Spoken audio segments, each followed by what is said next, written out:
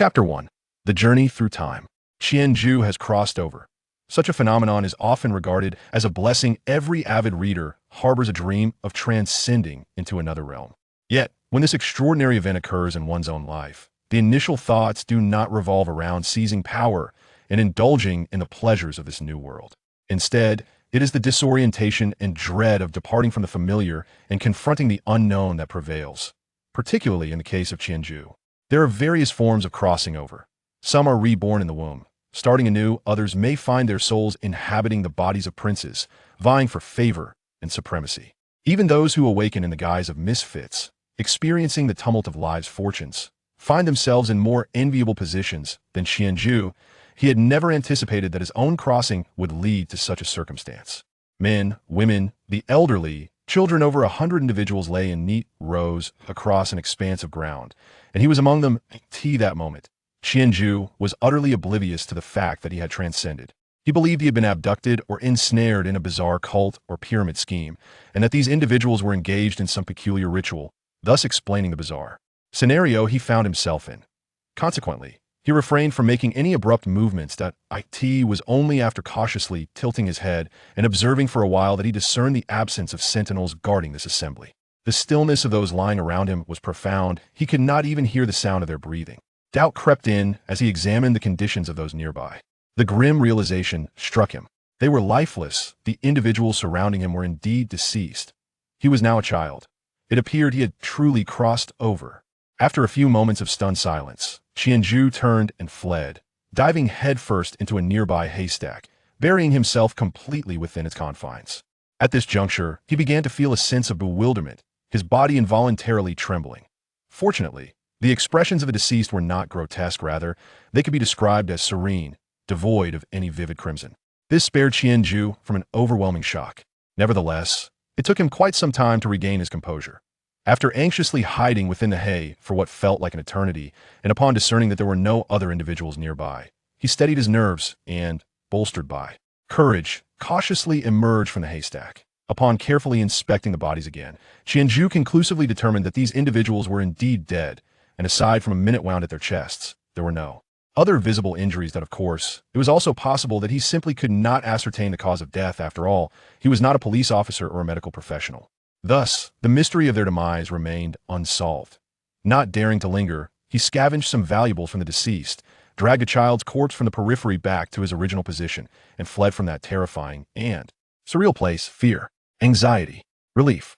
Qianju lay in the fields, breathing deeply.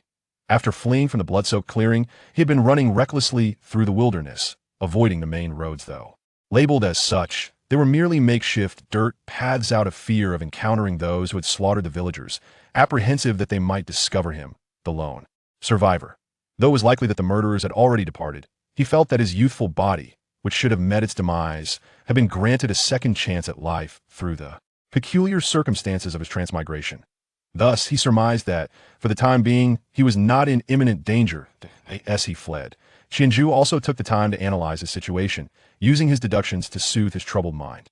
Gradually, as he ran through the mountains and fields, his initial terror transformed into exhilaration. He reveled in the freedom of movement, rediscovering the innocence of his childhood spent frolicking in the countryside. It had been an eternity since he had felt such a sentiment. He had been reborn, though he was uncertain of the nature of this world, and despite the grim sight of lifeless bodies that greeted him upon his arrival, he felt he had, at the very least, attained a new lease on life. Yet, thoughts of his parents and loved ones weighed heavily on his heart. His once joyful spirits suddenly dimmed. He fell in his silence, struggling to articulate his emotions. Although he had distanced himself from family and friends, and was oblivious to his current predicament or whereabouts, he found it difficult to relinquish the opportunity to return, feeling an innate resistance within. Transmigration was a dream cherished by countless souls. Yet he was left pondering if he would ever find his way back, or even how to do so. Thus, he silently prayed for forgiveness from his family and friends, burying his guilt deep within, and began to contemplate the challenges he now faced. Having crossed into another realm, the reasons for his transmigration eluded him. At least for now, there was no point in dwelling on it. However, one might expect that such a journey would be accompanied by a golden finger, a system to guide him. Why had so much time passed without any form of notification or assistance? System. Qianju called out, hoping to hear that familiar voice echo in his mind. Yet, minutes passed, and he sensed no sign of anything amiss. Could it be that he was invoking it incorrectly? After a moment's contemplation, he began to search himself, eventually discarding a pouch of coins onto the ground with a slap to his forehead. I've never carried anything extraordinary on my person. It appeared that he possessed no golden finger after all. Perhaps he had yet to meet the activation conditions. In novels he had read, protagonists often awaken their systems only after reaching old age or ascending to the throne. Perhaps he, too, was destined for such a fate. With this thought, Qianju sought to comfort himself. After a moment of sorrow, Qianju suppressed the fantasies in his heart and began to confront his surroundings. First and foremost was his own body, which had indeed transformed into that of a child. He curiously examined himself, even pulling down his trousers to take a look. His physique was healthy, neither too plump nor too thin, quite sturdy, likely around 5 or 6 years of age. What delighted him the most was that the nearsightedness caused by excessive smartphone use had vanished. He no longer needed glasses, which filled Qianju with excitement. He wondered if this world possessed spectacles. Suddenly, a wave of concern washed over him. His attire consisted of coarse linen garments, reminiscent of the clothing worn by farmers in ancient times. The pouch of coins he carried appeared to contain mostly copper, with only a few silvery pieces, not particularly large, akin to 5-cent coins, adorned with various patterns, and marked with a character resembling Owen inscribed in silver. This character was not a standard Chinese character, rather, it resembled a pictogram. Yet instinctively, Qianju understood that it was pronounced Han. He bit down on it, leaving faint impressions of his teeth. Rising to his feet, he surveyed his surroundings with care. His dismay. All he saw were verdant landscapes, devoid of any familiar sight such as electrical towers or communication masts. Alas, it seemed he had ventured into ancient times. This was rather troublesome. He hoped it was not a world rife with martial conflicts, where bloodshed stained the city, and where one could meet their end with a mere 10 steps or face perilous journeys. Without a trace left behind, a former reader of novels like Demigods and Semi-Devils, The Legend of the Condor Heroes, and The Heaven Sword and Dragon Saber, he had once found such tales exhilarating. However, now, as an ordinary individual, to exist in such a world, Qianju swallowed hard. Glancing at the setting sun, which had begun its descent in the west, he took several minutes to muster his courage before finally stepping out to explore this new world. Not to be continued. Chapter 2, Douluo. Qianju proceeded along the main road, unaware of how long he had been walking, yet there was still no sign of a town. The soreness in his feet was trivial. What mattered was that he needed to remain vigilant and attentive to his surroundings. Firstly, he feared encountering someone who might recognize him if they asked him a few questions. What if he found himself unable to respond? Secondly, he worried about the possibility of encountering individuals on horseback or in carriages. In such cases, he would need to hide immediately. If they were of high status, and this world had particular customs requiring commoners like a menial, he would be at a loss, and should he be struck down, he would be unjustly condemned. Thus, Qianju felt fatigue from his journey, but he had no choice. He dared not let his guard down, for everything in this world was shrouded in mystery. After what felt like an eternity of walking, until his legs were nearly unable to carry him, he finally began to encounter another person. This individual was dressed similarly to Qianju, a middle-aged man, alone, carrying a burden on his shoulders. Qianju did not dare approach, but quietly trailed behind, observing discreetly. His skin was dark, and the burden he carried produced a rhythmic creaking sound with each measured step he took, accompanied by a murmured incantation of slogans. Observing his unremarkable appearance, reminiscent of an average Chinese individual from a past life, Qianju felt a sense of reassurance. At this moment, he remained unaware of his own visage. Throughout his journey, he had not encountered any source of water, which had instilled a lingering anxiety within him. However, now he felt a sense of relief regardless of whether he resembled his childhood self or the original form of his Buddhist appearance. He surmised there would be no cause for concern. With a slight acceleration, he quietly surpassed the burdened man, continuing along the path as the sun hovered just above the horizon. Gradually, the number of people he encountered began to increase, and small groups engaged in conversation, speaking not in Mandarin, but in an unfamiliar language. Strangely, he found he could comprehend their words. Though the pronunciation differed significantly from Chinese, each utterance was intelligible to him. Qianju speculated that this was likely due to the nature of his current body. He sensed that he had not merely traversed back to ancient times, but rather into a world crafted within a narrative. As he silently followed the crowd, certain phrases confirmed his suspicions regarding the realm to which he had been transported. Douluo. Qianju halted in astonishment. He had indeed arrived in this world. In his previous life, he had read this novel and was well aware of the nature of its universe. To put it simply, every individual is born with a martial spirit, which awakens at the age of 5 or 6. Should one's martial spirit be subpar, they would contentedly live as a commoner. If exceptional, they could pursue the cultivation of soul power, much like the protagonist, Tang San, who, endowed with dual martial spirits, gradually evolved through trials and tribulations to ultimately overthrow the formidable spirit hall and ascend to divinity. This was Douluo, a world where appearances mattered immensely. The novel comprised 4 parts, and prior to his transmigration, the 4th installment, Ultimate Douluo, was still being serialized. Qianju felt a surge of panic. The magnitude of personal martial prowess in Douluo could be gleaned from Tang San's ascension to godhood. The implications of extraordinary martial strength were dire. Martial prowess could breach societal taboos. This world was perilously dangerous. Nevertheless, he reassured himself, having arrived in this realm, what danger could possibly deter him? Was there any chance of returning? His primary objective now was to ascertain the temporal context of Douluo. If he found himself before the onset of the narrative, then seeking out Tang San and aligning with the protagonist would likely mitigate the risks involved. Conversely, if he were amidst the later installments, complications would arise. His recollection of the subsequent parts was vague due to their lackluster reception, leading him to fervently hope that he was situated in the timeline of the first volume. To determine the current era, Qianju resolved to observe his surroundings more keenly. Suppressing his conjectures, he proceeded along the path, and before long, he beheld the gates of the town. The city gates stood at a height equivalent to 3 or 4 stories. While an ordinary person from this world might perceive it as lofty, to Qianju, accustomed to the opulence of the contemporary world, it appeared rather modest.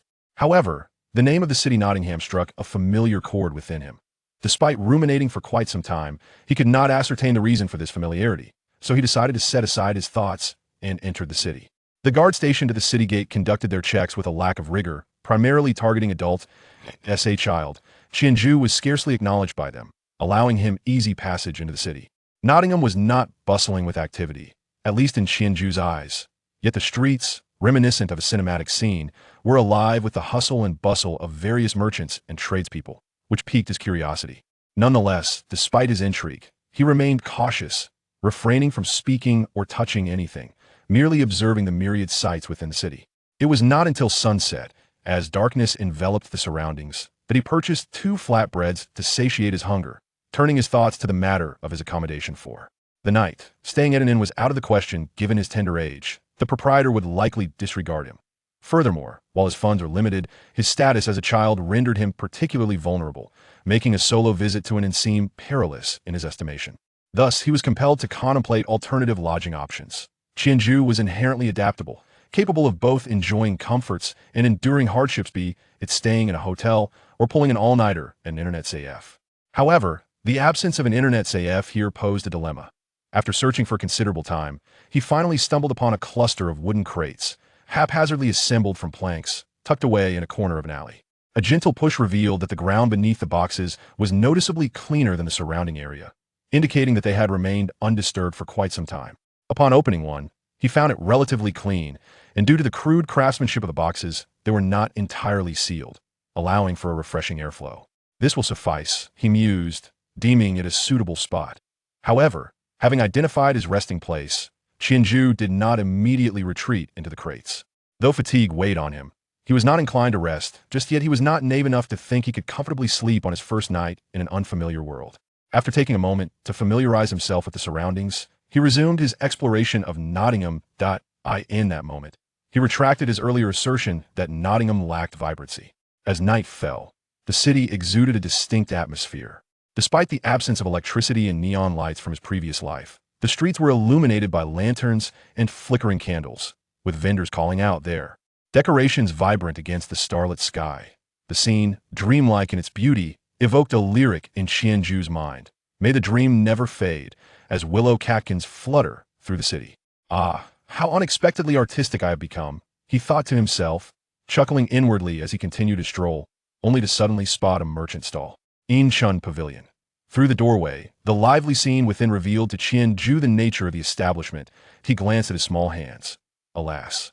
With a sigh, Qianju lamented, Just as he was lost in his thoughts, a sudden cacophony of shattering sounds erupted ahead, and the crowd began to gather. Driven by curiosity, Qianju, taking advantage of his slight frame, swiftly maneuvered through the gaps in the throng to reach the forefront. Yet, before he could discern the situation, a cold voice resonated. Third soul skill, invisible blade. In that instant, he felt something sweep past his face, followed by warm droplets splattering onto his skin. Ah!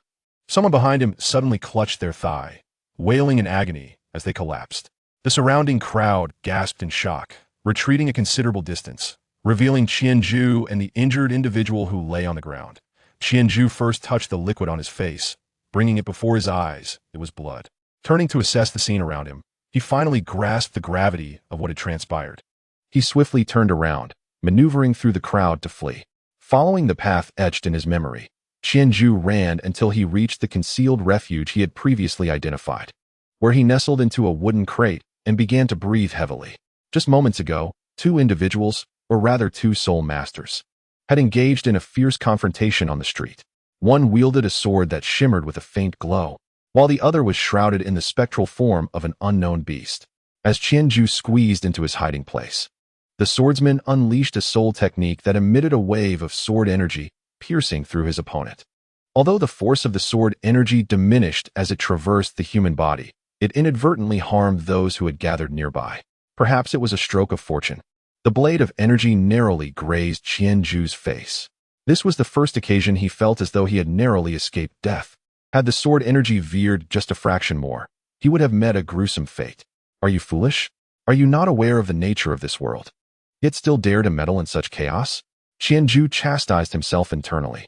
Despite having navigated the day with utmost caution, he inexplicably allowed himself to grow lax as night fell.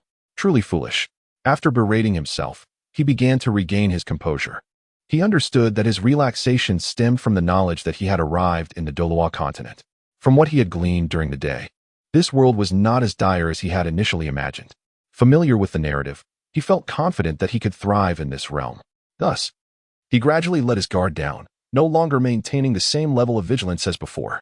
Furthermore, although Qianju was aware that individual strength in this world was extraordinarily formidable, surpassing that of the martial arts realm, he had not personally experienced it, lacking a visceral awareness of such power, which ultimately led to this incident.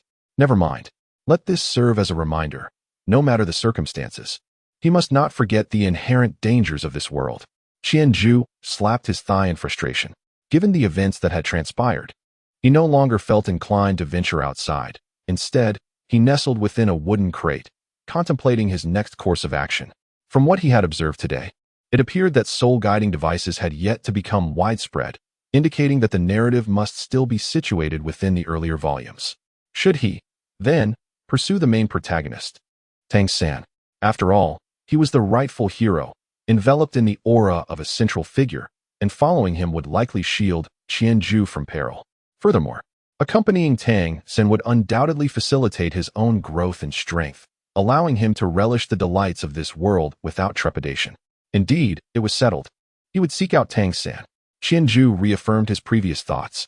However, the pressing issue remained. He was utterly unaware of their whereabouts. Were they in Holy Spirit Village? He was uncertain whether the storyline of Douluo had commenced. If it had, then he certainly would not find them in Holy Spirit Village. Hence, he would need to devise alternative plans. Tomorrow, he would inquire further to ascertain the current timeline. After pondering for a moment, Qianju resolved within himself. For the time being, he nestled within a wooden crate, repeatedly revisiting the narrative of Douluo Continent. Although many details initially eluded him with each repetition, the plot gradually crystallized in his mind. After what felt like countless iterations, exhaustion overcame Qianju, and he succumbed to a deep slumber. To be continued. Chapter 3. Holy Spirit Village Pancakes. Pancakes. 1 copper soul coin each. You wretched gambler. Did you really spend the entire night betting again? Are you determined to squander every last bit of our money? Dear, take it easy. I promise I won't do it again. Promise? How many times have you said that before? When have you ever kept that promise? Oh, I swear this is the last time. If I do it again, I shall become childless. Huh? You dare curse my son? Just wait until I deal with you today. Hey, have you heard? Last night, the entire village of Jinshui was slaughtered, and the scene was utterly tragic. What? Is that true? I still owe old Lu from Jinshui a few silver soul coins. It seems I want to have to pay him back now. Goodness, have you lost your humanity? You might as well return the coins to me, and I'll burn them for him. A cacophony of voices gradually wafted into Qianju's ears, growing louder and more insistent, rendering his mind unable to ignore them. After his eyelids fluttered twice, he abruptly opened his eyes and sat up with a start. Thud. Ah. Qianju pressed his hands against his head, gritting his teeth as he contorted his face, enduring the searing pain for a few fleeting seconds. Amidst the agony, he reflected upon his current circumstances. Emerging from the wooden crate, Qianju stretched languidly, easing the stiffness from his limbs. The joints of his body, having curled up for an entire night, emitted a crisp sound as they shifted. Fortunately, his diminutive stature allowed him to nestle within the confines of the box. Habitually, he reached up to touch his nose and hair, and upon noticing the absence of grease, he began to regain his composure. Well, it seems that being smaller has its advantages. I no longer need to wash my face and hair daily. After playfully mocking himself, Qianju took several deep breaths, the cool air invigorating his somewhat muddled mind. First, he needed to eat something, and then he would ascertain the current time, determine whether the plot had commenced, and formulate his future plans. Qianju returned to the wooden chest and retrieved the soul coins, tightly bundled within a money pouch from his garments. After a moment's contemplation, he extracted 5 copper soul coins and secured the remaining ones before exiting the chest. Stepping onto the bustling street, this world once again reshaped his understanding. The ceaseless throngs of people were not particularly remarkable. Rather, what captivated him were the occasional glimpses of individuals surrounded by luminous rings, either white or yellow.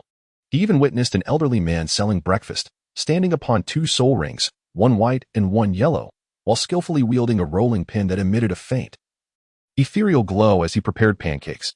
So, this is what a soul ring is. As Qianju quietly observed the soul rings of those around him, he marveled inwardly. Although he had glimpsed the soul rings of the 2 duelists the previous night, fear had overwhelmed him, leaving no time for a thorough examination. Indeed, it was a wondrous world, devoid of the peak martial prowess yet filled with martial souls present in every household. What, he pondered, could his own martial soul be? Qianju suppressed the yearning in his heart and approached the old man's stall, taking a seat. Ah, young lad, what would you like to eat? Sir, I would like 2 pancakes and a bowl of that soup, Qianju replied naturally, effortlessly expressing himself in the language of this world, while gesturing towards a pot of soup nearby. Child, is this your first time dining at my stall?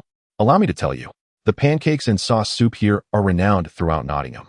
If you haven't tasted my offerings, you shall carry the regret for a lifetime. The elderly gentleman remarked as he placed 2 pancakes onto a plate, alongside a bowl of the sauce soup he had mentioned, garnished with a sprinkle of scallions. Qianju took a bite of the pastry and sipped the soup. Indeed delightful. The sauce resembles the shrimp broth from my previous life, while the scallion pancake, crafted with an unknown technique, surprises with its unexpectedly crisp and delectable texture. Delicious, my friend. How is it that this pancake is so wonderfully crunchy? Isn't it splendid? I don't mind sharing the secret. The dough for this pancake is crafted with my martial soul, and each time I need the dough, I employ my soul skill, utilizing a unique method. Thus, in all the world, only my pancakes can achieve such crispness. You won't find anything like it elsewhere. All right. Old Wang, how many times have you recited this tale? Enough with the boasting. Hurry and fetch us some more pancakes and a few more bowls of sauce soup. 3 men who had just arrived at the stall exchanged glances, somewhat speechless at the old man's self-aggrandizement. Hey, coming right up. Old Wang turned to retrieve the pancakes. Meanwhile, the 3 men seized the moment to converse. Have you heard? The entire population of Jinshui village was slaughtered yesterday. It was truly horrific. Yes, I heard. It must have been those sinister soul masters again. Upon hearing a couple of sentences, Qianju quickly deduced that the village they spoke of was indeed the one he had fled from just the day before. So, the village was called Jinshui Village. He promptly perked up his ears to listen attentively. I have heard that the Spirit Hall has already dispatched individuals to investigate. However, the outcome remains uncertain. What else could it be?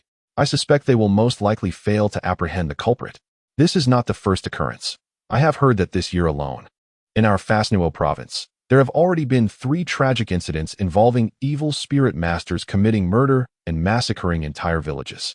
Given that our Nordine city is in close proximity to Xingluo, These malevolent spirit masters can easily evade capture by seeking refuge in Xinghua, leaving our Tiando unable to pursue further. The Spirit Hall does not regard such matters with sufficient gravity. I fear this issue will once again be swept under the rug. Is it to be dismissed so lightly? That accounts for over 100 lives. Another burly man slammed his hand on the table in frustration, his voice brimming with righteous indignation. The first man who had initiated the conversation patted him on the shoulder, signaling him to temper his fervor. What can we do?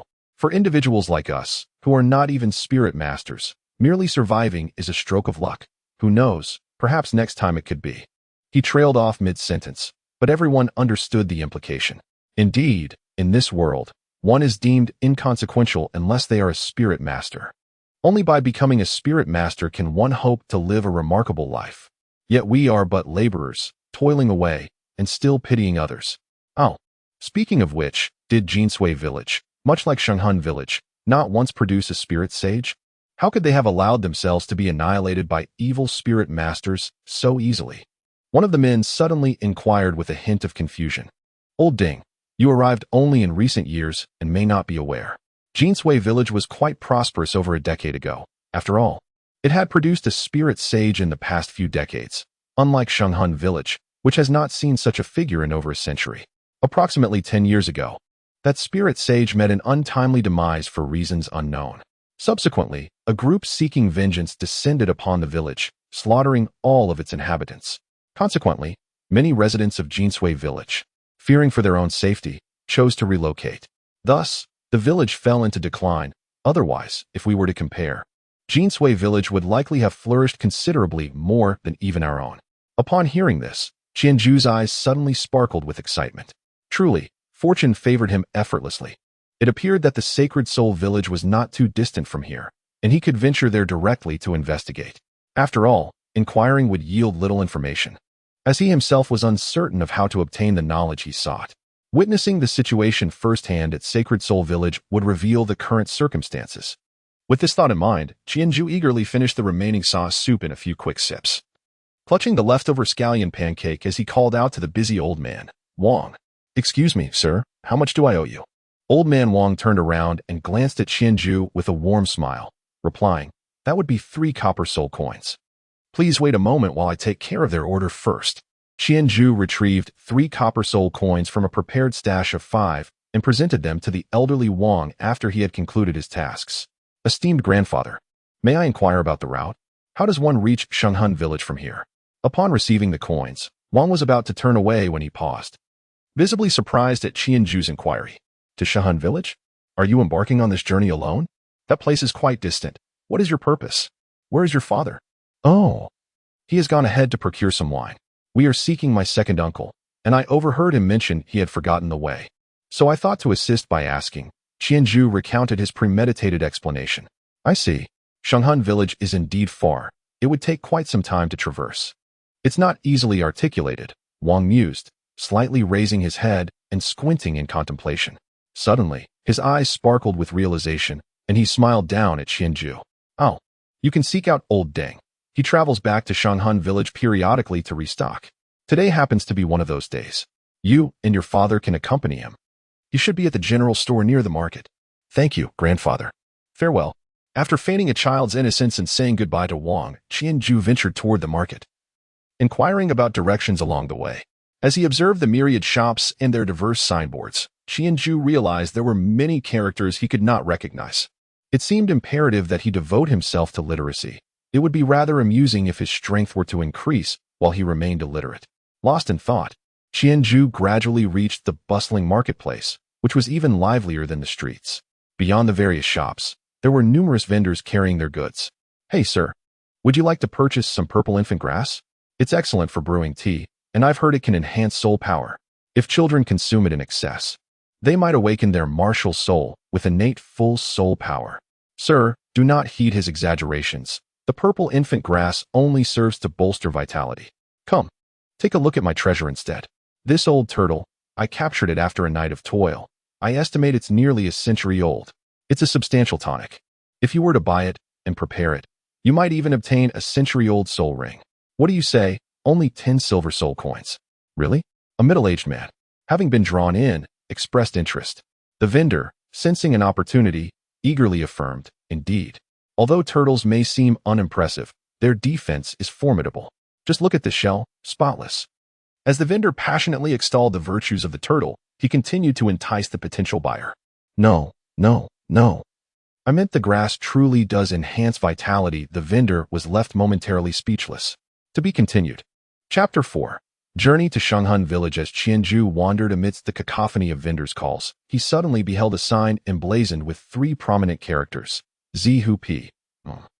Z something shop. Although he was unfamiliar with the middle character, it seemed he had arrived at the right place. Qianju silently marked the task of literacy with a star in his heart as he stepped into the grocery store. It may have appeared modest from the outside, but surprisingly, it felt equally small within. However, despite its humble facade, the storeroom in the back was quite spacious, although the variety of goods was limited. The quantity was substantial, with an array of condiments such as oils, salts, sauces, and vinegars, along with various types of liquor, filling the entire backyard. "Hey, little one. Whose child are you? What brings you in here?" Just as Qianju was glancing around at the entrance of the inner courtyard of the grocery store, he was called out to. "Oh, uncle, I am looking for Grandpa Deng. Where is he?" Qianju, unperturbed by unfamiliarity, directly inquired of the man, "Is this Grandpa Deng?" The man replied, You are looking for old Deng? He is currently in the midst of moving things. He will be out shortly. Please wait outside and refrain from entering. If anything gets damaged, you will be held liable." "All right, understood, uncle. I shall wait by the door." Qianju responded with an affirmative sound and obediently stood at the doorway. Don't wander off." The man called out once more before returning to the storage shed in the backyard. Shortly thereafter, a man of approximately 40 to 50 years emerged, carrying a heavy load. He glanced at Qianju without uttering a word and proceeded outside to set the burden down. Only then did he turn back to address Qianju. "Child, are you the one seeking me? What is it you require?" You are Uncle Deng, right? I wish to travel to Shenghun Village, but I cannot find the way. I was hoping to accompany you."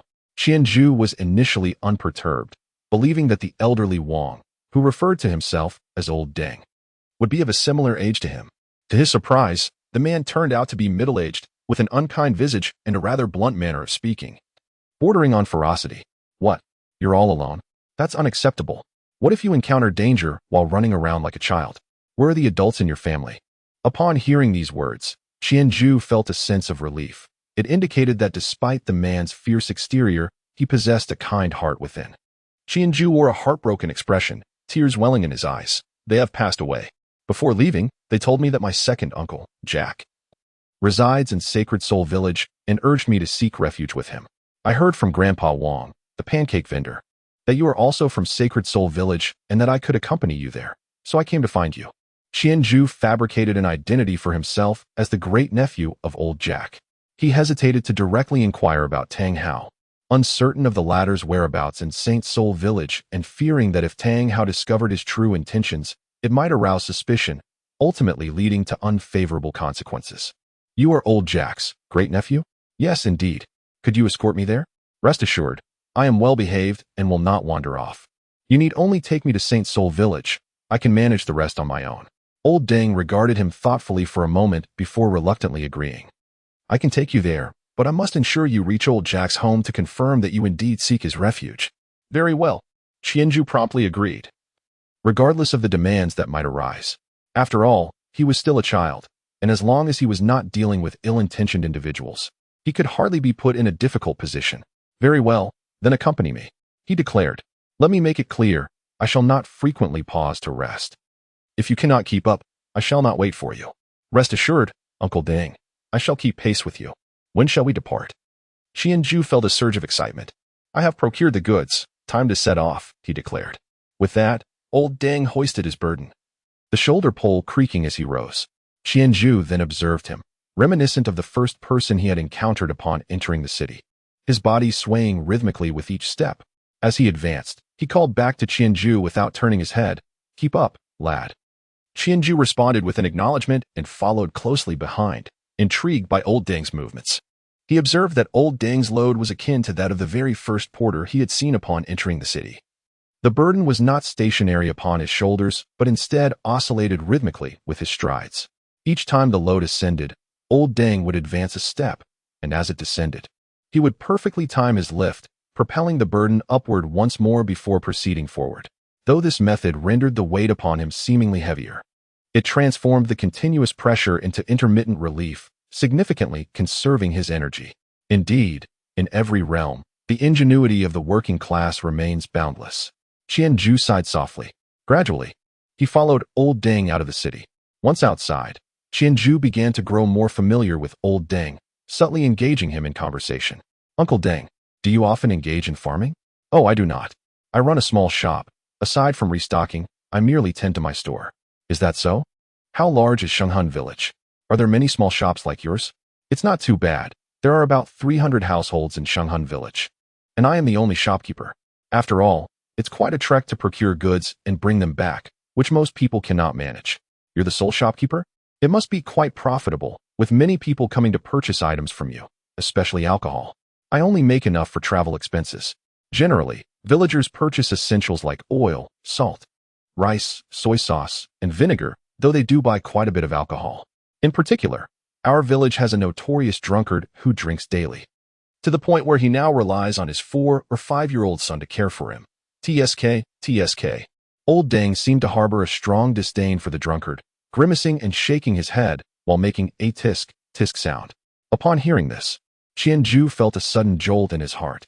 Indeed, the drunkard, who requires his son to cook for him daily. It must be Tang Hao and Tang San, the father and son. Furthermore, Qianju swiftly deduced the current time frame. It was the period when Tang San and Tang Hao were still residing in Shenghun village, before the plot had commenced. What a splendid moment. Hooray! Qianju clapped his hands together in excitement, producing a soft sound. What is going on?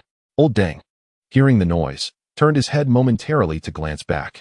Noticing Qianju's slightly exhilarated demeanor, he inquired with a hint of curiosity. Ah, it's nothing. By the way, Uncle Deng, is that drunkard from your village the blacksmith? Indeed, how did you know? Has the infamy of that drunkard reached your place? Old Deng seemed to realize something. Yes. My father has mentioned that he detests such individuals the most. Indolent and slothful, reveling in ease while shunning labor. Qianju felt a surge of joy within and continued to follow old Deng's words. Indeed, however, we cannot intervene in his affairs. It is the child who truly elicits our sympathy, forced to endure such suffering alongside that wretched individual at such a tender age. Yet, what is a child if not resilient? Enduring hardship is not without merit. It is through experiencing the bitter trials of life that one may rise above and achieve greatness. Surely, this child will flourish in the future. Qianju responded to old Deng with a smile, completely forgetting that he too was merely a child. Old Deng, taken aback by his words, glanced back at him and noted the cheerful expression on Qianju's face, which prompted him to reflect inwardly. Indeed, he is still just a child. Back in the city, he mourned for his family's demise, yet now his spirits are so high. He truly remains unaware of the gravity of these matters. The notion of being unaware does not imply that Qianju is a mischievous child. Rather, it signifies that he is still young and does not yet comprehend the significance of these events. Ah, it is perhaps better to remain innocent. Old Deng sighed again, lost in thought. Uncle Deng, what do you mean by being unaware? Qianju inquired. Oh, it's nothing at all. Let us hurry along. Thus, the pair, one large and one small, continued their journey for the better part of the day. During this time, Qianju gleaned a wealth of information. For instance, he learned that he was situated in the Heaven Do Empire, which shares its land with another empire known as the Star Luo. Although Qianju was already familiar with this knowledge from reading the Douluo Continent novels, he now acquired more specific details, such as his current location in the southwest region of the Heaven Do Empire, specifically within the jurisdiction of Notting City in the Fasnuo province. Notting City, while not a large metropolis, thrives due to its proximity to the Star Luo Empire, making it one of the primary trade hubs for merchants from both empires. Consequently, the surrounding villages enjoy a significantly better standard of living than those in other regions. Additionally, the Spirit Hall, the only official organization for soul masters, dispatches personnel annually to awaken the martial souls of children of appropriate age in various villages. This year, the awakening period is set to occur in 3 months. In 3 months, it is imperative to establish roots in Holy Soul Village, cultivate a good rapport with Tang San and his son, and then test one's fortune to discover what martial soul awaits. Qianju firmly resolved within his heart. After all, he was a traveler from another realm. Perhaps even a child of destiny. Even if he lacked the dual martial souls akin to the illustrious Tang San, he ought to possess some remarkable qualities, shouldn't he? At that moment, while silently daydreaming about the future, Qianju suddenly heard old Deng calling out. He lifted his gaze and beheld a stone tablet, upon which 3 grand characters were inscribed in crimson: Sacred Soul Village. Chapter 5. Arrival Sacred Soul Village. At last, he had arrived. Qianju felt a sudden surge of excitement within him. He took a couple of deep breaths, attempting to suppress the exhilaration in his heart. Yet, how could it be so simple? Soon, he would encounter none other than Tang San and Tang Hao, the protagonists of this world and among its most formidable powers. Let us proceed. I shall guide you to find Village Chief Jack. Qianju calmed down. He had yet to devise an explanation. Uncle Deng, please tend to your own matters. Just inform Grandpa Jack that his home is over there. I shall find it on my own. Qianju attempted to speak to old Deng. Upon hearing these words, old Deng frowned. No, I have already stated that I will take you there. Come, I shall escort you at once. Qianju observed the resolute expression on old Deng's face, realizing that persuading him was futile. He reluctantly acquiesced, deciding to take one step at a time. Very well, then. I appreciate your assistance, Uncle Deng. Indeed, let us proceed. The village chief's residence is not far, and we shall arrive shortly. Old Deng hoisted the burden once more, guiding Qianju toward old Jack's abode. Qianju followed closely behind, his mind racing with urgent thoughts. He had considered fleeing, but he knew that if he did, the incident would inevitably spread throughout the village, leaving him unable to remain in Shenghun village. It seemed that what was destined to happen must come to pass. He would have to rely solely on his eloquence. As Qianju pondered this, he began to quickly formulate his responses for the impending encounter. Village Chief Jack. Old Deng led Qianju for a short while before halting in front of a modest home, where he began to call out for Village Chief Jack at the entrance. Who is it? Soon, an elderly voice echoed from within, inquiring, Who is it? And what business do you have with me? The sound of footsteps drew nearer, and with a creaking sound, the door slowly opened. Oh, Deng Sheng, what brings you here? The elderly man who opened the door greeted old Deng with a cheerful smile. Before old Deng could utter a word, Qianju suddenly dropped to his knees. Grandfather Jack, I have finally found you. Qianju suddenly burst into tears. Oh dear. Little one, what troubles you? Rise, rise. Old Jack, initially oblivious to Qianju's presence, was taken aback by this unexpected display of emotion. Who is this little one? And why does he kneel upon our first meeting? Old Deng, intending to provide an explanation to old Jack, merely shook his head at the unfolding scene, choosing to remain silent and stand aside. Grandfather Jack, I hail from Jinshui village. Just days ago, a band of marauders descended upon us, slaughtering anyone in their path. They annihilated our entire village. Qianju's voice quivered as he spoke, tears cascading down his cheeks.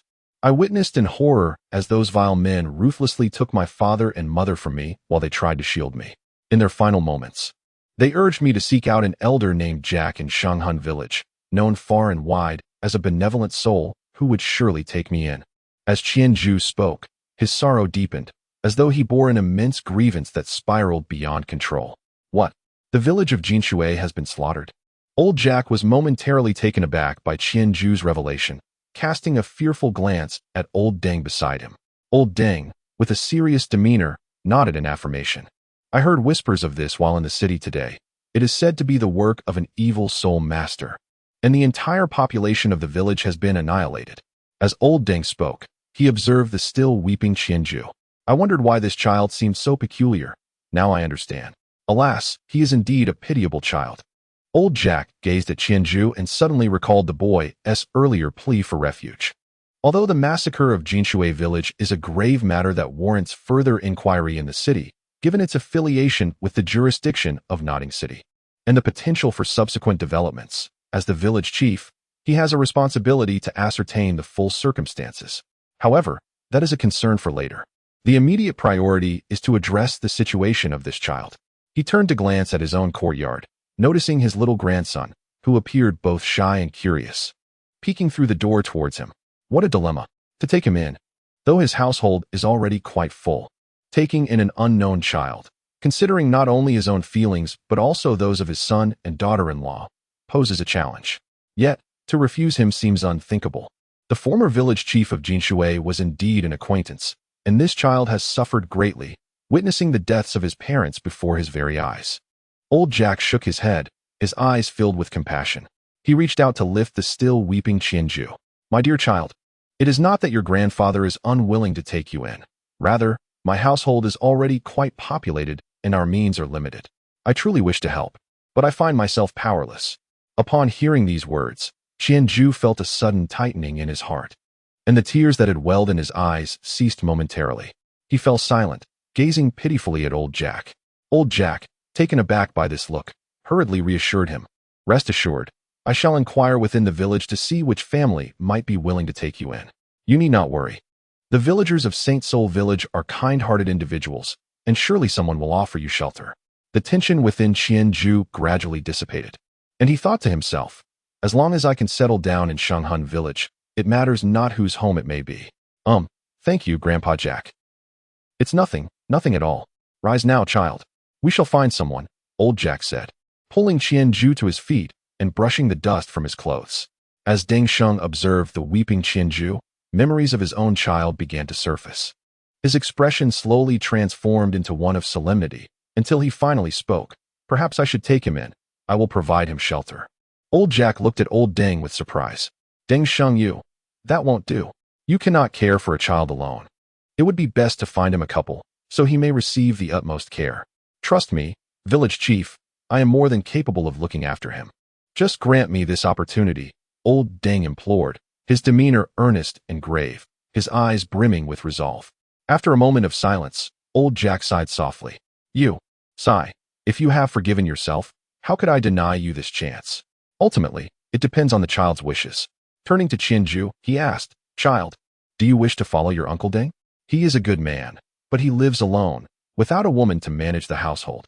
Yes, I wish to. Qianju exclaimed fervently. Qianju readily agreed, thinking to himself, without a woman to manage things, being a solitary man is quite liberating. He could hardly suppress the urge to clap his hands in delight. This way, no one would oversee him, granting him ample time to pursue his own endeavors. Very well. Come back to my home with me. From now on, as long as I, Deng Sheng, have food to eat, you shall never go hungry. Old Deng, somewhat excited, hurried over to pull Qianju along, only to be halted by old Jack. Hey, why the rush? Let me make it clear first that I will be visiting often. Young one, I still do not know your name. Old Jack suddenly realized that he had yet to inquire about Qianju's name. I am Qianju, he replied.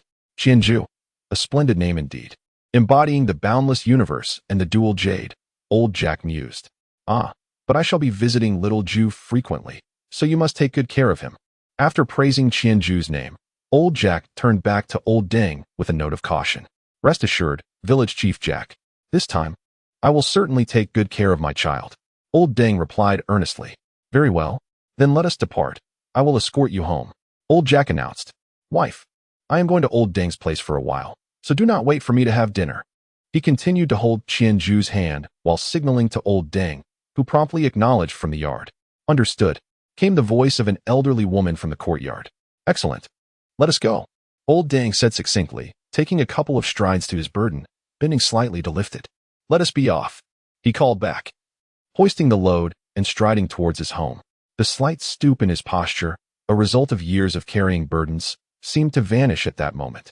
His back stood straight, and his steps grew lighter. To be continued. Chapter 6. Tang San Qianju, guided by old Jack, followed old Deng through the village for approximately 10 minutes before coming to a halt in front of a house. Old Deng set down his burdens and opened the door. Come in quickly. I shall show you to your dwelling, he urged. Ignoring the loads at the entrance, old Deng took Qianju's hand and pulled him inside. As Qianju entered the room, the first sight that greeted him was an array of assorted goods haphazardly piled together, filling the entire living room and leaving only a narrow passageway of half a meter for passage. Along one side of the passage stood a large cabinet, and above it was a locked window. Upon seeing this window, Qianju recognized it as the very portal through which old Deng typically conducted his sales. Reminiscent of the small stalls found at the entrances of schools in his previous life, Qianju was pulled along a corridor and, after passing through a doorway, arrived at the small courtyard of the house. The courtyard was modest, approximately 40 to 50 square meters, resembling a miniature version of a traditional Beijing Sihiyuan. Old Deng guided Qianju directly to a room opposite and selected a key from his keyring to unlock the door of this previously secured chamber. With a gentle creak, the door swung open, releasing a cloud of dust from its frame. Old Deng waved his hand above Qianju's head to shield him from the settling dust. Once the door was ajar, the interior unfolded before Qianju's eyes. What can be said? It was a quintessential child's room, featuring a small bed thoughtfully adorned with a mosquito net, while the floor was strewn with an assortment of wooden toys, hinting at the presence of a child who once inhabited this space. Yet, it remained a mystery why this room had been abandoned and locked away. Well then, little Ju, you shall reside here from now on, Old Deng remarked, casting a hopeful glance at Qianju. Thank you, Uncle Deng, Qianju responded, a flicker of joy lighting up his face. Internally, he marveled at the turn of events. It had not been easy, but at last, he had found a place to call home, marking a new chapter in his life in the sacred Soul Village. Old Jack, observing Old Deng's satisfaction in settling Qianju, sighed contentedly and patted Old Deng on the shoulder. It's good to see you well. I have matters to attend to, so I shall take my leave. Village chief, do stay for dinner, Old Deng urged upon hearing Old Jack's intention to depart. Yes, Grandpa Jack, let us share a meal together, Qianju chimed in. Qianju attempted to persuade him to stay, but Old Jack firmly insisted on leaving. I must go discuss matters with the village chief of the neighboring village. Perhaps next time. I shall return in a couple of days to see Xiao Ju, and then we can dine together. Qianju and Deng Sheng, witnessing his resolve, refrained from pressing him further and escorted Old Jack to the door. You should return now. I am certain you have many matters to attend to today. We shall speak again in a couple of days, they urged. Old Jack waved them off, burdened by his thoughts as he departed. Qianju and Old Deng waited until Old Jack's figure turned the corner and disappeared from sight before turning to face each other. The two, one large and one small, exchanged glances, uncertain of how to break the silence. Finally, sensing the awkwardness, Old Deng took the initiative to shatter the stillness. Well, I shall call you Little Ju from now on. Shall we head inside and see what we will have for dinner tonight? Should I still call you Uncle Deng? Qianju inquired, reluctant to change his address, as he believed his stay in Saint Soul Village would be brief. After this year's martial soul awakening, if his martial soul posed no issues, he would likely be off to the Nodding Soul Master Academy to pursue his studies in soul mastery. That works. Call me Uncle Deng then. Come, let us fetch some preserved ribs from the kitchen. Tonight, we shall feast on preserved ribs, Old Deng exclaimed, a hint of excitement in his voice as he took Qianju's hand, eager to prepare their evening meal. All right. Qianju responded obediently and followed Old Deng into the door. 3 days later, in the early morning, the sky began to lighten subtly. Qianju cautiously crouched behind a large rock on a small hill, approximately 100 meters from the neighboring Sacred Soul Village, carefully peering at a little boy atop the summit. The boy appeared to be around 5 or 6 years old, dressed simply, with a sun-kissed complexion and a neat head of short black hair. Ah, so this is Tang San. Indeed, rather unremarkable. Qianju expressed his dissatisfaction. Tang San's appearance was far from remarkable. At least, that was the impression he conveyed at present. He resembled an ordinary peasant boy. However, Tang San's demeanor lacked the carefree exuberance typically associated with youth. Instead, he exhibited a disciplined composure that rendered him distinctly unique. At this moment, Tang San sat cross-legged atop the mountain, closing his eyes to cultivate his spirit. Qianju understood that Tang San was patiently awaiting the dawn to cultivate his purple extreme magic eyes. He dared not disturb him and cautiously crouched behind a large stone, holding his breath. At last, the first ray of sunlight pierced the horizon, illuminating the summit of the small hill. Tang San instantly sensed it, opening his eyes as if in response, and began to absorb the essence of the rising sun, employing his unique breathing technique. Before long, Tang San gently closed his eyes once more, releasing a stream of white energy that flowed like a silken ribbon from his mouth before gradually dissipating. After sitting in silence for a while, he finally opened his eyes, let out a sigh, and began to speak to himself. Qianju was a bit far away, making it difficult for him to hear what was being said, yet he understood that he needed to leave, lest Tang San would return home. Taking a couple of deep breaths, Qianju feigned as though he had just ascended the mountain, cautiously moving from behind the large rock to the path leading upward, and then calmly approached Tang San. To his surprise, there was indeed someone else present. Tang San did not turn around or even glance back. He simply rose from the ground, brushed off the dust from his clothes, and prepared to go home to awaken Tang Hao for breakfast. In reality, Tang San had already noticed Qianju long before, as Qianju had not made any deliberate effort to be quiet. From the sound of his footsteps, Tang San discerned that this child was of a similar age, and he thought little of it. The terrain was not treacherous, and naturally, other children could venture up as well. However, it was uncommon for children to be awake at such an early hour, while the adults in these mountain villages had their own tasks to attend to, leaving little time for leisurely pursuits such as watching the sunrise. Thus, for the past 2 years, Tang San had practiced the purple extreme demon eye here each morning without interruption. Yet today, that routine was finally disrupted. Hello there. Are you also here to watch the sunrise? It seems I've woken up a tad late. Qianju greeted Tang San with a friendly demeanor. Tang San had initially wished to avoid any interaction with Qianju, as he believed he had little in common with ordinary children. Nevertheless, Qianju had made the effort to greet him, and Tang San's upbringing prevented him from disregarding such kindness.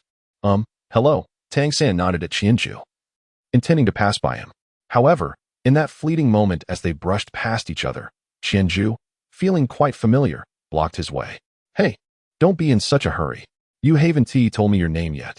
You're my first friend in Shanghan Village, and we share a common interest in watching the sunrise, which surely indicates a special connection between us. As Tang San quickened his pace to leave, the persistent footsteps behind him made his frown deepen. He found Qianju rather bothersome.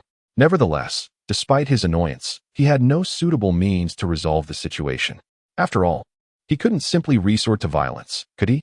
Although he possessed the capability and could swiftly conceal the body after a murder, employing some concoction to decompose it or lure wild beasts, thereby erasing all traces of his crime, he pondered the moral implications of such actions. If he were to resort to such measures, he would be no different from the nefarious leaders of the demonic sects in his past life. After all, no one had truly posed a significant threat to him. They were merely a source of annoyance, and he had not yet descended into that level of madness. Qianju had astutely recognized this facet of Tang San's character. As the saying goes, a gentleman can be deceived with integrity. As long as he harbored no ill will towards Tang San, no matter how much he clung to him or how bothersome Tang San found him, he would not truly resort to violence against him. Thus, Tang San, with a sense of resignation, turned back to Qianju and earnestly stated, "My name is Tang San, but I genuinely have urgent matters to attend to at home. Perhaps we can converse further during our next encounter?" Tang San. "Oh, you are the son of the blacksmith from our village, aren't you? I can't believe it's you. My uncle has spoken of you, praising your maturity and urging me to spend more time with you. Who would have thought we would meet so soon? It seems we are indeed fated." Qianju, like a child, clapped his hands joyfully. Tang San, feeling somewhat exasperated, glanced at Qianju and, disregarding his presence, swiftly descended the mountain using the ghost shadow perplexing steps. Upon witnessing this, Qianju chose not to pursue any further, recognizing the futility of the chase. A smile crept across his lips, radiating joy as he thought, "I refuse to believe you can escape from my grasp." Sauntering down the mountain and returning home, he discovered that old Deng was already awake and preparing breakfast. "Where have you been? Why are you up so early today?" Old Deng inquired eagerly, setting aside his tasks upon seeing Qianju. This morning, upon rising, he had followed his usual routine of checking on Qianju in his room, only to find the neatly arranged bedding and no sign of the boy. A wave of concern washed over him. Reflecting on Qianju's recent displays of intelligence and curiosity about the world, Old Deng concluded that the boy had merely ventured out to observe the morning's beauty. After considerable time spent calming his anxious heart, he commenced preparing breakfast. Indeed, it was not long before Qianju returned, eager to share his morning adventure. "Uncle Deng, I went to watch the sunrise from the nearby hill. Oh, and I met a child named Tang San." "Tang San, that child, he is a good boy. However, remember to inform me the next time you go out. This morning, your absence startled me." "Oh, I apologize, Uncle Deng. It was so early, and I feared I might disturb you." Qianju expressed a hint of remorse as he spoke to Old Deng. "It's quite all right. Just remember for next time. You are the most obedient." Old Deng gently patted Qianju's head and said, "Come, let us have breakfast." Chapter 7. Finalizing matters the following day. Tang San arrived at the foot of the mountain and spotted Qianju, who was already waiting there. A thought crossed his mind, yet he was uncertain whether to voice it. "Tang San, you have arrived. Hurry, let us ascend the mountain. If we delay, We shall miss the opportunity. Qianju approached with familiarity, reaching out to grasp Tang San's hand, only to have it deftly evaded. You, why are you here again? Tang San inquired, a hint of exasperation in his tone. Of course, I am here to witness the sunrise. What else could it be? I specifically waited here for you. Do you have any idea how rare it is to have someone to share the sunrise with? Tang San was truly at a loss for words, feeling an urge to vent his frustration. If not for his desire to continue his cultivation of the purple extreme magic eye, he would have turned and walked away in that moment. He resolved internally to seek out another location in the afternoon where he could practice the purple extreme magic eye in peace. After all, if he could not confront Qianju, he could certainly avoid him. Avoiding Qianju, Tang San swiftly ascended the mountain using the ghostly shadow stealth technique. After all, he had already been seen yesterday, so performing the technique once more would be of little consequence. Hey Tang San, why are you running so fast? Wait for me. When Qianju observed Tang San silently sprinting towards the summit, a sly smile crept across his lips, and he hastily followed suit. However, Qianju's ascent was far from the effortless endeavor experienced by Tang San. Although the mountain was not particularly lofty, the path was fraught with uneven terrain. By the time Qianju finally reached the top, breathless and weary, he found Tang San already seated in meditation, eyes gently closed. In the very spot he had occupied before, Qianju approached, panting heavily, and feigned a semblance of displeasure as he inquired, Tang San, why do you run so swiftly without waiting for me? You did the same yesterday. Have you ceased to regard me as a friend? Tang San opened his eyes and cast a fleeting glance in his direction. Taking a couple of deep breaths, he suppressed the words. I truly do not consider you a friend, which threatened to escape his lips. His upbringing prevented him from uttering such hurtful sentiments. After all, he was still just a child, and it was evident that Qianju harbored no ill intentions. He merely sought the companionship of another child with shared interests. Very well. My apologies, Qianju. I should have waited for you just now. Forget it, forget it. I am not a petty person, so I shall forgive you. Qianju graciously waved his hand. I have a request of you. Could you refrain from speaking and avoid disturbing me when the sun rises? Tang San implored Qianju. Qianju remained steadfast, leaving Tang San with no recourse but to hope that Qianju would refrain from disturbing him during his cultivation of the purple extreme magic eyes. After all, the process of refining the purple extreme magic eyes did not manifest any extraordinary phenomena. At most, his eyes would emit a violet glow. As long as he positioned himself a little away from the edge, Qianju would likely remain oblivious to his presence. Very well, I shall not intrude upon you then. Qianju agreed to come. He had no intention of disturbing Tang San's cultivation. Although Tang San might find his trivial attachments bothersome, he would not truly detest his presence. However, should he genuinely interrupt Tang San's training, it was likely that Tang San would no longer extend his kindness towards him. Qianju found a spot not far from Tang San and, emulating him, settled into a meditative posture, patiently awaiting the dawn. He resolved to attempt to witness. Just as Tang San did, the ethereal purplish aura accompanying the birth of the radiant sun. At last, the first golden rays of light graced their faces. And it was at that moment that Tang San opened his eyes. Both gazed in awe at the slowly ascending sun. However, as the sun reached its zenith, Tang San remained utterly absorbed in its brilliance, while Qianju was overcome with tears. It was simply too much to bear. Qianju suddenly shut his eyes tightly, hastily rubbing them with both hands. Though the rising sun was not blinding, it still emanated a bright light, and prolonged exposure to the air had rendered his eyes exceedingly dry. Despite his efforts to keep his eyes open, his body instinctively produced a copious amount of tears to moisten his eyeballs. When he finally reopened his eyes, the sunrise was nearing its conclusion, and as the last silhouette of the sun emerged, Tang San closed his eyes and exhaled deeply. He blinked a few times, wiped the tears from his face with his garment, and stood up, stretching lazily to relieve his stiff muscles while awaiting Tang San's conclusion. Shortly thereafter, Tang San withdrew his stance and rose to his feet. Qianju, I must return home. My meal is still cooking, he said, taking the initiative to inform Qianju. Very well, let us descend the mountain together. I too wish to return for breakfast, Qianju replied. Indeed, Tang San agreed without hesitation. Anticipating Qianju's arrival earlier that day, he had added extra water to the porridge and had reduced the fire beneath the stove. He had not, however, expected Qianju to be so resolute as to wait for him at the foot of the mountain. As they descended together, Qianju seized the opportunity to engage Tang San in conversation. Tang San, how old are you? He inquired. I am 6 years old, Tang San replied. I am just over 5. Ah, that means I am older than you. Henceforth, I shall be your elder brother. Fear not, I will look after you. Qianju assured him. Qianju patted Tang San on the chest. Tang San shot a silent glance at Qianju, choosing not to respond. Oh, by the way, little San, why have you been running so swiftly? Both yesterday morning when you descended the mountain and today when you ascended, you disappeared in the blink of an eye. In a casual manner, Qianju inadvertently began to refer to Tang San as Little San. He directly inquired why Tang San was running so swiftly, showing no concern for any suspicion that might arise. In truth, Qianju was aware that this was due to Tang San's elusive ghost shadow illusion. Yet he felt compelled to ask. A child observing Tang San's conspicuous peculiarity would inevitably raise questions. Failing to do so might lead to Tang San's doubts. Tang San shook his head and replied with a nonchalant demeanor, I simply engage in regular exercise. If you were to do the same, you could achieve it too. Nonsense. Who are you trying to deceive?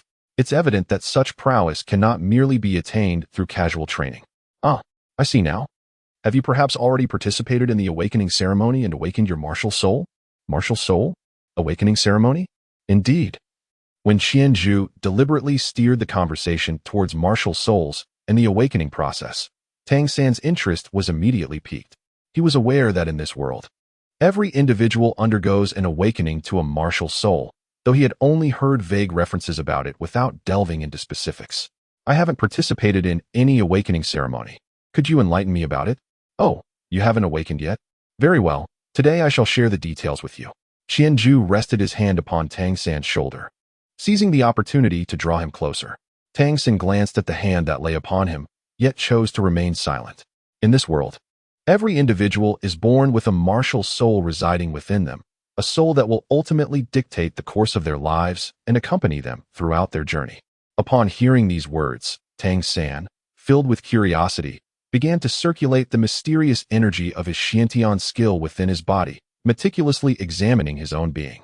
When Qianju observed Tang San's silence, he surmised what he was contemplating. He chose not to address it directly, instead continuing. The martial soul cannot be detected by any means. It can only be activated through the martial soul awakening ceremony. Tang San remained silent, prompting Qianju to elaborate. The martial soul awakening ceremony is initiated by the most powerful organization in this realm, the Spirit Hall. It has branches in every town, and each year, the Spirit Hall dispatches soul masters to various villages to conduct the awakening ceremonies for children around the age of 6. Following this ceremony, we will awaken our own martial souls.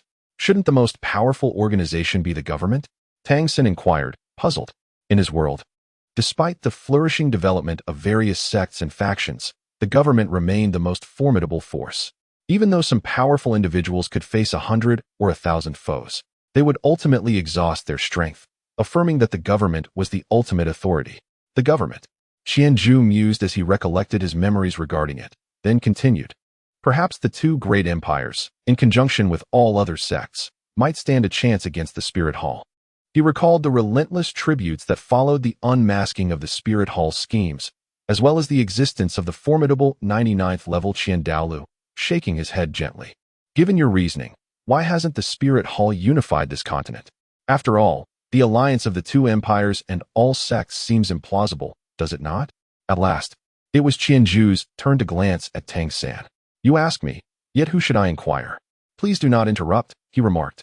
Then please continue. Tang San conceded, unable to refute, and thus submitted gracefully. After the awakening of the martial soul, if it is not a useless martial soul, and one possesses soul power, one can cultivate and become a soul master, embarking on the path to divinity. Qianju spoke with great emotion and eloquence.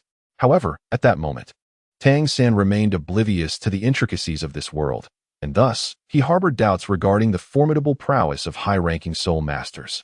The notion of attaining divinity seemed far-fetched to him. Becoming a god. Just how powerful are gods? Tang San inquired with skepticism. Qianju turned to Tang San and remarked solemnly, impressive, a single individual can suppress an entire world. Tang San, observing Qianju's serious demeanor, found himself at a loss for words. He remained skeptical but chose not to dwell on the matter further, recognizing that such musings were ultimately futile. What constitutes a commendable martial soul, and what defines a worthless one? There are no definitive criteria for distinguishing good martial souls from bad ones. No one has undertaken the task of cataloging which martial souls are deemed admirable and which are not. The world of martial souls is replete with extraordinary varieties, and it is impossible to account for them all. However, it is generally accepted that the rarer a martial soul is, the more esteemed it becomes. Oh, I see. When is this year's martial soul awakening ceremony? Tang San inquired, posing his final question. It will be in 3 months, rest assured. Village Chief Jack will seek you out. You won't miss it, Qianju replied. I understand. Thank you for sharing all this information with me. Tang San expressed his gratitude sincerely, realizing that no one had previously enlightened him on such matters. He also sensed a distinct quality in Qianju. Although he had tried to engage with the other children in the village, he often found communication to be cumbersome, as they struggled to comprehend what he wished to know. No need for thanks. We are friends. I possess a wealth of knowledge, and if you ever have questions, feel free to ask me directly. We are friends. Tang San scrutinized Qianju carefully before solemnly extending his hand. Very well, then we shall be friends from this day forth. My name is Tang San. Qianju extended his hand. Qianju. His countenance bore no signs of excitement, yet his heart was filled with joy. It was accomplished. To be continued. Chapter 8. Tang, how time flew by, and in the blink of an eye, Qianju had resided in the Holy Soul Village for over 2 months. During this period, his primary objective was to cultivate a favorable relationship with Tang San. Each day, he sought out Tang San, bringing various delicacies as offerings. He had also encountered Tang Hao, who, despite his imposing demeanor, seemed to soften somewhat upon witnessing Qianju's consistent generosity towards Tang San. This was particularly beneficial for Tang San, who had initially appeared malnourished. Over the past 2 months, his complexion had significantly improved, leading Tang Hao to regard Qianju with less disdain. In the remaining time, Qianju familiarized himself with the written language of this world and dedicated himself to physical training, contemplating what advantages he might possess to enhance his life in this realm. The outcome was evident. Apart from his understanding of this world, he found himself lacking in other skills. Consequently, Qianju had no choice but to cling ever tighter to Tang San, awaiting the arrival of the soul awakening ceremony. Tang San. What are you up to? Qianju arrived at the entrance of the Tang family, finding it devoid of people, yet he was greeted by the sound of clinking metal. He called out a couple of times, and the noise immediately ceased. Shortly thereafter, Tang San emerged from the side workshop. Upon seeing the items that Qianju was carrying, Tang San could only sigh in resignation, remarking, You have brought me more gifts, haven't you? Upon encountering Tang San at the forge, Qianju's eyes sparkled with excitement. Without responding verbally, he simply handed over a box of pastries and, with a hint of anticipation, inquired, What are you doing? Forging? Tang San welcomed Qianju into the workshop, placing the pastries aside as he resumed his rhythmic hammering upon a hefty block of iron. This is called forging, not merely blacksmithing. I intend to learn this craft from my father. Should my martial soul awaken as a useless one, I will at least have a means of livelihood. Qianju rolled his eyes. Truly, Tang San speaks without a modicum of restraint, setting aside the fact that he would later awaken 2 formidable martial souls. Merely the knowledge of the Tang sect that resides in his mind leads Qianju to surmise that even if Tang San were to fail in becoming a soul master, he would still instigate significant transformations in this world. However, Tang San has now commenced the forging process. Qianju recalls from the original narrative that after striking this iron block 1,000 times, it would not be long before old Jack would come to summon Tang San for the martial soul awakening ceremony. The moment has finally arrived. Qianju could no longer contain his excitement. What are you going to forge from this iron? He inquired eagerly. Tang San, noticing the enthusiasm in Qianju's tone, cast him a puzzled glance, unable to comprehend the source of his fervor. My father told me that if I strike this iron block 10,000 times, he would impart his skills to me. Indeed, Qianju exclaimed. Then hasten your work. I will cheer you on, hoping you accomplish this task swiftly. With that, he settled himself in a nearby spot, seemingly preparing to watch Tang San forge the iron. Tang San rolled his eyes at Qianju, choosing to disregard him and focusing intently on his task. He had long since grown accustomed to Qianju's peculiar nature. Despite being a child like him, Qianju was unlike the other children in the village. He did not seek play for the sake of games, but rather seemed content to simply be by Tang San's side, never interrupting his work. He either daydreamed or observed silently. Fortunately, having grown up in the Tang sect in his previous life, Tang San had not encountered much otherwise.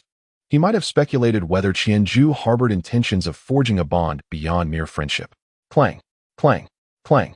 The rhythmic sound of the hammer striking the iron block echoed, as Tang San concentrated fully on the task at hand, meticulously controlling the hammer's impact on various points of the iron. Meanwhile, Qianju remained fixated on the iron block.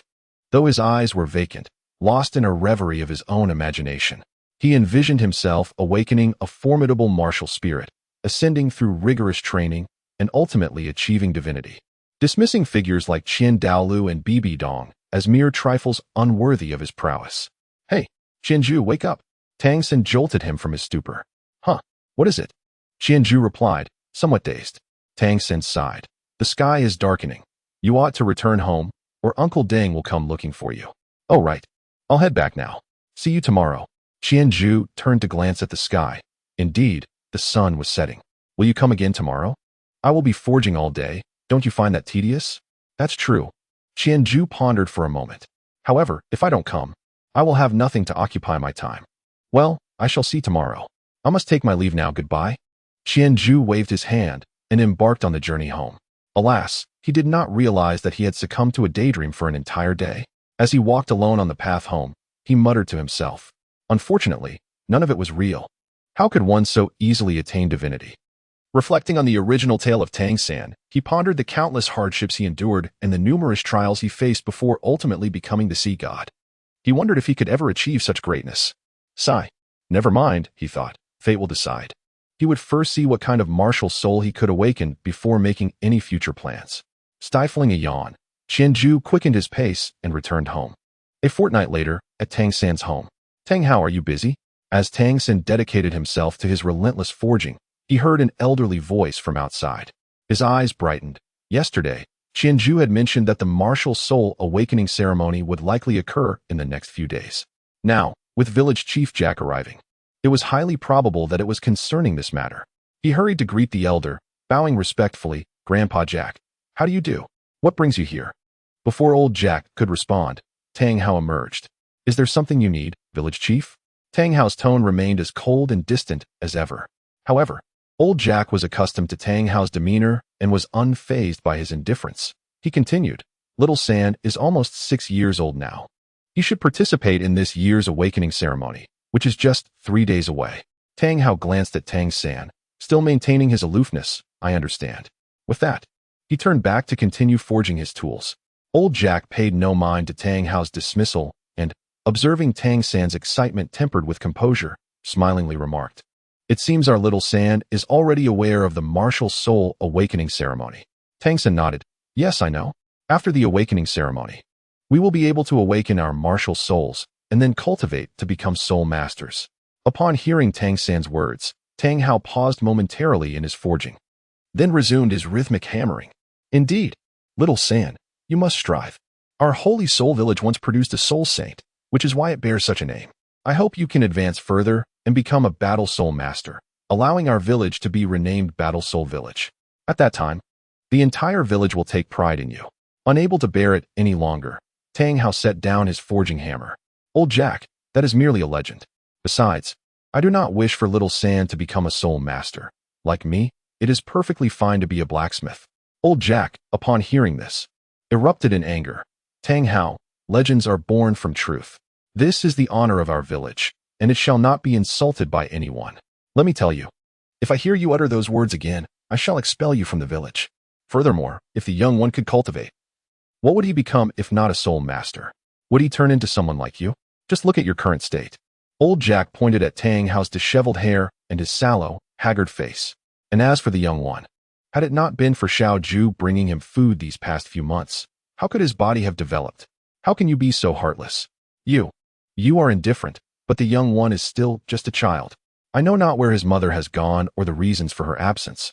But if she were here and witnessed your mistreatment of him, she would undoubtedly confront you fiercely. I shall return for the young one in 3 days. You ought to reflect upon your actions. Old Jack had intended to say more, but upon seeing Tang Hao with his head bowed, he chose to refrain. leaving with a final admonition to consider his ways. After old Jack departed, Tang Sen hurriedly addressed Tang Hao, saying, "Father, do not be disheartened. I have never blamed you." Tang Hao shook his head and turned back into the house. "Focus on your own matters and do not disturb me," he stated, halting Tang Sen's steps as he prepared to follow. Tang Sen had indeed never held resentment towards Tang Hao. Regardless of the circumstances, he remained his father.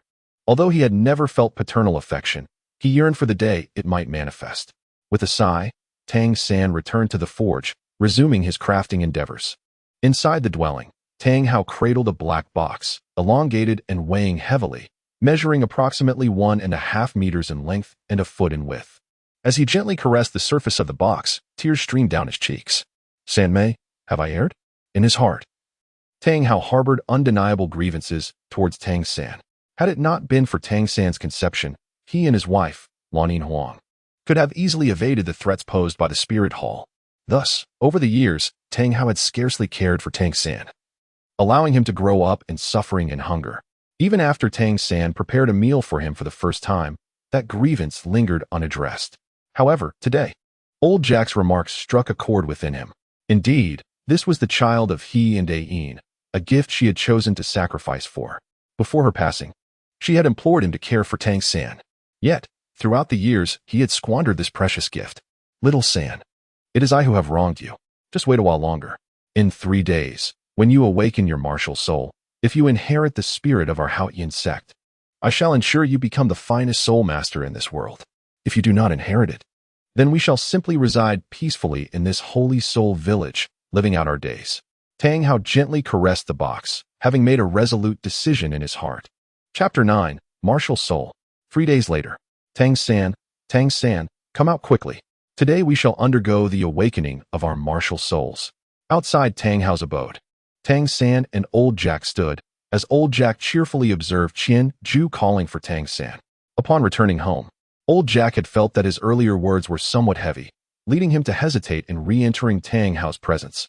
Thus, he chose to wait outside. Qian Ju, too, remained outside, bubbling with excitement and unwilling to go in, as he anticipated Tang San's emergence. "Dad, I'm heading out now." Inside, Tang San, having heard Qian Ju's call, turned to glance at Tang Hao, who still lay upon the bed. "Be quick and return early." Tang Hao's voice remained calm, yet for reasons unknown. Tang San sensed a shift. His father seemed less distant than before. "All right," he replied with a hint of eagerness before turning to leave. "Tang San, let us hurry. The soul masters from the Martial Soul Hall have already arrived. We must not keep them waiting." Tang San did not respond immediately, instead bowing respectfully to old Jack before turning to Qian Ju with a hint of exasperation. "Do not fret. Panicking will not grant you a rarer martial soul." "Haha, I am simply excited. Let us be off," Qian Ju exclaimed, pulling Tang San as they dashed towards the center of the village where the spirit hall was located. "Grandpa Jack, do hurry up," he called back to the elderly man trailing behind. "Take it slow. These old bones of mine can hardly keep up."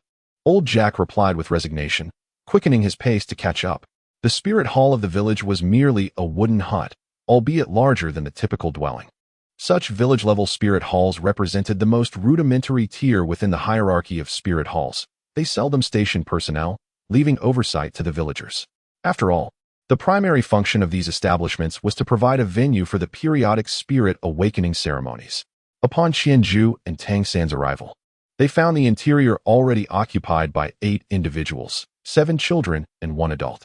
The 7 children were the other village youths awaiting their spirit awakenings, while the adult was a soul master dispatched by the spirit hall to conduct the ceremony in Holy Soul Village this year. The man appeared to be in his 20s, clad in a white uniform that complemented his striking features, draped in a black cloak. A soul character, embroidered in an elegant script, adorned the center of his chest, while his left breast showcased a badge depicting 3 crossed long swords, emblematic of a standard attire for personnel directly affiliated with the spirit hall. At this point, neither Tang San nor Qian Ju understood the significance of the badge.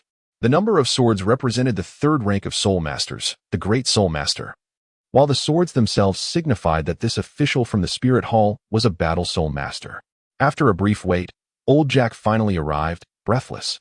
Upon entering, he surveyed the children and, confirming that all were present for the awakening, respectfully bowed to the young man.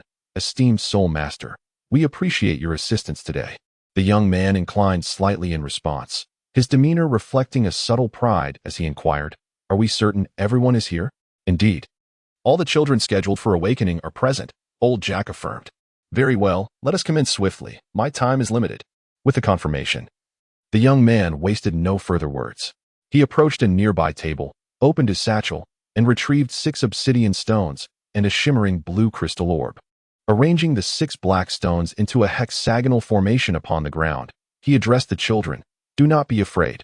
My name is Su Yuntao, a great soul master of the spirit hall. I am here to awaken your spirits. No matter what occurs, rest assured that you will not be harmed. Do you understand?" Qianju, Tang San, and a group of children responded eagerly. "Very well. I hope to encounter promising talents today." Spirit of the Lone Wolf, manifest. With a low growl, Su Yuntao released a faint azure light from his brow, which coursed into his body. Instantly, his hair transformed from its original black to a pale gray, that hue gradually spreading to his arms. Simultaneously, his fingernails hardened and elongated, protruding forward, while his muscles swelled, enhancing his physique. Coupled with the sudden appearance of white and yellow spirit rings beneath his feet, Su Yuntao exuded an aura of formidable presence. Aside from Qianju and Tang San, the other children were taken aback by this spectacle, retreating in astonishment. Su Yuntao shook his head at the group, reassuring them there is no need for concern.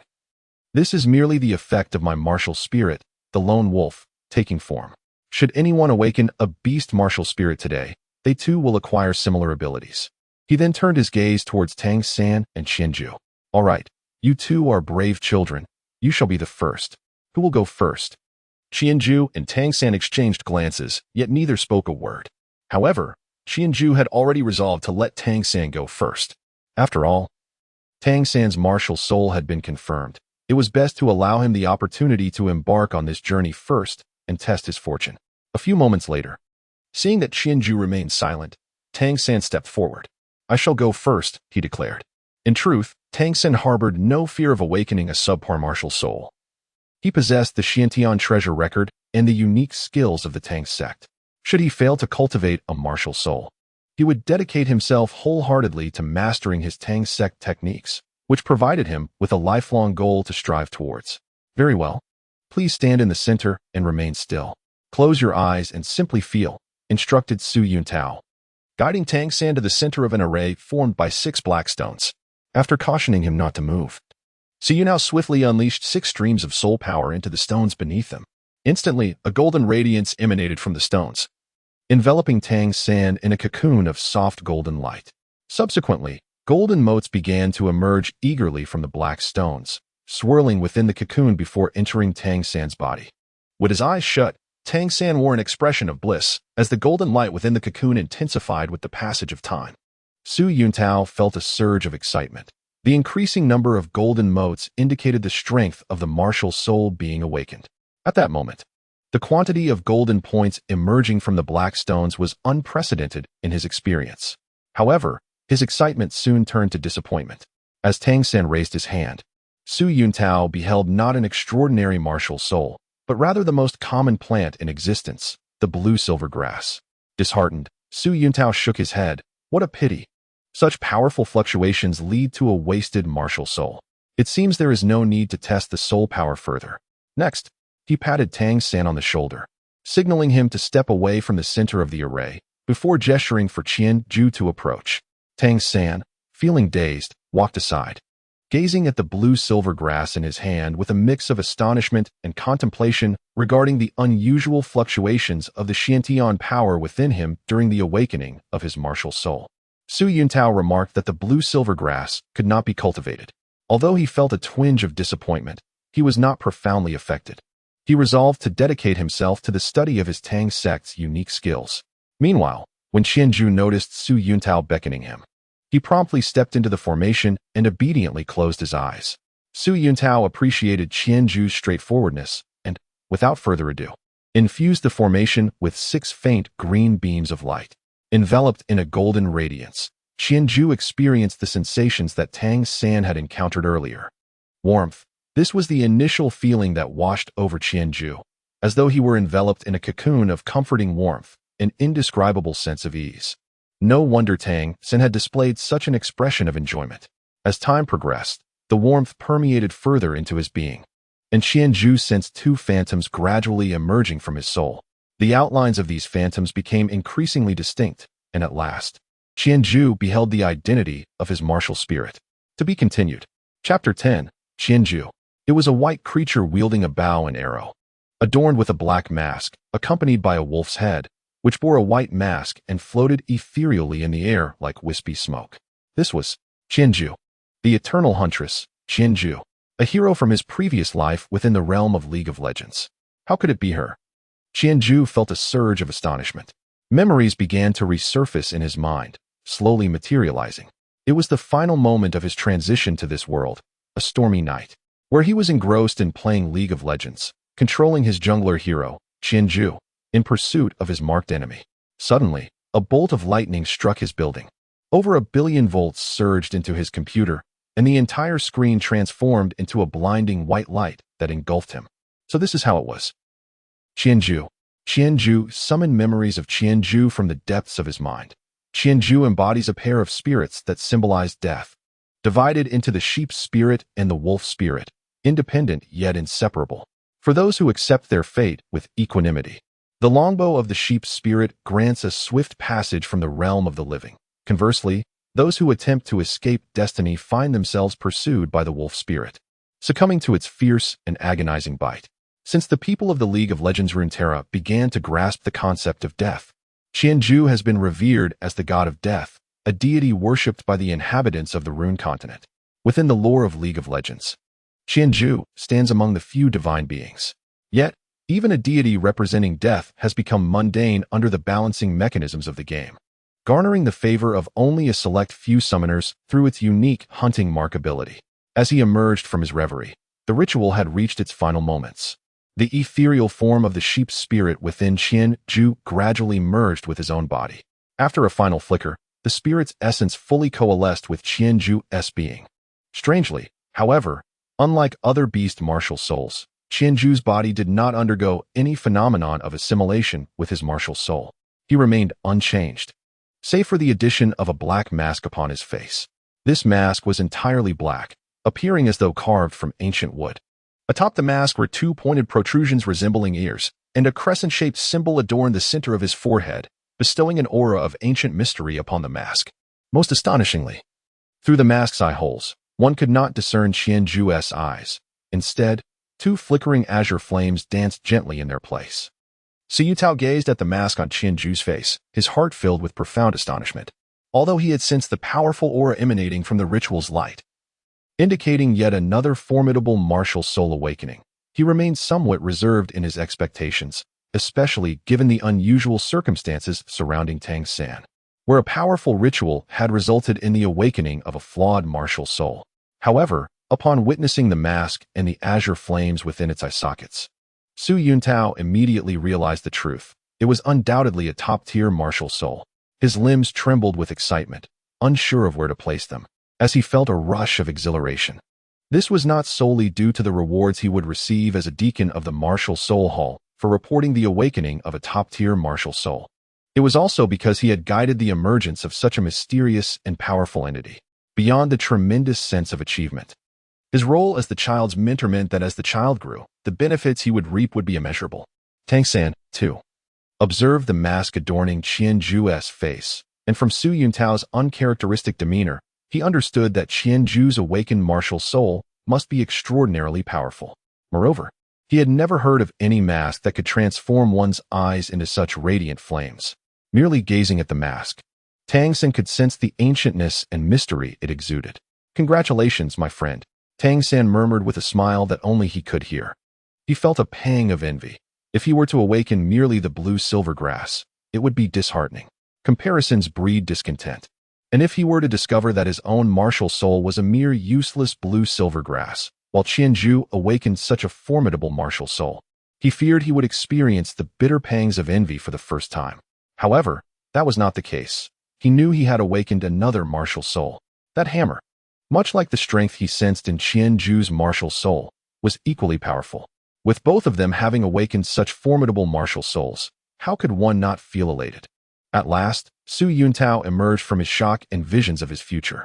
He crouched down before Qianju, holding the blue crystal ball, ready to speak. When his gaze met the boy's mask, slightly lowered. As he was drawn in by the flickering flames beneath the mask, an unexpected wave of fear washed over him. Instinctively, he attempted to retreat, but his crouched position caused him to tumble unceremoniously to the ground.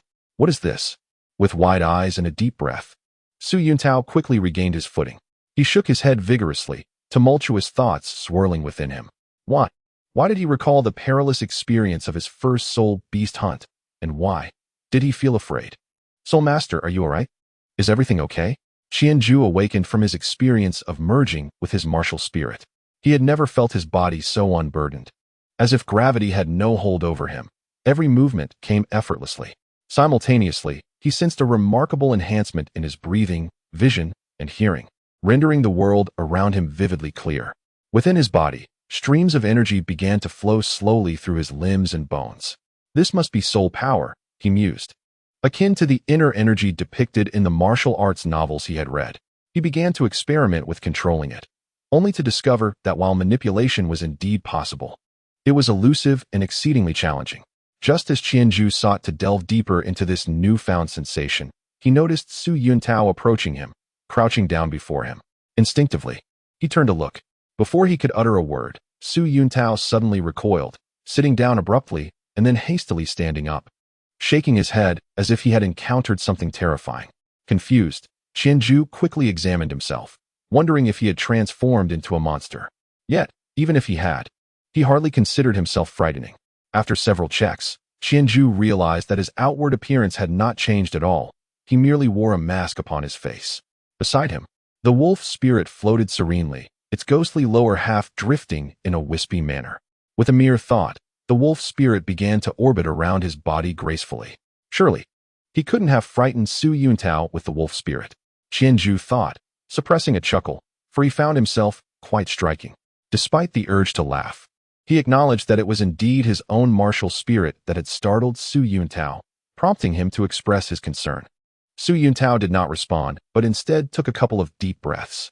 Come now, child, retract your martial spirit. Let us test your innate soul power. Do you know how to retract it? Just use your thoughts. Envision your martial spirit returning. After the initial fright, Su Yuntao managed to temper his excitement. Preparing to continue his work, though his demeanor towards Qianju remained notably gentle. In his mind, Qianju attempted to summon the sheep spirit and the wolf spirit. As his thoughts materialized, the mask upon Qianju's face and the floating wolf spirit gradually dissipated. Witnessing the mask fade away, revealing his original youthful visage, Su Yuntao quietly exhaled in relief. Very well, let us assess your innate soul power. Simply place your palm upon it. Qianju placed his right palm upon the crystal orb that Su Yuntao had offered. The moment his hand made contact with the azure crystal, he was enveloped by an overwhelming force, akin to an electric shock, that firmly adhered his palm to its surface. Concurrently, the soul energy within him surged forth as if it had found an outlet, rushing out with such intensity that it caused a painful sensation within his meridians. The crystal orb in Su Yuntao's hand began to illuminate, a brilliant azure glow emanating from a single point at its center, gradually radiating throughout the entire sphere, transforming it into a resplendent gem reminiscent of a magnificent sapphire. According to the phenomenon of soul energy testing associated with the crystal orb, even the faintest glimmer was indicative of the presence of soul energy in the tester. Now, with the orb emitting such a dazzling light, it could only signify one thing. The tester possessed innate, full soul energy. Indeed, it was innate, full soul energy. Su Yuntao mused softly. A sentiment he had anticipated. Had it been anything less, he might have felt a degree of astonishment. A flash of green light appeared as Su Yuntao abruptly withdrew Qianju's hand from the crystal orb, by which time a substantial portion of his soul energy had already dissipated. Child, what is your name? I am called Qianju.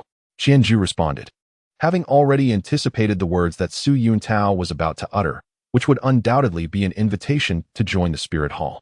As expected, Su Yuntao continued. A splendid name, Xiaojua. Would you be willing to join our spirit hall? Should you choose to ally with us, your exceptional talent will undoubtedly receive the finest cultivation. We shall at the very least arrange for you a formidable soul master, at the rank of soul saint or above, whose martial spirit harmonizes with your own. to guide you. What do you think? Qianju stared wide-eyed at Su Yuntao, remaining silent.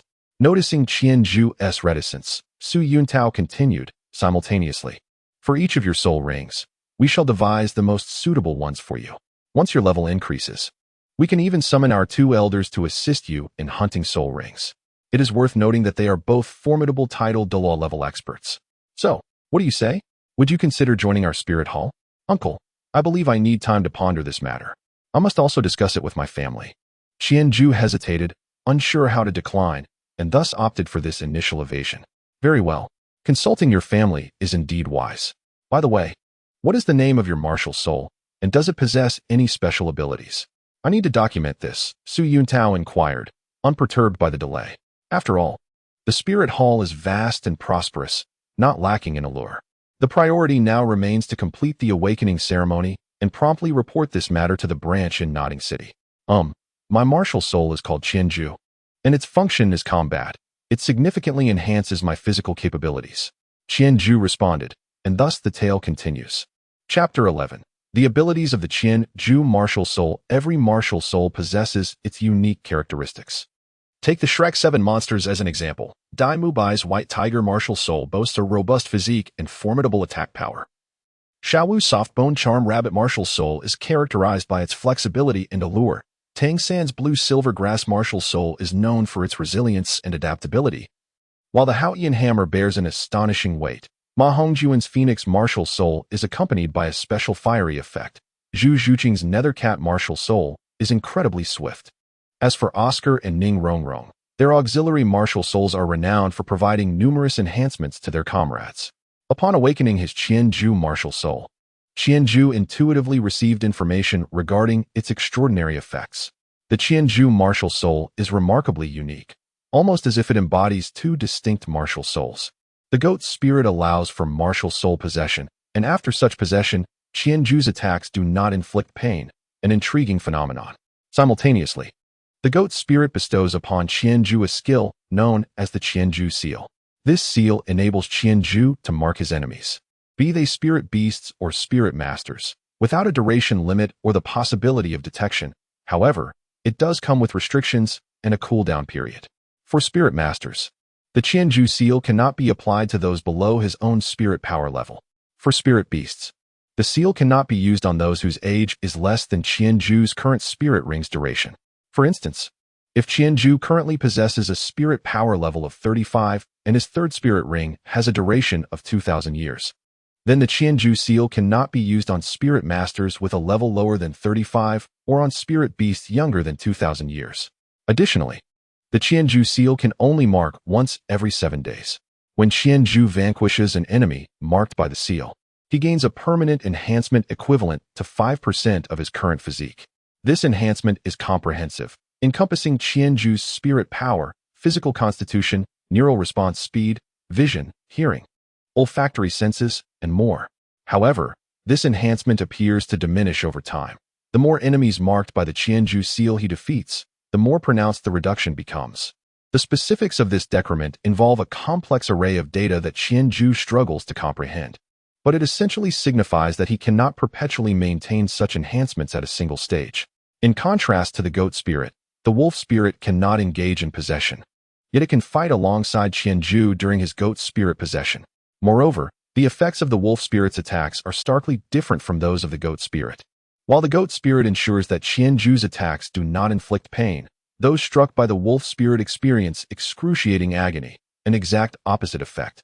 The attributes of the wolf spirit are intrinsically linked to Qianju himself. For the attributes of Qianju, 50% is certainly significant. However, the wolf spirit's attack, characterized by its fierce bite and enhanced pain, undoubtedly surpasses the efficacy of Qianju's 50% attributes. At times, its impact may even exceed that of Qianju himself. The wolf spirit bestows upon Qianju a skill known as the Veil of 1,000 Ju. Its sole effect is the ability to become invisible. Indeed, this invisibility does not pertain to Qianju, but rather to the 1,000 Ju martial soul. Living beings cannot perceive the 1,000 Ju. Therefore, when Qianju awakened his martial soul, neither the possessing sheep spirit nor the hovering wolf spirit was seen by anyone within the wooden house. They only beheld the mask formed on Qianjue's face during the sheep spirit's possession, leading them to mistakenly believe that Qianjue's martial soul was that very mask. In fact, if Qianjue wished, he could render this mask invisible as well. However, Qianjue found the mask rather appealing and stylish, considering it a suitable smokescreen to conceal his martial soul. Thus he was content with it. Finally, the effects of the 1,000-Ju martial soul have been introduced. Qianjue, is this martial soul to be called by this name, or do you wish to name it after yourself? Su Yuntao inquired, perplexed. It is not Qianjue. It is 1,000-Ju, the 1,000 of the vast universe, Qianjue corrected. Oh, so this martial soul is called 1,000-Ju, and the mask belongs to it, correct? It is categorized as a tool martial soul, capable of significantly enhancing physical attributes. Su Yuntao promptly recorded this information while providing Qianjue with a certificate documenting the name of his martial soul and his innate soul power, complete with Su Yuntao's signature and the special seal of the Martial Soul Hall. Take this. It is your proof of martial soul awakening. Should you desire to attend the Soul Master Academy, you will need it. Of course, if you join our Martial Soul Hall, you will not require it, as I will personally assist you with the application. Qianjue took the certificate with care and tucked it away. All right, you may take a moment to rest on the side and contemplate whether you wish to join our Spirit Hall, Su Yuntao said, giving Qianjue a reassuring pat on the shoulder, indicating that he could step aside to relax. Qianjue approached Tang San, and their eyes met, both smiling. Just as Su Yuntao was preparing to awaken the next child, Tang San suddenly stepped forward. Uncle, why haven't you tested my soul power? Su Yuntao, in a jovial mood upon seeing the recently awakened Tang San with his blue-silver grass martial spirit, patiently explained. I did not test your soul power because blue-silver grass is one of the most common plants, exceedingly weak, and it is highly unlikely to possess any soul power. Even if it does harbor a trace, it would be insufficient for your cultivation. Hence, I did not conduct the test. Do you understand? I understand, but I still wish to test it, if that's all right, Uncle. Tang San comprehended Su Yuntao's intention, but desired to gauge his soul power nonetheless. He wished to ascertain whether the inner energy of his Xiantian skill was akin to the soul power of this world.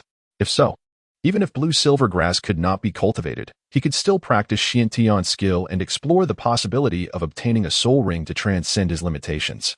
Well, all right, if you wish to test, then go ahead. Su Yuntao acquiesced to Tang San's request, pleased. He handed over the crystal ball and gestured for Tang San to place his palm upon it. Tang San complied. And as soon as his hand touched the blue crystal ball, his body trembled violently, and the ball's immense pull startled him. Much like Qianjue, he felt his inner energy surge forth, rapidly converging towards the crystal ball. If Qianjue's soul power test had met Su Yuntao's expectations, the dazzling blue light emanating from the crystal ball now left him utterly astonished. What is happening? Isn't this a useless martial spirit? How can it possess innate, full soul power? Su Yuntao murmured to himself, turning to Tang San as if seeking an explanation. However, how could Tang San divulge that this was due to his cultivation of Xiantian skill? Thus, he was naturally left disappointed. Yet, unlike in the original narrative, Tang San was no longer an ignorant novice. Over the past 3 months, he had gleaned much knowledge from Qianjue. He was now certain that the inner energy cultivated through his Xiantian skill had transformed into soul power upon entering this world. He realized that his inability to break through the first layer of Xiantian skill stemmed from not having obtained a soul ring, which limited his soul power level. Therefore, Tang San refrained from posing further inquiries, expressing his gratitude to Su Yuntao before returning to Qianjue's side. Observing Tang San's retreat, Su Yuntao also came to a realization. Indeed, what did it matter if one possessed innate full soul power? Regardless of how much one cultivated blue-silver grass, it remained a useless martial spirit at its core. Shaking his head, Su Yuntao summoned the next child to the formation. He eagerly anticipated the awakening of another formidable martial soul. However, it soon became evident that such powerful martial souls do not manifest easily. At least, no miracles had occurred in this village. Having collected the 6 black stones and the azure crystal ball, Su Yuntao once again knelt before Qianjue. Well then, have you made up your mind? Are you willing to join our martial soul hall? Qianjue gazed at Su Yuntao with a hint of exasperation. How could this individual be so insistent? I have yet to discuss this matter with my family. Ah, indeed, I have not yet consulted them. So, you intend to return now, correct? I shall accompany you. With such a formidable martial soul awakened within you, It is only fitting that I share this joyous news with your family. Very well. Observing Su Yuntao's excited demeanor, Qianju realized that refusing was not an option. Su Yuntao pushed open the door and outside. Old Jack immediately approached with a look of anxious anticipation. Master, how did it go? Is there any possibility that a child from our village could become a soul master this year? Su Yuntao, beaming with delight, grasped old Jack's hand and replied, Indeed. There is. Moreover, it is a top-tier awakened martial soul, with innate full soul power. Congratulations, village chief.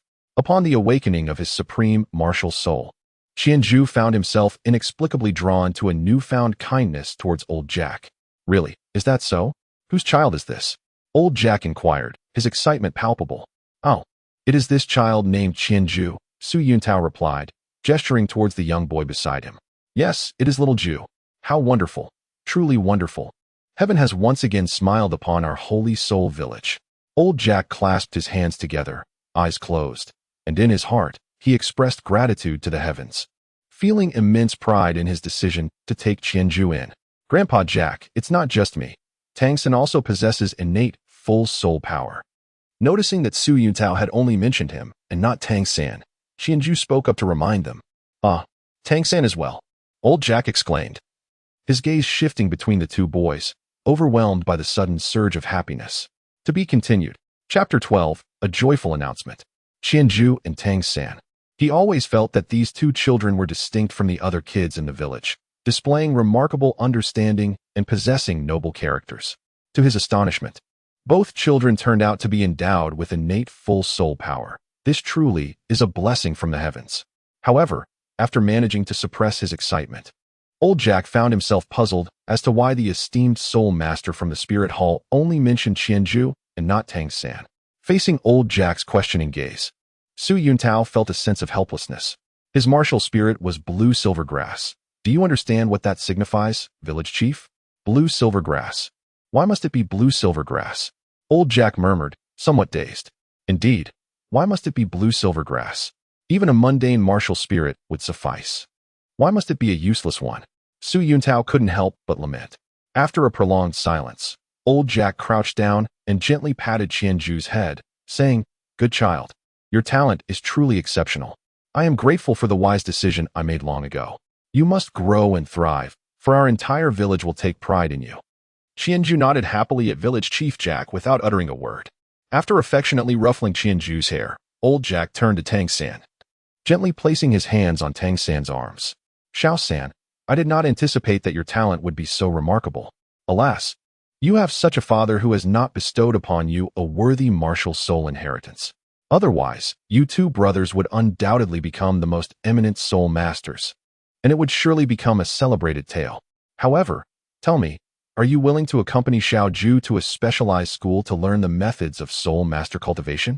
There, you will find the most accurate knowledge regarding martial souls. Perhaps you might discover a way to strengthen your blue silver grass. Before Tang San could respond, Su Yuntao interjected, shaking his head in resignation. Village chief, once a martial soul awakens, it cannot be altered. While the blue silver grass is not entirely irredeemable, it is exceedingly weak. Even as soul power increases and one acquires soul rings, it will not become formidable. Sending him to school would yield little benefit. Grandpa Jack, I am indeed eager to go, but I must consult my father first.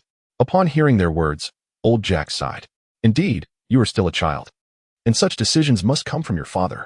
Very well, I shall speak to Tang Hao. I will endeavor to advocate for you. A resolute light shone in Old Jack's eyes. He believed that Qianju's future would be exceptionally bright. He could not bear to see Tang San languish throughout his life due to the frailty of his martial soul. Even the slightest chance was worth pursuing. All right, village chief. I wish to join Xiao Ju in meeting his father, hoping he will support Xiao Ju's admission into our spirit hall. You know, our spirit hall is the most powerful organization in this world. Only by joining us can Xiao Ju receive the finest training. Yes, very well, esteemed soul master. I shall escort you immediately. Old Jack responded affirmatively, then turned to Tang San. Xiao San, you should return home and discuss this with your father. I will finish up here with Xiao Ju and come find you shortly. Is that agreeable? Certainly, Grandpa. You may attend to your matters. Tang San obediently agreed. Then, esteemed soul master, let us depart. Old Jack stood up, taking Qianju by the hand and beckoning to Su Yuntao. All right, let's go. As old Jack prepared to leave with Qianju, Qianju suddenly turned back to Tang San. Xiao San, I will come and find you later. Qianju understood that Tang San possessed dual martial souls, which alleviated any concerns he had about Tang San's admission to the Soul Master Academy. Therefore, he needed to first send Su Yuntao away. After all, Tang San was destined to become an adversary of the Spirit Hall. And having resolved to ally himself with Tang San, he could not possibly join the Spirit Hall. Subsequently, Qianju parted ways with Tang San and, accompanied by Su Yuntao and Old Jack, returned home. As they approached the house, Old Jack spotted Deng Sheng, who was at the window, eagerly selling goods. Is it true? What is it? Has Xiao Ju awakened a martial soul capable of cultivation? Deng Sheng, fully aware of the significance of the day, anticipated that Old Jack's visit was to deliver joyous news of Qianju's martial soul awakening, heralding the emergence of a soul master from their village. He hurriedly exited the general store, his excitement palpable as he greeted Old Jack and his companions. Deng Sheng, congratulations. Xiao Ju has awakened a top-tier martial soul and possesses innate full soul power. You shall henceforth be the father of a soul master. Old Jack exclaimed, grasping Deng Sheng's hand. Is that so? Xiao Ju has awakened a top-tier martial soul. What does that entail? Is it impressive? Deng Sheng, momentarily stunned, subconsciously inquired. Impressive hardly suffices to describe it. It is extraordinary, by the way. Look, this esteemed soul master from the Spirit Hall is the one who aided in Xiao Ju's awakening. He has come to discuss the possibility of you supporting Xiao Ju's admission to the Spirit Hall. Isn't that remarkable? Yes, indeed. Mr. Deng, I am Su Yuntao, the officiating soul master for Xiao Ju's awakening ceremony. His talent is unparalleled. Please allow him to join our Spirit Hall. Only within our ranks can he receive the finest training. As Su Yuntao introduced himself, he stepped forward to address Deng Sheng. Join the Spirit Hall? What purpose does that serve? Deng Sheng, still bewildered, questioned. What purpose? He need not concern himself with anything. Su Yuntao faltered momentarily, pondering the inquiry. What does one do upon joining the Spirit Hall? Indeed, individuals of Qianju's caliber are not burdened with tasks like those of us ordinary folk. Realizing this, Su Yuntao continued. Once Xiao Ju joins the Spirit Hall, his sole responsibility will be to cultivate. As he matures, he is likely to become a revered protector of our Spirit Hall, ensuring our safety. I see. Deng Sheng finally grasped the situation, turning to Qianju, who regarded him with calm eyes. Deng Sheng quickly comprehended the unspoken understanding that had developed between them over the months they had shared. Esteemed Soul Master, I believe we require some time to consider this matter. How about this? Do you usually reside at the Spirit Hall in Notting City? Once we have made our decision, we shall inform you there, if that is agreeable. Su Yuntao, unable to comprehend the exchange between Qianju and Deng Sheng, assumed that this family was momentarily stunned by the good news and had yet to grasp the advantages of joining their Spirit Hall. Therefore, he chose to remain silent, allowing them ample time to reflect. You require time to contemplate, correct? Very well, let us conclude our discussion for today. Please deliberate thoroughly. I shall not impose further. However, once you arrive at your decision, do seek me out at the Spirit Hall in Notting City and share your choice with me. Rest assured, my lord. Once we have deliberated, we shall come to find you. Deng Sheng respectfully replied to Su Yuntao. Excellent, then it is settled. I have other matters to attend to, so I shall take my leave, eagerly awaiting your favorable news. Having conveyed the situation, he deemed it unnecessary to linger, preferring instead to report back and consider further. He turned to Qianju, gently ruffling his hair. Little Ju, I await your visit. Farewell. With that, Su Yuntao strode away, soon disappearing from sight. After his departure, Deng Sheng hesitantly grasped Old Jack's arm and inquired, Village Chief, was I dreaming? Did little Ju truly awaken a formidable spirit? Indeed, it is no dream. Deng Sheng, listen well. You shall soon be the father of a genius spirit master. Prepare for a life of comfort. Our village will also be known as the birthplace of a prodigious spirit master, Old Jack replied, rubbing his hands together as he envisioned a prosperous future. After a moment of reflection, he sighed and affectionately tousled Qianju's hair, saying, Little Ju, strive diligently to become a top-tier spirit master. I hope to witness that moment. Now, I must seek out Tang Hao. I need to persuade him to allow Tang San to attend the Spirit Master Academy. We still have a student quota available in our village. Speaking of which, This concerns you as well. Deng Sheng. Our village's student quota has gone unused for many years. To our surprise, this year we have 2 openings. You may not know, but Tang San is also endowed with innate full spirit power, a blessing from the heavens. Unfortunately, his father did not bestow upon him a superior spirit, leading to his awakening of the weakest blue-silver grass spirit. Regardless, I do not wish for little San to abandon his dream of becoming a spirit master. I intend to offer him our village's student quota to attend the academy and perhaps achieve something remarkable. You are well aware of their circumstances.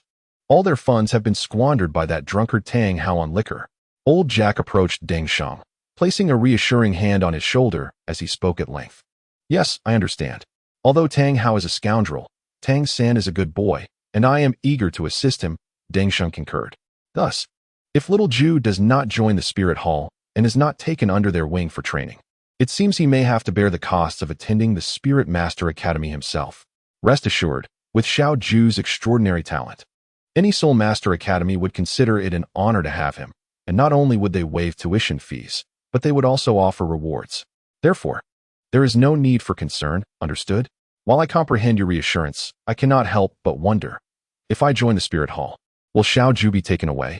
Deng Sheng acknowledged the words, but found his thoughts wandering elsewhere. Upon hearing this, Old Jack immediately discerned his apprehensions and advised, Deng Sheng, I understand your reluctance to part with Xiao Ju. Over the past few months, it has been evident that you both share a wonderful bond. However, you must not become a burden to him, do you understand? The Spirit Hall is indeed the most powerful organization in this world, and I wholeheartedly support Xiao Ju's decision to join them. Do not hinder his future, do you hear me? As Old Jack's tone grew serious, Deng Sheng simply replied, I understand. Village Chief. Suddenly, Deng Sheng felt that Xiao Ju awakening a top-tier martial soul was not as joyous as he had anticipated. I will not join the Spirit Hall. At that moment, Xiao Ju unexpectedly spoke up. Both Old Jack and Deng Sheng turned in astonishment to gaze at him. Why not? Xiao Ju, do not be willful. The Spirit Hall is the mightiest organization, and joining them would provide you with the best training. Precisely because it is the most formidable organization, if I were to join, would I not find myself navigating through life with ease? With my talent, I would be guided and assisted in every endeavor, but such a path would merely make me a flower sheltered in a greenhouse. I intend to study alongside Tang San at the Soul Master Academy in Nodding City. Hearing Xiao Ju's resolute words, both Old Jack and Deng Sheng were left utterly astounded. Could these truly be the words of a child? A mere child capable of such profound contemplation, even considering the environment for his growth? The way Deng Sheng and Old Jack now regarded Xiao Ju resembled the gaze one might cast upon a remarkable creature. Very well, Grandfather Village Chief. Are you not going to find Tang San? I shall accompany you. Uncle Deng, please remain at home and await my return. We can discuss this further then. Qianju could no longer endure the gazes of the two individuals. Thus he began to urge Old Jack to seek out Tang San. Well, very well. The sooner you leave, the sooner you shall return. All right then, let us depart. Old Jack recalled that he would again be meeting Tang Hao, which caused him a slight headache. Nevertheless, for the sake of Tang San's future, he resolutely set off with Qianju towards Tang San's residence. To be continued. Chapter 13. Seeking the master upon their arrival at Tang San's home, Qianju and Old Jack discovered Tang San alone, wielding a hammer as he forged his piece of ore. However, Tang San's forging posture was quite peculiar, with each strike upon the ore. He seemed to exert all his strength, delivering a weighty blow. Yet, the laws of force are reciprocal. As the hammer struck the ore, it was inevitably met with a fierce rebound.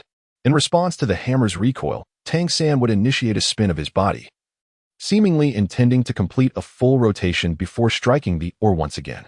It appeared to be a technique of leveraging force against force. However, while the concept was clear, the execution proved far more challenging. Time and again, Tang San found himself either losing grip of the hammer or being thrown off balance by its weight, unable to complete the rotation. Even when fortune favored him and he succeeded in spinning, the hammer would often land aside, failing to strike the ore. Qianju observed Tang San's movements and discerned that he was practicing the profound technique of the Haotian sect, the chaotic wind hammer method. Evidently, akin to the original narrative, Tang Hao had recognized Tang San's extraordinary talent and was poised to commence his training. Indeed, Tang Hao was now aware of Tang San's dual martial souls, and after being sternly admonished by Old Jack, He had undergone a slight awakening. Therefore, upon learning from Tang San that old Jack had suggested he could attend the Nuoding Academy as a working student, he contemplated briefly before acquiescing.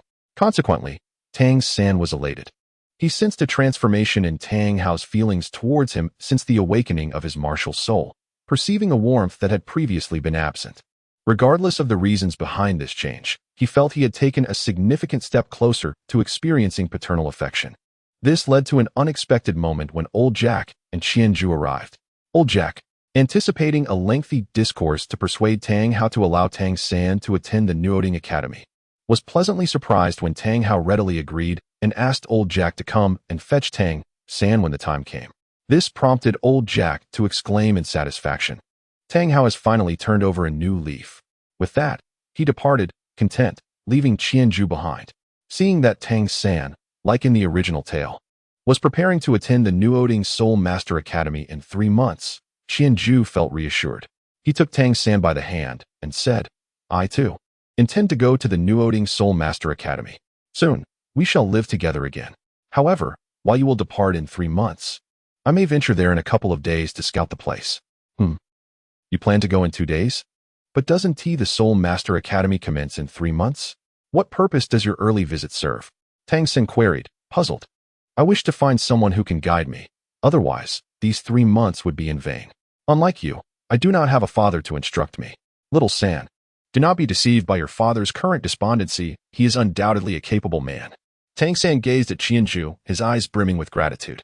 Qianju is the first to unequivocally affirm his father, and over the past few months, he has sensed that although Qianju tends to remain taciturn around his father, often disregarding Tang Hao, he has never spoken ill of him. Occasionally, Qianju even reminds himself to bring food for his father, which signifies a profound respect for him. Very well, we shall meet again in 3 months, at which time I shall present you with a gift, Tang San said to Qianju with a serious demeanor. Upon noticing Tang San's sudden gravity, Qianju chuckled and patted his shoulder. What do you mean by 3 months? I still plan to stay for 2 more days. I must first comprehend my martial soul before I depart. Rest assured, I shall bid you farewell in advance. Agreed, then. I shall take my leave now. Uncle Deng is still waiting for me indoors.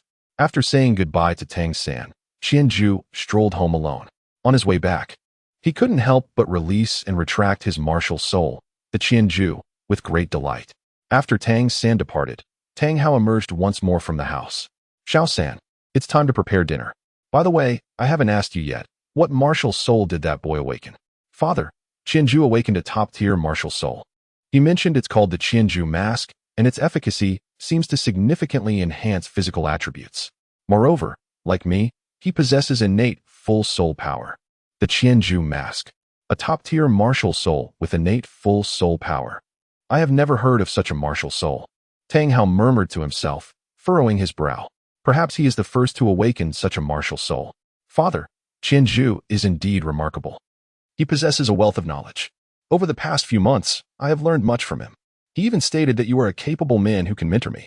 Lacking guidance, he intends to seek an instructor at the Nodding Soul Master Academy after familiarizing himself with his martial soul. Tang Hao's expression tightened further upon hearing Tang San's words. Did he truly say that? He found it difficult to fathom how a child like Qianju could perceive him as a person of capability. Indeed, Father, I too believe you are a capable man. Even your blacksmithing skills deserve recognition beyond this village. Why do you? However, before Tang San could finish his thought, he was abruptly interrupted by Tang Hao. Enough. Stop talking and hurry to prepare dinner. I am famished. Tang Hao scowled and turned back into the house. Oh.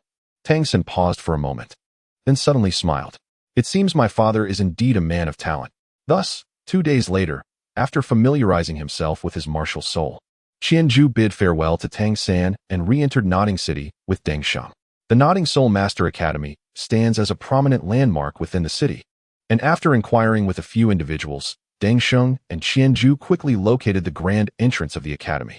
Hey, you two, what are you doing here? What are you looking at? As the 2 individuals arrived at the school entrance, they were promptly reprimanded by the gatekeeper. Just as Deng Sheng intended to speak up, Qianju halted him.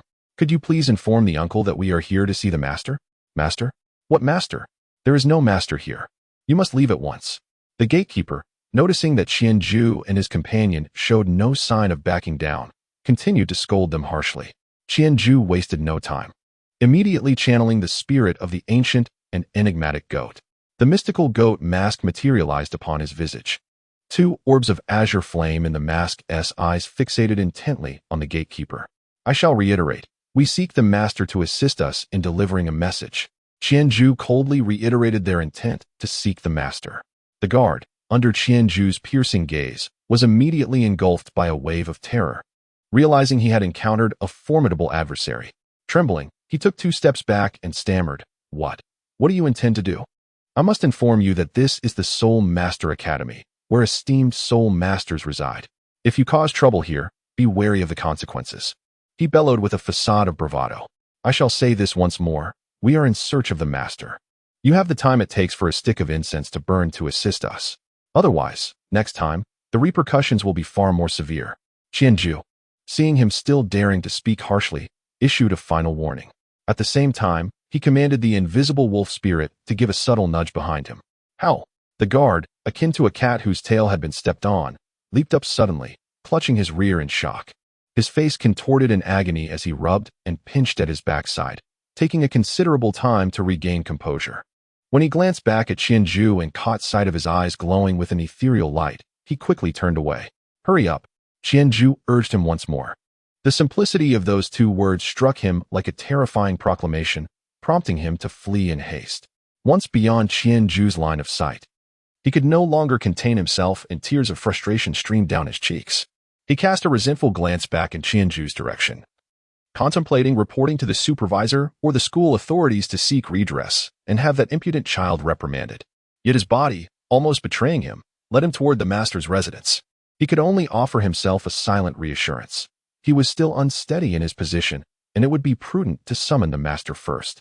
Should the master claim ignorance of him or any conflict arise, he would swiftly lodge a report. Cursing inwardly, he arrived at the master's quarters, wiped away his tears, and the doorman knocked on the master's door. Who is it? Came the master's calm voice from within. Master, 2 individuals have come to see you at the school gate. One is a child, presumably a newly awakened soul master. They seem to have learned of your presence here and are attempting to take advantage of your position. I suggested you were unavailable, but the child struck me and insisted I inform you.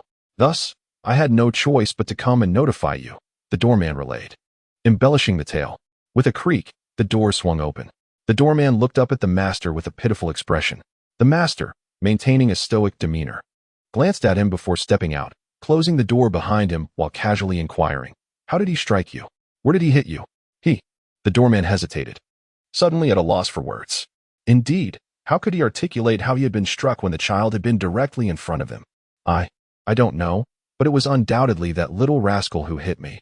He admitted it, the doorman replied, his tone laced with indignation. The master secured the door and shot him a sidelong glance. With a simple remark, it certainly wasn't without reason that he struck you. The doorman fell silent. The master proceeded towards the school gate, with the doorman trailing closely behind. Before long, they encountered Qianju and Deng Sheng, who were waiting at the entrance. Greetings. I am the master. I do not believe we have met before. May I inquire as to the purpose of your visit? The master's voice, somewhat gravelly, resonated as he approached, his mind sifting through memories of Qianju and Deng Sheng, ultimately confirming that he had never encountered either of them. Qianju gazed at the master, who had now withdrawn the spirit of the sheep. The master was a man of average height, slightly on the lean side, whose appearance was rather unremarkable, with a head of short black hair styled in a 3/7 parting. His hands were clasped behind his back, his posture upright, and his serious eyes fixed intently on Qianju and Deng Sheng, awaiting their explanation for this meeting. Feeling the weight of the master's stern gaze, Qianju became somewhat anxious, his carefully prepared words eluding him. Could I perhaps speak with you at your residence? This place is rather inconvenient. The master furrowed his brow. Is it just you and me going? He had initially presumed that it was Deng Sheng, a man of stature, who sought him out. Even if the matter concerned this child, he had anticipated it would be Deng Sheng speaking on the child's behalf. Instead, it was the child engaging him, while the man remained silently observant in the background. Yes, I shall accompany you. Uncle Deng is merely here to escort me.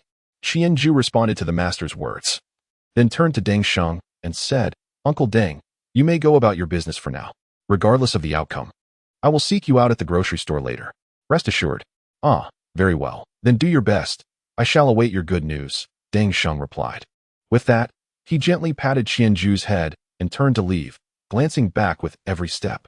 After watching Deng Sheng depart, Qianju turned to face the master, awaiting his words. Very well, follow me, the master replied, turning to lead Qianju to his residence. Throughout the journey, silence enveloped them. Qianju walked beside the master, his gaze fixed upon him, yet the master displayed no sign of discomfort, his eyes steadfastly directed ahead, unblinking. Thus, they arrived at the master's abode without uttering a single word. Once the door was closed, the master took his seat at the table where he typically engaged in his studies, and with a nonchalant air, he remarked, "All right, speak your mind. There is no need to compete with me in patience." To be continued. Chapter 14, Apprenticeship. Qianju scratched his head, offering an awkward smile before finally delivering his prepared opening remarks. Greetings, master.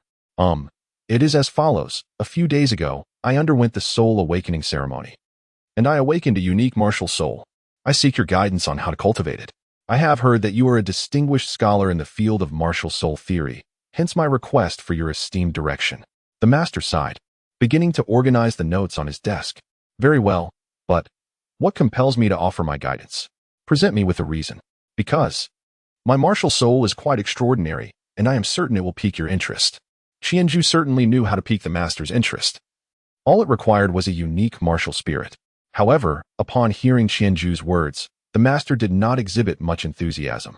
Very well, but whether it is indeed special is not for you to decide, he replied. Show me your martial spirit. Let me take a look. The master adjusted his posture, reclining languidly in his chair, gazing at Qianju as if to say, "Please, commence your performance." Without unnecessary words, Qianju immediately unleashed his 1,000-Ju martial spirit. In an instant, an ancient and enigmatic mask slowly emerged, obscuring his features. From the mask's eye sockets, 2 ethereal blue flames danced, illuminating the master. The master was instantly engulfed by a chilling sense of dread, as if he were being scrutinized by the specter of death itself. He instinctively rose from his chair, his expression growing profoundly grave. In his haste, he even knocked over the chair. What kind of martial spirit is this? A mask. Such a mask. A supreme martial spirit. The master murmured, astonished as he beheld the mask that had materialized on Qianju's face. Upon the manifestation of the sheep's spirit martial soul, the master discerned from the mask's ancient material its mysterious runes, and the peculiar luminous eyes that this must indeed be a top-tier martial spirit. Moreover, the subsequent sensation of being targeted by death assured him that even among supreme martial spirits, this one surely held a prominent position. After regaining his composure, the master cautiously approached Qianju to examine the mask with meticulous attention. While there exist mask-like martial spirits, I have never heard of any that could be classified as supreme. Typically, these mask-type martial spirits are more aligned with mental enhancement, leaning towards supportive attributes. To my knowledge, supportive martial spirits have never exhibited innate, full soul power. Yet, I am certain that your martial spirit is indeed a top-tier one, and your soul power must also be of innate full capacity. Am I correct, child? Qianjue remained silent, a faint smile gracing his lips. Though the master was oblivious to this, the master could only observe as Qianjue produced the proof of the spirit hall from within his garments and handed it to him. The mask of Qianjue's martial spirit, innate full soul power. Its function was to significantly enhance physical attributes. No, this martial spirit was undoubtedly more complex than merely augmenting physical prowess. At the very least, the master recalled the overwhelming dread he had felt moments ago, as if death itself were looming. At the very least, it also encompassed mental impact. He fixed his gaze upon Qianjue. Child, could you enlighten me on the specific characteristics of your martial spirit? You are indeed correct. Your martial spirit is exceptionally unique. The master inquired slowly. His interest piqued. I apologize, master, but you see, for a martial spirit of such uniqueness, it is far safer for me to keep its extraordinary effects undisclosed. Is it not? Qianju retracted the spirit of the sheep and smiled at the master. The master gazed at Qianju and, after a moment of contemplation, slowly nodded. He sighed, realizing that Qianju's reasoning was indeed sound. With a martial soul like his, revealing its unique effects could easily make him a target for adversaries. Yet, it was undeniably a powerful and intriguing martial soul.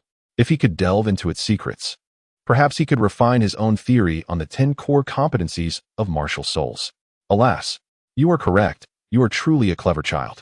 If you could share how your martial soul enhances your physical capabilities, I might assist you.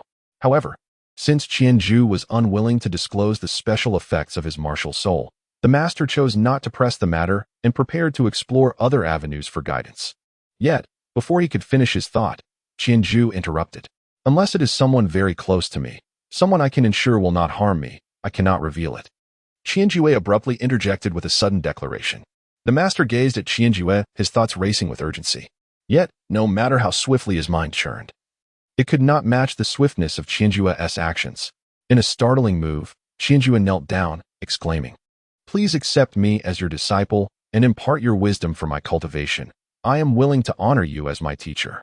Qianzhu recounted the words of mentorship from the television dramas and novels he had previously watched. After all, he had never experienced such a situation himself and could only draw from these references, even if it felt somewhat awkward. "You, child, what are you doing? Get up quickly.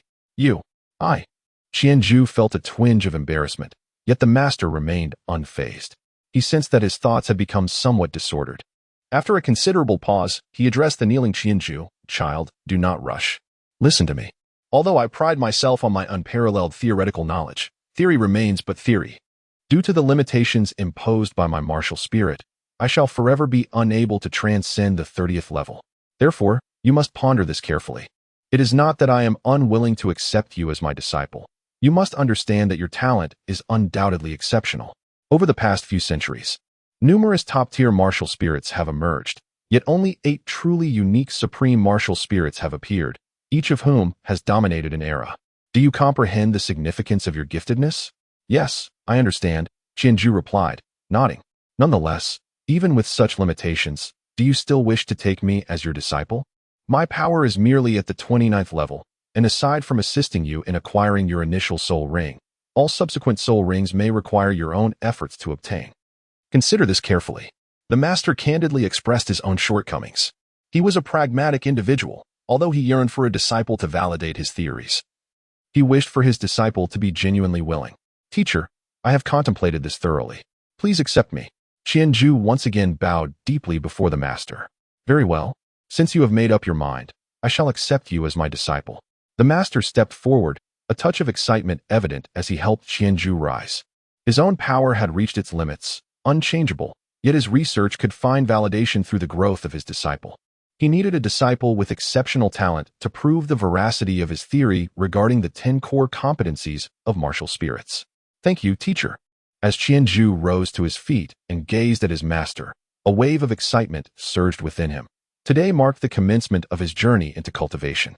Moreover, there existed an additional advantage to taking the master as his teacher. He could conveniently attribute any knowledge beyond his grasp to his master, who was regarded as a paragon of erudition in the eyes of others, truly an impeccable scapegoat. "Very well, young one. Your name, as recorded on your certificate, is Qianzhu, is it not? Henceforth, I shall refer to you as Xiaozhu. Remember, my name is Yu Xiaojiang, although outsiders commonly address me as master. This title evokes both reverence and a hint of mockery. Nonetheless, it is customary for few to utter my name directly. Henceforth, you may simply call me teacher." "I understand." "Teacher, now, please disclose the characteristics of your martial soul so that I may devise a tailored cultivation plan for you.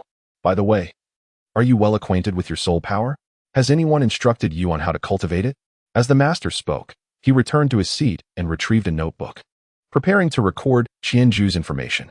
"Teacher, I am familiar with my soul power, yet my control over it is not yet proficient, and no one has guided me on how to enhance my soul power." Qianzhu candidly shared his circumstances with the master. "Indeed, this is quite normal, for you have only awakened for a mere 2 days.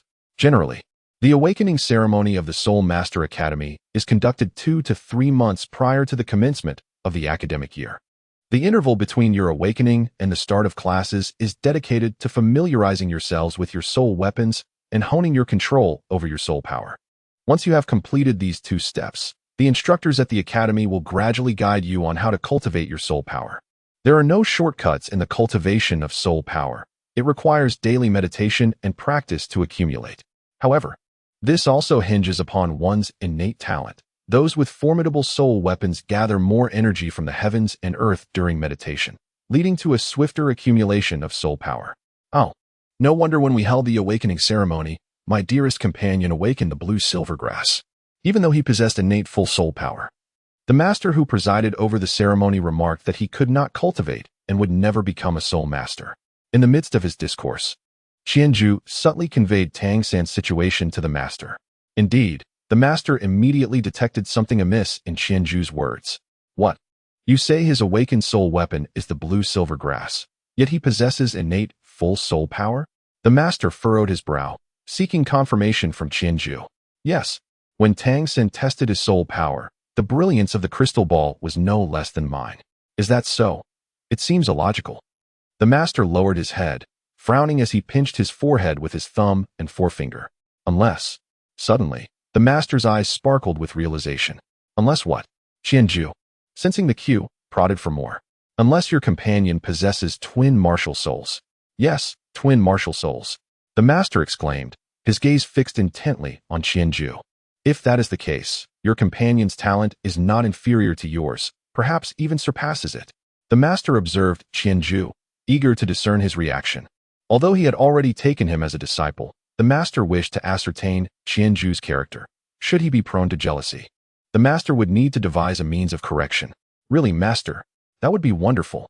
We were both so sorrowful over his blue silver grass for quite some time. By the way, master, why don't you come back to the village with me later and meet Tang San? If all goes well, you could take him as your disciple as well, and then we could live together again. Qianju subtly indicated to the master his desire to solidify the bond between Tang San and himself as mentor and disciple at the earliest opportunity. As long as the general storyline remained largely intact, his familiarity with the plot would remain an invaluable asset. Very well, I shall accompany you back to your village shortly. Provided he does not mind my capabilities, I shall audaciously take on another disciple. The master hesitated for a few moments before promptly reaching a decision. The dual martial spirits were indeed rarer than even Qianju's unique and supreme martial spirit. If he could also accept that child as a disciple, the master was certain that when these two children matured, they would become the most formidable individuals of this era. At that time, he would also have the opportunity to validate the correctness of his research. Rest assured, teacher, Tang San will undoubtedly recognize your worth. The prowess of a teacher cannot be transferred to a student. Only knowledge can be imparted. This principle is one I comprehend, so how could Tang San not understand it? You need not worry, teacher. Tang San is even more astute than I am, and I suspect he will eagerly seek your mentorship. The master gazed at Qianju, filled with contemplation. His acceptance of Qianju was not solely based on his talent. No matter how exceptional one's gifts may be, without intelligence, one cannot advance far. From the moment Qianju declined to disclose the full details of his martial spirit's characteristics, the master recognized that Qianju, like his own disciple Yu Xiaojiang, was a person of intellect.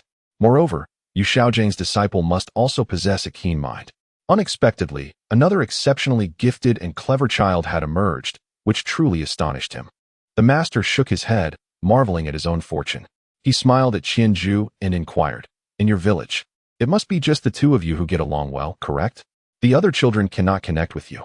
"Indeed, teacher, the other children are too dull-witted." "It is not that they are dull. Rather, you both are extraordinarily intelligent. You are geniuses." To be continued. Chapter 15. Unparalleled talent. Now then, let us first settle your matters. Please disclose the characteristics of your martial spirit, so I may devise a training regimen for you. The master was eager to comprehend Qianju's martial spirit in order to formulate an appropriate method for his cultivation. He suddenly felt a multitude of tasks awaiting his attention. The master wished to observe Qianju's martial spirit, yet Qianju did not immediately reveal its characteristics. Instead, he smiled and approached, resting his arms on the table. "Teacher, why not allow me to see your martial spirit first? I have heard that your martial spirit is a mutated beast spirit, capable of existing externally like a weapon spirit." The master furrowed his brow. Had it been anyone else making such a remark, he would have assumed they were mocking him. However, since it was Qianju who inquired, it must carry a different significance. "Very well, I shall show you my martial spirit." As he spoke, the master clasped his hands before his chest and then swiftly spread them apart. "Come forth, Luo Sanpao." With a soft puff, A faint purple aura emanated from the master's palms, and Qianju felt a surge of soul power ripple from the master. Before him, a creature materialized. It bore a resemblance to a dog, yet its size was more akin to that of a pig, measuring over 1.5 meters in length. With a waistline of similar proportions, its coat was a delicate shade of purple, small ears drooping down, and atop its head sat a round, prominent bump. Its large, deep blue eyes blinked curiously at Qianju, who was staring at it in fascination. This was the Master's mutated martial soul, Luo Sanpao. 2 yellow rings, each a century old, rose beneath the Master's feet, slowly revolving around him. "Little Ju," he said, "this is my martial soul. You may call it Luo Sanpao, or simply Sanpao. It is indeed quite unique, embodying both a beast martial soul and characteristics of a weapon martial soul. After years of research, I have yet to encounter another being like it.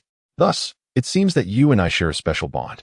Qianju smiled at the master and released his Qianju martial soul, initiating the spirit possession of the sheep spirit. "Master, in truth, my martial soul is not merely a mask.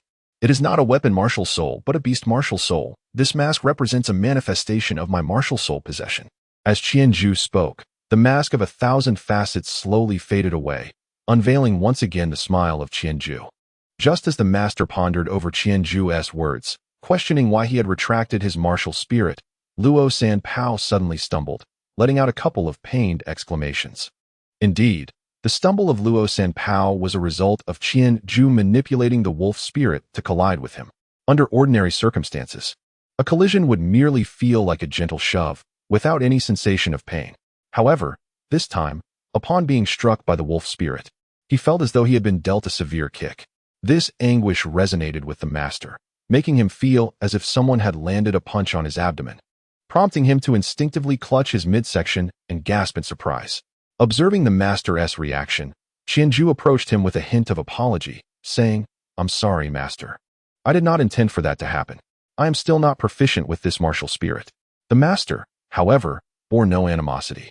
Waving his hand to indicate he was fine, he regarded Qianju with keen interest. "What did you mean by your earlier statement? Please clarify. You mentioned that your martial spirit is a beast martial spirit, so is it indeed your spirit that attacked Sanpao? Yet, I did not observe how you executed the attack. Is this a characteristic of your martial spirit?" Qianju felt a twinge of embarrassment. His earlier intention had merely been to draw the master's attention to the existence of the wolf spirit, which was why he had commanded it to strike at Luo Sanpao. He recalled that the wolf spirit's assault would inflict suffering, so he had only directed it to bump into Luo Sanpao lightly.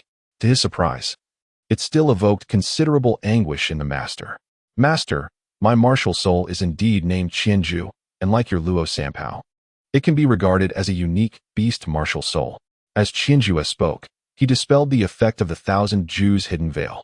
Thus, the wolf spirit, quietly floating beside him, along with the ethereal manifestation of the sheep's spirit he embodied, gradually came into view before the master. This martial soul. The master was utterly astounded. He realized that what he had perceived as a top-tier martial soul was merely an accessory, a mask, of the true martial soul. No, it could even be said to be only half of the martial soul's accessory. The nearby wolf spirit also donned a mask of the same style, albeit in white. "Is this truly your martial soul?" The master took 2 steps forward, approaching Qianju, his eyes wide as he scrutinized the ethereal sheep spirit. With a slender form, white fur, and long, drooping white ears, mysterious runes were inscribed upon its body. In its right hand, it held an unusual longbow, adorned with black edges. Its limbs were short, and sharp protrusions adorned the sides of the grip, as well as the bow pad and tips, and most notably, this bow lacked a string. To the ordinary eye, this bow would seem to belong to the realm of fantasy. Yet, the master understood that a bow appearing in the hands of a martial soul must possess significant meaning. After observing the sheep spirit, the master turned to regard the wolf spirit. In comparison, the wolf spirit evoked a greater sense of dread. Its mask was equally ancient and enigmatic, with chilling, fiery pupils. And besides the sharp teeth, a deep, eerie blue light emanated from within. Coupled with its mist-like form, it floated silently in the air. Just now, was it this that attacked me? But why did I not perceive its assault? Wait, could it be that your martial soul possesses the ability to become invisible? The master, as expected of his expertise, deduced the wolf spirit's capabilities merely from witnessing Qianjua's martial soul reveal its mask and the preceding attack. Indeed, Master, the Thousand-Ju martial soul is divided into the sheep spirit and the wolf spirit. Invisibility is a characteristic bestowed upon me by the wolf spirit, known as the Thousand-Ju's hidden veil, while the sheep spirit grants me the martial characteristic called the Thousand-Ju's seal, which enables me to. At that moment, Qianjue ceased to be cryptic, unveiling the effects of the Thousand-Ju's hidden veil, the Thousand-Ju's seal, and the intrinsic pain modulation and amplification effects of the sheep and wolf spirits to the master. After listening intently to Qianjue's explanation, the master, with a serious demeanor, closed his eyes and pondered for a moment. Slowly, he reopened his eyes, gazing at Qianjue for a prolonged period before letting out a deep sigh. Little Ju, you must have saved the world in your past life. That is why you have received such favor from the heavens in this one. I take back my earlier words. Although your companion is also gifted, I must concede that his talents do not compare to yours. The Thousand-Ju martial soul, an infinitely evolving martial soul. It is astonishing that such a martial soul exists in this world. Truly, this world is remarkably wondrous. The master exhaled deeply, expressing his awe. Little Ju, do you know? I have never encountered a martial soul that allows for infinite growth as yours does. Moreover, based solely on the information I currently possess, your martial spirit encompasses at least 4 distinct attributes: enhancement, invisibility, pain mitigation, and pain amplification. Each of these attributes, when considered in isolation, possesses the potential to define a supreme martial spirit. Teacher, I am aware of the strength inherent in enhancement and invisibility, and I can indeed perceive their formidable nature. However, the latter 2 attributes appear to be of lesser utility, merely serving as embellishments in my view. Qianju, filled with curiosity, inquired. The master, with a gentle smile, gazed at Qianju and said, "It appears you have yet to truly experience the essence of your martial soul. Please wait here." With that, the master opened the door and departed. Shortly thereafter, he returned, carrying a rabbit. The master handed Qianju a dagger and instructed, "Now, go ahead and attempt to strike it." Qianju grasped the dagger, fully aware of the master's intentions for this experiment. He plunged the blade into the thigh of the rabbit, not shallowly, and instantly, blood seeped from the wound, staining the creature's fur a vivid crimson. Yet the rabbit appeared unperturbed. As the dagger struck, it seemed merely nudged, taking a couple of steps before halting, its crimson eyes still fixed on its surroundings. Do you see? Even when wounded, it exhibited no sign of pain. Imagine if your attack were to land upon an adversary, particularly in a place beyond their line of sight, what would transpire? Qianju's eyes sparkled with insight. He might believe that my attack had not inflicted any harm upon him.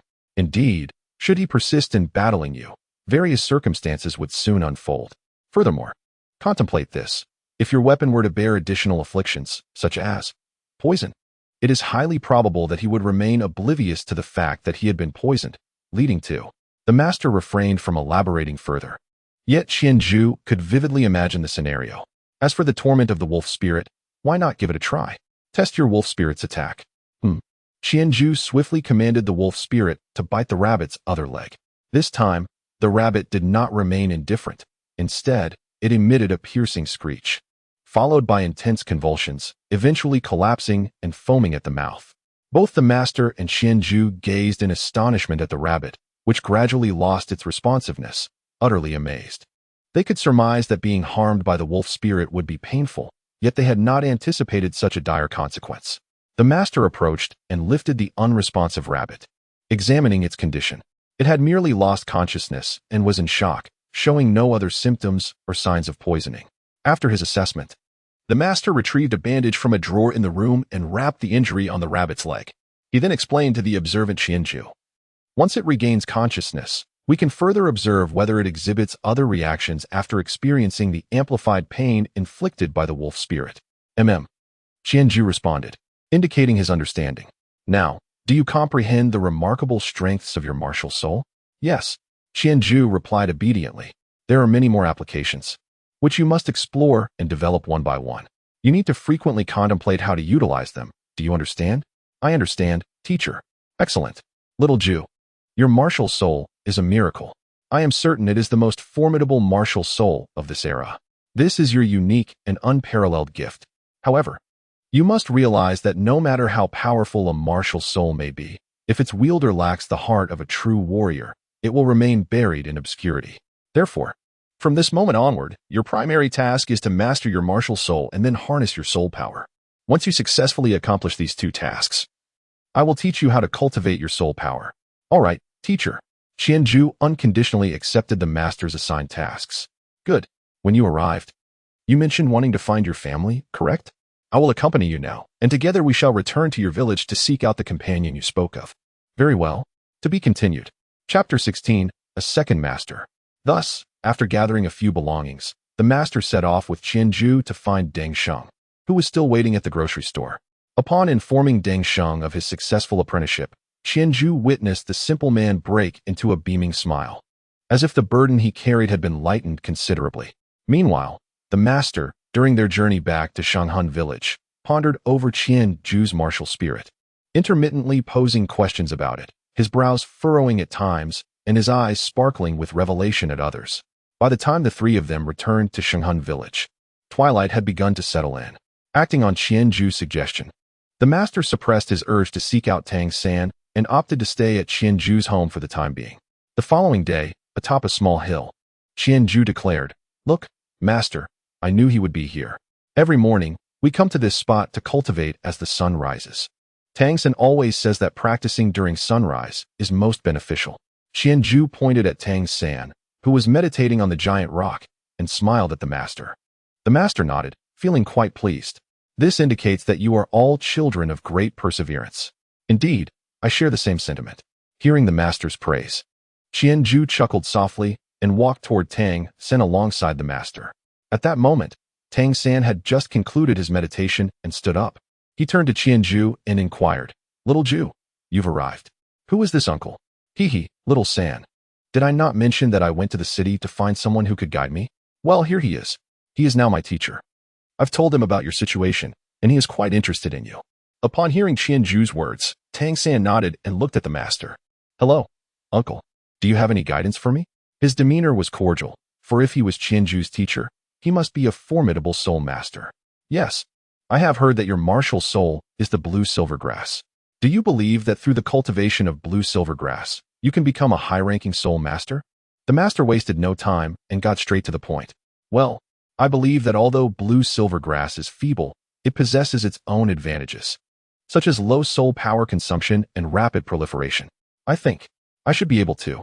Tang San was aware that the master was testing him and articulated his thoughts, hoping someone could clarify his uncertainties. "Quite confident, I see. Now, do you know what kind of soul beast should be attached to your blue silver grass's first soul ring? Should it be a plant type or an animal type? What characteristics should the attached soul beast possess? Ideally, what should be the age of the soul ring? In what direction should your blue silver grass develop in the future? Have you contemplated these questions?" Tang San was taken aback, staring at the master with a hint of confusion. I haven't thought about these.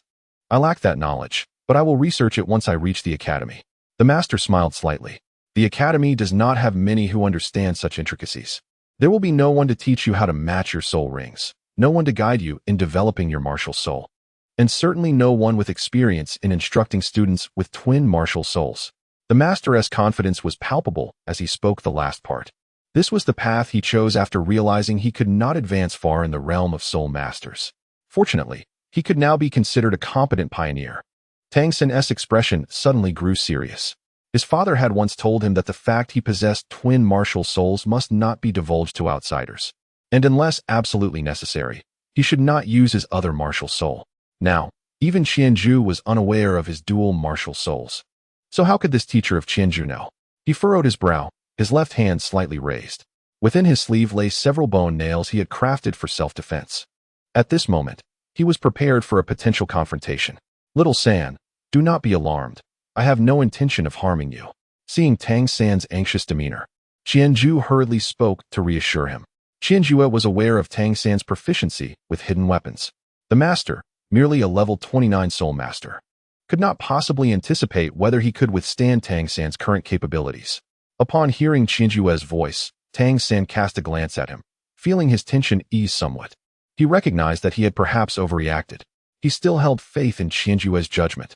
After all, This middle-aged man had managed to earn Qianju's mentorship, suggesting he possessed no significant flaws.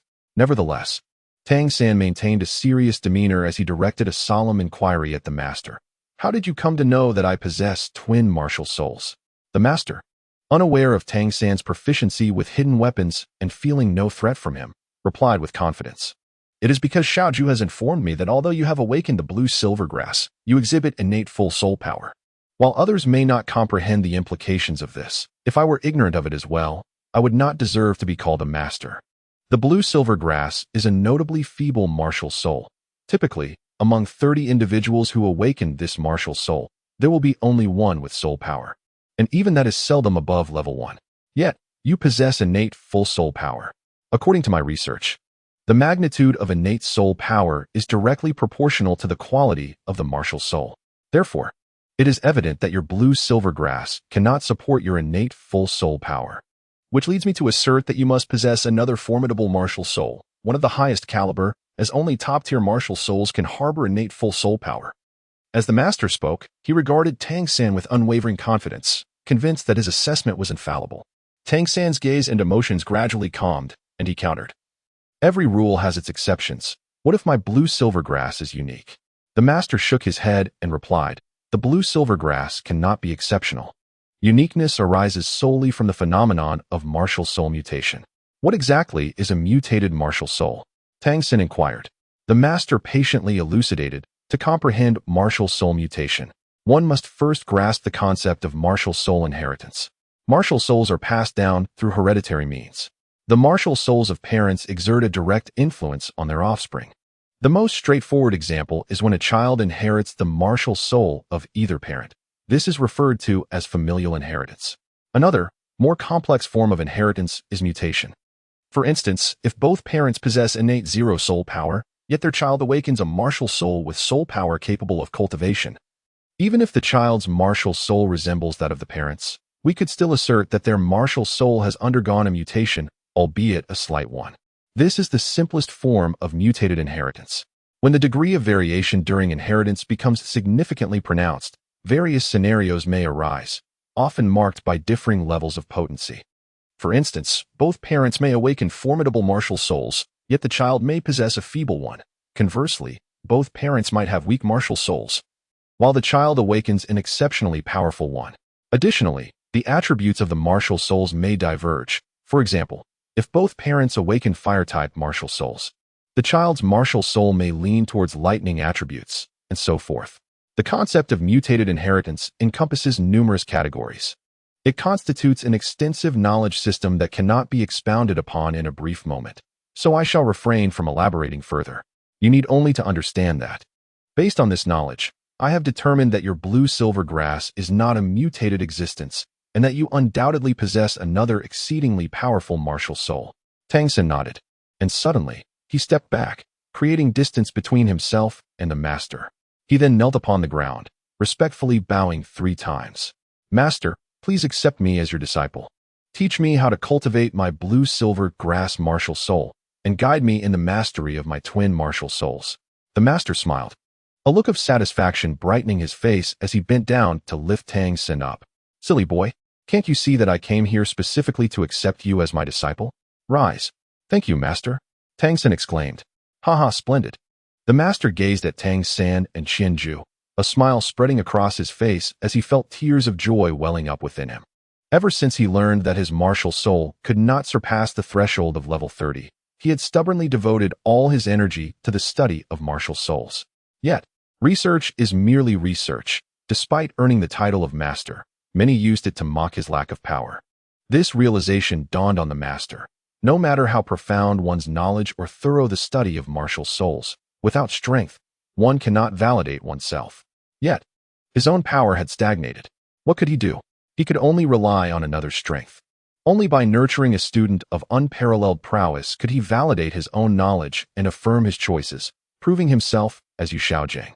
I heard from Xiaozhu that your name is Tang San, correct? From now on, I shall call you Xiao San. Now, let me see your martial soul, including the other one. Yes, master, Tang San replied respectfully.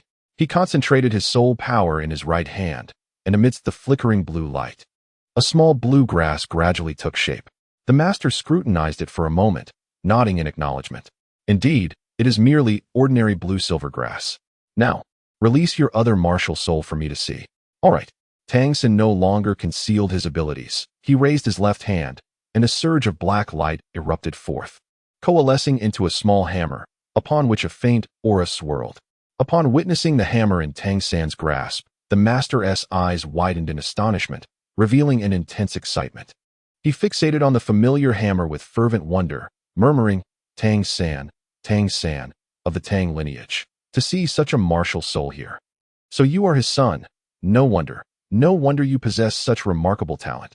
After a spell, the master regained his composure.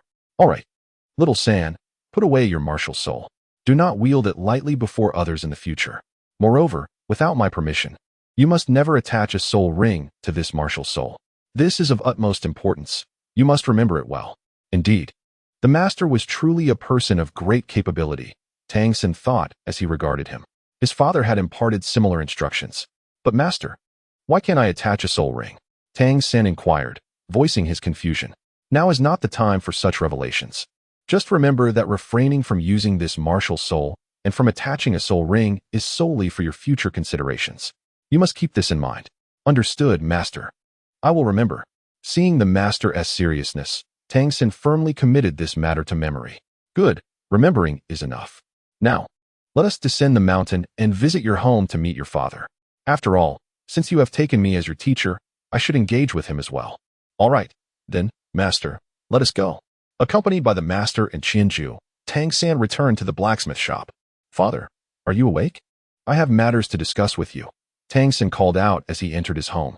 After a considerable time, Tang Hao, bleary-eyed, finally pulled aside the curtain and emerged. What is it? Is breakfast ready? Where is it? Tang Hao inquired, uttering the same question he did every morning. Although he had resolved to train Tang San, the habits cultivated over several years were difficult to alter. Father, I have taken a teacher, and he wishes to speak with you. Tang San revealed the master's identity and purpose. What? You have taken a teacher? Who permitted this? Why did you not discuss it with me first? As expected. Upon hearing this, Tang Hao's brow furrowed deeply. He then turned to regard the master who had accompanied Tang San. However, his frown deepened further. You two step outside. I have matters to discuss with him. After a moment of silence, Tang Hao gestured for Tang San and Qianju to leave.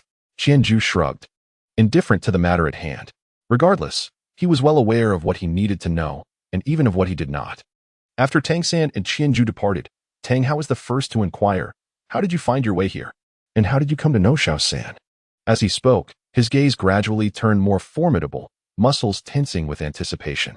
It was evident that if the master failed to provide a satisfactory answer, Tang Hao might unleash his wrath, and the fury of a title de law was not something anyone would wish to endure. Tang Hao and the master were not far apart in age, belonging to the same era. Naturally, they were acquainted. Tang Hao had once idolized the master. Thus, facing the formidable pressure emanating from the title de law, the master did not falter, but instead bowed respectfully. I pay my respects to the Haotian crown. Tang Hao waved his hand dismissively, maintaining his serious demeanor as he awaited the master's response. In response to the Haotian crown, I was unaware of your seclusion here. My visit is solely due to information relayed by my student, who informed me of a child awakened with the blue-silver grass martial soul, yet possessing innate full soul power. You are aware that since my martial soul could no longer advance, I have devoted my energies to the study of martial souls. Based on my research, I deduced that this child must possess dual martial souls, which is why I have come. Upon hearing the master's words, Tang Hao gradually lowered his guard. Your student? Is he that boy? Tang Hao scoffed, somewhat reproaching Qianju for disclosing Tang San's circumstances. My student now also includes your son, the master replied with a smile. Tang Hao's piercing gaze remained fixed on the master, and after a moment, he coldly scoffed again. You may just barely qualify. In truth, Tang Hao believed that the master was not merely qualified, but rather the best choice. In the early stages of a soul master's development, what one truly needs is not an exceptionally powerful teacher, but one who is knowledgeable and thoroughly versed in martial soul studies. Such a mentor can guide one in determining the future development of their martial soul, fostering teamwork and combat awareness. In these regards, Tang Hao acknowledged that the master would undoubtedly excel beyond his own capabilities. Very well then, Tang Hao declared as he stepped into the bedroom and retrieved an object. Tossing it over, the master swiftly caught it, focusing his gaze to find it was a spirit hall token, engraved with 6 symbols, signifying it was the highest level command from the spirit hall. The master looked at Tang Hao. I shall lend you this for now. 3 months from now, when the Soul Master Academy opens, I will send him there. Help him select a few good soul rings. Remember, no matter what, he will always be my son. Tang Hao, since he has chosen this path, I shall assist him in traversing it well. Now, you may go. The master quietly secured the token, yet did not leave immediately. He gazed at Tang Hao before succumbing to the long-buried question within him. Why did you? However, before the master could complete his inquiry, he was abruptly interrupted by Tang Hao. Enough. Do not ask what should remain unasked. Leave. With that, Tang Hao turned and retreated into the house, leaving the master momentarily stunned. After a deep sigh, he turned away and departed. Outside, Qianzhu and Tang Sen were conversing beneath the shade of a nearby tree. As the master approached, Tang Sen could no longer contain his curiosity. How did it go? Teacher, did my father trouble you? The master gently ruffled Tang San's hair. How could he trouble me? Though my strength may be lacking, in terms of knowledge, few would dare to underestimate me, even if that person happens to be your father. As he spoke, a confident smile adorned the master's face. Initially uncertain if Tang Hao would entrust Tang San to him, the confirmation of this trust filled the master with pride, as it signified Tang Hao's acknowledgement of him. That's wonderful, teacher. Thank you. Tang San expressed from the depths of his heart. Good boy. In 3 months, when the academy resumes, your father will bring you to me. During these 3 months, he should impart some knowledge to you. Make sure to learn well from him. Understood? Yes, teacher. What about me? Should I begin my training with you right away? Qianzhu inquired from the side. There is no need. You may return in 3 months. During these 3 months, focus on mastering your soul power through the methods I imparted to you yesterday, and also familiarize yourself with and develop your martial soul. Your father ventures into the city periodically, does he not? Each time he does, come to the academy to meet me. I shall assess your progress. Additionally, Xiao-san, should you have any inquiries, feel free to approach me alongside Xiaozhu. If you find yourselves unable to do so, simply relay your questions to Xiaozhu, and he shall convey them to me. This constitutes your task for the upcoming 3 months. Do you understand? Understood, teacher. Qianzhu and Tang Sen replied in unison. Very well. Over these months, I shall also dedicate time to study the potential development of your future martial souls. Let us all strive diligently. Now, I shall take my leave. With that, the master spoke succinctly, turning and departing towards the outskirts of the village. Qianzhu and Tang San watched master leave until his figure vanished from sight, before turning to each other and sharing a smile. Little San, from now on, I shall be your senior brother. Do call me senior brother so I can hear it. Senior brother Qian, greetings. I look forward to your guidance in the future. Qianzhu initially intended it as a jest, but Tang San responded with utmost seriousness, even bowing to Qianzhu in deference. Ah, all right. I was merely joking. As we have become brothers in arms, we should cultivate a closer bond and refrain from such formalities. Qianzhu quickly helped Tang San to his feet. How about you call me Brother Zhu from now on? Qianzhu suddenly chuckled and said to Tang San, after all, I am older than you, so you have nothing to lose. What do you say? All right, Brother Zhu, Tang San replied, not minding it at all. Qianzhu was indeed his senior and older, so addressing him as brother was only fitting. Hey, very well, from now on, I shall protect you. If anyone dares to bully you, just let me know. Qianzhu joyfully embraced Tang San's shoulder. All right, you should head back now. Go eat something and be careful that your father doesn't scold you again. I, too, must return to practice mastering my soul power. Oh, I haven't eaten today. Tang San suddenly remembered, bidding farewell before hurriedly racing back into the house. To be continued. Chapter 17. The Soul Hunting Forest. 3 months later, Tang San and Qianzhu arrived once more at the entrance of the Nodding Soul Master Academy. Lightly burdened. All right, let's go in. Make sure to visit often, Deng Sheng said as he handed the bundle to Qianzhu and Tang San, reminding them to return home frequently. Understood, uncle. At this moment, Qianzhu's usual smile had faded, and a sense of melancholy filled his heart. After all, they had been together for more than 6 months, and the sudden prospect of separation was indeed disheartening. Uncle Deng, could I trouble you to visit my father more often? Perhaps bring him some food occasionally. I've learned his culinary skills and will find a job at the blacksmith shop in the city. In my spare time, I'll earn some money and when the time comes, I will repay you. All right, good child, I will look after your father. If he resumes his old habits of excessive drinking, I shall refuse to sell him any more alcohol. Dang Xing chuckled, affectionately ruffling Tang San's hair as he spoke. Qianzhu handed the bundle to Tang San and stepped forward to embrace Deng Sheng, expressing his gratitude. Thank you, Uncle Deng. Qianzhu is genuinely grateful to Deng Sheng. Were it not for his generous hospitality and caring nature, which allowed for a degree of freedom, he would hardly have had the time to seek out Tang San, and the current circumstances would never have arisen. All right, Xiao Zhu, go on in. It's not like you won't see me again. Just make sure to return and visit your uncle more often, Deng Sheng said, patting Qianzhu's shoulder in reassurance. Okay, uncle, I'm heading in now. You should return home quickly, Qianzhu replied, releasing his embrace, retrieving his bundle, and waving goodbye to Deng Sheng. Go on, Deng Sheng nodded, a smile gracing his face as he watched Qianzhu and Tang San enter the academy. However, once he turned away, tears welled in his eyes.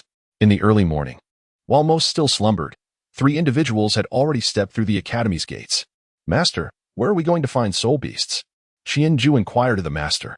The trio comprised the master, Qianzhu, and Tang San, all leaving the academy together. We shall journey to the hunting soul forest, located 400 miles northeast of Notting City. It is a place where soul beasts are cultivated by the Empire. I hope we can find suitable soul rings for you there. Cultivated? Can soul beasts really be raised? Tang San eagerly requested the master to enlighten them about soul beasts. The master nodded and explained, high-level soul beasts cannot be cultivated, but lower-level ones can. To put it simply, soul beasts are wild creatures endowed with soul power. Much like how we soul masters undergo a martial soul awakening, soul beasts also experience a similar awakening shortly after birth. However, this awakening occurs spontaneously and naturally. After awakening, if they fail to nurture soul power within, they remain as mere beasts, subject to the limitations of their lifespan. Yet, if they do cultivate soul power, they transform from wild beasts into soul beasts, breaking free from the constraints of mortality. Without external interference, even the most ordinary soul beasts could potentially evolve into high-ranking 10,000-year soul beasts. Then, Master, if that is the case, shouldn't soul beasts be found everywhere? In villages. For instance, there are chickens, ducks, cows, and sheep. Even though the chances of these ordinary species awakening are exceedingly low, with such a vast number, there should be many soul beasts. Yet, it seems they only exist within the hunting soul forest, Tang San pondered, recalling Qianzhu's explanations about 10,000-year soul beasts, but perplexed as to why soul beasts were exclusive to the hunting soul forest. Ah, your question is insightful. This is due to the fact that during the initial decades of a soul beast's cultivation, they cannot come into contact with humans. Prolonged exposure to human presence gradually weakens their soul power, potentially leading to its complete disappearance. Therefore, even in places like the hunting soul forest, where low-level soul beasts are nurtured by the Empire and the Spirit Hall, these beasts are typically at least several decades old. Moreover, entry into the hunting soul forest is not unrestricted. One must apply for a token from the Spirit Hall. Only upon obtaining this token can one enter, which is also to prevent the soul beasts on the periphery from reverting to mere beasts due to prolonged human contact. The master, while imparting knowledge about soul beasts to Qianzhu and Tang San, ventured to a nearby market to replenish their supplies of water and provisions. They hired a horse-drawn carriage to transport them towards the soul hunting forest. The journey of 400 miles was no trivial distance, and it was anticipated that they would arrive by the next day. Inside the carriage, the master sat opposite Qianzhu and Tang San. I suppose you are quite curious about where I have stowed the recently acquired supplies, he remarked. Why, it is, of course, within your belt. Where else could it possibly be? Qianzhu responded swiftly, yet as soon as he did, a twinge of regret washed over him. Indeed, the master wore a look of perplexity and was about to inquire further when Qianzhu hastily continued. Every time you place an item, you discreetly brush it against your belt. Although you have been subtle, I have noticed it over time. Tang San, standing nearby, nodded in agreement, clearly having observed the same detail. A flicker of satisfaction crossed the master's otherwise stoic visage. Excellent. Your powers of observation are commendable. Indeed, our belongings are contained within this very belt. As he spoke, the master removed the belt and made a swift motion, revealing another belt in his grasp. This belt is a soul guide device, acquired during my youthful explorations. The 24 jade stones embedded within possess a cubic meter of storage space each, capable of holding various items. As he continued, the master gestured again, and a black stone pendant materialized in his palm. The stone, irregular in shape, bore a resemblance to glass, with a shimmering, sand-like substance flowing within. This pendant was also a product of my adventures. It has the ability to calm the mind and slightly enhance one's cultivation speed. When I first obtained it, my companion entrusted it to me, hoping I could surpass the threshold of level 30 with its aid. Alas, with that, the master extended both items towards them. Now, they belong to you. Each may select one. Qianju and Tang Xin locked eyes, and for a moment, neither made a decision. Both understood that the value of the belt was evidently far more precious than that of the black stone. Perhaps I should take the black stone, while Xiao San can have the belt. Qianju spoke as he took the black stone into his hands. Brother Ju, Tang Xin hesitated, wanting to say something. Take it. I am well aware of your trinkets. This belt will undoubtedly serve you better in your hands. Besides, as you know, my cultivation efforts do not match yours. With this treasure, I shall not fall behind in levels. As Qianju spoke, he patted Tang San's shoulder and waved the stone he held in his hand. However, before Tang San could express his thoughts, he was promptly interrupted by Qianju. Enough with the fuss. You can keep the belt. Am I incapable of carrying something? Besides, did you not also present me with a gift? As Qianju spoke, he raised his right hand, allowing his sleeve to slide down and reveal the intricately crafted silent sleeve arrows within. Observing the debate between the two, the master nodded quietly to himself, a faint smile gracing his lips. In truth, although storage soul guides are rare, the master and his companions had acquired several during their adventures across the continent, thanks to their formidable trio soul fusion technique. However, none had proven as exceptional as this belt. The master refrained from presenting two at once, wishing to discern whether the children would exhibit humility or selfishness. Moreover, offering two similar items simultaneously would necessitate a distribution based on seniority, hindering his assessment of their characters. Enough of your tussle, he declared. I possess a hand ring, which, while not as spacious as the belt, still offers around 7 to 8 cubic meters, sufficient for daily items. This shall be given to you, Qianju. Ah, that is splendid. Thank you, master, Qianju exclaimed, elated by the sudden gift of another storage soul guide. After all, a storage space was something he greatly desired. He preferred a smaller item, fearing the significant impact a belt might have on Tang San. Thus, receiving a modest hand ring was indeed the most favorable outcome. Upon witnessing Qianju's acquisition of a storage hand ring, Tang San no longer hesitated and graciously accepted it, expressing his gratitude to the master. Very well, since you have divided your possessions, let us bestow names upon them, the master smiled, observing that no disputes had arisen between the two, as they toyed with their newfound treasures. Tang San pondered for a moment before naming his item 24 Bridges on a Moonlit Night, a name that resonated with memories from his past life. Qianju, however, was less contemplative. Captivated by the shimmering light within the black stone, he simply named it Flowing Shadow Stone. As for the hand ring, Qianju did not even bother with a name, referring to it plainly as the storage hand ring. Once both had sufficiently explored their items and donned them, the master instructed Tang San and Qianju to practice retrieving objects. Qianju was additionally tasked with meditating to experience the effects of the Flowing Shadow Stone. Thus, a day slipped by quietly amidst these two activities. At long last, the moment arrived. Qianju stretched lazily as he emerged from the carriage. The vehicle lacked any shock absorption system, and had it not been for their newfound soul power, his petite frame would surely have been jostled about. However, they were soon captivated by the bustling scene before them. Outside the expansive soul-hunting forest, various buildings and shops lined the streets, with a constant flow of people and a cacophony of voices, creating a vibrant atmosphere. This lively spectacle was quite different from their initial imaginings of the soul-hunting forest. Yet, Qianju understood. The throngs were drawn together by the pursuit of profit, much like the bustling scenes found outside major tourist attractions in his past life.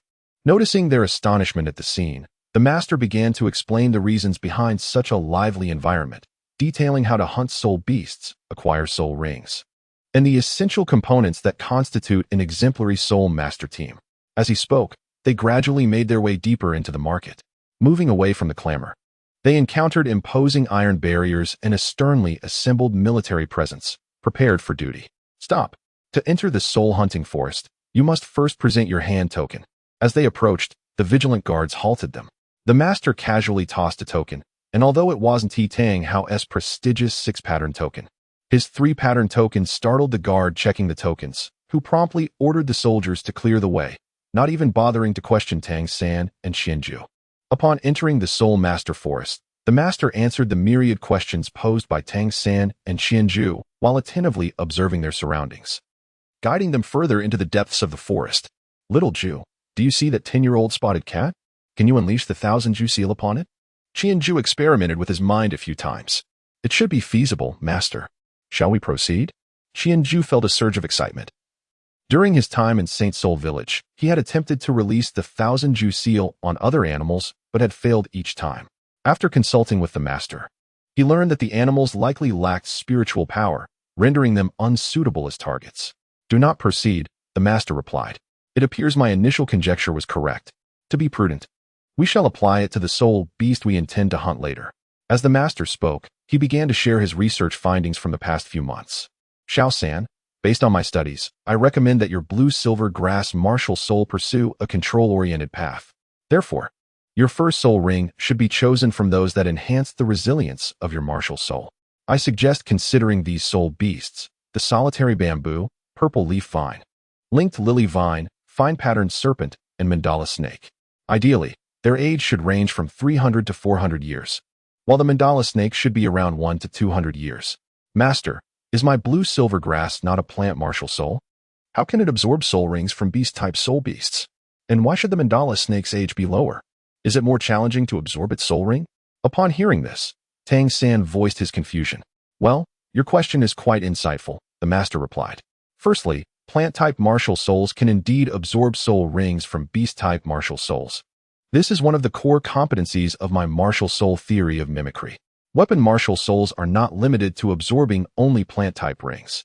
And beast martial souls cannot absorb plant soul rings either, a common misconception over the years.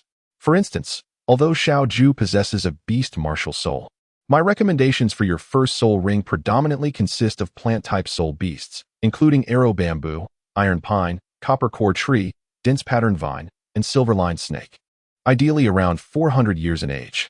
As for your second question, I recommend the mandala snake's age to be between 1 to 200 years, not because its soul ring is difficult to absorb, but due to the creature's formidable nature. The mandala snake possesses potent venom that not only paralyzes but also significantly damages the nervous system.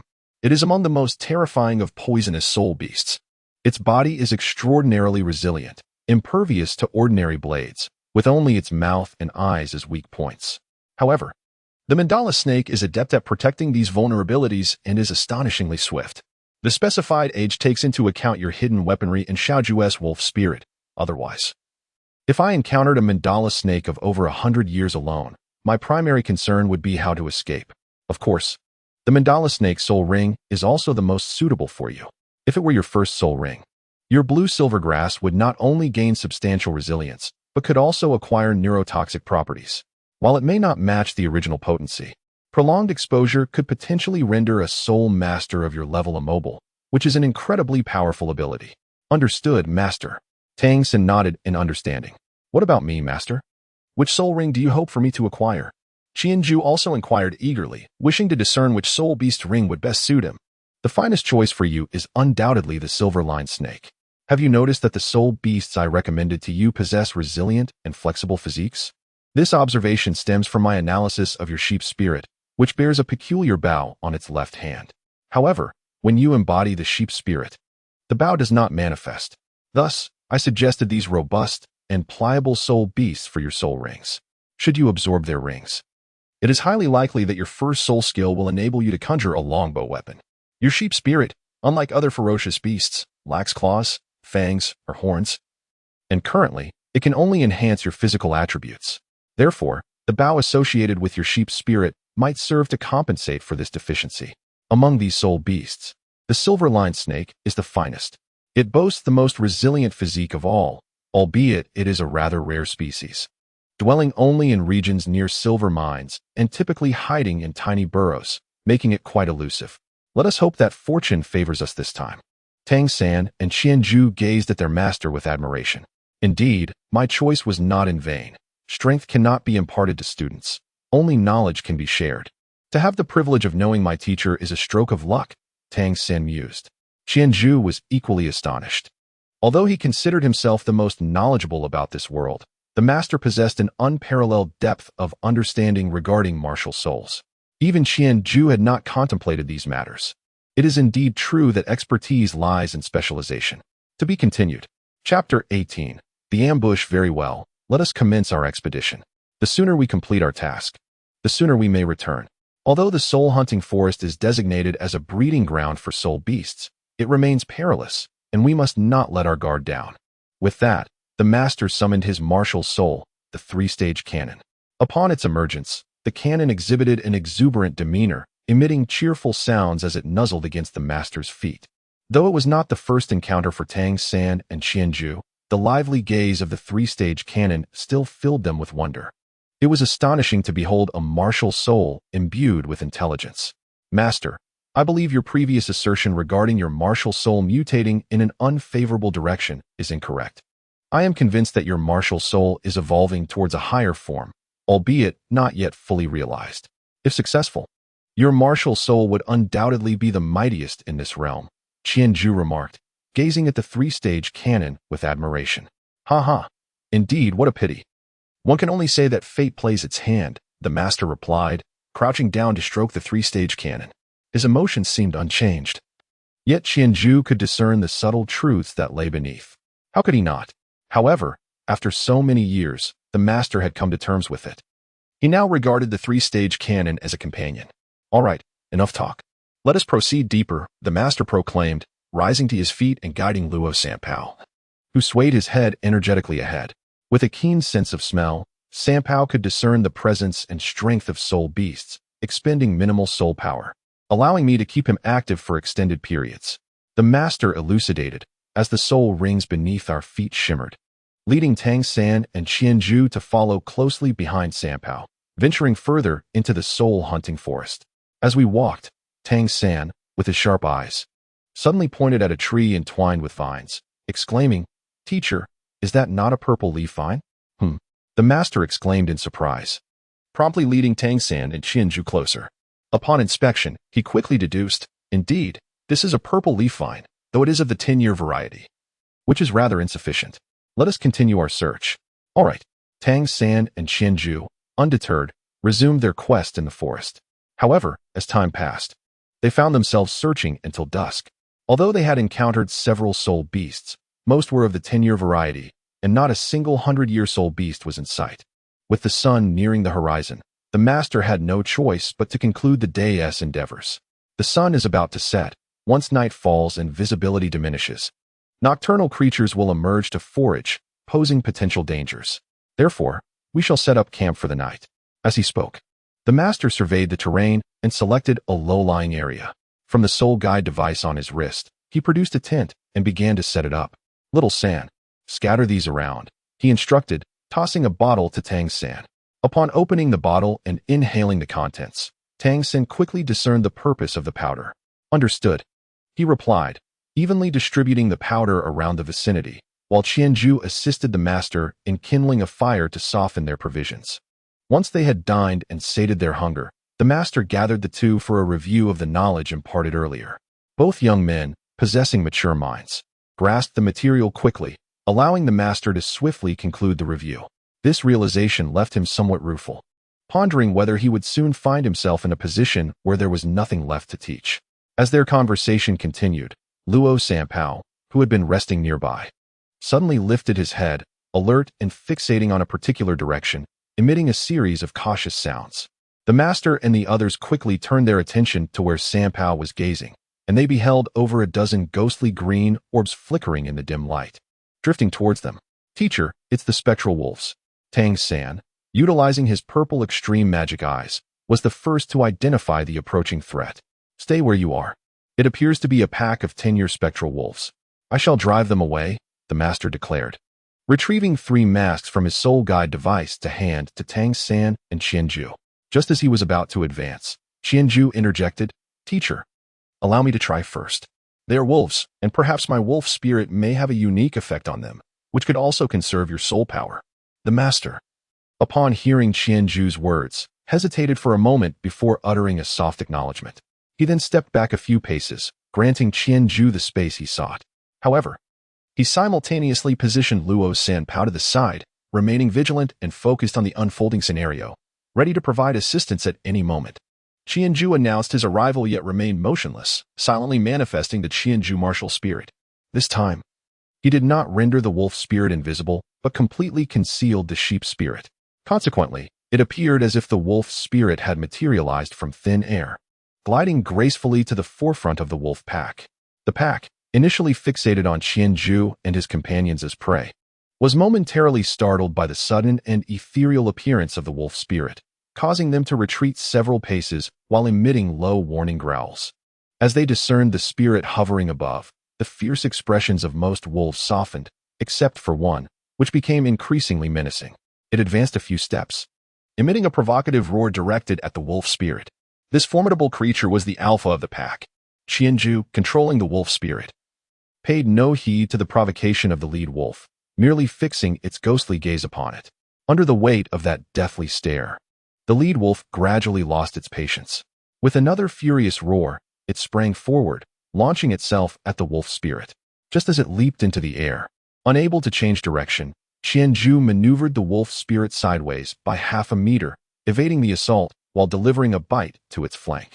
The phrase copperhead, iron bones, tofu waste from a previous life echoed in his mind, as the waste was a particularly vulnerable area for wolves.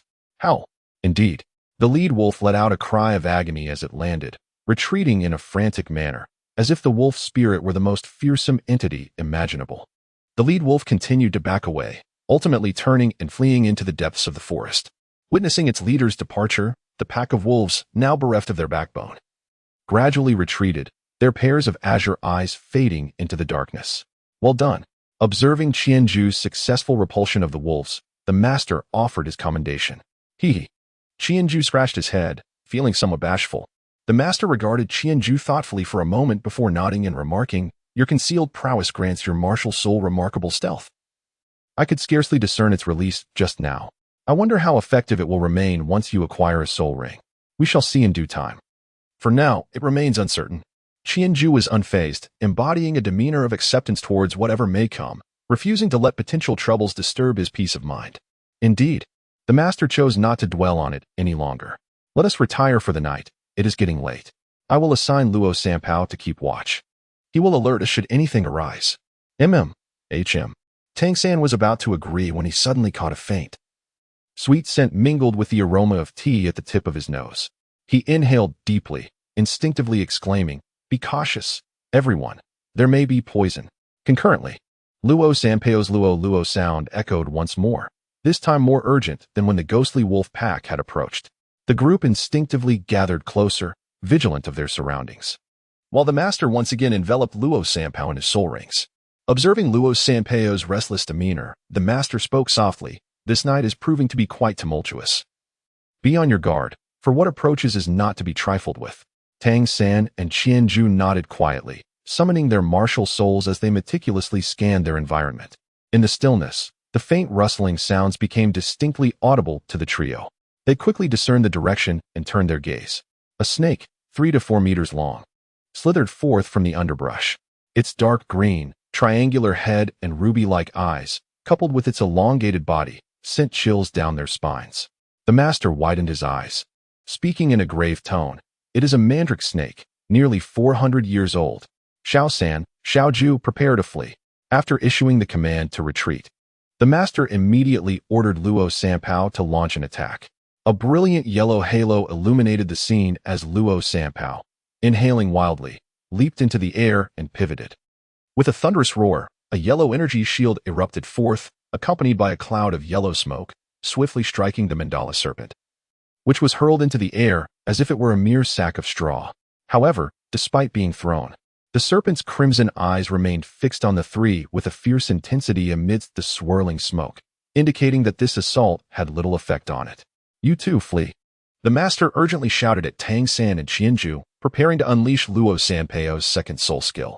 Yet, before he could execute it, the mandala serpent in the air suddenly opened its mouth wide, emitting a piercing shriek, and its descending body came to an abrupt halt, blood seeping from its 7-inch mark. Tang San's eyes gleamed with realization, an opportunity. He raised his right hand, and a glimmer of cold light swiftly shot forth from his sleeve. The master had once mentioned that the serpent's vulnerabilities lay in its eyes and mouth. At this moment, in the throes of agony, the mandala serpent was wide-mouthed in its roar. A faint sound of a sharp object piercing flesh resonated, causing the serpent in mid-air to momentarily stiffen. Qianju swiftly commanded the wolf spirit to retreat, drifting away to a safe distance. As anticipated, the moment the mandala snake fell to the ground after its momentary rigidity, it erupted with an even more violent thrashing, stirring up a cloud of dust and scattering stones in all directions. The master, finally realizing the situation, quickly pulled Qianju and Tang San back to a safer distance, observing the mandala snake's final struggles from afar. As he gazed at the swirling dust, the master turned to Qianju and Tang San, his expression filled with astonishment. I must admit, I underestimated you both. Little Ju, your wolf spirit's formidable fangs have managed to pierce the scales of a 400-year-old mandala snake. Remarkably, you have yet to acquire your first soul ring. And you, San, your ability to seize opportunities is truly remarkable. Based on the previous test I conducted with the hidden darts I provided, they were only capable of breaching the defenses of a 200-year-old mandala snake at most. I never anticipated you would find the chance to shoot the dart into its mouth. Your timing and precision in such situations. San, you are a born control-type soul master. Little Ju, you too shall undoubtedly become a powerful battle soul master in the future. Qianju and Tang San exchanged a glance, both feeling a sense of satisfaction with their cooperation for the evening. How delightful! They had not anticipated such a pleasant surprise. The master gazed at the slowly ascending yellow soul ring in the distance, excitement causing him to clench his fist. The world of Douluo is peculiar. When a human slays a soul beast, a portion of the beast's soul and energy forms a soul ring that can be absorbed by soul masters. However, if a soul beast were to kill another soul beast, no soul ring would form. Instead, all the energy would remain within the slain beast's body. Other soul beasts consuming the remains could enhance their cultivation age. Thus, 100,000-year soul beast may not have genuinely lived for that long. Xiao San, it is your turn. The mandra snake is the most suitable soul ring for you, and that fatal strike was delivered by you. Go ahead and absorb its soul ring. The master patted Tang San's shoulder, urging him to hasten. Without further ado, Tang San approached the corpse of the mandra snake, took a couple of deep breaths to adjust his state to its peak, and summoned the blue silver grass from his right hand, slightly releasing his soul power to connect with the mandra snake's soul ring. Indeed, the moment Tang San's soul power made contact with the soul ring, the 100-year mandra snake's soul ring trembled, then gradually drifted towards him. The master observed the approaching soul ring and instructed in a deep voice. Sit cross-legged and focus on your martial soul. Tang San quickly settled into a cross-legged position, directing his attention to his martial soul in his right hand. As the mandra snake soul ring drew nearer, he felt an inexplicable pressure enveloping him, as if what was approaching was not merely a soul ring, but an imposing mountain. Just as the mandra snake soul ring hovered above Tang San's blue-silver grass martial soul, it suddenly contracted sharply and plummeted, encircling his palm where the blue-silver grass resided. In an instant, a scorching energy surged wildly from the martial soul into Tang San's body, the intense heat radiating throughout him, causing his body to tremble uncontrollably. Remember, at all times, maintain your clarity and attentively perceive each impact of the soul ring's power on your body. The master's reminder resonated in Tang San's ear. In the next moment, his consciousness was completely submerged in that boiling ocean.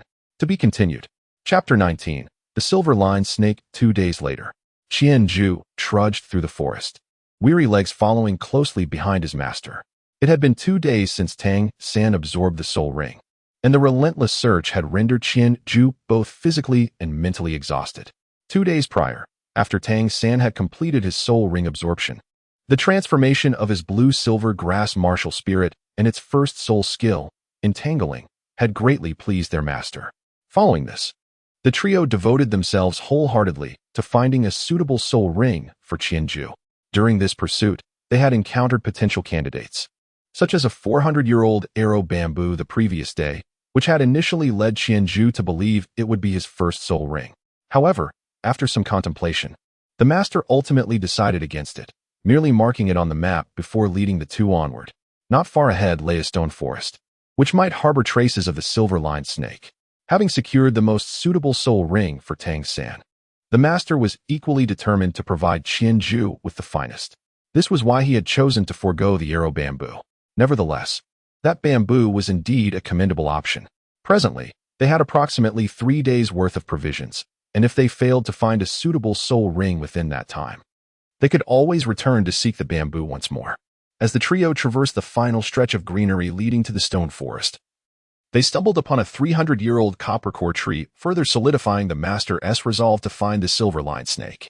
With a fallback plan already in place, they could pursue their goal with greater assurance. Master, it seems quite challenging to locate the snake this way.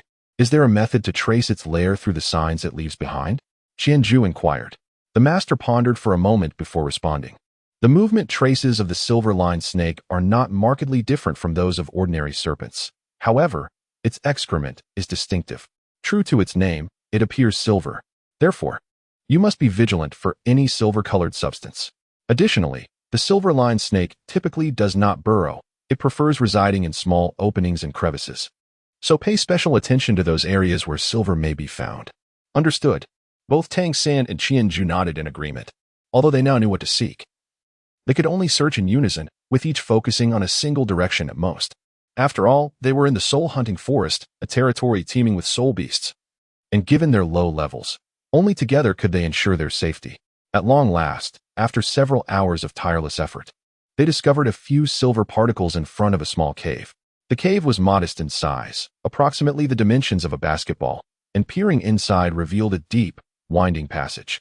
This must be it, the master declared, picking up a particle and gently squeezing it until it flattened. This is recent. Likely no more than a day old. The silver-lined snake is indeed present here. We just do not know its exact age. Then what should we do, master? Should we wait here for it to emerge? We have no way of knowing if it is inside at the moment. Qianju felt a surge of impatience. If they allowed Sanpao to emit a puff of smoke, they would soon ascertain whether the creature was within the cave. If it was present, it would undoubtedly be compelled to emerge. If not, they could merely wait in ambush for its return. Generally speaking, it was likely to be there, as the silver-lined snake was a nocturnal creature. As the master spoke, he summoned Luo Sanpao to the cave entrance, positioning its rear accordingly, while simultaneously activating his first spirit ring. Scatter a bit, he instructed. Let it rip like thunder, Luo Sanpao. A pale yellow gas erupted suddenly from Luo Sanpao's backside, flooding the cave and swiftly dispersing throughout its recesses with a forceful surge. The master retreated alongside Qianju and Tang San, the trio crouching behind a pile of scattered stones, their full attention fixated on the slowly billowing yellow smoke emanating from the cave. Hiss! Within moments, a faint hissing sound echoed from the depths of the cave, drawing closer as if something were about to emerge. The hearts of the three swelled with anticipation. Whether it was the silver-lined snake, whether it was of the right age, and whether they needed to continue their search, all hinged on this moment. Suddenly, a silver streak shot forth from the cave's mouth, swiftly gliding into the distance. However, it had barely traveled far when, thud, a large white radish landed directly in its path, forcing it to slow down and prepare to veer off course. Sanpao, the master called sharply. How could he let such an opportunity slip away? Boom. Luo Sanpao unleashed his first spirit skill, catching the silver-lined snake off guard, propelling it into the air, just like the mandala snake before it. Once airborne, its fate was sealed. The silver-lined snake was swiftly seized by the waiting wolf spirit. Yet, the silver-lined snake's defenses were even more formidable than those of the mandala snake. Qianju perceived that the wolf spirit's fangs seemed to be sinking into a soft metal, unable to penetrate. Nevertheless, while the wolf spirit's sharp teeth could not breach the defense, the excruciating pressure from being clamped between its jaws caused the silver-lined snake to writhe in agony. The master, along with Qianju and Tang San, cautiously approached to get a better look, and after a moment of scrutiny, he broke into a smile. Little Jew, you're fortunate. This is a silver-lined snake over 300 years old. Look at its tail. It bears more than 3 rings. These rings form only during its molting every 100 years, making it perfectly suited for you. As he spoke, the master retrieved a short sword from his wrist. The sword's scabbard was a translucent blue, adorned with 7 sapphires. At the hilt, a piece of milky white jade was embedded. The sword measured 1 foot and 2 inches in length. Though it remained sheathed, even in the master's grasp, one could feel a chilling aura radiating from it. With this, perhaps you can breach its defenses.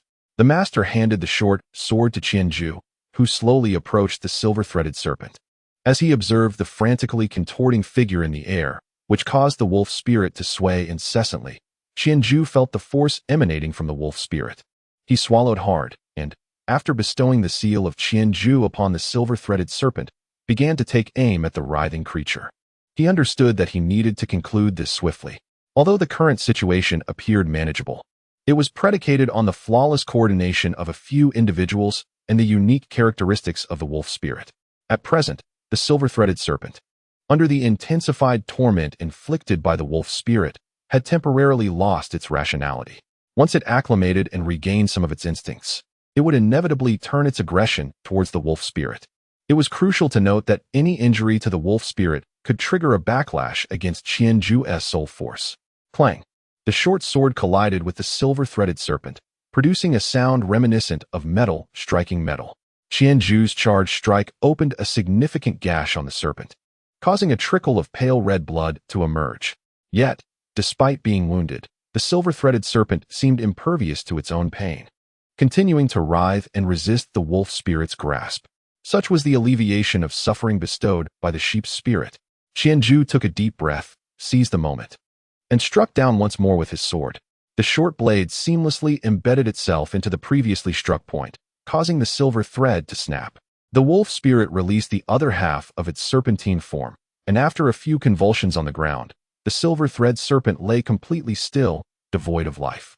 A yellow soul ring slowly emerged from the segment of the serpent bearing the serpent's head, floating gracefully in the air.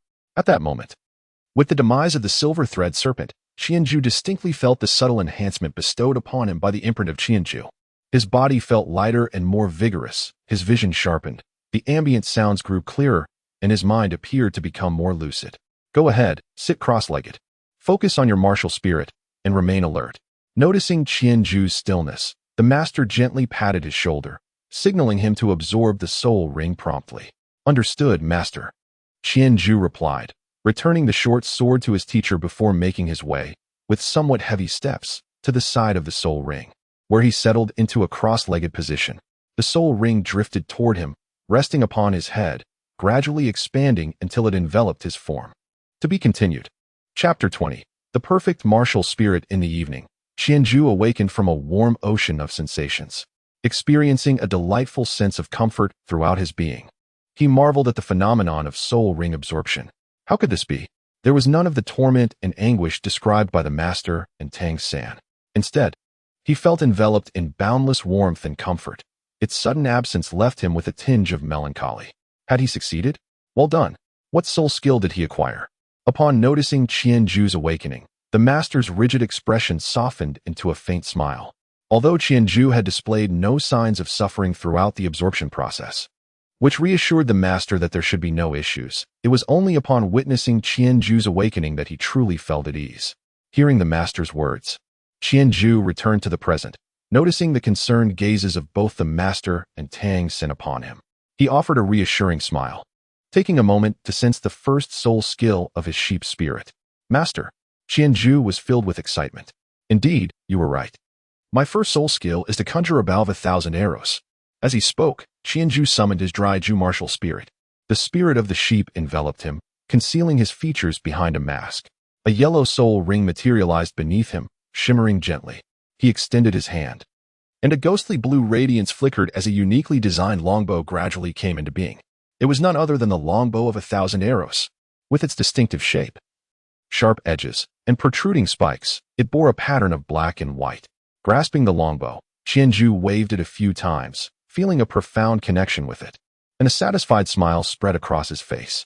The master was also observing the longbow and nodded in acknowledgement. Indeed, it is the very bow held by your sheep spirit, and it seems my deductions were correct. I believe its effect should enable you to launch arrows infused with soul power, correct? Absolutely, master. Qianju replied, raising the longbow in his left hand, aiming it at a basketball-sized stone not far away. As his fingers gently pulled back, a milky white arrow of light swiftly formed in the center of the bow. When Qianzhu released his grip, the arrow sliced through the air, striking the stone with a resounding thud, shattering it into countless tiny fragments that scattered in all directions. The master nodded. The speed and power are quite impressive. These attributes should be related to your soul power cultivation. As your level increases, both speed and power should enhance. However, what about the consumption of soul power? Not much. With my current soul power, I should be able to fire dozens of arrows without issue. It does require a considerable amount of soul power to conjure the bow, approximately 1/5 of my total. Qianzhu felt quite pleased with this soul skill, affectionately stroking the longbow. Its potential surpassed mere offense. The master stroked his chin, gazing at the longbow in Qianzhu's hands. Come. Try using your bow to attack that wooden tree over there, the master instructed, pointing to a nearby tree. Qianzhu gently traced the slender, sharp edge of the longbow and nodded. Drink. Qianzhu wielded the longbow with considerable force, striking against the wooden stump.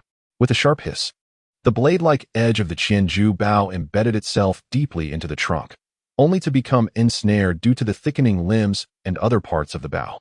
Qianzhu exerted considerable effort to draw the longbow, its sharp edge devoid of any imperfections. The master extended his hand, caressing the bow, and took note of its keen edge.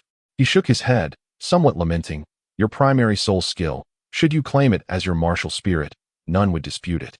Initially, I believe Xiao San's first soul skill was commendable, yet in comparison to yours, it is evident that the disparity between martial spirits is indeed substantial. The master, somewhat troubled, scratched his head as he glanced at Tang San, concerned about the potential blow to his confidence. Nevertheless, Xiao San possesses a twin martial spirit, and his true potential will manifest in due course. Once he matures and can bestow a soul ring upon his other martial spirit, that will be the moment of his true emergence. Very well, let us prepare to set up camp. We shall rest here for the night and return at dawn. After offering words of encouragement to Tang San, the master signaled for Qianzhu and Tang San to ready themselves for camping. However, Qianzhu remained still, a peculiar expression gracing his visage as he regarded the master.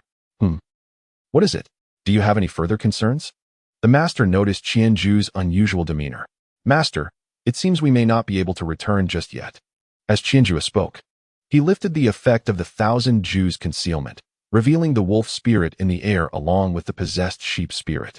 I sensed that I needed to bestow an additional soul ring upon the wolf spirit, specifically the soul ring of the silver-lined snake, which was already attached to the sheep spirit. What? The master exclaimed, rushing over.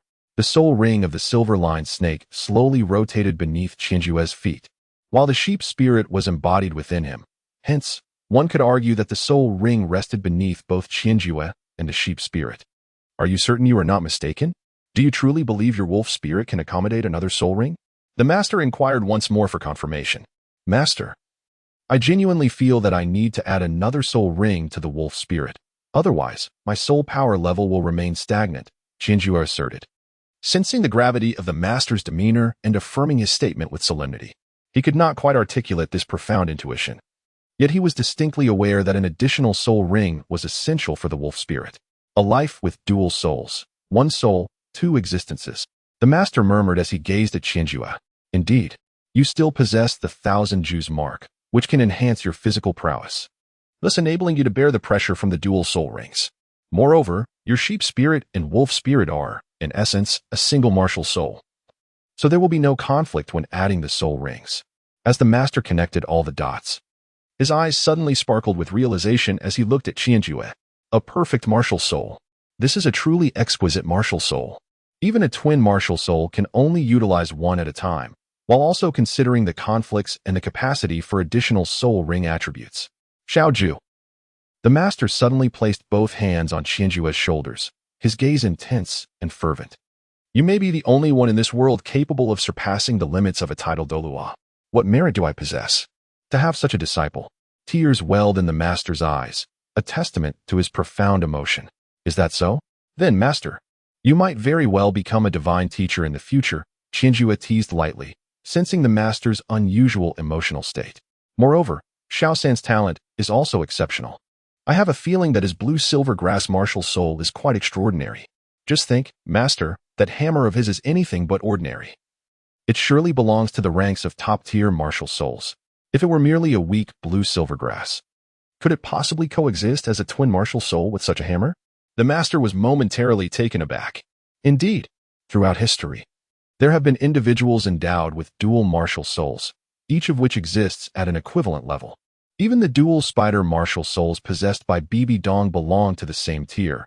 One can only imagine the implications when the souls differ in nature. The master turned his gaze towards Tang San, who, upon hearing Qianju's words, paused momentarily before unleashing the blue-silver grass martial soul from his right hand. Observing the tendrils of blue-silver grass swaying gently in his palm, a flicker of doubt stirred within Tang San's heart. Could it truly be as Qianju suggested?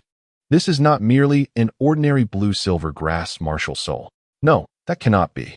I have tested it, prior to acquiring any soul rings. Its performance across various aspects aligned closely with that of the blue-silver grass. Its initial manifestation is indeed the blue-silver grass. After a prolonged contemplation, the master ultimately chose to trust his evaluations. As for the scenario you mentioned, Xiaoju, there is indeed some merit to your reasoning. However, it is also possible that the rarity of dual martial souls has resulted in an insufficient sample size, leading to your conjecture. Beyond that, I cannot say. Perhaps you are correct. Qianju shrugged. With his interruption, the master finally managed to regain his composure. The next step is to select a suitable spirit ring for your wolf spirit. Let us set up camp. Tonight, I shall ponder this, and we will make a decision by morning. Very well, master. To be continued. Chapter 21. The Two-Headed Lizard at the Break of Dawn. The master summoned Tang San and Qianju. Little Ju, I believe I know precisely what type of spirit beast soul ring would best complement your wolf spirit. A flicker of excitement danced across the master's otherwise stoic visage. Tell me, what do you think your wolf spirit would be most suited for beyond combat? Reconnaissance. Qianju exclaimed, though the master had already anticipated his response. Indeed. However, I have observed that you cannot perceive what your wolf spirit sees. But imagine if its vision could be transmitted to your mind. Just envision it, your wolf spirit transforming into the most formidable reconnaissance tool. Invisible, silent, and capable of sharing its sight with you. Even in battle, it could meticulously monitor the entire arena, ensuring your vision remains unimpeded. What do you think? Master, have you found a target? Qianju inquired with a smile, sensing that the master had formulated a plan. There exists a spirit beast known as the Two-Headed Lizard. As its name suggests, it possesses two heads. Experimental evidence indicates that, although its heads do not harbor independent thoughts, their senses of sight, taste, and hearing are interconnected. Do you not perceive a similarity to the abilities you require? I believe this spirit beast is ideally suited for your wolf spirit. And do you recall the copper core tree we observed yesterday? This creature's preferred sustenance is the core of the copper core tree. Hence, it is quite probable that we will discover traces of the two-headed lizard in the vicinity of the copper core tree. Thus, our objective today is to find it, correct? Master? Qianju concurred with the master's analysis, convinced that this spirit beast was indeed a fitting choice for him. Precisely. Now, let us eat and then make haste.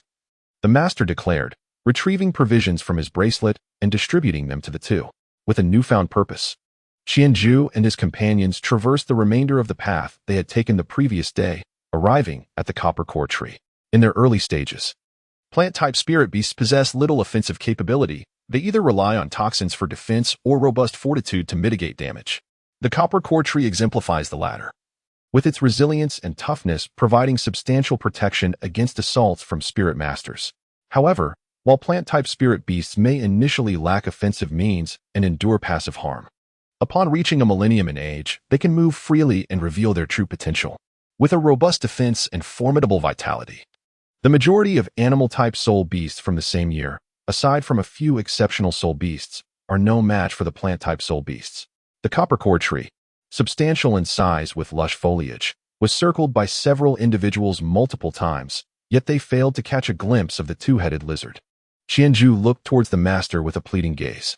The master stroked his chin, pondering for a moment before retrieving the short sword once more.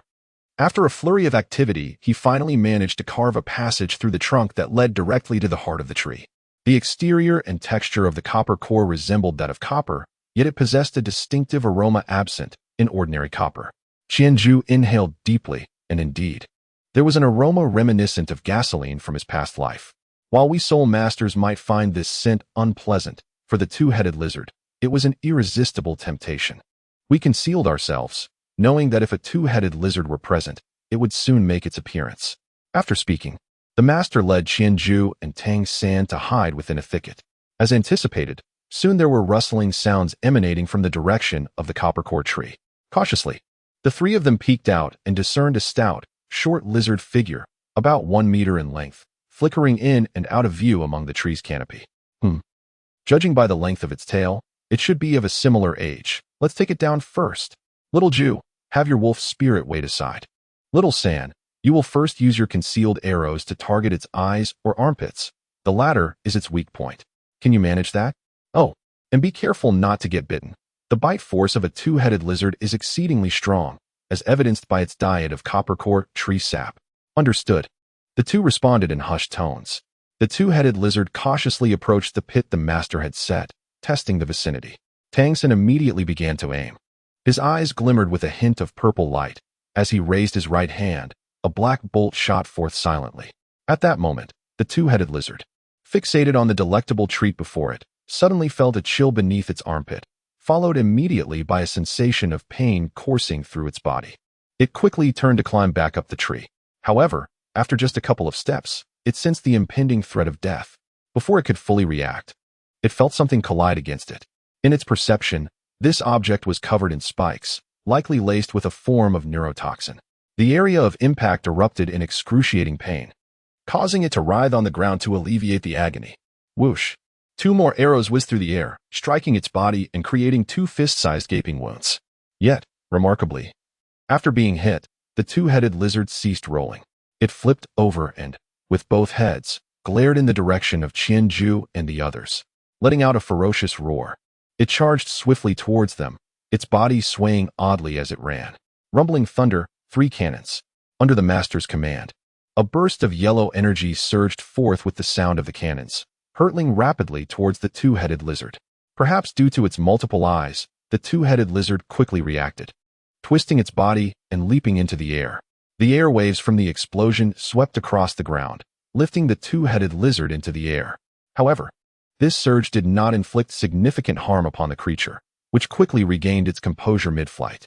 With furious gazes from its 4 eyes, it launched itself toward Qianzhu and his companions, skillfully harnessing the momentum of the airwaves to achieve its objective.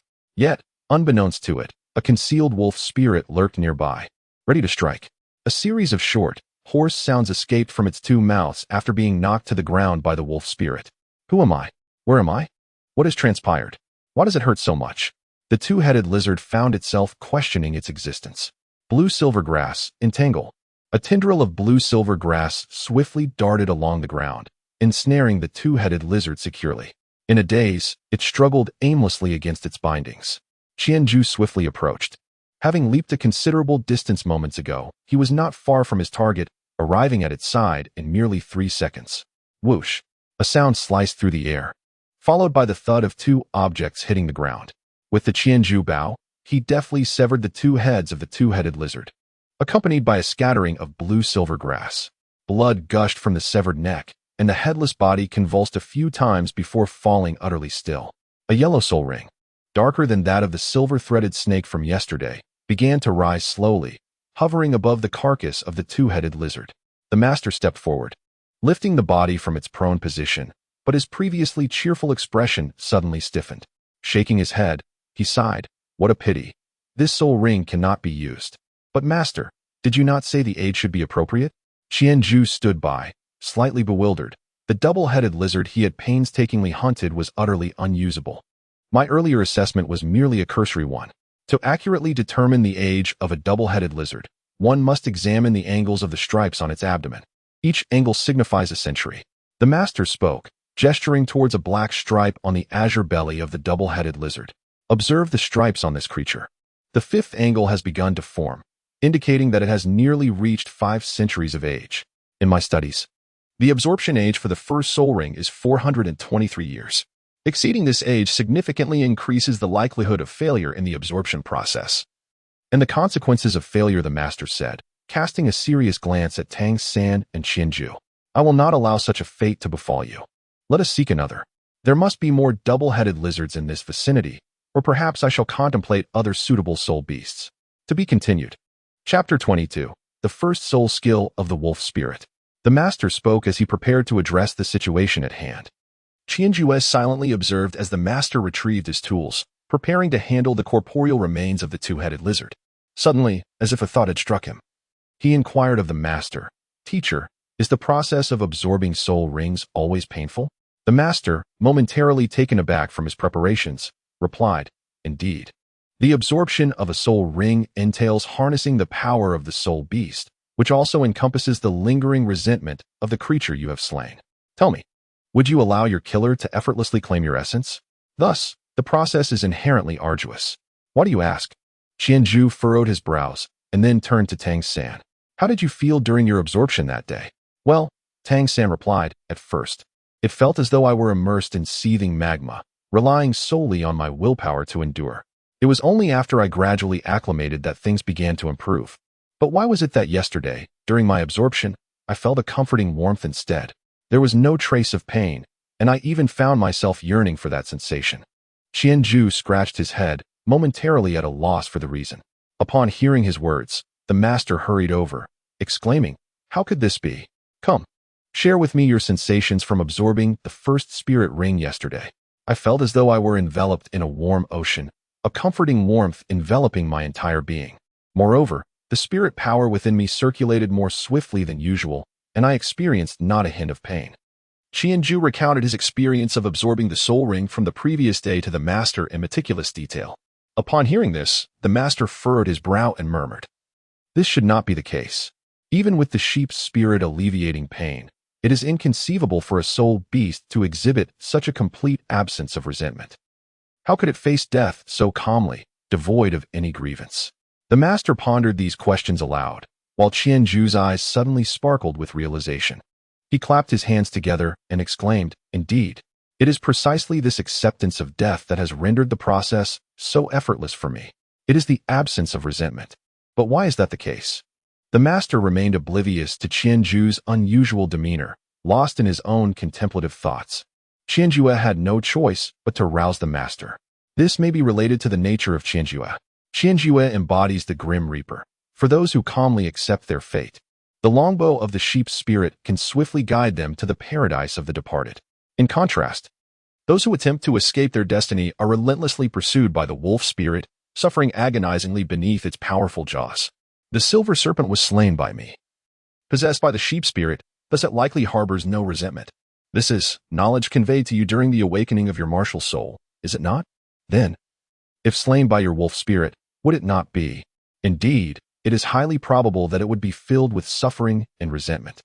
Qianjue continued the master's thought. In light of this, the master's eyes brightened, and he hurried to the corporeal form of the two-headed lizard, meticulously searching its remains, leaving no stone unturned, not even neglecting the severed heads.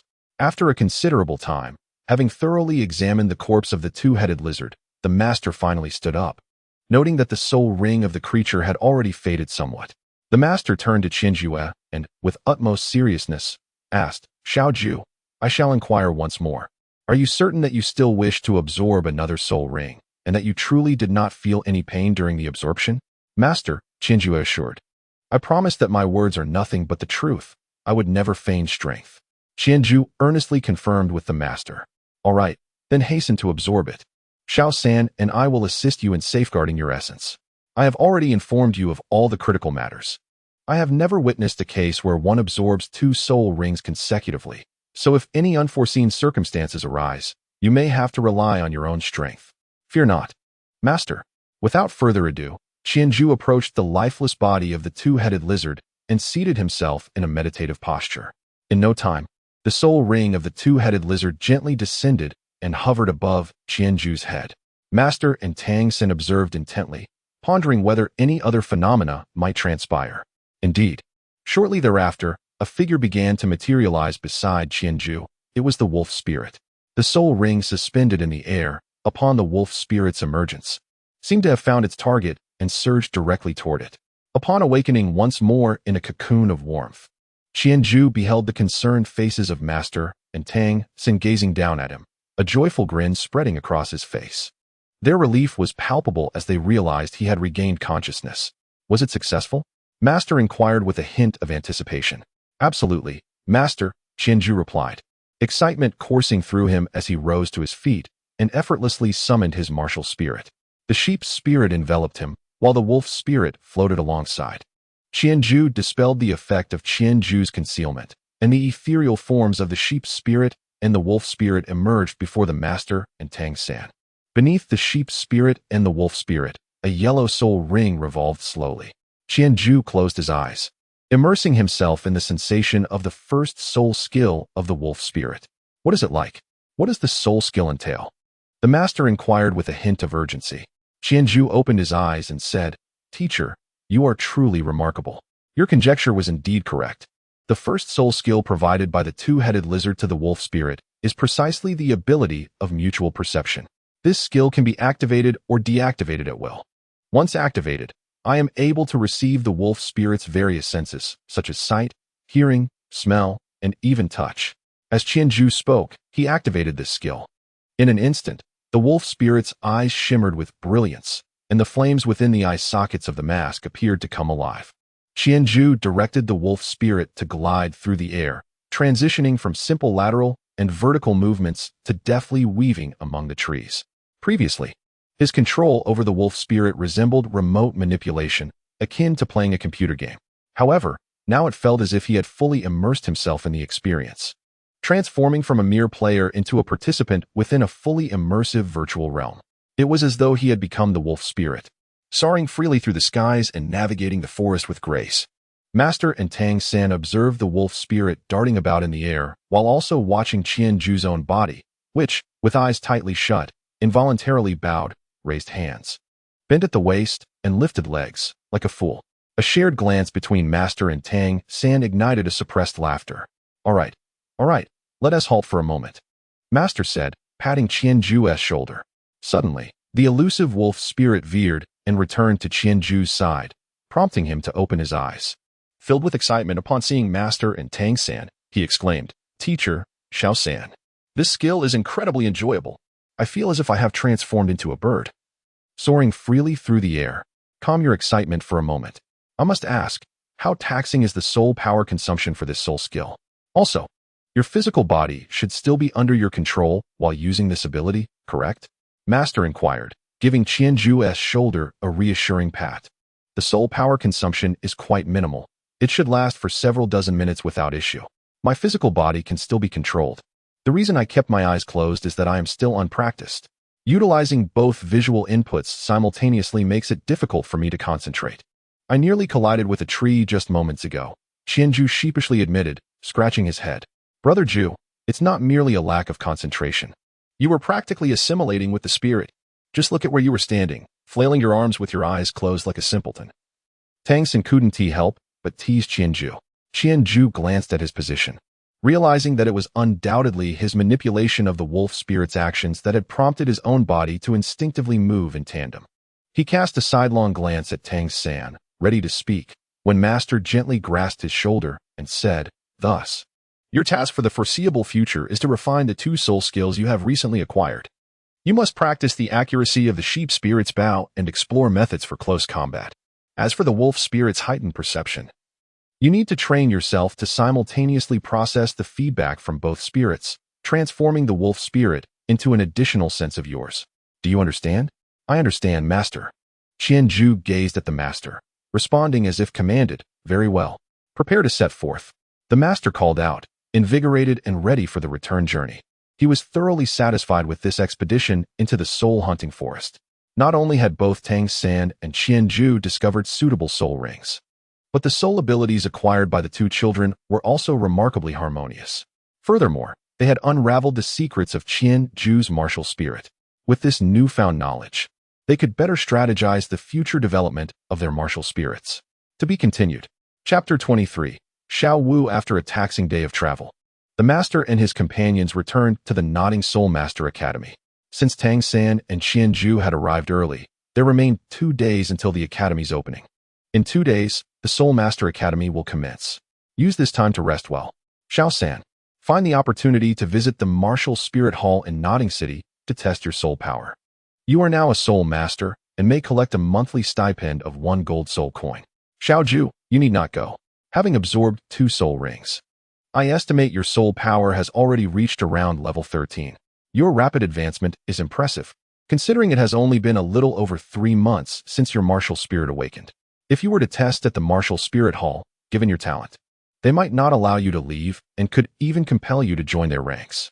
Therefore, from this moment on, your soul power level must remain confidential. Do you understand? Understood, Master, Qianzhu replied obediently. Good. Do not worry. You will sense each increase in your soul power as it progresses. Once you reach level 20, this sensation will intensify. Moreover, your current level has been achieved through the absorption of soul rings. Though there are no significant side effects, it may feel somewhat superficial. You must diligently cultivate and solidify your power, transforming it fully into your own. Additionally, I have arranged matters with the Academy. Xiao-san, you will continue as a work-study student and officially become a student of the Academy. Work-study students are exempt from tuition fees but are required to perform some paid cleaning duties. Along with the Soul Master stipend, you should manage your living expenses comfortably. As for Xiaozhu, because his martial spirit is ostensibly a full innate power coupled with a top-tier martial spirit, he qualifies as a special recruit. The Academy will waive all his tuition, accommodation, and meal expenses. From now on, you will attend classes in the morning, manage your own schedules in the afternoon, and study under my guidance in the evenings. During the night, you will utilize the soul power cultivation methods I have developed, replacing rest with training. Do you comprehend? The master elucidated the future arrangements for Qianzhu and Tang Sen clearly. Thus, in the ensuing 2 days, the master immersed himself in research, while Tang San visited the martial spirit hall to assess his soul power, officially becoming a soul master, collecting his stipend for the month, and showcasing his prowess at the local blacksmith shop, successfully securing a part-time position and embarking on his forging journey. Where is Qianzhu? During the day, he practices archery on the mountains behind the school, and at night, he wanders the campus, controlling his wolf spirit. Now, the wolf spirit can move within a radius of approximately 50 meters around him. In just one evening, Qianzhu has explored every corner of the faculty housing at the Academy. Qianzhu even caught sight of several pairs of faculty members indulging in nocturnal escapades, which offered him a delightful visual feast. Unfortunately, he remained but a mere novice, eager yet powerless. Thus, the fleeting passage of 2 days brought Qianzhu and Tang San to the momentous occasion of enrollment at the Nodding Soul Master Academy.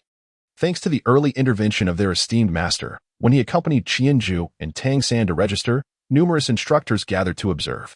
Naturally, their primary focus was Qianzhu, for he possessed innate full soul power combined with a supreme martial soul. Such prodigious talent was a rarity, seldom witnessed for many years. Even when such talents emerged, they were typically associated with the Spirit Hall or various prestigious sections. Nodding Soul Master Academy, having been established for many years, had never welcomed a student of such caliber. Even if Qianzhu were to merely acquire foundational knowledge here, he would still be a product of their esteemed institution. When he eventually ascended to the ranks of a top-tier soul master, their academy would bask in the glory of having nurtured an elite soul master, potentially elevating their status to that of a mid-tier academy.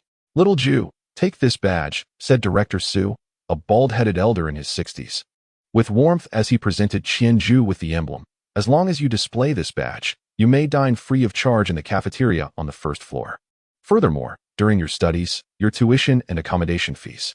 Director Su enthusiastically elaborated on the various benefits bestowed upon Qianzhu. Now, let us proceed to your dormitory. We have arranged for you to have a room all to yourself, ensuring that no one will disturb your cultivation. As Director Su was about to lead Qianzhu away, he suddenly noticed Tang San standing nearby. Ah, you must be Tang San, the work-study student from Holy Spirit Village, Director Su recalled, remembering the master's arrangement for 2 students. However, his attention had been so captivated by Qianzhu's exceptional talent that he had scarcely acknowledged Tang San, whose martial soul was merely blue-silver grass. He extended his hand to Tang San, who, understanding the unspoken cue, promptly handed him the certification from the Spirit Hall. Director Su glanced at it and, upon confirming the martial soul entry indeed read blue-silver grass, casually set it aside. He then picked up one of the many packages piled nearby and handed it to Tang San. Come along with us. Your dormitory is in that direction. With that, he took the lead, guiding Qianzhu forward. Qianzhu lagged behind slightly and turned to Tang San, silently expressing, "This is the gap." Tang San, noticing Qianju's antics, could only roll his eyes in resignation. The trio arrived at the dormitory building of Nodding Academy. The academy possessed a singular dormitory structure where both students and teachers resided, situated a fair distance from the master's residence. Qianju had visited once before. The master had a small room on the top floor of the dormitory, primarily utilized for storing books and other belongings. The first floor of the dormitory consisted of 6 rooms, 3 large and 3 small. The larger rooms spanned over 300 square meters, furnished with numerous beds for the students, while the smaller rooms served as accommodations for the teachers, each managed by a faculty member.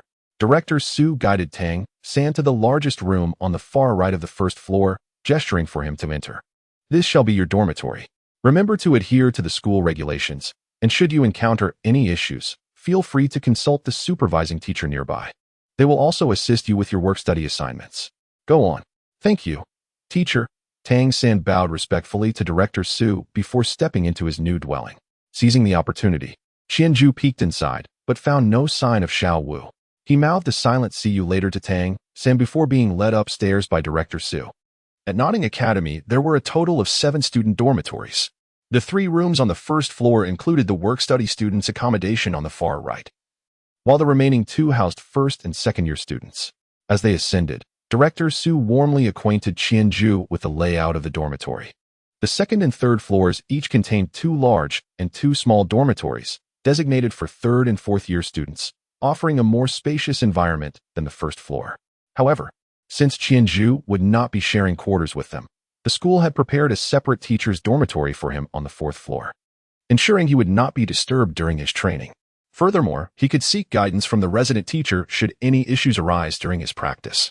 Director Su led Qianju to the 4th floor. Despite being over 60, he ascended effortlessly, demonstrating his prowess as a soul master. He brought Qianju to the central dormitory and opened the door to reveal a tidy room of approximately 50 square meters, equipped with various necessities of higher quality than those provided to Tang San. How do you find it? Quite nice, isn't it? Director Su inquired with a smile as he entered the room with Qianju. Indeed. Thank you, Director Su, and I appreciate the Academy's care, Qianju replied, bowing sincerely in gratitude. Please rise. There is no need for such formality. As long as you remember this place and acknowledge your roots at Nodding Soul Master Academy, once you become a remarkable soul master, then the Academy's efforts will have been worthwhile. For now, take your time to acclimate. I must be on my way. Should you need anything, do not hesitate to visit the academic office. Director Su gently patted Qianju's head, handed him the key, and departed with a cheerful smile. Qianju retrieved some of his frequently used clothing items from his bracelet, tidied up his room and himself, and then lay on his bed, contemplating the intricacies of life. Subsequently, he descended the stairs, intending to invite Tang San for lunch. As he approached the student dormitory, a melodious female voice, brimming with excitement, exclaimed, "Lunch? Fantastic! What delicious food are we having? Naturally, we shall feast on carrots and cabbage," Qianju retorted with a hint of playful sarcasm as he entered. "Carrots and cabbage, hooray!" Xiao Wu clapped her hands in delight. However, just as her hands came together, the smile on her face abruptly froze. "Tang San, does eating require spending money? You know, that's soul currency." Wang Sheng and the others exchanged glances, their expressions reflecting concern. "Oh no, while our leader is indeed powerful, he may be rather naive. Fear not, Xiao San is wealthy enough to cover your meal," someone assured her. "That's a relief." Upon hearing that she wouldn't have to pay, Xiao Wu joyfully patted Tang San on the shoulder. "It's all on you, Tang San. Don't worry, I'll repay you later. By the way, who is this person? Why do you call him Xiao San?" "Oh, this is my senior brother, Qianju. Xiao Gu, this is Xiao Wu. Well, we simply call her Xiao Wu. I am the leader of the 7th dormitory, young one. I have high hopes for you. From now on, you shall accompany Tang San. And you may call me Sister Xiao Wu. I will look out for you." Xiao Wu stepped forward and patted Qianju's shoulder, clearly impressed by him and finding his demeanor quite charming. Qianju smiled at Xiao Wu, saying, "Why don't you call me brother? I will protect you. After all, I am the strongest here.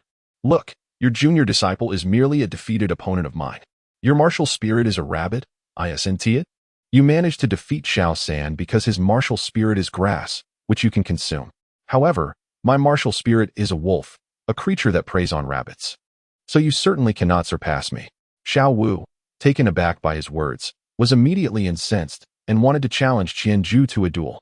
No, no, let us have a meal first, or else we might miss the food in the cafeteria, Tang Xin quickly intervened. Fully aware of the effects of Qianju's wolf spirit. If Xiao Wu were to be bitten by the wolf spirit, she would likely cry from the pain. Xiao Wu glanced at Tang San and then at Qianju, ultimately choosing to embrace her inner foodie. I shall let you off this time. But I will make sure you know my strength sooner or later. Come on, Tang San, let us go eat something delicious. All right, Tang San replied. Relieved that Xiao Wu had decided not to pursue trouble with Qianju, Xiao Wu urged Tang San along with a group of their companions as they exited, with Qianju trailing behind them, and together they made their way to the cafeteria.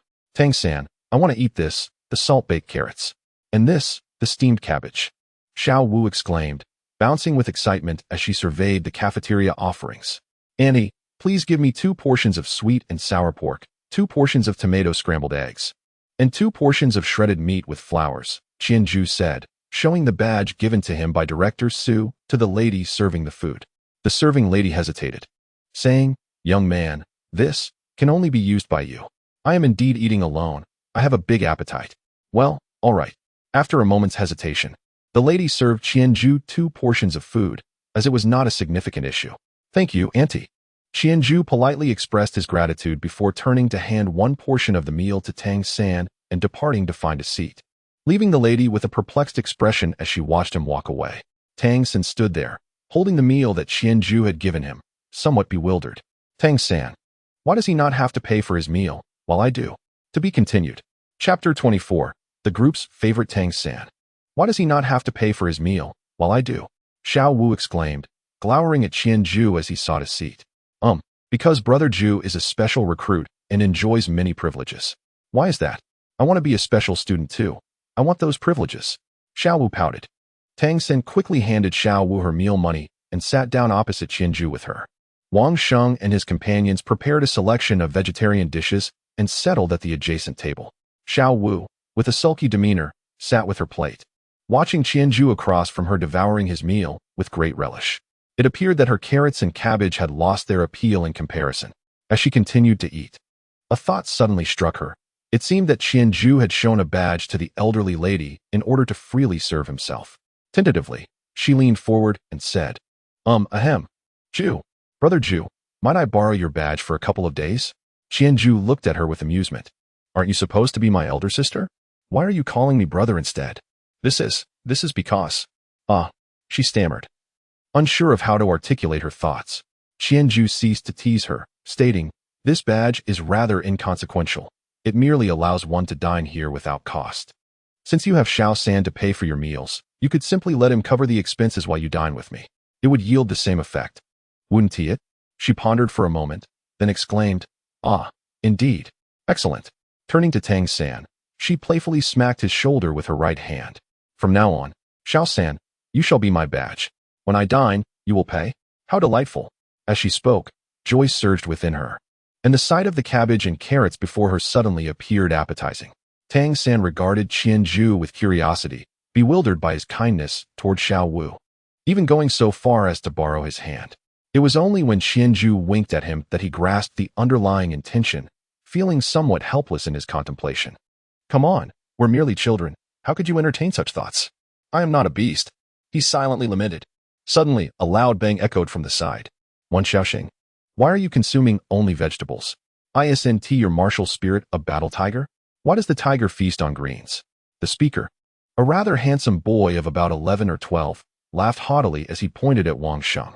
Xiao Wu's temper flared instantly. Wang Sheng was her first subordinate, who referred to her as Big Sister. How dare anyone bully him?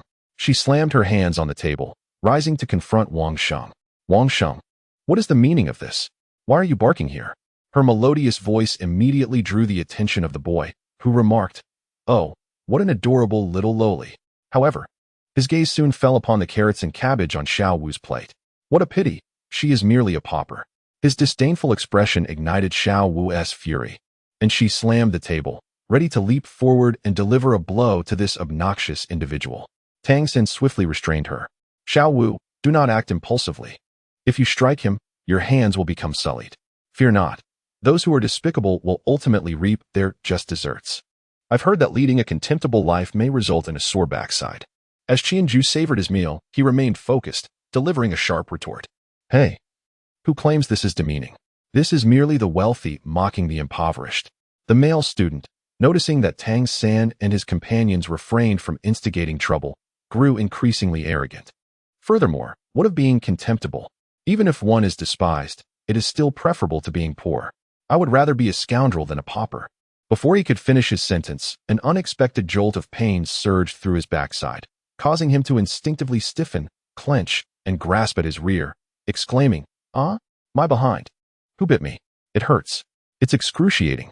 Upon witnessing his predicament, Xiao Wu was initially taken aback before bursting into laughter, her mirth resonating throughout the room. Haha, indeed. You are far too despicable.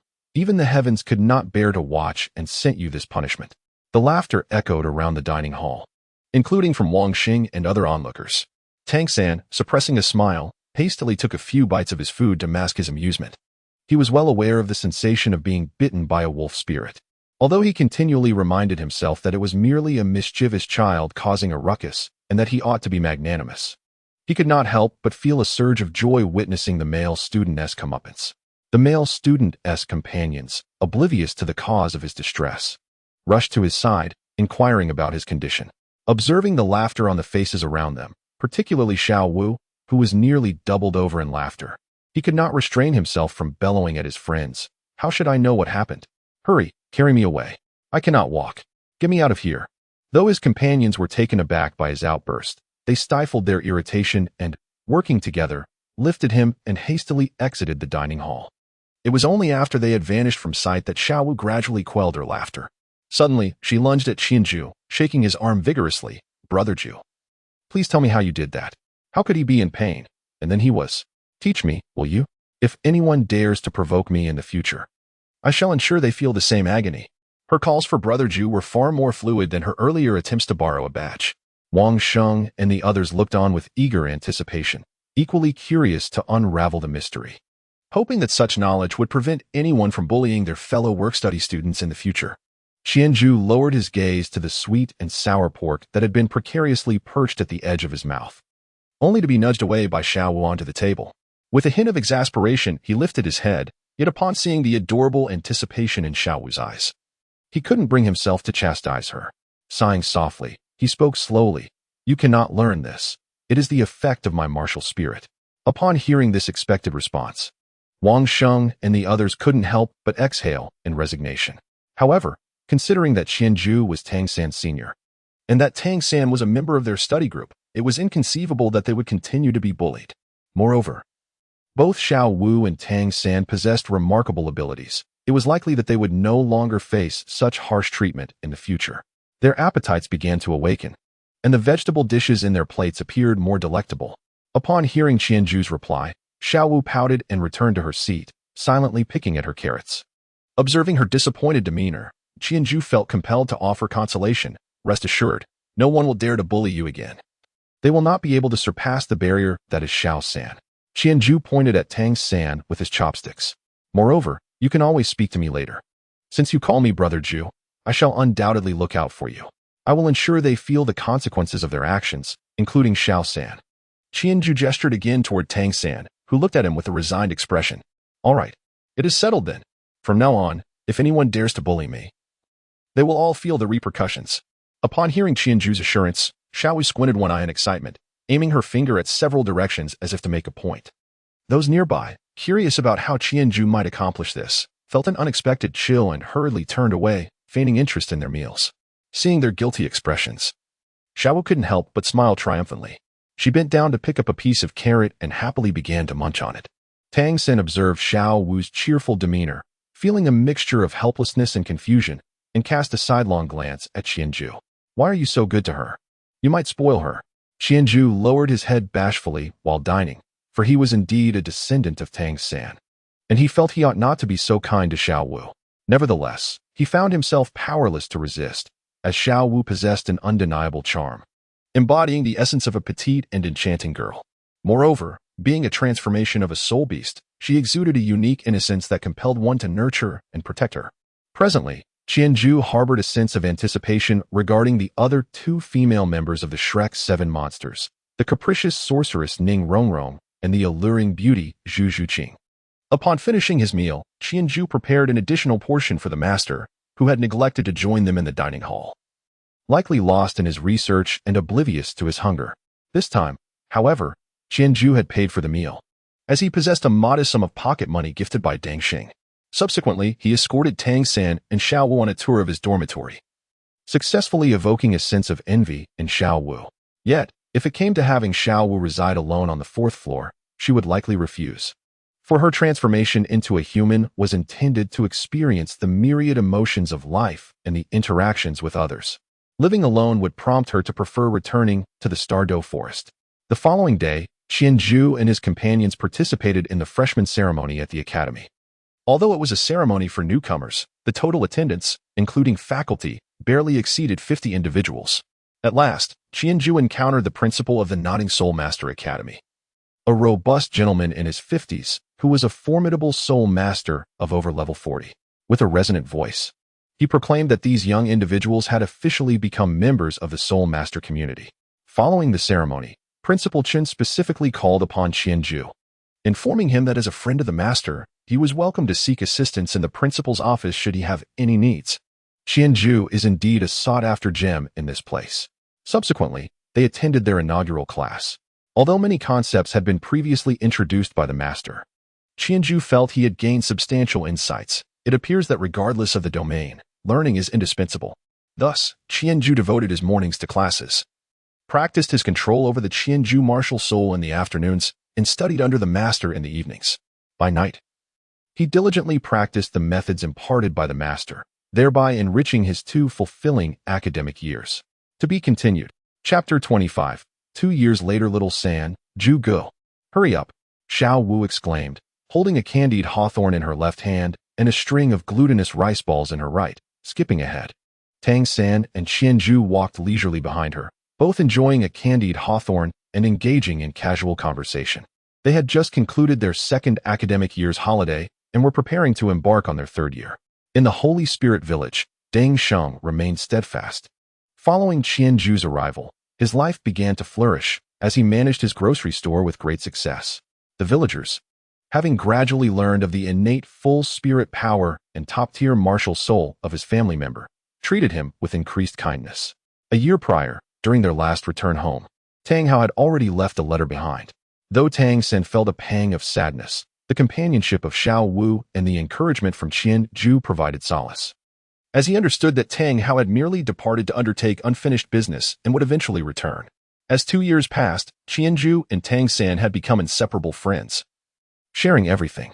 At this point, Tang San had reached the 18th level of spirit power, while Qianju surpassed him, having achieved the 20th level just 2 months prior.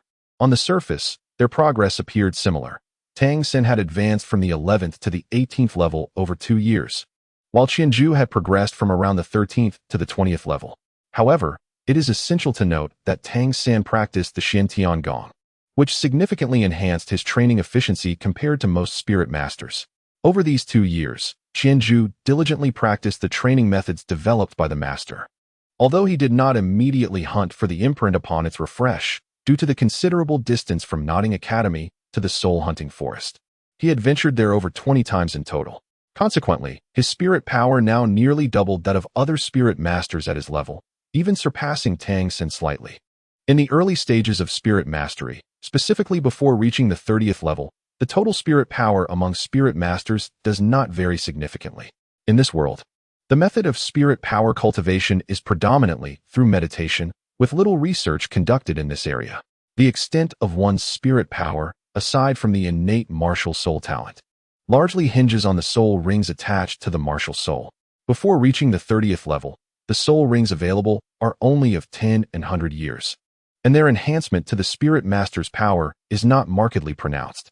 However, upon reaching the 30th level, the introduction of 1,000-year and 10,000-year soul rings creates a substantial disparity. During this period, the enhancement of soul power for soul masters through a millennium soul ring and a 10,000-year soul ring, while not as extravagant as a tenfold increase, is still measured in multiples. Only a genius such as the master would contemplate the research of new methods for cultivating soul power, aiming to accelerate both the speed and totality of soul power enhancement. Unfortunately, the master is but one individual. Although he has developed a new method of cultivation that is more efficient than conventional meditation techniques, it still pales in comparison to Tang San's Xiantian skill, which embodies the wisdom of countless ancestors from the Tang sect in his past life. However, the Xiantian skill can only be practiced by Tang San himself, as it necessitates starting from scratch, requiring one to relinquish all existing soul power and begin anew. In contrast, the master's newly devised cultivation method can be employed directly, yielding immediate benefits. Thus, it is fortunate that the master provided a cultivation method along with the flowing shadow stone, which enabled Qianzhu to tenuously keep pace with Tang San. It is worth noting that during 2 years of hunting for soul marks, Qianzhu successfully discovered a soul bone, a left leg bone, within the corpse of a 500-year-old spirit tail fox. When the master first heard Qianzhu recount the deaths of the soul beasts he had slain, either facing death with composure or perishing in extreme agony and resentment, he speculated that Qianzhu's martial soul would significantly increase the likelihood of soul bones forming in the soul beasts that fell to him. Thus, when Qianzhu and the master uncovered this soul bone, their elation was boundless. It was not solely due to acquiring a bone, but also because soul bones of such age are exceedingly rare, generally only arising from powerful soul beasts that have endured great torment or have willingly faced death. The fact that a 500-year-old spirit tail fox could produce a soul bone confirmed the master's hypothesis. Currently, that left leg bone rests quietly within Qianzhu's bracelet. He has refrained from absorbing it, not because it is inferior, though it originates from a 500-year-old spirit tail fox. The age of a soul bone is not the sole criterion for its worth. The most crucial standard is its compatibility with the host. Soul bones evolve alongside their hosts. For instance, 2 identical soul bones, one from a 100-year soul beast and the other from a 10,000-year soul beast, if absorbed 10 years in advance by a gifted soul master like Qianzhu, could potentially yield better results than the one from the 10,000-year soul beast after a decade of growth. The left leg bone, derived from the spirit tail fox, a creature known for its remarkable speed and agility, led the master to surmise that its effect would likely enhance the host's agility. This type of soul bone is generally suitable for many, as everyone desires to move with greater swiftness. The reason Qianzhu has yet to absorb it, however, is that the master wishes for him to first absorb a soul ring at the 20th level before taking in this soul bone. Due to Qianzhu's ability to absorb 2 soul rings during each advancement, there would be a substantial enhancement in soul power. The master intended to utilize the soul bone to solidify the sudden increase in Qianzhu's soul power. After wandering around Nodding City for a while, the 3 returned to Nodding Academy. Early the next morning, while Xiao Wu was still in deep slumber and Tang San was engaged in his cultivation of the purple extreme magic eye, Qianzhu and the master boarded the carriage bound for the soul-hunting forest once more. "Master, do you think I can absorb the soul ring of a 1,000-year soul beast?" In the carriage, Qianzhu engaged in a discussion with the master regarding the acquisition of the soul rings. The master's serious expression turned to Qianzhu. "I have considered this matter. Generally speaking, the maximum age for a soul master's second soul ring is 764 years. However, given your body, enhanced by the Qianzhu seal, coupled with the unique properties of the Qianzhu martial spirit after defeating soul beasts, absorbing soul beasts below 1,000 years should pose no problem. Yet, once a soul beast reaches the age of 1,000 years, the pressure exerted on the soul master during absorption of the soul ring increases exponentially. I cannot be certain if you can withstand that pressure. Therefore, I will only permit you to absorb soul rings under 1,000 years for your first soul ring. While for your second soul ring, we can consider those over 1,000 years, but not exceeding 1,100 years. Do you understand?" "Yes, I understand, master. By the way, have you decided which 2 types of soul beasts I should absorb the soul rings from?" "I have some ideas, but you must not rely solely on me. As your soul power level rises, there will be many aspects that cannot be comprehended through study alone. Personal experience will be essential. By that time, my suggestions may not be entirely accurate. Therefore, you must form your own opinions now. Please share them." "Well, master, I see myself as an agile attack type soul master. My first soul skill from the sheep spirit is the illusionary Qianzhu Bao. Although the accompanying light arrow possesses decent attack power, it is not overwhelmingly strong and lacks the capability for decisive impact. Moreover, The light arrow is a single target attack, which cannot threaten multiple foes simultaneously. Thus, in summary, I believe I require a soul skill akin to a scattering area attack or a charge strike. One that can deliver a finishing blow. The master nodded in acknowledgement, neither agreeing nor disagreeing. And what of your wolf spirit? The wolf spirit, much like your Luo San cannon, can operate independently of me, and its inherent invisibility renders it a natural assassin. Therefore, for its soul skills, we must first ensure sufficient stealth, avoiding any light or shadow effects and large movements. I believe we could consider endowing the wolf spirit's fangs with poison, preferably of the type that has a prolonged onset, undetectable in the early stages. Given the wolf spirit's ability to amplify pain, as long as the symptoms of the poison are not overtly apparent, it should be difficult to detect. Much like tigers and lions, a single bite can inflict immense suffering, and no one would suspect that their fangs are also venomous. After Qianzhu articulated his thoughts, he gazed expectantly at the master. The master's stiff visage revealed a faint smile. Your analysis is commendable and aligns closely with my own thoughts. I shall make one point, however. Your considerations were somewhat premature. You see, soul ring abilities differ from soul bone techniques in that they are constrained by the age of the soul rings. For explosive or area attack skills, if the damage output is insufficient to alter the course of a battle, their significance diminishes greatly. The second soul ring, being of too low an age, would not suffice. While it may provide some advantages in the early stages if paired with an explosive or area attack ability, its potency will wane once you reach level 60 or 70. Thus, it is advisable to reserve explosive soul techniques for your third or, preferably, your fourth soul skill. When you reach your fifth soul ring, you may then consider incorporating an area attack ability. What should I select for my second and third? Qianzhu inquired.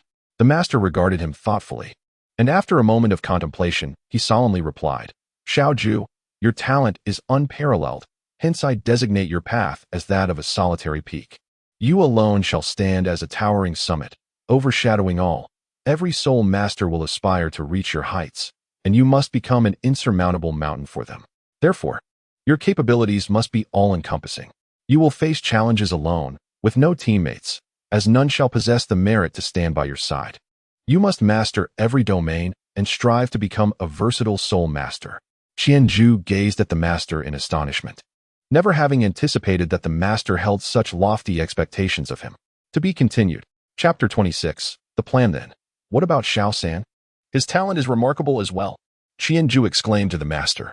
Xiao San indeed possesses considerable talent, but he does not possess the uniqueness that you do. Moreover, his martial soul is merely blue-silver grass. To be frank, your innate gifts surpass his. However, when talent is set aside, Xiao San outshines you in various aspects. His discernment of situations, his focus in execution, and his aptitude for learning far exceed yours. I have previously held the belief that talent is not everything, and I still maintain that view, yet I must concede that talent is, without a doubt, the most fundamental distinction among individuals. Those endowed with greater talent may not necessarily attain strength. Yet those with lesser talent must toil tenfold or even 100-fold harder than their more gifted counterparts to achieve success. As the master spoke, a sigh escaped him.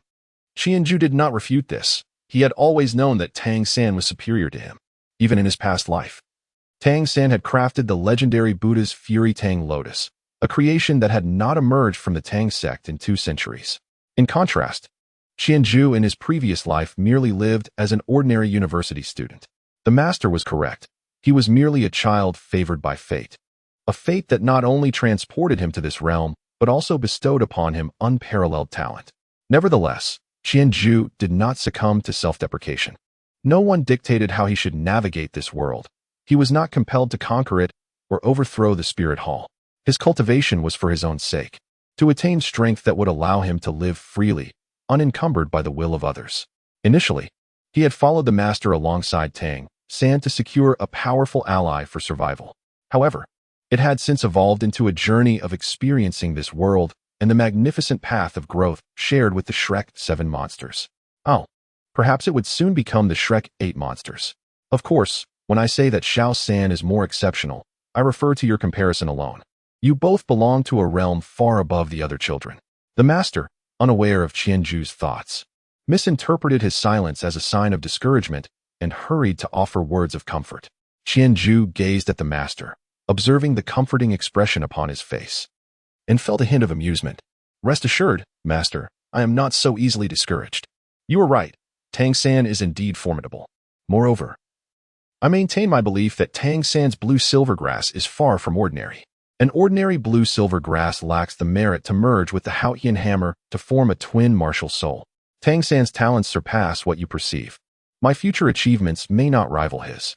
The master surveyed Qianzhu, rendered speechless, unsure of the source of his unwavering confidence in Tang San.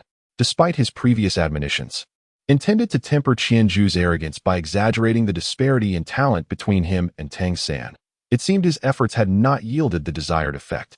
The talent of Qianzhu is undoubtedly the strongest in the history of Douluo Continent.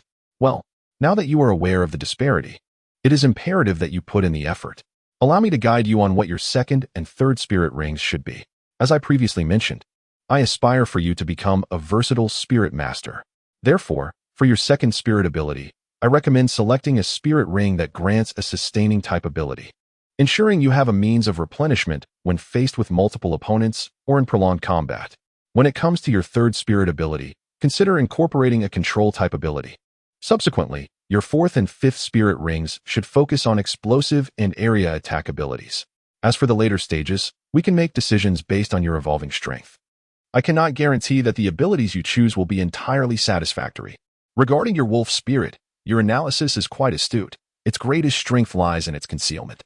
Any spirit abilities we choose to add must prioritize maintaining its stealth. Thus, your idea of incorporating toxins into the wolf spirit is quite fitting. Additionally, I believe it would be prudent to consider some defensive abilities as well. Firstly, it will incur damage and reflect it back to you, so we must account for its defensive capabilities. Secondly, the damage it reflects is delivered through a soul power backlash, rather than directly inflicting the damage it receives upon you, meaning the actual harm you endure will not be fatal. By enhancing its defenses, should an insurmountable attack arise, you can employ the wolf spirit to absorb the impact. As for the subsequent fourth and fifth spirit rings, we shall see if our plans can be realized before making further adjustments. Qianzhu pondered Master S' advice carefully and recognized that it was indeed far superior to his initial considerations, realizing that his own thoughts had lacked thoroughness. The ensuing time was dedicated to training without wasting a single moment. Although he had reached a bottleneck where further cultivation would not elevate his spirit power level, according to Master S' research, his spirit power would still increase, albeit not visibly. As time flowed and the journey was fraught with bumps, Qianzhu returned to the familiar soul-hunting forest. Following his usual routine, he checked into an inn to rest, eating, washing up, and preparing himself before closing his eyes to rest. He could no longer train. Sharpening the axe does not hinder the work of chopping wood. While training can substitute for sleep, it still induces a degree of mental fatigue. Even in the academy, they set aside one night each week for proper rest. The soul-hunting forest is rife with dangers, and even Qianzhu has sustained injuries on multiple occasions. Although not severe, these experiences have imparted valuable lessons, teaching him the importance of vigilance at all times. However, Master remained awake, diligently scribbling at the table. The candlelight cast his silhouette upon the windowsill, connecting the room with the profound darkness outside. Suddenly, a cry of an eagle pierced the silence from outside the window. Qianzhu opened his eyes and gazed at the master, who was still furiously scribbling away. He sensed an unusual atmosphere tonight, as if something significant was about to transpire. Unable to rest any longer, and noticing the master had no intention of speaking, he approached the window and cautiously peered outside, his mind racing with images of ancient heroes encountering ambushes in inns from films he had watched in a previous life. Outside, there was nothing but the stillness of darkness. Qianzhu carefully shut the window and silently summoned his martial spirit, preparing to find a corner from which he could observe the room at a glance, allowing him to react promptly. However, just as he made his way halfway, he suddenly heard the master say, "Enough, Fran. If you're here, show yourself quickly and don't frighten the child." Qianzhu quickly turned to look at the master, who remained engrossed in his work. He then glanced towards the window and the door, both still firmly shut, just as he was about to examine other areas. His peripheral vision caught a glimpse of an additional shadow on the windowsill, appearing alongside the master's silhouette. The window, which had been tightly closed only moments before, had mysteriously creaked open. Though this sequence of events may seem lengthy, it transpired in the blink of an eye. Just as Qianzhu intended to alert the master, A sudden flash of insight illuminated his mind. Flinder, wasn't he the esteemed head of Shrek Academy, a close friend of the master, and once part of the illustrious Golden Triangle? What a false alarm! Realizing that the visitor was not an adversary, Qianju finally relaxed his guard, his previously tense body gradually easing as he obediently sat beside the master. The narrative of Douluo Continent had been replayed in Qianju's mind countless times. He should have recognized Flinder's name immediately, but the oppressive atmosphere had dulled his reactions. So this is the aura of a soul sage at level 70. As Qianju relaxed, the shadow nimbly leaped down from the windowsill, making not a sound. It wasn't he until the figure stepped out of the master's shadow that the heavy ambience dissipated. The sly face, adorned with a pair of rigid crystal glasses, belonged to none other than the four-eyed cat eagle, Flinder. Xiao Gang, after all these years, you finally reached out to me, Flinder said, settling into the seat opposite the master, his voice hoarse and slightly trembling. Is this your proof, you stubborn fellow? Yet this lad's reaction is quite impressive. Have you spoken to him about me? The master ceased his writing and carefully stowed away his materials, lifting his stiff visage. With a deep sigh, he gazed at his long-lost friend and, instead of answering, expressed a heartfelt sentiment. Flinder, how have you fared all these years? Well, quite well. It seems time has softened your temperament a bit, Flinder remarked, taken aback that the master had not immediately broached business, but instead reminisced. The master, in Flinder's memory, was never one to indulge in such trivialities. He was a man of action. Xiaochu, go fetch us a pot of tea, the master said with a smile, suddenly addressing Qianju. Yes, master. Call me if you need anything, Qianju replied, understanding the implication of the master's request. He chose not to intrude further. After fetching a pot of tea from the proprietor, he found a quiet spot in the corridor to sit and practice. Any concerns regarding the upcoming soul ring hunt had vanished. With Flinder's presence, they would surely stride confidently through the soul-hunting forest the next day. To be continued. Chapter 27. Flinder. After Qianju departed, the master approached the window alone, gazing into the enveloping darkness. After a prolonged silence, he spoke in a low, reflective tone. Flandra, you know, for decades I have lamented the heavens, bemoaning their injustice. However, Flandra responded with a faint acknowledgement, fully aware that the master's grievances were directed towards his martial soul. But now, I no longer harbor resentment. Instead, I sincerely express my gratitude for it. Thankful for the martial soul it bestowed upon me, allowing me to devote all my energy to its study. Flandra, do you realize that had my martial soul not mutated and remained the blue lightning Tyrannosaurus, I might have become a formidable soul master. Yet I would never have been worthy to be their teacher. The master turned, a fervent light illuminating his face. In his excitement, he stepped forward briskly, grasping Flandra's hand. Flandra, taken aback by the master's uncharacteristic display of emotion, pressed him down onto a chair. Xiao Gang, calm yourself. What is the situation with your students? The master took a few deep breaths, striving to regain his composure. He had been suppressing his feelings for far too long. Over the past 2 years, as he spent more time with Qianju and Tang San, he increasingly recognized their remarkable qualities. Setting aside their innate martial soul talents, he was astounded by the maturity of their characters. Neither had ever shown a tendency to slack off in their training, never requiring reminders, remarkable for children merely 8 or 9 years old. Even he, at that age, would occasionally indulge in laziness and play. Moreover, during their 2 years of combat training, Tang San's ability to assess situations and his meticulous observation of battle details left the master in awe. Even now, facing Tang San at his current level of 29, the master found himself losing more often than winning. As for Qianju, while he lacked Tang San's terrifying combat talent, the strength of his martial soul compensated for everything.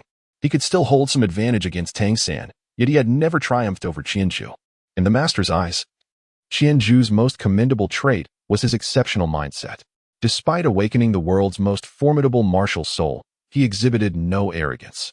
2 years had passed, and only he and Tang San were aware of the true nature of Qianju's martial soul. Even his father remained oblivious. Unpretentious and composed, Qianju had left a lasting impression on the master, solidifying his belief that Qianju would undoubtedly ascend to the pinnacle of soul masters. With his thoughts settled, the master regained his calm. Flandra, what I am about to share with you, you must promise not to disclose to anyone else. The master fixed his gaze on Flandra, speaking with solemnity. Very well, I assure you by the name of our golden iron triangle that I shall not reveal your words to another soul. Flander, sensing the gravity of the master's demeanor, dared not to slacken his focus. He extended his soul power to ensure that their ensuing conversation remained unheard by any third party. In my letter, I mentioned a student whose research I can substantiate. His name is Tang San, my second pupil, who possesses twin martial souls. Twin martial souls? Flander echoed in astonishment. Indeed, twin martial souls, one of which is the Haotian hammer, and his father is named Tang Hao. The Haotian Douluo, Flander exclaimed in surprise. Then why did he not take the child back to the Haotian clan for training, but instead entrusted him to you? That, I cannot say. Regardless, he has entrusted his son to me, giving me this much responsibility, the master replied, retrieving the token that Tang Hao had once bestowed upon him to show Flander. It was, astonishingly, the highest-ranking elder token of the Spirit Hall. He even gave you this. It seems he truly trusts you, Flander mused.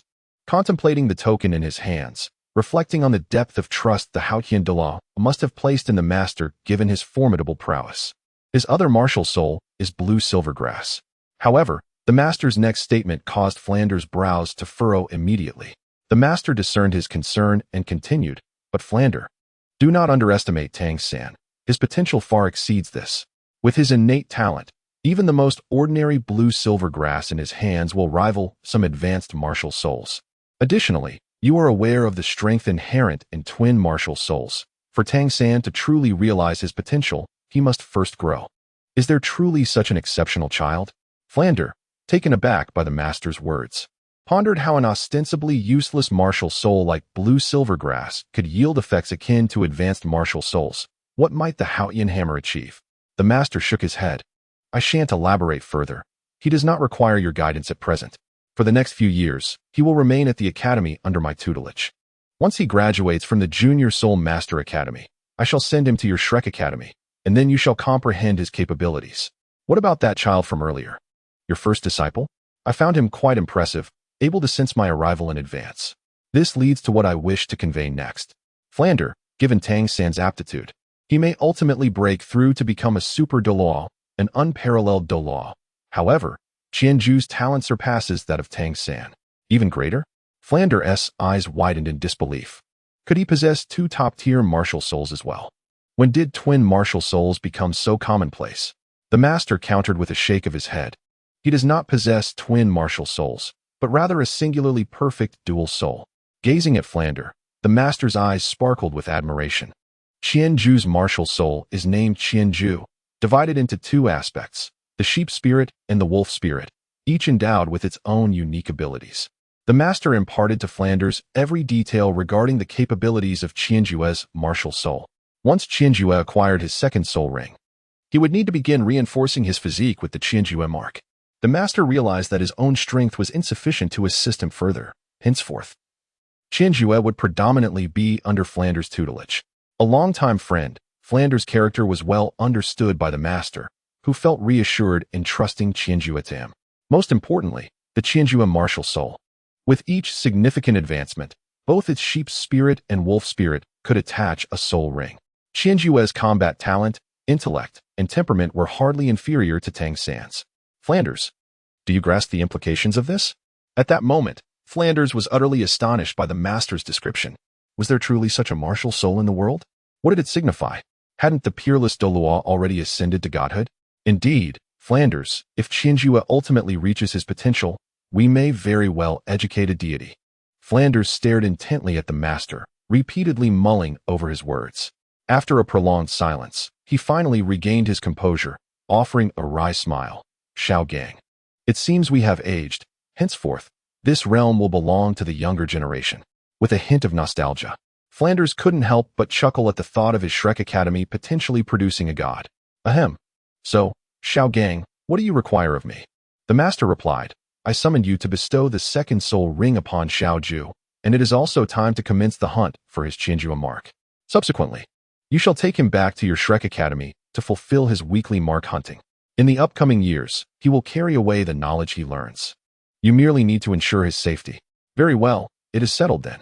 By the way, Xiao Gang, I have also recruited two promising talents in the past 2 years, a top-tier assault-type martial soul, the White Tiger, and an innate full soul power food-type soul master. What do you think? Not too shabby, right? Flanders couldn't help but feel a swell of pride as he recalled the two prodigies at his academy. Innate full soul power food type soul master? What is their martial soul? The master displayed a look of astonishment. It is virtually impossible for support type soul masters to possess innate full soul power. Throughout the known history of Douluo Continent, no support martial soul has ever been endowed with innate full soul power. Even the renowned 7-treasure glazed tile pagoda, considered an exceptional support martial soul, does not achieve such a feat upon awakening. It's a sausage. Haha, it tastes rather good. Flanders responded with a delighted smile. A sausage? A carnivorous food type soul master? Indeed. How does that compare to a dual martial soul? Certainly not lacking.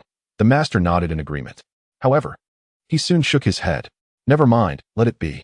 When Tang San graduates in 4 years, I shall come to your academy as well, and we shall witness it together. Haha, splendid.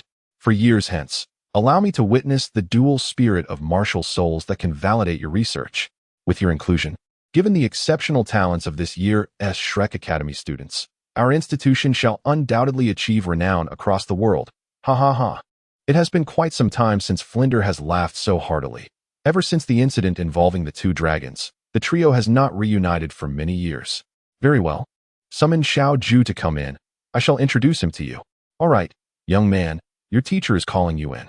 Flinder's voice echoed, seemingly casual, yet resonating directly in the ears of Qianju, who was practicing outside the door. Qianju was startled awake as he entered through the door, carrying a pot of tea. Teacher, you have reminisced for far too long. The tea has grown cold, and now we can only partake of lukewarm tea. Qianju lifted the teapot, expressing a hint of helplessness as he spoke. Hey, young man, how did you come to know that we were reminiscing? Are you acquainted with me, or has your teacher mentioned my name? I haven't heard anything about you, but when you entered, my teacher didn't even glance your way yet immediately called out your name. I surmised that you must be a close friend of my teacher, and your strength is undoubtedly formidable. Huh, quite an astute observation, Flander chuckled, glancing at the master. Now, do take a guess at the extent of my prowess. Flander regarded Qianju with a playful glint in his eye. I would wager that you possess at least a level 70 cultivation, Qianju replied with a smile, a touch of shyness evident in his tone. Flander's eyes widened in surprise as he turned to the master. You truly haven't spoken of me to him? No, I haven't. Ah, Qianju, how did you deduce that Flander is a soul saint? The master inquired, his curiosity piqued. How did I guess? Because you are set to reach level 78 in 4 years, which means you must currently be at least level 70. In his heart, Qianju pondered, yet he found himself unable to articulate this reasoning and could only admit to mere conjecture. Very well, since you have already surmised it, I shall refrain from further elaboration. This is Flander, an old friend of mine for many years, a soul sage of the 76th rank. He will assist you in obtaining your soul ring tomorrow. Furthermore, once this soul ring acquisition concludes, he shall escort you to Shrek Academy, which he has established. Although you will be advancing your studies ahead of schedule, there are still subjects you need to learn, and I will prepare them for you to take along, allowing you to dedicate time to your studies. Do you understand? In 4 years, I shall return with Tang San to reunite with you. Qianju gazed at the master, not particularly surprised. He had always known that a change of location was inevitable. The distance from Nodding Academy to the soul-hunting forest was far too great, posing significant challenges for his pursuit of the 1,000-Ju seal.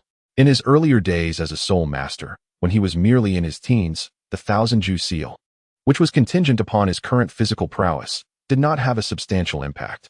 However, as he was on the brink of advancing to a grand soul master, and with the need to acquire soul rings beyond the stipulated time frame, the fortification of the 1,000-Ju seal had become paramount and deserved his utmost attention. Moreover, following his acquisition of the soul ring, he would likely need to hunt soul beasts aged over a millennium, creatures that were exceedingly rare within the confines of the soul-hunting forest. Thus, a change of venue was certain. The only uncertainty lay in whether he would part ways with the master and Tang San and Xiao Wu. It appeared that separation was, indeed, imminent. Understood, teacher. I shall master all that you have imparted. Qianju nodded in agreement. Very well, let us conclude for tonight. Rest early.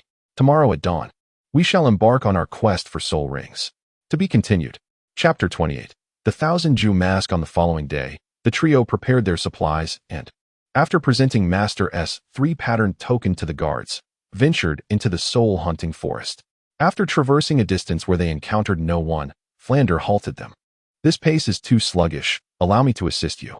With that, Flanders summoned his cat-eagle martial spirit, unfurling a pair of magnificent wings from his back. Enveloped in a layer of feathers, his orange-yellow eyes exhibiting vertical pupils. Yellow, yellow, purple, purple, black, black, black. 7 soul rings materialized abruptly beneath his feet, swirling around his form with an ethereal grace. It was Qianju's first encounter with a black 10,000-year soul ring. Even though Flander did not intentionally exude the aura of a soul sage, the oppressive presence of the 10,000-year soul ring quickened Qianju's breath. Flander stepped forward, embracing Qianju with one arm, while seizing the Master's wrist with the other. With a powerful flap of his wings, he ascended, carrying them both to an altitude of several hundred meters. "Which direction?" Flander bellowed, his voice resonating against the howling winds that whipped around them, causing their garments to flutter audibly. Qianju gazed at the master, who grasped Flander's wrist firmly, their hands interlocked and suspended in midair. The master's other hand shielded his face from the biting wind as he scrutinized the soul-hunting forest below. "Over there, by the river, just where it forms that shaped bend," the master indicated, pointing towards the serpentine waterway. "All right, hold on tight," Flanders called out, beating his wings vigorously as they soared towards the designated spot.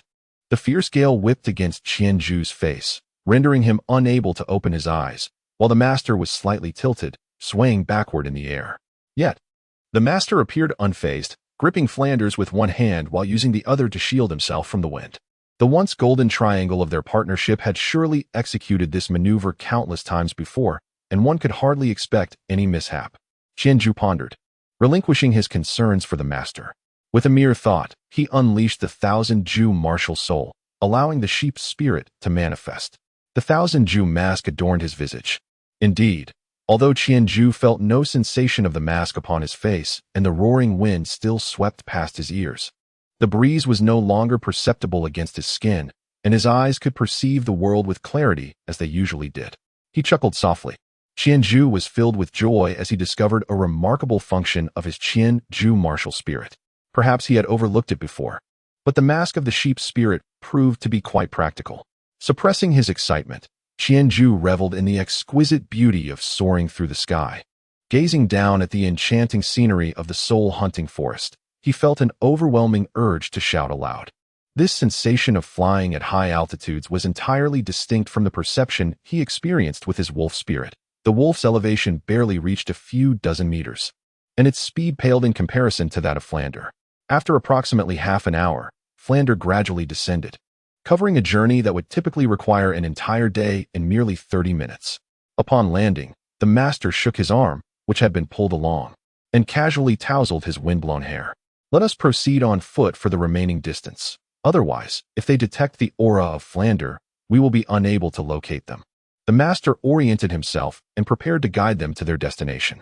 "Master," Qianju exclaimed, "I just realized in the air that my mask truly possesses the functionality of a mask. As long as I wear it, my face remains untouched by the wind." Qianju walked beside the master, bubbling with excitement as he shared his recent discovery. The master paused, exclaiming, "Is that so? How was it overlooked before?" Turning to face Qianju, he instructed, "Release your martial spirit. I wish to ascertain whether your mask possesses defensive capabilities." As he spoke, the master retrieved a resplendent short sword from his storage ring.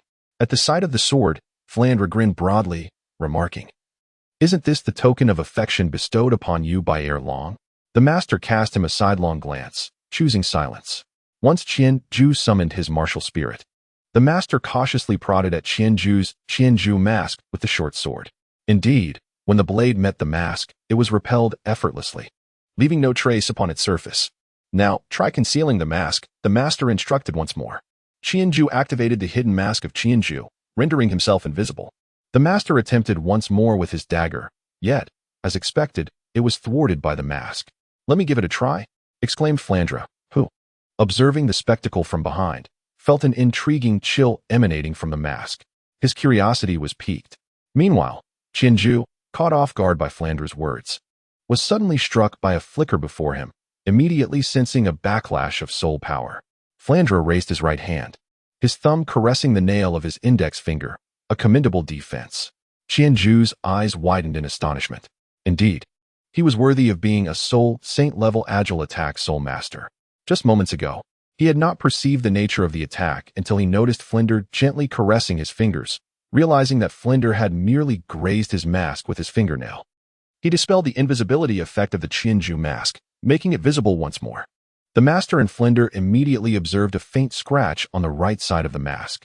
The master glanced at Flinder, who promptly remarked, "It is not merely this shallow." It was deflected somewhat by his mask. The master nodded and scrutinized the mask again, only to find that the scratch on Qianju's mask had diminished slightly. Astonishingly, the mask was self-repairing. Indeed, after approximately a minute, the mask restored itself to its pristine condition, leaving no trace of the previous scratch. The master nodded in acknowledgement, indicating for Qian to retract his martial soul before turning to continue leading the way, his thoughts racing. Although Flinder's strike was casual, how could its destructive power be anything but significant at such speed? A typical soul master at the 40th level, unless specializing in defense, would likely struggle to withstand it.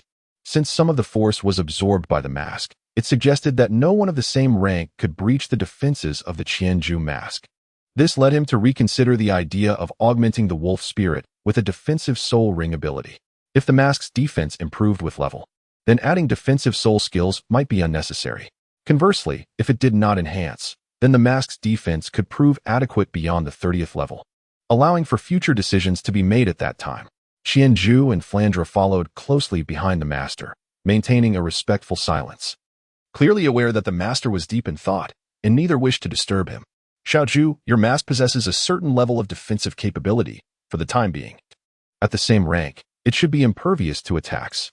However, be cautious, this is not absolute. Do not let it be your sole reliance, for should you fail, you will have no opportunity for remedy, and the enemy's assault would strike directly at your head. I need not elaborate on the consequences."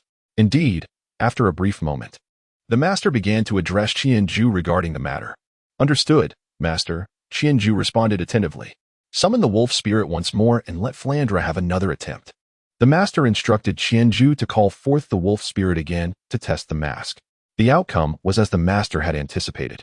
The mask of the wolf spirit exhibited identical defensive and self-healing properties.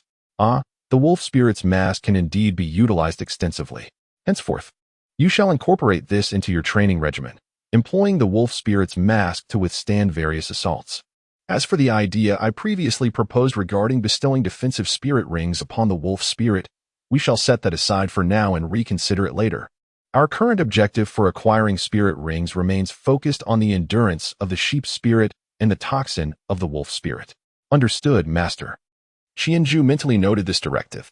You must practice diligently. In 4 years, I shall have Tangsan test you. You must be capable of withstanding all of his hidden weapons using the wolf spirit. If so, perhaps we can forego the allocation of that spirit ring and redirect our plans accordingly. Qianju, Tangsan's hidden weapons are not so easily dealt with. To be continued. Chapter 29. The Green Sack Beast. As the master imparted his wisdom, the group gradually distanced themselves from the landing site, drawing closer to the destination that resided in the master's mind. For your second spirit ring, I recommend the Green Sack Beast, the master declared, meticulously detailing the characteristics of the spirit beast intended for Qianju's second spirit ring. This creature is a highly resilient herbivorous spirit beast, notable for its considerable size yet gentle nature. Its abdomen harbors a sac, within which it secretes an emerald green liquid, storing excess energy. This fluid possesses remarkable healing properties. When the green sac beast sustains injury, it consumes the liquid from its sac to mend itself. Moreover, this liquid is equally beneficial to spirit masters, who refer to it as the green sac liquid. Should a spirit master find themselves wounded in the spirit beast forest, locating a green sac beast significantly enhances their chances of survival. However, the liquid is challenging to preserve. Once it is removed from the beast's sac, it deteriorates rapidly, and no effective long-term preservation method has yet been discovered. Consequently, spirit masters seldom capture this creature, even though many likely inhabit the hunting forest. Additionally, the green sac beast prefers to dwell in forests near water bodies. From my aerial vantage point, I observe that this region of the hunting forest is particularly suitable. Thus our subsequent actions must be more discreet. Xiaozhu, send your wolf spirit to scout, the master instructed. Understood, Qianju responded, releasing his martial spirit. Externally, he appeared unchanged, yet his wolf spirit had ascended into the air above him. Flinder, observing from behind, scrutinized Qianju and the space above him, eventually shaking his head in disbelief. Xiaogang, this kid's martial spirit possesses an impressive invisibility ability. Even I could not detect it. The master's lips curled into a subtle smile. Xiaoju mentioned that the reason his Qianju martial spirit has this capability is that Qianju symbolizes death. Only those on the brink of death can perceive it. If you can see it, it indicates your demise is imminent. Ba ba ba. At this rate, I probably won't see it in my lifetime. Stop cursing me. As Flinder and the master exchanged banter in hushed tones, Qianju suddenly halted. Master, I believe I have spotted a green sack beast. Where? Look at the patterns on its sack. The master calmly guided Qianju in discerning the age of the green sack beast. Qianju guided the wolf spirit to the side of the Qingnong beast, whose appearance bore a resemblance to that of a koala. However, it possessed a slightly swollen pouch on its abdomen, which, even through its skin, emanated a faint green hue from the Qingnong liquid within.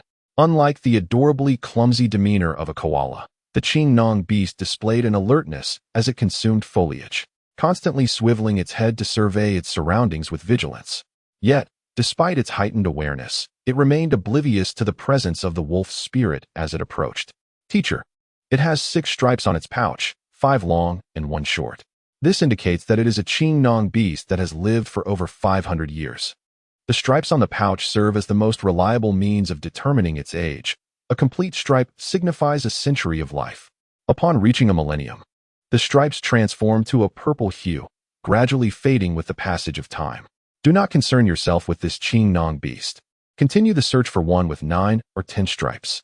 Understood, teacher, Qianju replied, persistently directing the wolf spirit in its quest.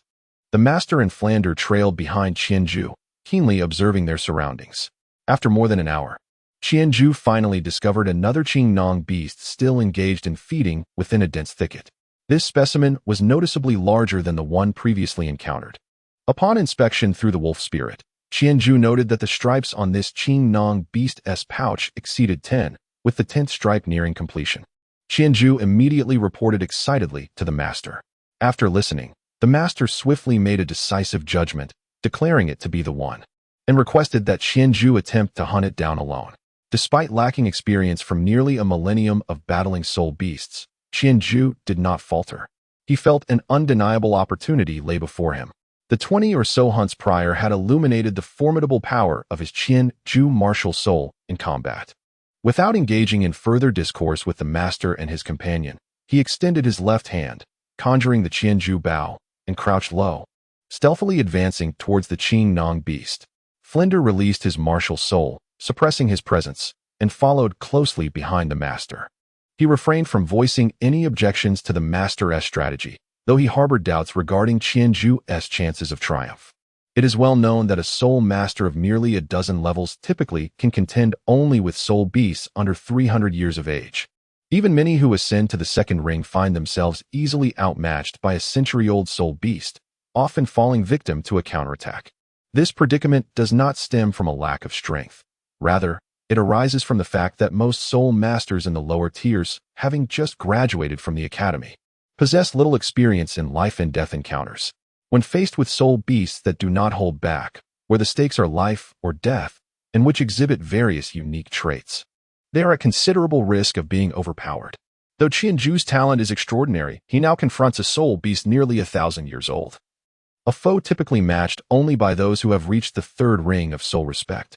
Nevertheless, Flinder felt reassured by his presence. Should any danger arise, he would be able to intervene promptly. He merely wished to ascertain whether Xiaogang's words from the previous night had been exaggerated. As Flinder contemplated these thoughts, Qianju gradually approached the Qingnong beast. Upon reaching approximately 100 meters, he paused cautiously. This was the optimal range for his light arrow attack.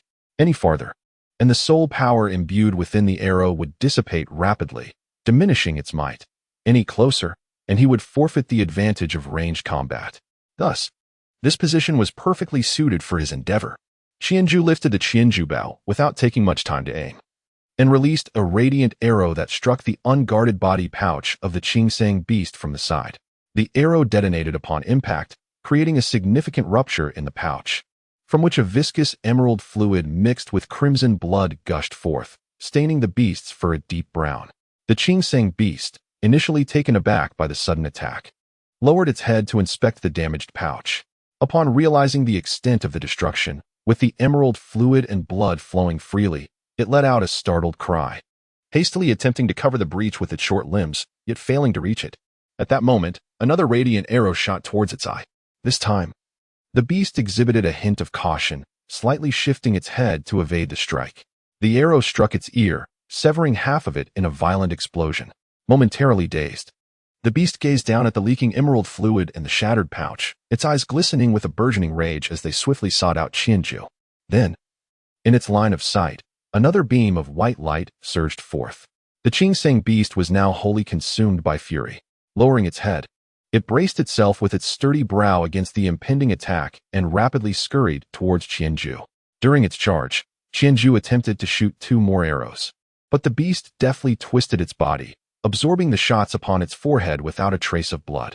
With a thunderous crash, the Qingsang beast collided with a large tree situated behind where Qianju had stood moments before, causing a significant dent in the trunk and dislodging countless branches and leaves. Qianju, having anticipated the impact, had already leapt to another tree nearby.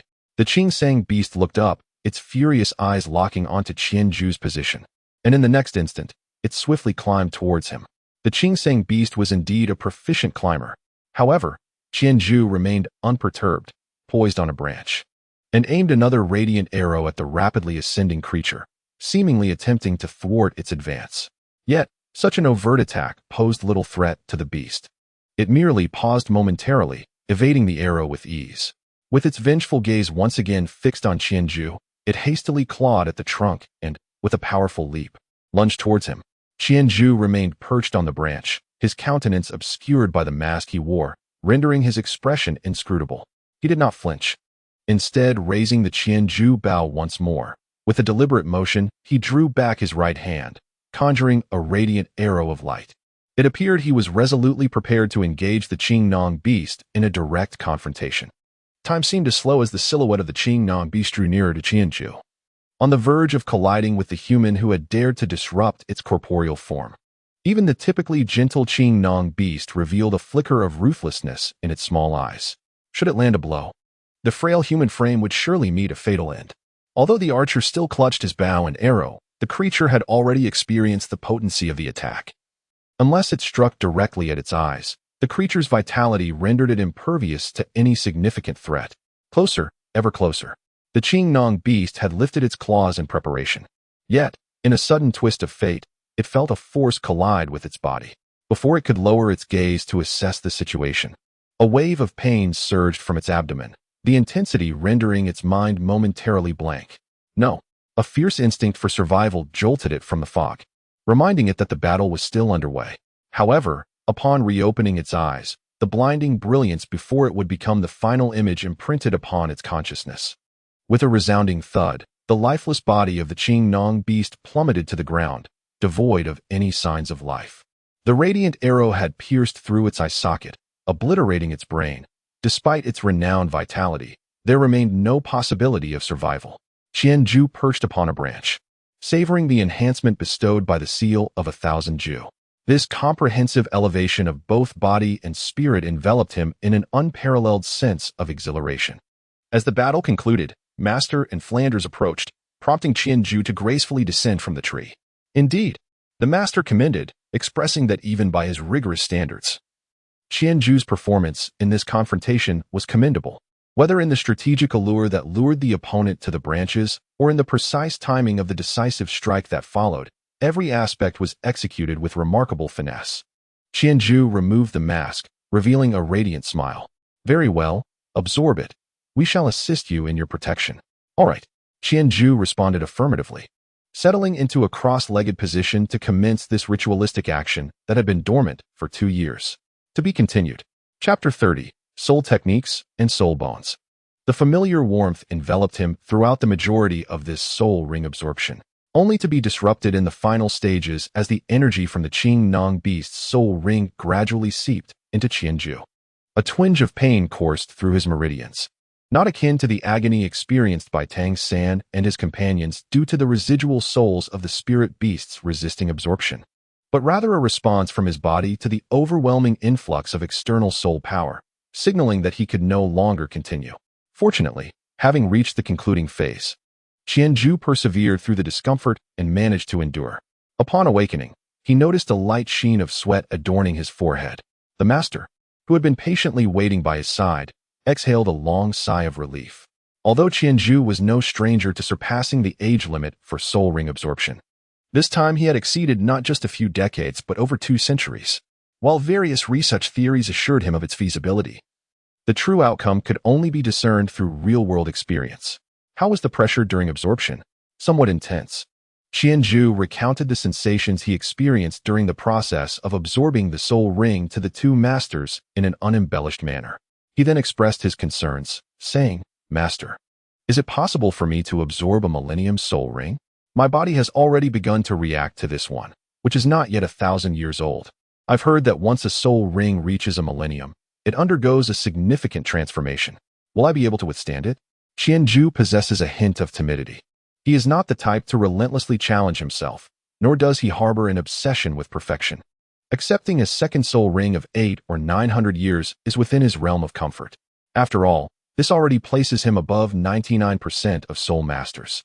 Rest assured, it is achievable. The master gently patted Qianju's shoulder. However, it is imperative to expedite the absorption of the soul bone. Initially, this soul bone was intended to solidify the soul power acquired from absorbing 2 soul rings, but it seems we must utilize it sooner than anticipated. I underestimated the stress exerted on the body by the combination of multiple soul rings and those beyond their normal age limit. It appears that your Qianju seal must be seamlessly enhanced henceforth, allowing you to withstand the additional burdens of future soul rings.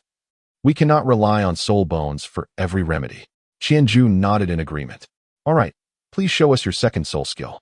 Qianju nodded, summoning his martial spirit and dispelling the effect of Qianju's concealment. The ethereal figure of the sheep spirit materialized, enveloping Qianju. An ancient and enigmatic mask obscured his features, with 2 glowing azure flames emanating from the eye sockets, gazing intently at Master and Flender. Beneath the sheep spirit, 2 yellow soul rings rotated languidly. Meanwhile, in the air nearby, the wolf spirit hovered silently, its masked eyes concealing its intentions, accompanied by a yellow soul ring that radiated brilliance beneath it. Is this what you refer to as the Qianju martial spirit? Flender marveled at the sheep and wolf spirits. Although Master had provided him with a detailed description of the Qianju martial spirit the previous day, he had never witnessed it firsthand.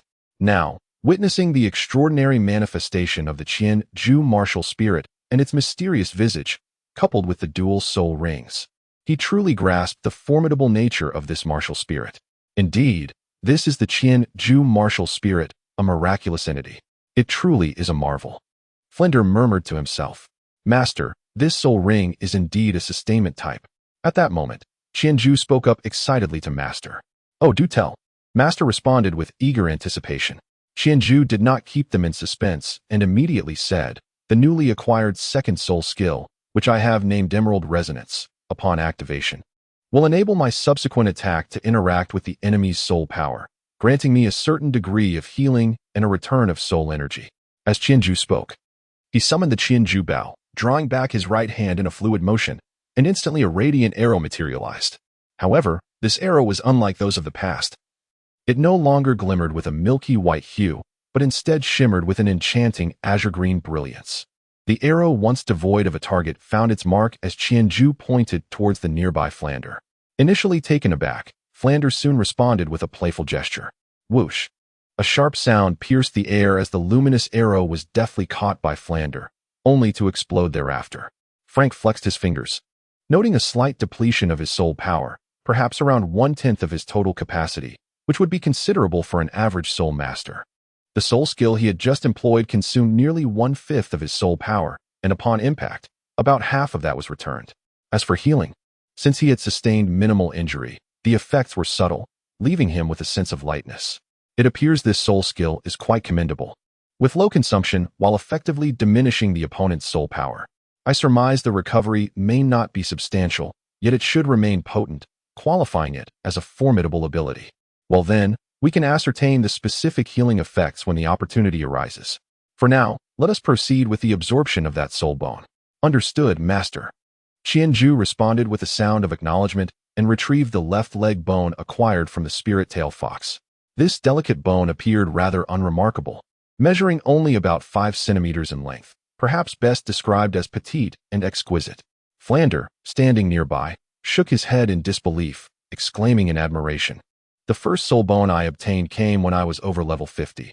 This young man possesses an extraordinarily formidable martial spirit." Holding the soul bone, Qianju gently channeled his soul power, causing the bone to tremble slightly, as if awakened. It began to emit a soft azure glow. As Qianju continued to infuse his soul power into the bone, the radiance intensified, transforming into a deeper blue. Eventually, the light detached itself like wisps of smoke, flowing through the spaces between Qianju's fingers and cascading onto his left leg, as if drawn to it.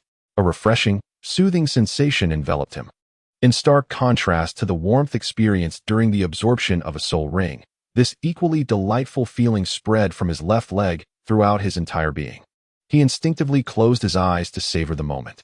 As time progressed, the luminous glow emanating from the soul bone gradually diminished until the last flicker faded away. The delicately crafted left leg bone silently disintegrated into fine ash, carried away by the wind, prompting Qianju to open his eyes once more. Rising to his feet, he stomped joyfully, reveling in the invigorating strength of his left leg, a smile breaking across his face. He swiftly turned to Master, eager to share his elation. The Master nodded with a smile, inquiring, "So, did this soul bone grant you any abilities?" "Indeed, Master. This left leg bone possesses a skill that allows me to adjust my weight." As Qianju spoke, he activated the skill of his left leg bone, and he immediately felt a slight lightness in his body. After jumping a few times and experiencing a height of leap greater than usual, he intensified the output of his soul power. Upon reaching what he perceived to be the peak of his capabilities, he took a moment to savor the sensation and discovered that his weight had diminished to approximately 30% of its usual heft. Qianju excitedly shared this information with the Master, who nodded in approval. "A commendable skill," he remarked. "While it may appear deceptively simple, its impact should not be underestimated. The most straightforward benefit is the enhancement of your agility. What about the consumption of soul energy? Is there an additional expenditure of soul energy required upon activation? Furthermore, is there a time interval between activation and deactivation?" Qianju assessed the consumption of his soul power, experimenting with several points suggested by his Master. He replied, "The consumption of soul power increases with the augmentation of weight reduction. If I maintain a minimum adjustment of 30% of my weight, my soul power can last approximately half an hour. The switch does not require soul power and has no cooldown period." Upon hearing this, a broader smile graced the Master's face. "This skill of yours is indeed quite remarkable. However, there is one caveat. While this ability enhances your agility in battle, it also diminishes your destructive capacity. Therefore, we must incorporate an additional training component, which involves seamlessly activating and deactivating this skill during combat. Once you can effortlessly control your weight at will, we shall conclude this course." "Understood, Master." Qianju nodded in affirmation. "Very well, we shall conclude our session for today. Prepare to set up camp. We shall rest here tonight." "Set up camp?" Qianju felt somewhat bewildered, contemplating his confusion, when suddenly his peripheral vision caught sight of the sun, which was nearing its descent. The process of absorbing a soul bone is not as swift as that of absorbing a soul ring. Even this time, taking nearly half a day is quite remarkable. The Master, perceiving Qianju's perplexity, offered a gentle reminder from the side. "Very well. To be continued." Chapter 31. The joining the following day. After a night of rest, the Master and his companions prepared to embark on their journey once more. This time, their objective was a soul beast known as the ink phosphor scorpion. The ink phosphor scorpion thrives in marshy terrains and delights in feasting on water serpents. Its body is adorned with a series of black scales, providing exceptional defense. Most importantly, the venom of the ink phosphor scorpion aligns perfectly with the toxin we require. A soul master struck by the scorpion's tail initially exhibits no overt reactions. However, if they do not receive timely treatment within 10 minutes, they will gradually begin to lose their motor functions, ultimately succumbing to asphyxiation. Thus, I believe this toxin is quite suitable for your wolf spirit. What are your thoughts? So, Are we heading to the marshes of the soul-hunting forest next? Qianju naturally had no objections to the master's choice. In fact, the dark phosphor scorpion was also one of the soul beasts he aspired to for his second soul ring. Its neurotoxic effect, resembling petrifying rigidity, often proved more effective than blood toxins in numerous situations. By the way, once we reach the marshlands, please remember to keep an eye out for the Bailing flower during our exploration. This plant, entirely green with triangular petals, exists in a symbiotic relationship with the dark phosphor scorpion. When its roots are ground into a paste and applied to areas affected by the scorpion's sting, it can significantly mitigate the effects of its venom. We should seek it out, just in case. Understood, teacher. Qianju responded in agreement, then silently repeated the information to himself, committing it to memory. This was the first time he encountered such knowledge, which might prove useful at some point. The swamp was not far from where Qianju and his companions had hunted the Qing-Nong beast the previous day, as it marked the terminus of a river's tributary. After being carried for a while by Flandre, Qianju and the master continued on foot for approximately half an hour, eventually arriving at the swamps of the soul-hunting forest. The swamp was relatively modest in size, given that it was merely a cultivated habitat for soul beasts established by the Empire. Much of the terrain was not naturally occurring, but rather developed by the Empire to accommodate various creatures. After traversing a muddy path, the trio cautiously entered the swamp. The master wielded a long staff, leading the way as he guided Qianju through the treacherous terrain. With each step, he prodded the ground ahead with his staff to ensure it was solid before gently placing his foot down. Flandre, meanwhile, followed behind in a seemingly indifferent manner, and though they had been walking for some time, they had not covered much distance. In such swampy conditions, one must ascertain the viability of the path ahead before proceeding, as relying on mere sight can be misleading. What appears to be solid ground may conceal a layer of soft mud beneath. Particular caution is warranted in areas of dense vegetation. Of course, possessing the lightweight skill of a soul bone grants a distinct advantage in such terrain, allowing one to traverse areas that might otherwise be too burdensome for an ordinary person. Thus, if one encounters an adversary beyond their strength, and the surroundings happen to feature such terrain, it would be wise to lure them into the area for combat, which could provide significant leverage. I have noted it, master. Qianju replied. Flandre, keep an eye out for any signs of burrowing, the master instructed. The Mo-Lin scorpion is of considerable size, and its passage, particularly through this soft, muddy ground, will leave numerous small holes made by its tiny feet. These holes recover quickly, so if we can locate such traces, we can swiftly pinpoint our target. As the master imparted his wisdom on navigating and battling within this terrain, he beckoned Flandre to assist in searching for the Mo-Lin scorpion's tracks. Flandre, with a hint of laziness in his gaze, scanned the surroundings and soon identified several marks as described by the master. I found some, but they are rather distant. I estimate it will take you over half an hour to reach them, he remarked. Why not tell me how to determine the age of an Mo-Lin scorpion? I could simply catch one myself. Even if we are training this lad, it wouldn't hurt to take a shortcut. He will eventually follow me in hunting his 1,000-Ju mark when he engages in battle. Flandre shared his observations with the master, but as he spoke, he offered a suggestion. The master, taken aback by Flandre's words, gazed at him in astonishment before turning to Qianju, who merely shrugged, harboring no objections. Whether he took the initiative or awaited Flandre's assistance, the end result would still be him absorbing the soul ring.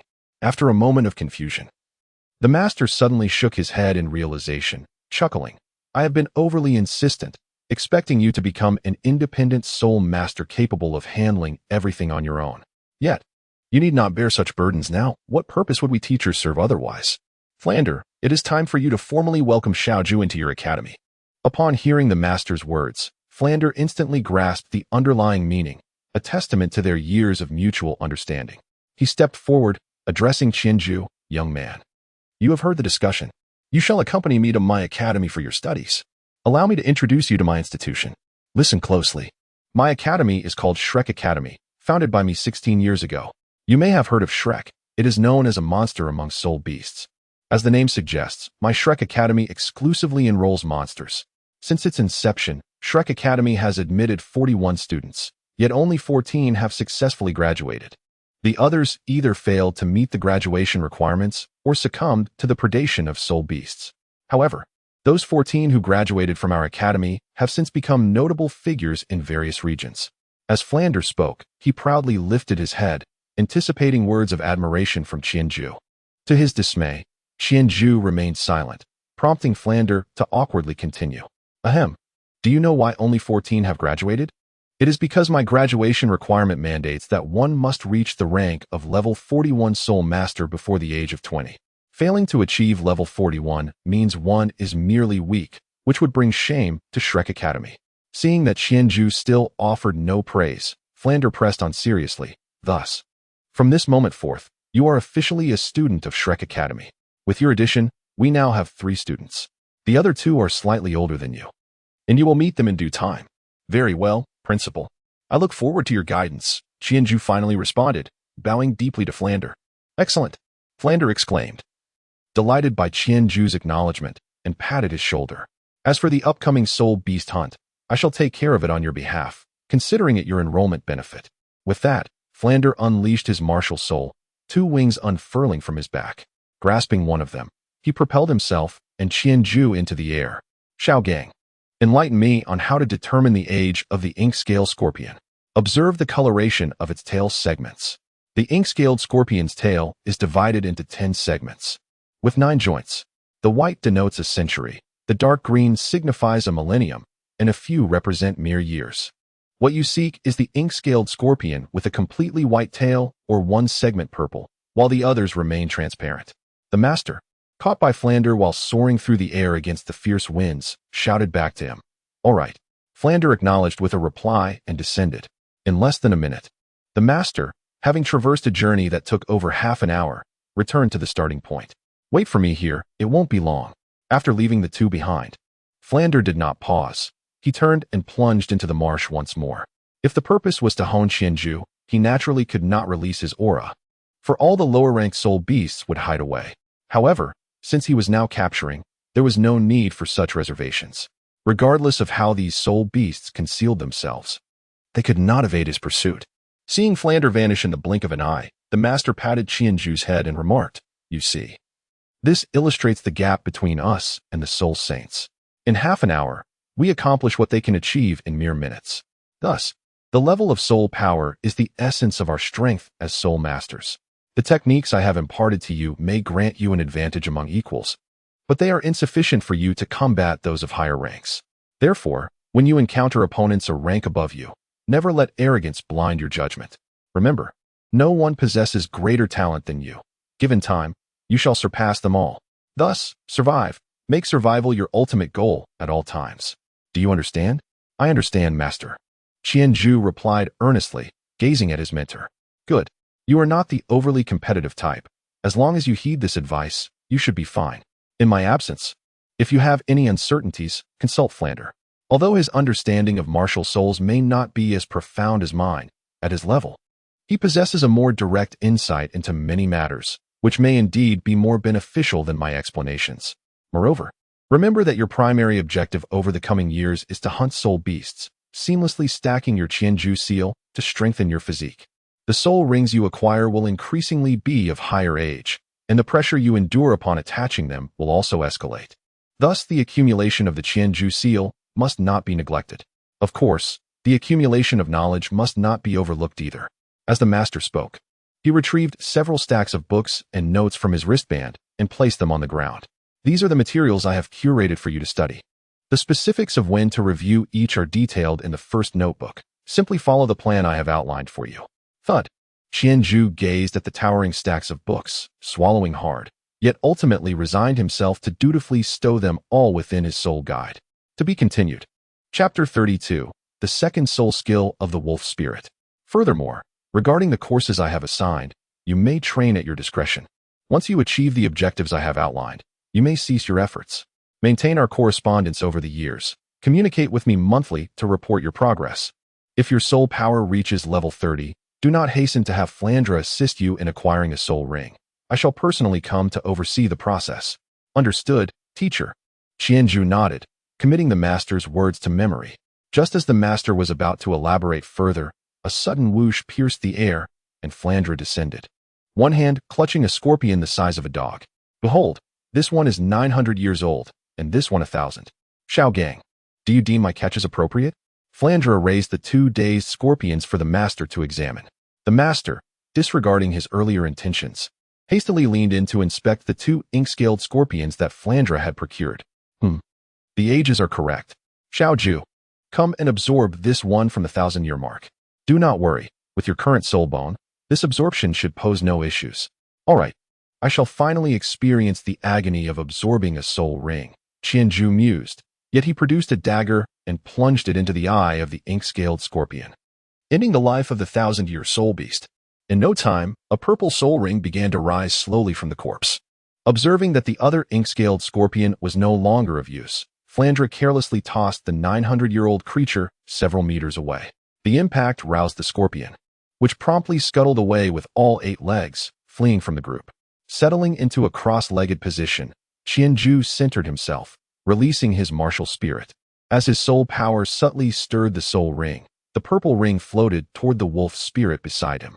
Once the purple soul ring encircled the wolf spirit, Qianzhu was immediately enveloped in a familiar warmth, albeit this time, the warmth intensified, gradually transforming into a searing heat.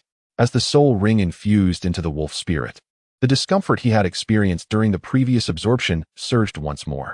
Ultimately, just as Qianzhu felt he could no longer endure the pressure, a sudden wave of coolness washed over his left leg, and the pervasive discomfort throughout his body seemed to find an outlet, converging towards his left leg, allowing the overwhelming heat to dissipate, returning once again to a state of warmth. With a sigh of relief, the master, who had been observing intently, noticed Qianzhu's expression finally relax, and he too exhaled with ease. This signifies that the absorption of the soul ring has been successful, and now we await Qianzhu's awakening. Indeed, it was not long before Qianzhu's tightly shut eyes quivered and gradually opened, rising from the ground. He felt the significant enhancement of his physical attributes and soul power, prompting him to reflect, truly, there exists a qualitative disparity between a 1,000-year soul ring and a 100-year soul ring. The mere augmentation of physical attributes surpasses that of the 900-year soul ring he absorbed yesterday. Furthermore, the soul skills associated with the 1,000-year soul ring are undoubtedly superior to those of the 100-year soul ring. Let me see what surprises your inaugural 1,000-year soul ring skill has in store for us. The master, having heard Qianzhu's musings, responded, all right, let me observe. Qianzhu closed his eyes, attuning himself to the second soul skill of the wolf spirit. Before long, he opened his eyes, filled with astonishment. Master, this second soul skill is quite straightforward yet powerful, and it differs somewhat from our expectations. How so? Is it worse or better? It should be better.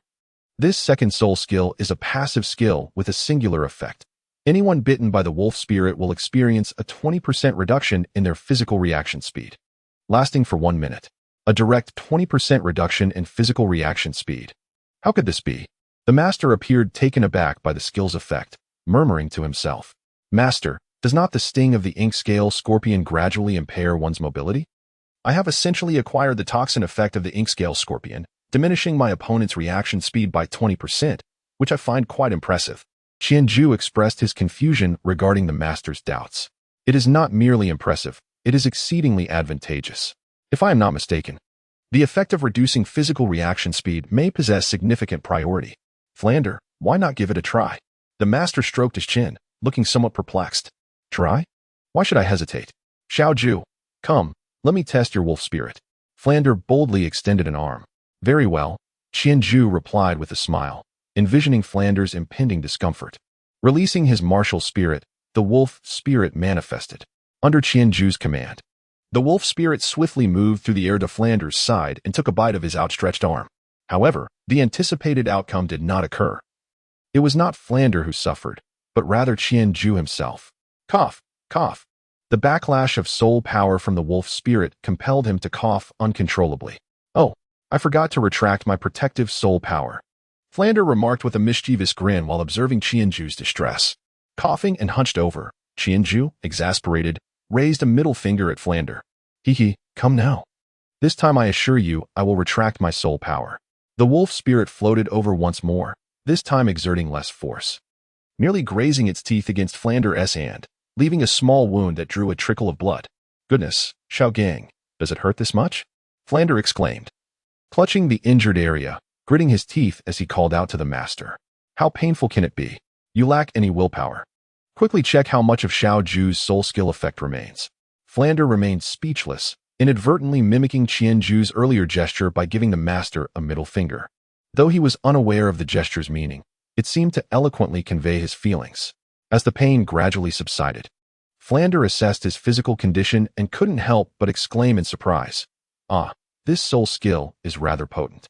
Despite the considerable difference in our levels, I still experience about 5% of its effect." 5%? Indeed, that is quite significant, the master murmured. "Master, have you made any discoveries?" Qianju inquired. Having noticed the master's unusual demeanor since earlier, the master glanced at Qianju and Flander, sighed, and spoke with a hint of disappointment. "It's fine to share this with you. The effect of Xiao Ju's soul skill has surpassed my expectations. This ability to reduce physical reaction speed clearly compresses the toxic capability of the Mo Lin Scorpion. Although the potency of the toxin has been diminished, it has also eliminated the duration of its effect, transforming it from a gradual onset to an immediate one. Moreover, the priority of this toxin has evidently increased significantly. If the extracted ability solely pertained to the Mo Lin Scorpion S toxin, it could potentially incapacitate an individual to the point of suffocation. Given Xiao Ju's current soul power, achieving such an effect on a Soul King of level 50 is remarkable. Yet, Xiao Ju's soul skill is also affecting someone like Flander, a soul sage. Furthermore, as Xiao Ju's soul power escalates, if the ability derived entirely from the Mo Lin Scorpion's toxin, its effectiveness would undoubtedly wane over time. However, if my hypothesis is correct, this ability's efficacy correlates with Xiao Ju's soul power level. Should Xiao Ju reach the rank of Soul Sage, I believe that Flander's reduction effect could reach up to 20%. Isn't that splendid? This skill is extraordinarily powerful. Why are you still troubled? Shouldn't this be a cause for celebration? Flander found himself perplexed by the master's demeanor. It should be a cause for joy. Yet, have you all noticed that the 4 soul rings Xiao Ju has acquired thus far possess formidable abilities? I sense this transcends mere research. It is likely the strength of Xiao Ju's martial soul that gives rise to such soul skills. When we hunt for soul rings, why do we not merely consider their age? One must also select an appropriate soul beast, for each possesses distinct characteristics. And the soul skills we acquire are predominantly related to these traits. However, observe how Xiao Ju's recent soul skill, while still connected to the toxins of the ink phosphor scorpion, has transformed the toxic effects to better suit Qian Ju's wolf spirit, as if Xiao Ju's martial soul looks down upon the toxins of the ink scorpion. The master shook his head, his eyes half closed. Continuing, reflecting on examples I have encountered before, even with similar weapon martial souls, such as the black iron rod and the coiling dragon staff. The soul skills formed by absorbing soul rings from soul beasts of comparable age can differ remarkably. I had previously believed this disparity arose from the individuality of each soul beast and the unpredictable nature of soul skill formation. Yet, it appears that the soul skills derived from the coiling dragon staff are indeed more formidable. This is likely due to the inherent strength of the coiling dragon staff martial soul compared to that of the black iron rod.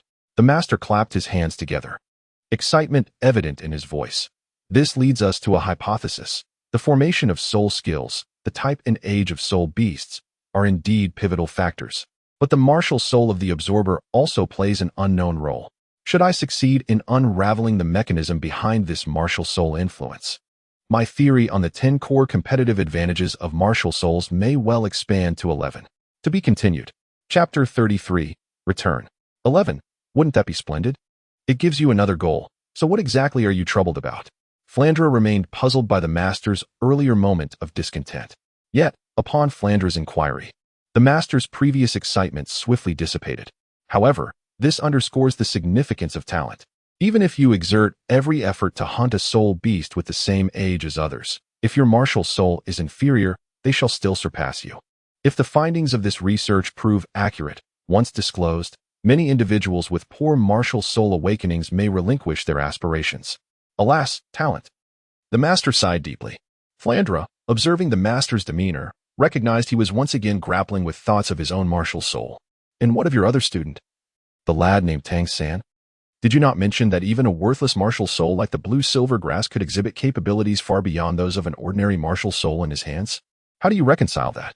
Tang San, the master, caught off guard by Flandra's question, found himself momentarily at a loss for a rebuttal. Moreover, are there not countless instances of the weak triumphing over the strong? Over the years, how many individuals of remarkable talent have been bested by those of average gifts, perishing in conflict? Xiao Gang, I believe you are being overly obstinate. The master, momentarily stunned by Flandra's words, fell silent for a time before breaking into a smile. Haha.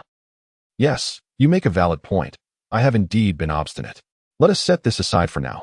Xiao Ju, let us bestow a name upon your wolf spirit's second soul skill. Quietly listening from the side, Qianju promptly remarked, Duan Pe, teacher. What do you think of this name? Duan Pe. The master echoed, shaking his head, puzzled as to where Qianju had conjured such an unusual name. Never mind, I cannot fathom your thoughts. If you prefer Duan Pe, then let it be. What matters is that you like it. Now, our acquisition of soul rings has been remarkably successful. Let us tidy up and return to the academy.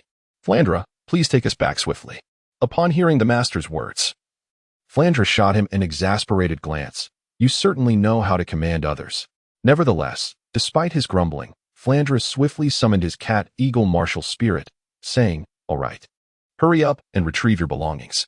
Just as Qianju was filled with curiosity, he observed the master extracting a piece of equipment from his wristband, resembling a bungee cord harness from a past life. Noticing Qianju's intrigue, the master explained, My level is too low, and my soul power is insufficient to endure prolonged flight while being towed by Flandra. Thus, I crafted this device. Once secured, I merely need to use my soul power to resist the fierce winds, sparing me the burden of sustaining my arms. As he spoke, the master meticulously donned the cumbersome gear. Once adorned, he resembled a Zongzi, entirely ensnared by the wide ropes. Unable to stifle his laughter, Qianju quipped, Teacher, perhaps you should return and have Xiao San design something for you. He has considerable expertise in such matters, and it would surely be superior to your current contraption. Very well, I shall consider it, the master replied impassively, handing the main rope to Flandra. After receiving the rope, Flandra wrapped it around his right hand twice and scooped Qianju into his embrace. All right, let us depart. With a call, Flandra took a couple of strides, his wings flapping, and ascended rapidly into the sky with the master. Thus, for the next 2 hours, Qianju reveled in the aerial views of the terrain.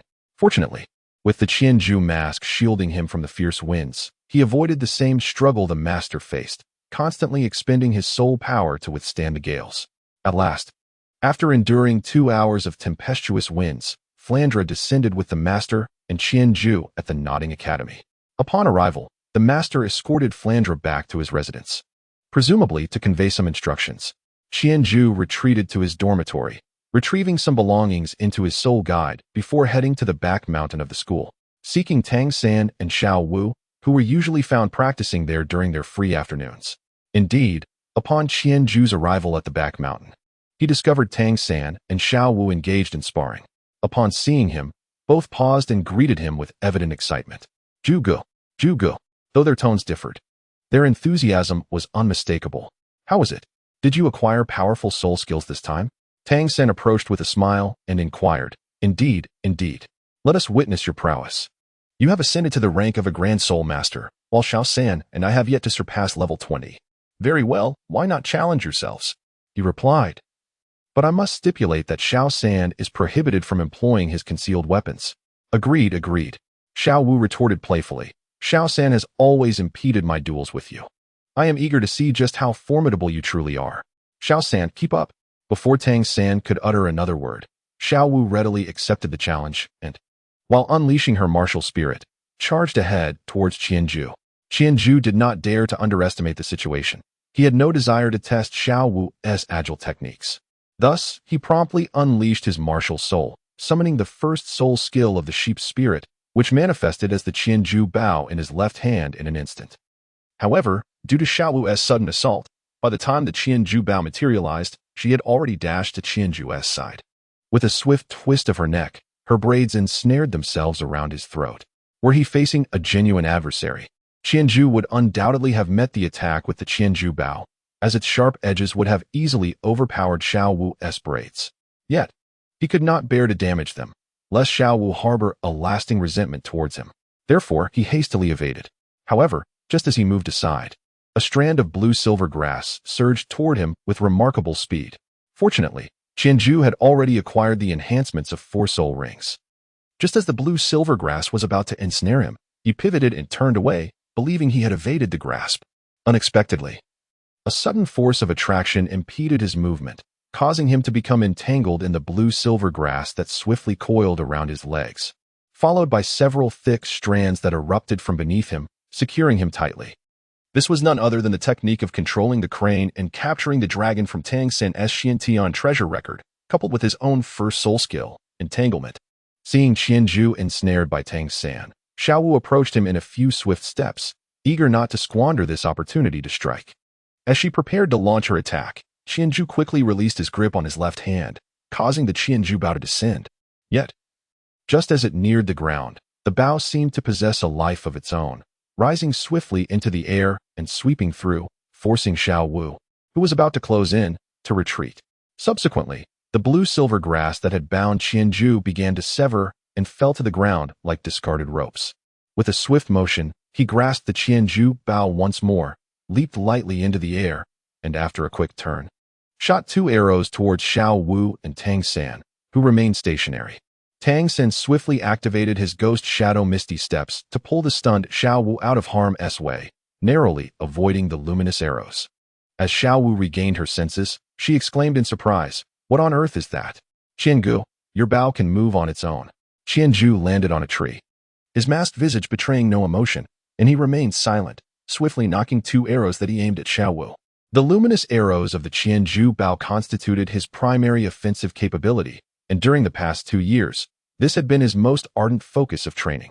Therefore, his accuracy and speed in archery were formidable. With just a few arrows, he began to corner Xiao Wu into increasingly perilous situations.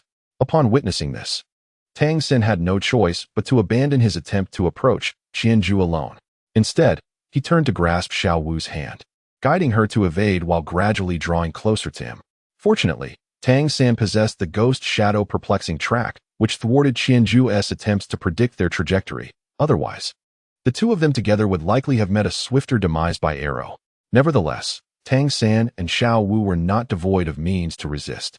As they closed the distance, just as Qianju released another arrow, Tang San suddenly exerted his strength, employing a concealed weapon technique to propel Xiao Wu forward. In midair, she narrowly brushed past Qianju's luminous arrow and swiftly launched herself towards him. With unwavering focus, she observed Qianju's movements, concentrating intently, prepared to evade the onslaught of the Qianju bow. If she could successfully avoid Qianju's initial counterattack and make contact with him, she was confident that she could secure victory in this contest. To be continued. Chapter 34, Farewell. Qianju's eyes widened as he beheld Xiao Wu soaring through the air. He was tempted to command the wolf spirit hovering nearby to intercept her mid-flight, yet he ultimately could not bring himself to do so. With a soft sigh, he retreated, distancing himself from the tree trunk, and began his descent. However, as he fell, he glanced downward in search of a safe landing spot, only to unexpectedly lock eyes with Tang San, who stood below, wielding the Haotian hammer. Tang San's gaze was intense, fixated on the descending Qianju, the hammer poised in a threatening position. How cunning of Tang San to use Xiao Wu as bait. In a fleeting moment, Qianju discerned Tang San's intentions. Moments ago, Tang San had tossed Xiao Wu toward him, harboring no hope that she would come near. He was fully aware that the wolf spirit was lurking nearby, and yet he dared to cast Xiao Wu aside, confident that Qianju would not allow her to suffer. Meanwhile, he intended to take advantage of Qianju's focus on Xiao Wu to ambush him from the trees. How cunning. After mentally berating Tang San for his scheming, Qianju observed him lying in wait. He swiftly pulled to the side with his right hand, launching himself into the air, halting mid-flight. With a sudden kick, he propelled himself against the wolf spirit, soaring over Tang San and landing a short distance behind him, successfully evading Tang San's ambush. However, this time, Qianju did not increase the distance between them. Instead, he beckoned to Tang San with a gesture, inviting him to attack. He wished to test the extent of his melee capabilities against Tang San. From a tactical standpoint, Qianju could not compare to Tang San. The techniques passed down from the Tang sect had been honed through countless trials, while Qianju's skills were birthed from his own contemplation and the insights gained from battling soul beasts over the past 2 years. In terms of raw power, Tang San's formidable martial spirit, the Haotian hammer, coupled with his rigorous training, endowed him with strength surpassing that of typical power-type soul masters of the same rank.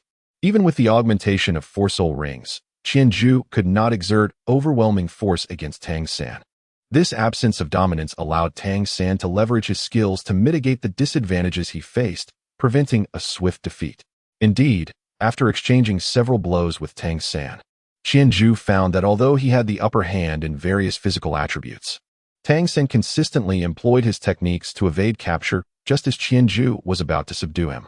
Tang San's perseverance thwarted Qianzhu's attempts to swiftly overcome him, granting Xiao Wu precious moments to join the fray. After narrowly avoiding Qianzhu's attacks twice, Xiao Wu grew somewhat displeased. Once she landed on a branch, she promptly leaped down and charged toward Qianzhu and Tang San. This time, Qianzhu found it impossible to create distance, with Tang San entangling him. Separation was no easy feat nevertheless. Although he understood that facing both Tang San and Xiao Wu left him at a disadvantage, he welcomed the challenge, eager to discover the limits of his abilities. As Xiao Wu entered the fray, the situation unfolded as Qianzhu had anticipated. He quickly shifted from suppressing Tang San to a defensive stance. The seamless synergy between Tang San's techniques and Xiao Wu's graceful agility, combined with Qianzhu's hesitation to recklessly employ the Qianzhu Bao and the wolf spirit, resulted in a tumultuous clash. The outcome was inevitable. Bang! Boom! A crack! After enduring a flurry of punches and kicks from 2 assailants, Qianzhu was ultimately thrown against a tree trunk by Xiao Wu's powerful hip toss. "Oh dear, are you trying to take my life?" he exclaimed as he leaned against the tree and gradually rose to his feet, cautiously adjusting his twisted body. Fortunately, in the moment before his fall, he had employed a technique to minimize his weight, which rendered Xiao Wu's finishing move less effective than intended. At that moment, Tang San and Xiao Wu realized they had been too forceful and hurried over to assess Qianzhu's injuries. Upon discovering that he only sustained minor abrasions, Xiao Wu playfully slapped his arm and exclaimed, "Haha, Brother Zhu, you have great potential as a punching bag." This exercise was exhilarating. "We should engage in more such exchanges in the future." Qianzhu fixed a stern gaze upon Xiao Wu and said, "Humph, so you wish to communicate, do you? It seems you have forgotten my ultimate move, pain in the backside." As he spoke, Qianzhu clenched his left hand into a fist, extended his right hand into a sword-like gesture, and pointed it at Xiao Wu. "Ah!" Xiao Wu gasped in alarm at the mention of the ultimate move, quickly retreating behind Tang San. Her reaction was not without reason. In the past 2 years, Qianzhu had used this technique to discipline numerous individuals. In fact, within the confines of Nodding Academy, hardly anyone dared to assert their presence in front of him. Ouch! Tang San stumbled backward, clutching his rear while casting a resentful glance at Qianzhu. "Brother Zhu." The look of grievance made Qianzhu feel a twinge of embarrassment. However, recalling how vigorously the two had just attacked him, he straightened his posture and declared with a sense of righteousness, "Well, that was just a memento for you. I must take my leave now." "Leave? Where to?" Tang San asked, perplexed. He had never considered that Qianzhu would depart, as both of their homes were here, and they had lived together for over 2 years, hardly ever apart. "To Shrek Academy, of course. This place can no longer facilitate significant growth in my abilities. Therefore, my teacher has arranged for me to advance to a more formidable academy for my training." "Shrek Academy," Tang San echoed thoughtfully. "Rest assured, once you graduate from here, you shall also arrive there. After all, you are both exceptional talents, and Shrek Academy is renowned for nurturing such prodigies. Moreover, I have already met the headmaster of Shrek Academy. He assisted me in obtaining this soul ring, which belongs to a soul sage of level 76. "Ha! You are the real monster. I have no intention of going there." "What is so impressive about a soul sage?" Xiao Wu retorted, displeased at being likened to a monster. "A soul sage, our headmaster, is only a soul master of level 40, yet undeniably powerful," Tang San remarked in awe. "Indeed, so do your best. And I hope you won't fall too far behind me," Qianzhu encouraged, patting Tang San on the shoulder with a smile. "By the way, Xiao Wu here. Take this." Suddenly recalling something, Qianzhu extended his hand and tossed the special admission badge to Xiao Wu. "Tang San has been your meal ticket for so long. It's time for him to be nourished by you." "Huh? What do you mean by that?" "Rest assured, I will raise him plump and healthy," Xiao Wu replied as she caught the badge, assuring Qianzhu. "All right, then you two carry on with your training. I shall take my leave. Do not miss me too much." Qianju stepped forward to embrace both Tang San and Xiao Wu before turning and soaring into the sky. Indeed, he flew away. With the lightness technique and wolf spirit, Qianju was capable of low-altitude flight for short durations. He had been able to do so in the past, but the combination of the wolf spirit and his weight had previously hindered his speed. Now, enhanced by the lightness technique and the attributes of four soul rings, he could truly be said to be flying. Wow, Tang San, Brother Ju can actually fly, exclaimed Xiao Wu in astonishment. Xiao Wu tugged at Tang San, eager to chase after Qianju. However, Tang San held him back. All right, Xiao Wu, if Ju is departing in this manner, it signifies his desire for us not to accompany him. Perhaps this is for the best. Graduation is still 4 years away. We must not let ourselves fall too far behind. If we cannot even keep pace, then surpassing him will be an even greater challenge. Let us press on, Xiao Wu. After motivating himself, Tang San grasped Xiao Wu's hand, and they once again immersed themselves in the rigorous training of practical combat. To be continued. Chapter 35, Shrek Academy. Qianju gazed at the house before him, rendered speechless. How could an academy established by a cohort of soul emperors and soul saints be managed in such a manner? The living conditions were even inferior to those he experienced at the Nodding Soul Master Academy. Director, may I inquire how our institution generates revenue? Qianju turned to Fran, who had escorted him to the dormitory. Our aim is to cultivate exceptional soul masters, not to profit. The academy does not engage in such endeavors, Fran declared with resolute conviction. Qianju rolled his eyes. Does that student not need to eat? Do teachers not require sustenance? Do we not incur expenses during our training? Is this village owned by our academy? The inquiry regarding Qianju's demise left Flander utterly speechless. I occasionally sell a few items, and it brings in some income, he murmured weakly.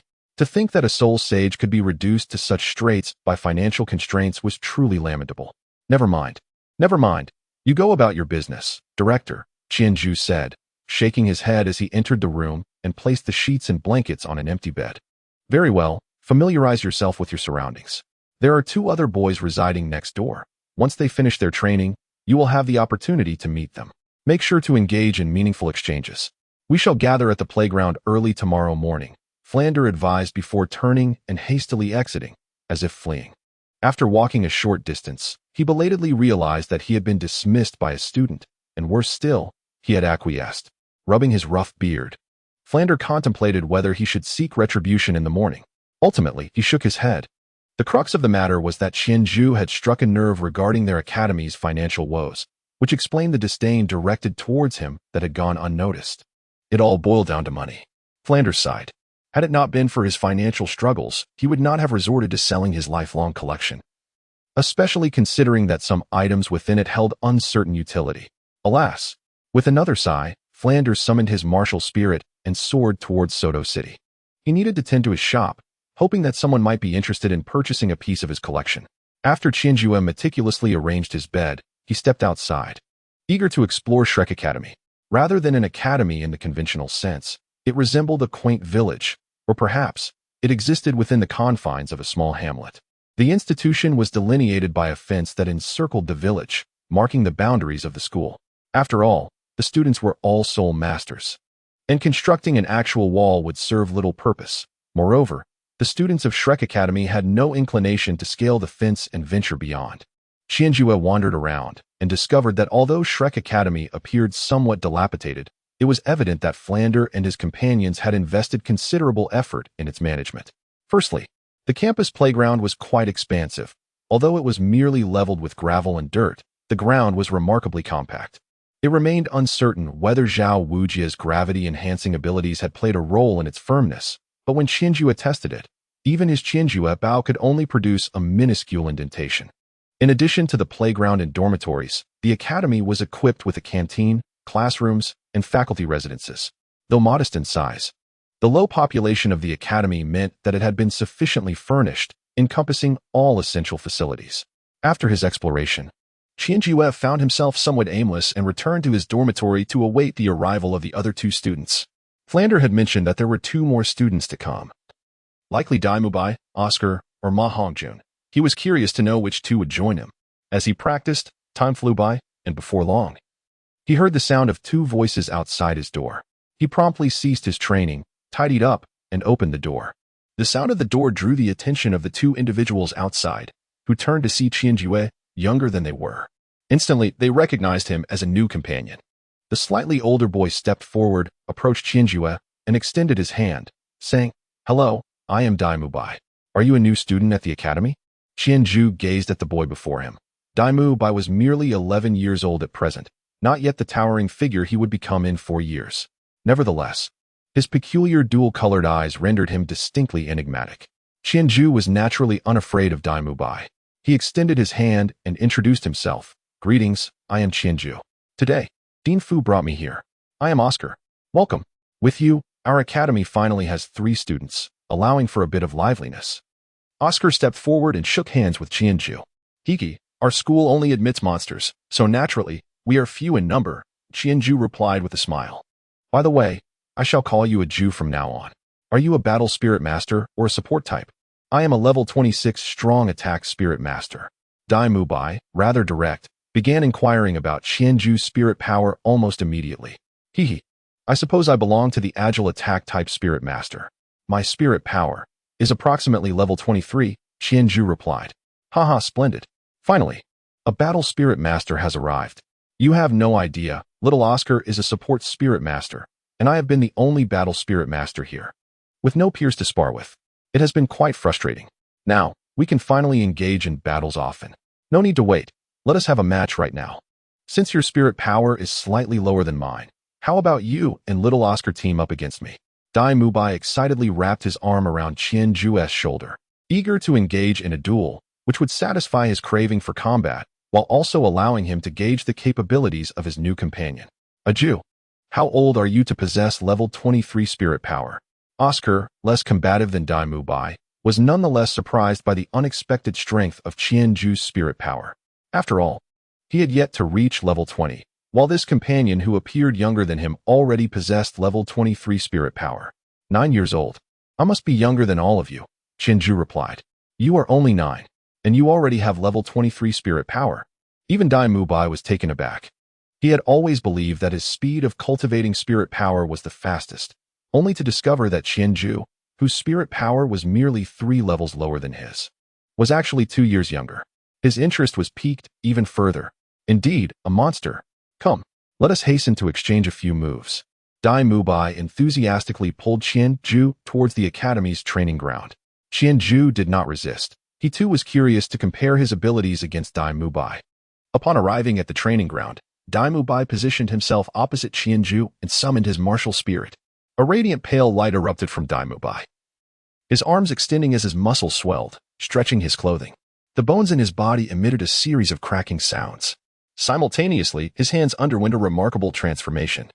White fur gradually covered his palms, and as his fingers moved, sharp claws flickered into view, glimmering with a chilling light. Even more astonishing, as the light expanded, his golden hair transformed into white, with only a few strands of black remaining in the center. Meanwhile, 2 yellow soul rings quietly began to rotate beneath Dai Mubai's feet. As Qianju beheld Dai Mubai's demeanor, a long-forgotten sense of tension enveloped him. In the past, during his time at Notting Academy, the only individuals capable of engaging him in combat were Tang San and Xiao Wu. However, their familiarity rendered it impossible for them to fight with their full might.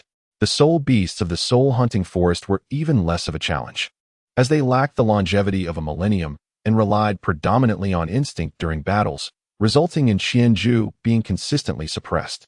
Thus, he had seldom encountered a situation that necessitated the exertion of his utmost effort.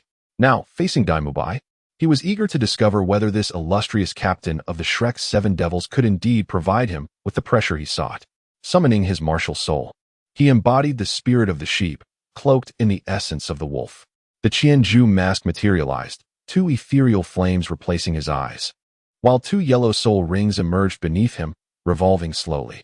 If Dai Mubai's martial soul exuded an aura of valor and dominance, then Qianju's manifestation conveyed an air of antiquity and enigma. Observing Qianju's entrance, which rivaled his own, Dai Mubai's eyes gleamed with fervent battle intent. Dai Mubai, martial soul, White Tiger, level 26 assault-type soul master. I humbly ask for your guidance. Amidst the overwhelming aura of authority, Dai Mubai proclaimed his martial soul and rank, signifying the commencement of their challenge. Qianju, martial soul. 1000 Ju, level 23 agility type soul master. I humbly ask for your guidance. Qianju mimicked Dai Mubai's words. Responding to his challenge, it was his first time formally battling a soul master. Meanwhile, Oscar quietly stepped aside, realizing that this new companion was not an easy opponent and had no intention of utilizing his support. He decided it was best to simply observe the unfolding spectacle. As he retreated, the duel between Dai Mubai and Qianju commenced. Chapter 36, Dai Mubai. As the battle began, Dai Mubai let out a sharp shout and swiftly charged towards Qianju. Given that a power-type soul master typically struggled against an agility type, he knew he could not allow Qianju to create distance, so he took the initiative. With a powerful push of his legs, Dai Mubai surged in front of Qianju, his left hand extending to launch a tentative attack, eager to gauge Qianju's reaction and prepare for subsequent moves. He had anticipated that Qianju would evade his attack by retreating or sidestepping, and he had already devised follow-up strategies. However, to his astonishment, Qianju did not flinch or dodge. Instead, he reached out his right hand to block Dai Mubai's probing wrist. Inwardly, Dai Mubai wondered how Qianju, as an agility-type soul master, dared to confront his assault head-on, especially considering his own martial spirit was a top-tier power type. As these thoughts crossed his mind, Dai Mubai instinctively softened his grip. While he relished a good fight, he did not wish to harm his new companion. The outcome was predictable. Qianju effortlessly neutralized Dai Mubai's attack, and after parrying, he swiftly twisted his wrist, seizing Dai Mubai's outstretched left hand and flinging him away with a forceful motion. Oscar, observing from a distance, gaped in disbelief. He had never imagined that Dai Mubai would be tossed aside so easily in a duel against his peers. Such a scenario had only previously occurred when Dai Mubai sparred with the two deans. Dai, you need to show some real skill. This tentative assault is ineffective, he thought. Dai Mubai, somewhat stunned, managed to stabilize himself mid-air and landed smoothly, sustaining no injuries. Confused and a bit vexed, he asked, "Aren't you an agility-type soul master? How can your strength surpass mine?" He began to suspect that Qianju had misrepresented his capabilities. In truth, Qianju, with the enhancements from his 4 soul rings, including a Millennium Soul Ring, already surpassed many 30-level soul ancestors in terms of physical attributes.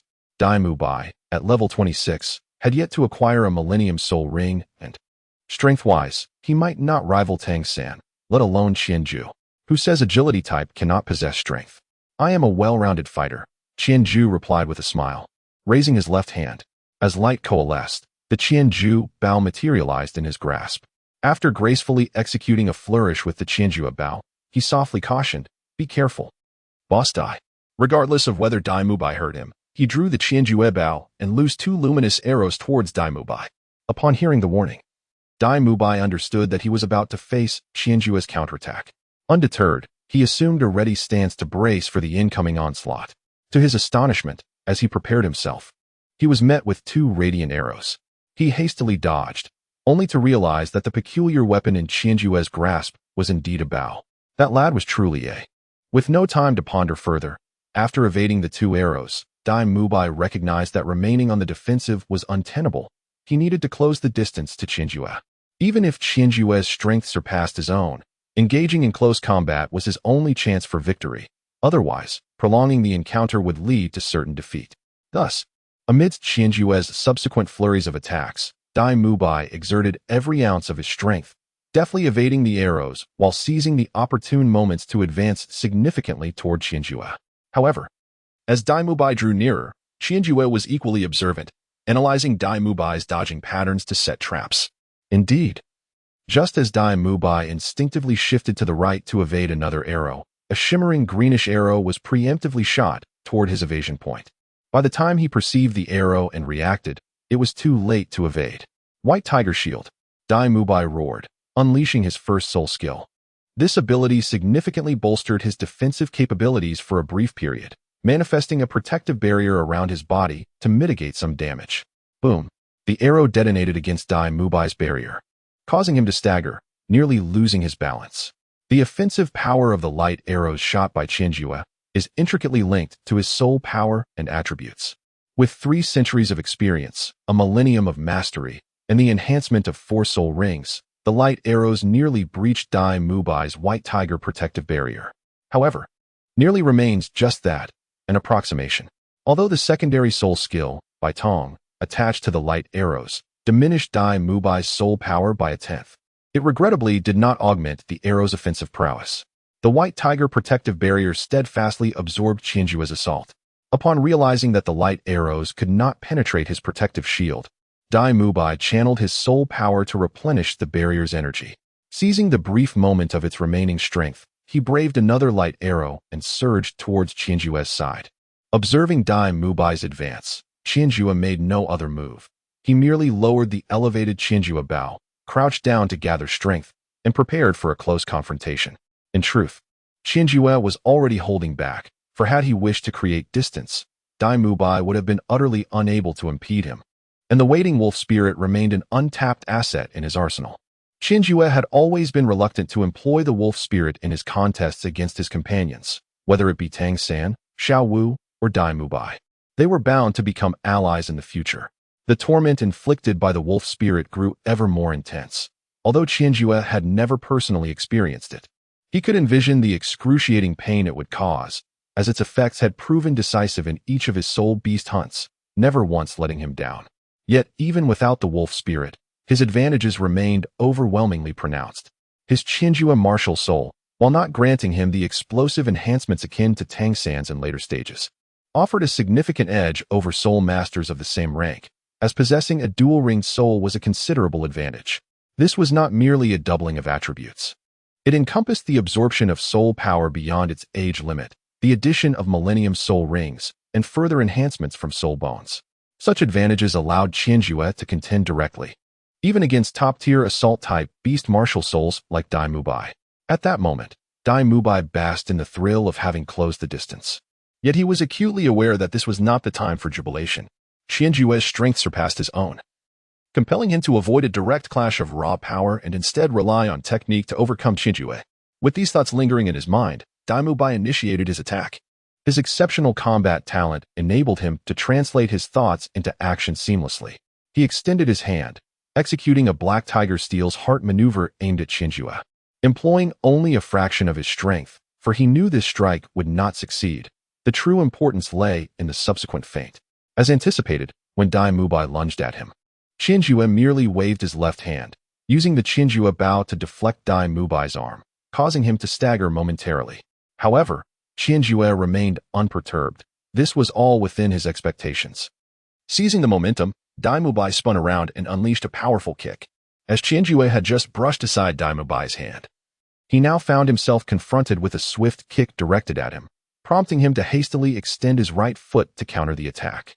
As Qianjue executed a hasty counterattack, the force behind his kick was rather insufficient, merely clashing with Dai Mubai in a manner that prompted him to stagger back a couple of steps. Conversely, Dai Mubai, having swung his leg in the opposite direction, merely stumbled forward, his back turned to Qianjue. Unbeknownst to him, this was precisely the scenario Dai Mubai sought to orchestrate.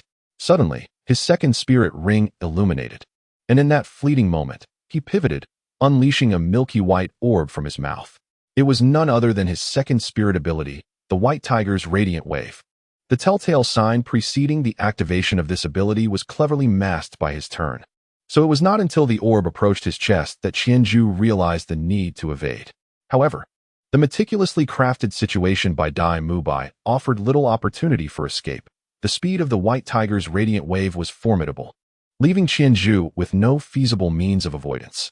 Dai Mubai had even preemptively reduced the output of his spirit power, ensuring that even if Qianjue were to be struck by this ability, he would not suffer severe harm. Oscar stood nearby, armed with his large sausage, confident that Qianjue would recover within a couple of days. Boom! The orb detonated against Qianjue's chest, a searing brilliance erupting instantaneously, prompting both Dai Mubai and Oscar to instinctively shut their eyes and turn away. To be continued. Chapter 37. Soto City. The radiance was fleeting, lasting merely 2 to 3 seconds before beginning to dissipate. I have a large sausage. In the instant he turned, Oscar loudly recited his spirit incantation, activating his first spirit ability, summoning a steaming large sausage into his hand.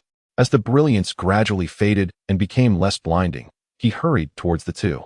What was Dai Mubai thinking, daring to unleash his second spirit ability at such a close range?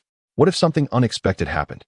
With a heart laden with concern, Oscar rushed towards them, but after taking just a few steps, he gradually halted, frozen in place. Dai Mubai has lost. As the light completely vanished, Oscar beheld a scene where Qianju was bent over, standing next to Dai Mubai, coughing incessantly. While one hand held his bow poised at Dai Mubai's neck, Dai Mubai appeared somewhat bewildered.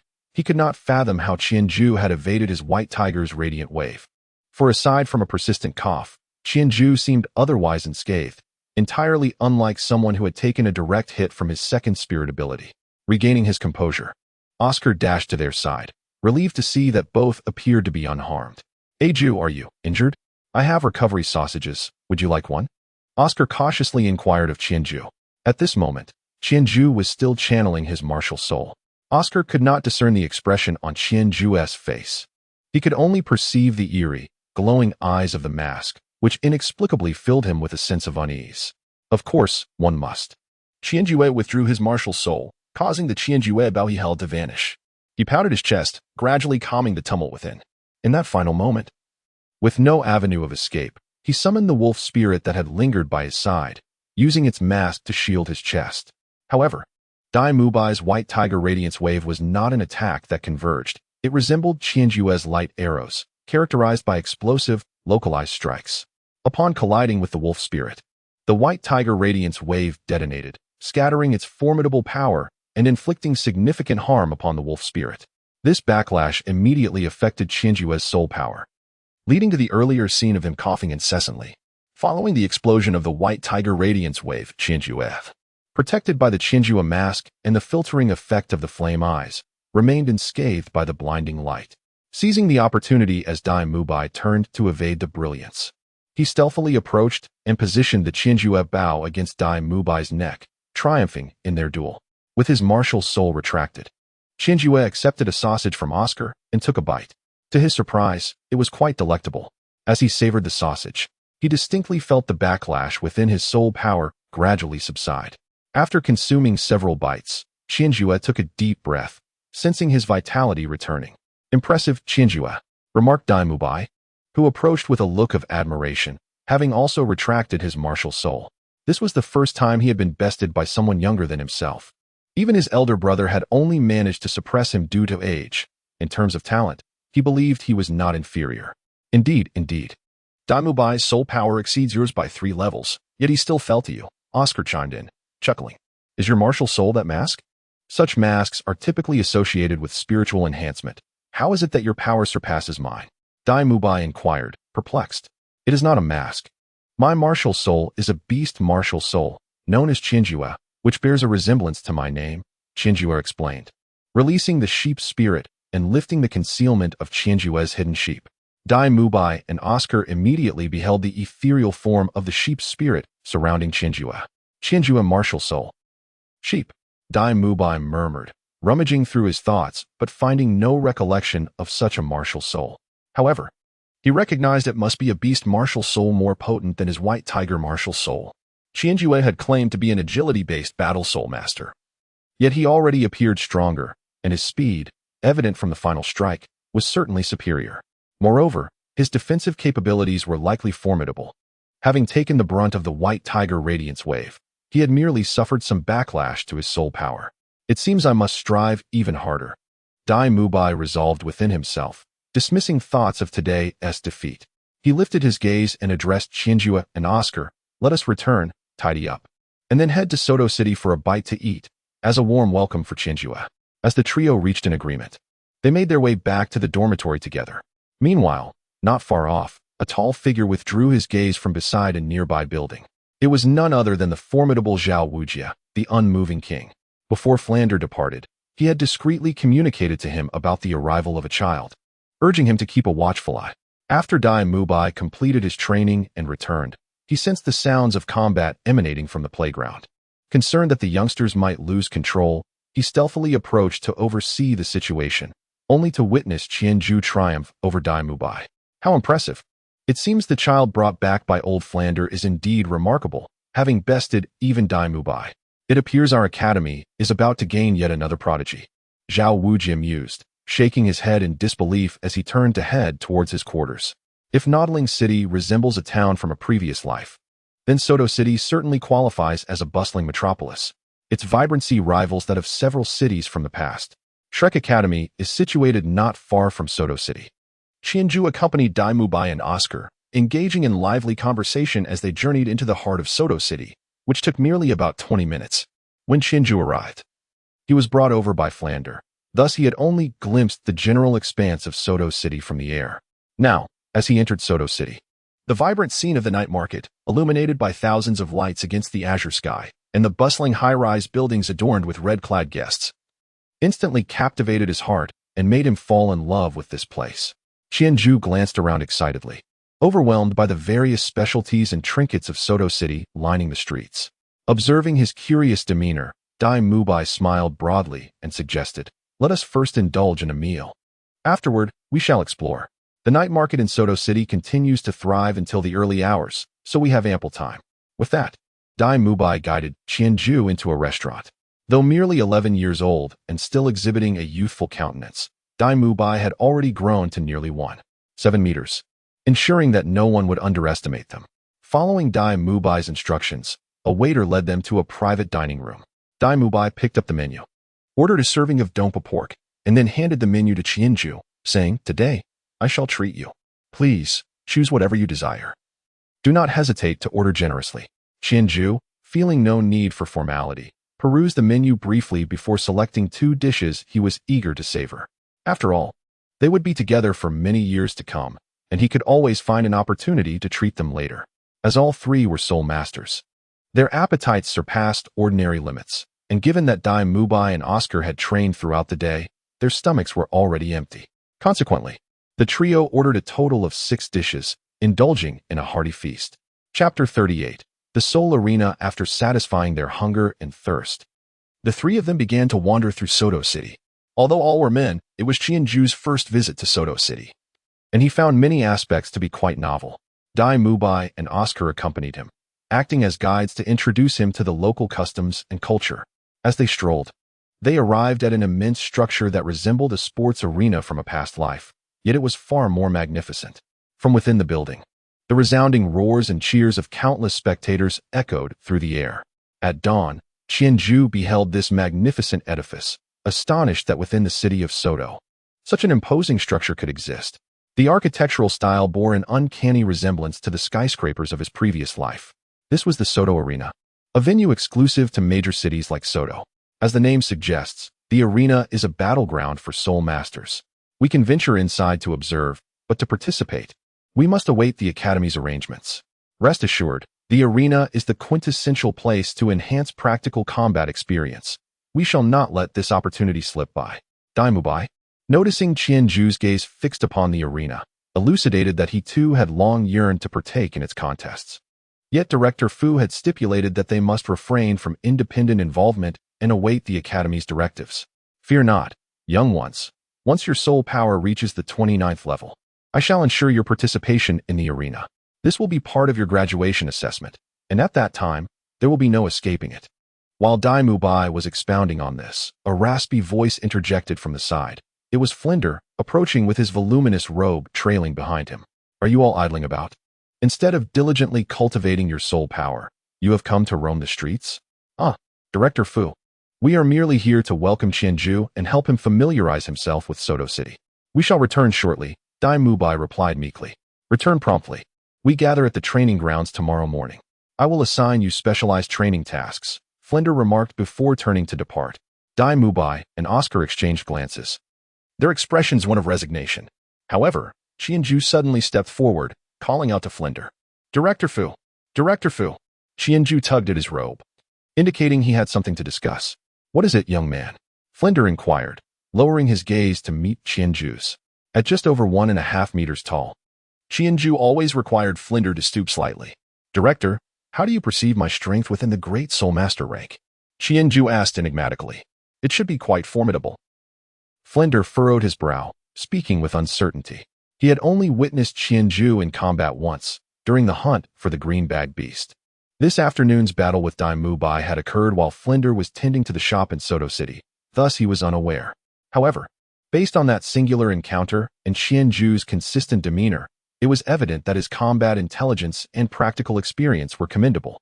Coupled with the unique attributes bestowed by Qianju's unparalleled martial soul and its distinctive four soul rings, it seemed unlikely that anyone of the same rank could best him. Wait, invincible at the same rank. Flinder's eyes widened suddenly, as if a revelation had struck him. Haha, Director, our academy is in need of funds. Is it not?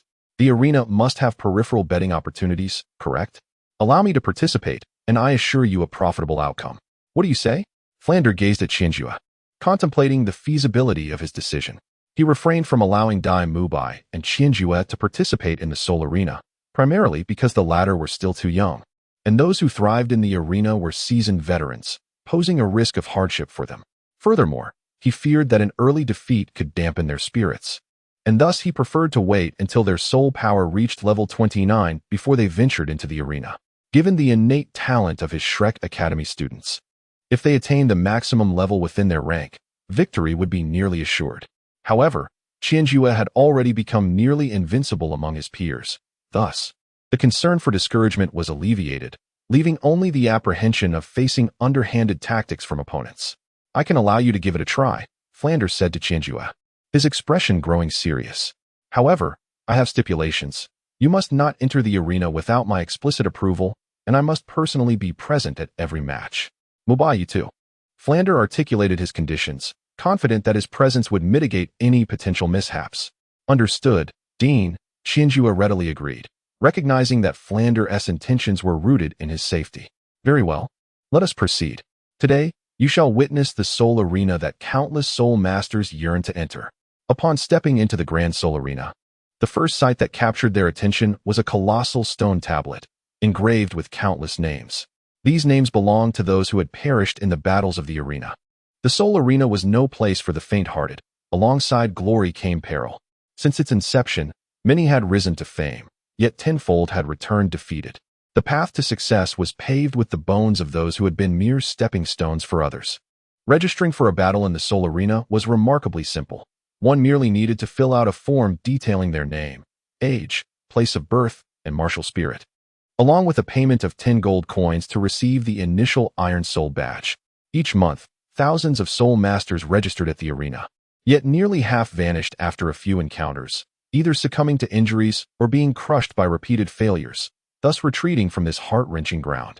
Hence, Flander insisted that only those whose soul power had reached level 29 could participate in the Soul Arena. Dean Flander. Qianjue extended his hand towards Flander. What are you doing? Are you asking me for money?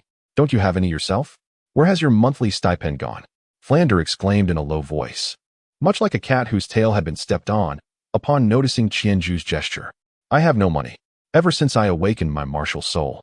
I haven't even gone to the spirit hall to update my soul power level, he replied, feigning innocence. Then why not borrow from that kid Dai Mubai? Why come to me? Flander retorted, clearly exasperated. Why should I borrow? Right now, I need to earn money for the academy. This capital should naturally come from the academy. So why would I need to borrow? Qianju gazed at Flander, his eyes filled with confusion. Flander, upon meeting Qianju's bewildered gaze, found himself at a loss for words. Sighing, he relented and retrieved 10 gold soul coins from his pocket to register Qianju for the soul badge. Dai Mubai looked on in astonishment, marveling at how his companion had managed to extract 10 gold coins from the notoriously frugal Dean Flander. A feat that truly opened his eyes. TSK, TSK. Dai Mubai let out a sound of admiration before registering for his own Iron Soul badge. Oscar, observing Qianju and Dai Mubai proudly displaying their soul badges, felt a twinge of envy. However, he refrained from registering himself, as he had yet to reach level 20 and could only claim a meager gold subsidy each month, leaving him with little savings. Being a support-type soul master, he knew that participating in soul battles would require a team effort. Thus, he resolved to wait until he reached level 20. Once Dai Mubai and Qianju completed their badge registrations, Flander led them to the duel arena to sign up for one-on-one soul battles. There are 3 forms of soul battles: gambling duels, wager duels, and life and death duels. The most common is the gambling duel, where the arena pairs 2 soul masters of comparable strength to compete against each other. Most participants engage in these battles for monetary gain and honor. while a smaller portion seeks personal growth, making this format the least prone to injuries. Conversely, wagered duels and life-and-death duels lean more towards personal stakes. Both require the parties to sign an intention letter. In a wagered duel, the loser forfeits everything they staked, while in a life-and-death duel, the consequence is far graver, the loss of life itself. The registration fee for one-on-one battles in the arena is 10 gold coins. Should one lose, the fee is forfeited. But a victory not only refunds the registration fee, but also grants an additional 10 gold coins from the opponent. The arena does not take a cut of the winnings, primarily profiting from ticket sales and external betting. Here, Qianzhu continues to receive financial support from Flander, who not only covered the registration fee, but also generously provided an additional 10 gold coins, thereby transforming Qianzhu's true name inscribed on the soul badge into a title. Flander is not one to skimp on necessary expenses. As for the title, Dai Mubai employed the evil I White Tiger, while after much contemplation, Qianzhu decided to adopt the moniker of Eternal Huntress, reminiscent of his past life in the realm of League of Legends, serving as a tribute to his previous existence. Upon registration, the two underwent a soul power assessment, a crucial procedure. It was the first time since his martial soul awakening that Qianzhu accurately discerned his soul power level, which matched his expectations at the 23rd rank. Subsequently, the results of the soul battle rankings were quickly announced, placing both of them in the 16th division due to their joint registration. Dai Mubai was assigned number 14, while Qianzhu held number 18, with only a slight distance separating them. After completing the registration, Flander escorted them to the entrance of the resting area for the 16th division. The soul battles would commence shortly. Some fights could conclude in as little as seconds, while others might last up to 10 minutes. Their turn would arrive swiftly.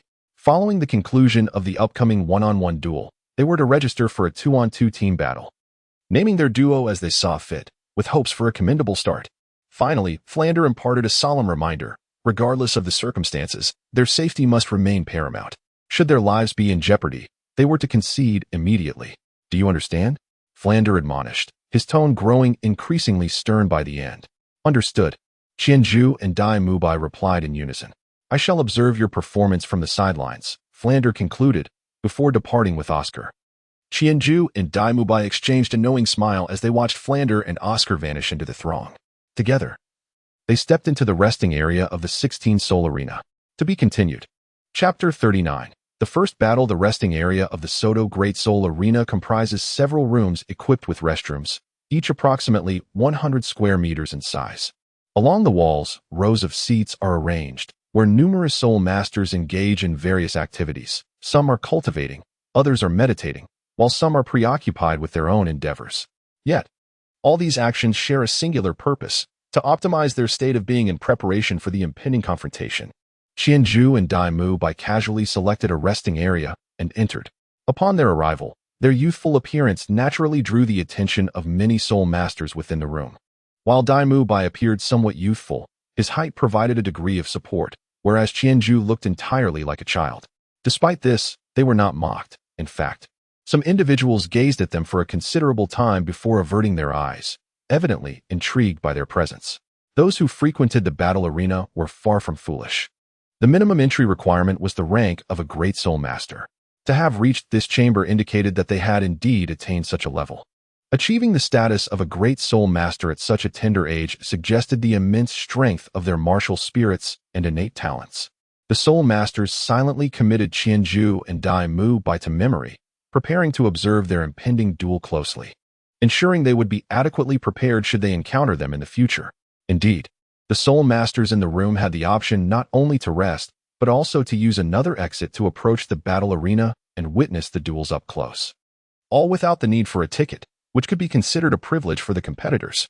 However, Qianzhu and Dai Mubai currently had little interest in spectating. They found 2 vacant seats nearby and began to converse. Boss Dai, what do you think would be a fitting name for our duo in the upcoming match? Qianzhu quietly inquired of Dai Mubai. What about the Tiger King duo? The king among tigers, Dai Mubai replied, brimming with enthusiasm. The Tiger King. It seems rather cliché, doesn't it? Perhaps we should call ourselves the Jade White duo instead, Qianzhu suggested, finding the name too pedestrian. Jade White. It feels as though it might shatter with the slightest touch. Dai Mubai expressed his discontent as well. Then how about the Amber duo? Qianzhu proposed suddenly. Although the terms white, tiger, and king differ in the context of Douluo Continent, Amber still resonates with the essence of those characters, and Dai Mu Bai quickly grasped Qianju's intention. Oh, that name is quite appealing. Let us go with that, Amber Duo. It rolls off the tongue nicely. Indeed, it does, Qianju chuckled. Thus, time passed as the two continued their discussion, while the arena staff repeatedly entered to call forth each designated Soul Master. Soul Master number 14. Please proceed to the preparation area.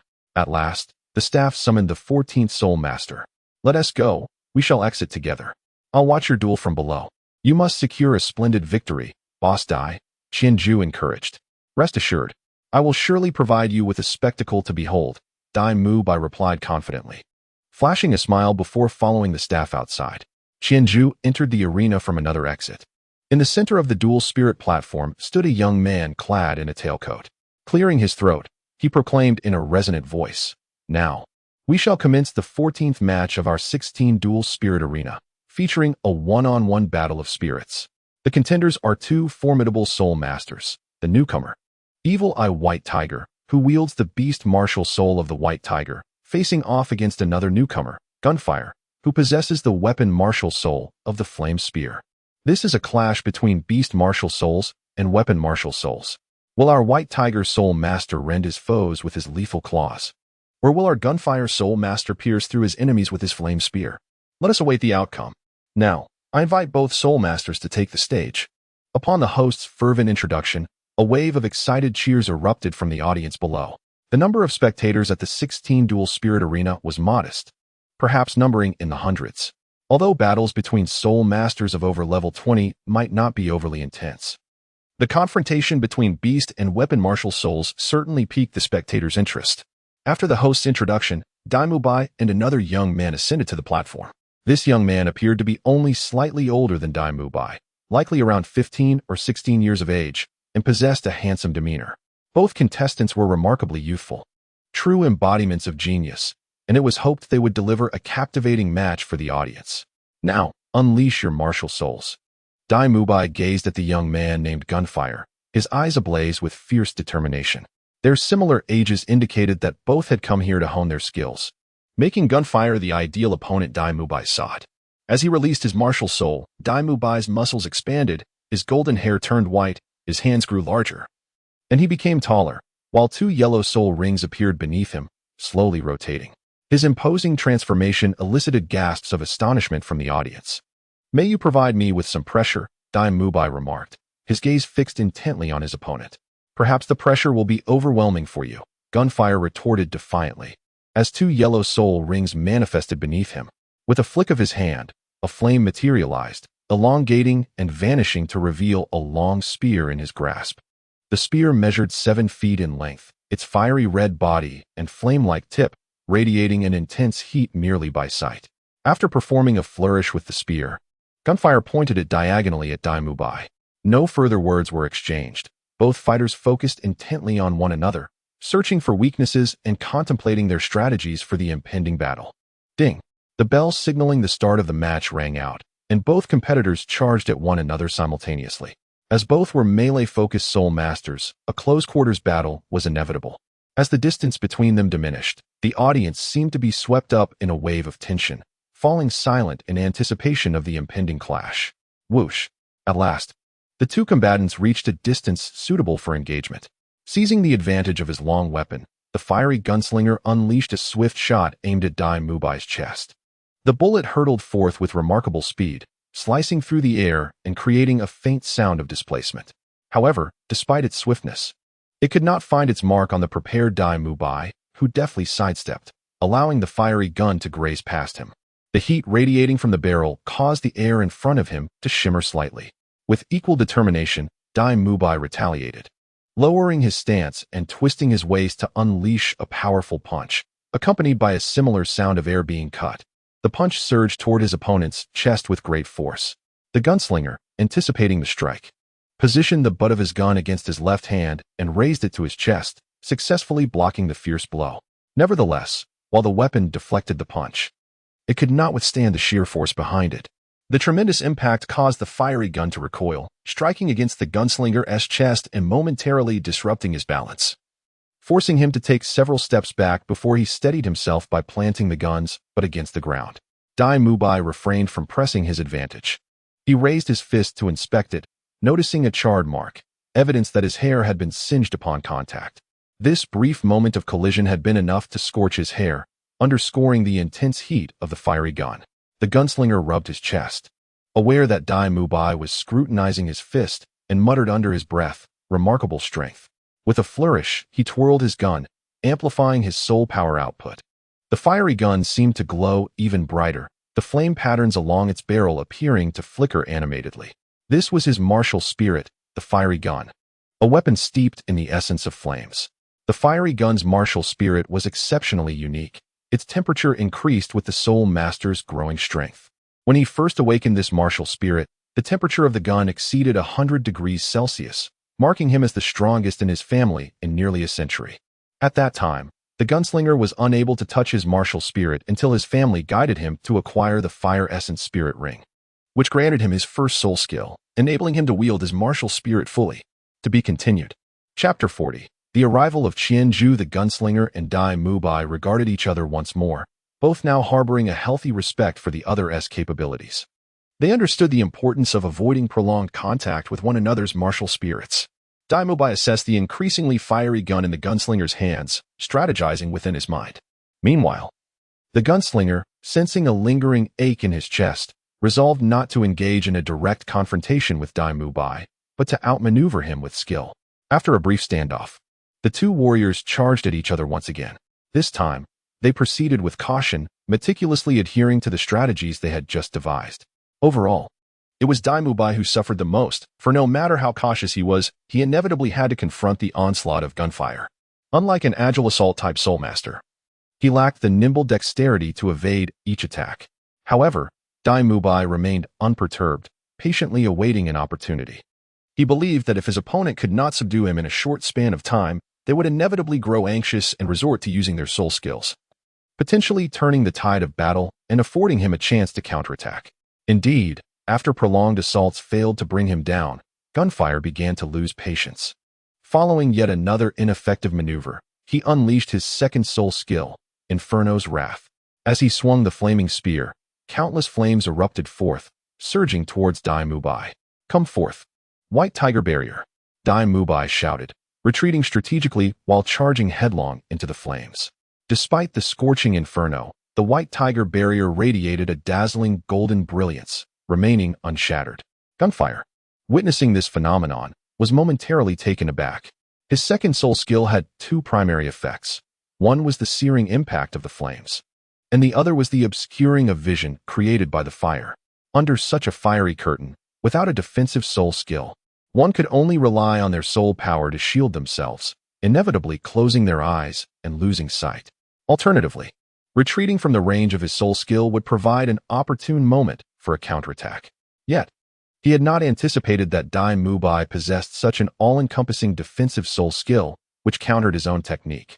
Just as Dai Mubai was vulnerable to the flames of his spear, Gunfire's Inferno's Wrath was similarly neutralized by Dai Mubai's White Tiger Barrier. In the fleeting moment of his astonishment, a wave of light suddenly pierced through the flames, hurtling towards him. By the time he realized the danger, it was too late to evade, and he had no choice but to raise the flaming spear once more to shield his chest. Boom! The White Tiger light wave, being Dai Mubai's second soul skill, was not easily thwarted. Even Qianzhu would not dare to take it head-on without employing the wolf spirit for protection. Indeed, the white orb detonated against Gunfire's chest, forcefully propelling him into the air. Dai Mubai swiftly followed up with a powerful palm strike, sending Gunfire crashing down from the arena. The bell symbolizing victory rang out, and the host promptly took the stage, raising his arm to declare Dai Mubai the victor. After being thrown off the arena, he coughed for a considerable time, clutching his chest until he finally regained his composure. His garments were torn, revealing a chest marred by burns, his hair disheveled, and his left foot ached from a misstep upon landing. Yet, he paid little heed to his discomfort, fully aware that Dai Mubai had already achieved victory. Once he rose to his feet, he offered a slight bow to the victorious Dai Mubai before limping away. Dai Mubai, too, did not linger on stage. After the host raised his hand to signify his triumph, he spotted Qianzhu in the audience, raised his fist in a gesture of accomplishment, and descended from the platform. In truth, Dai Mubai did not look particularly well himself. He bore multiple scorch marks and appeared singed from repeated encounters with the flame gun. Dai Mubai, you should hurry and clean up. Just look at your current state, Qianju remarked with a smile as Dai Mubai approached. Dai Mubai rolled his eyes in response. Do not underestimate that flame gun. Its martial soul is quite formidable. I merely happened to counter his second soul skill. If it weren't for that, today's match could have been precarious. Especially since his martial soul poses a significant threat to someone like me who is accustomed to unarmed combat. I hardly dared to engage with his martial soul. Enough, enough. Go on, or you'll miss your chance to compete, Qianju urged playfully. All right, I'll tidy up, Dai Mubai replied, heading to the restroom to freshen up. Next up, we will witness the 15th match of our one-on-one soul battles in the 16th Soul Arena, featuring. The subsequent 3 matches showcased soul masters of over level 30, delivering exhilarating confrontations with several intriguing soul skills. Qianju watched with rapt attention, completely unaware when the host announced his number. Next, we invite the 18th pair of competitors in our one-on-one soul battles, the esteemed Master Qing Ling, wielding the Azure Feather Swallow martial soul, and the illustrious Twin Hunters, possessing the 1000 Ju martial soul. Both are agile attack-type soul masters, promising a contest of speed. Let us welcome our 2 esteemed soul masters to the stage. As customary, the host briefly introduced Qianju and his opponent, the soul master named Qing Ling, before inviting them both onto the platform. Qing Ling was a young female soul master, around 17 or 18 years of age, clad in revealing attire that exposed her midriff and showcased her toned physique. She stood tall, at least 1.70 meters, even slightly surpassing Dai Mubai's height. Upon stepping onto the stage, she noticed the younger Qianju approaching. Observing the evident disparity in their heights and ages, she furrowed her brow and remarked, "Little brother, have you truly thought this through? This is no place for trifling." The melodious and crystalline voice of Qing Ling resonated in the arena. She did not underestimate Qianju.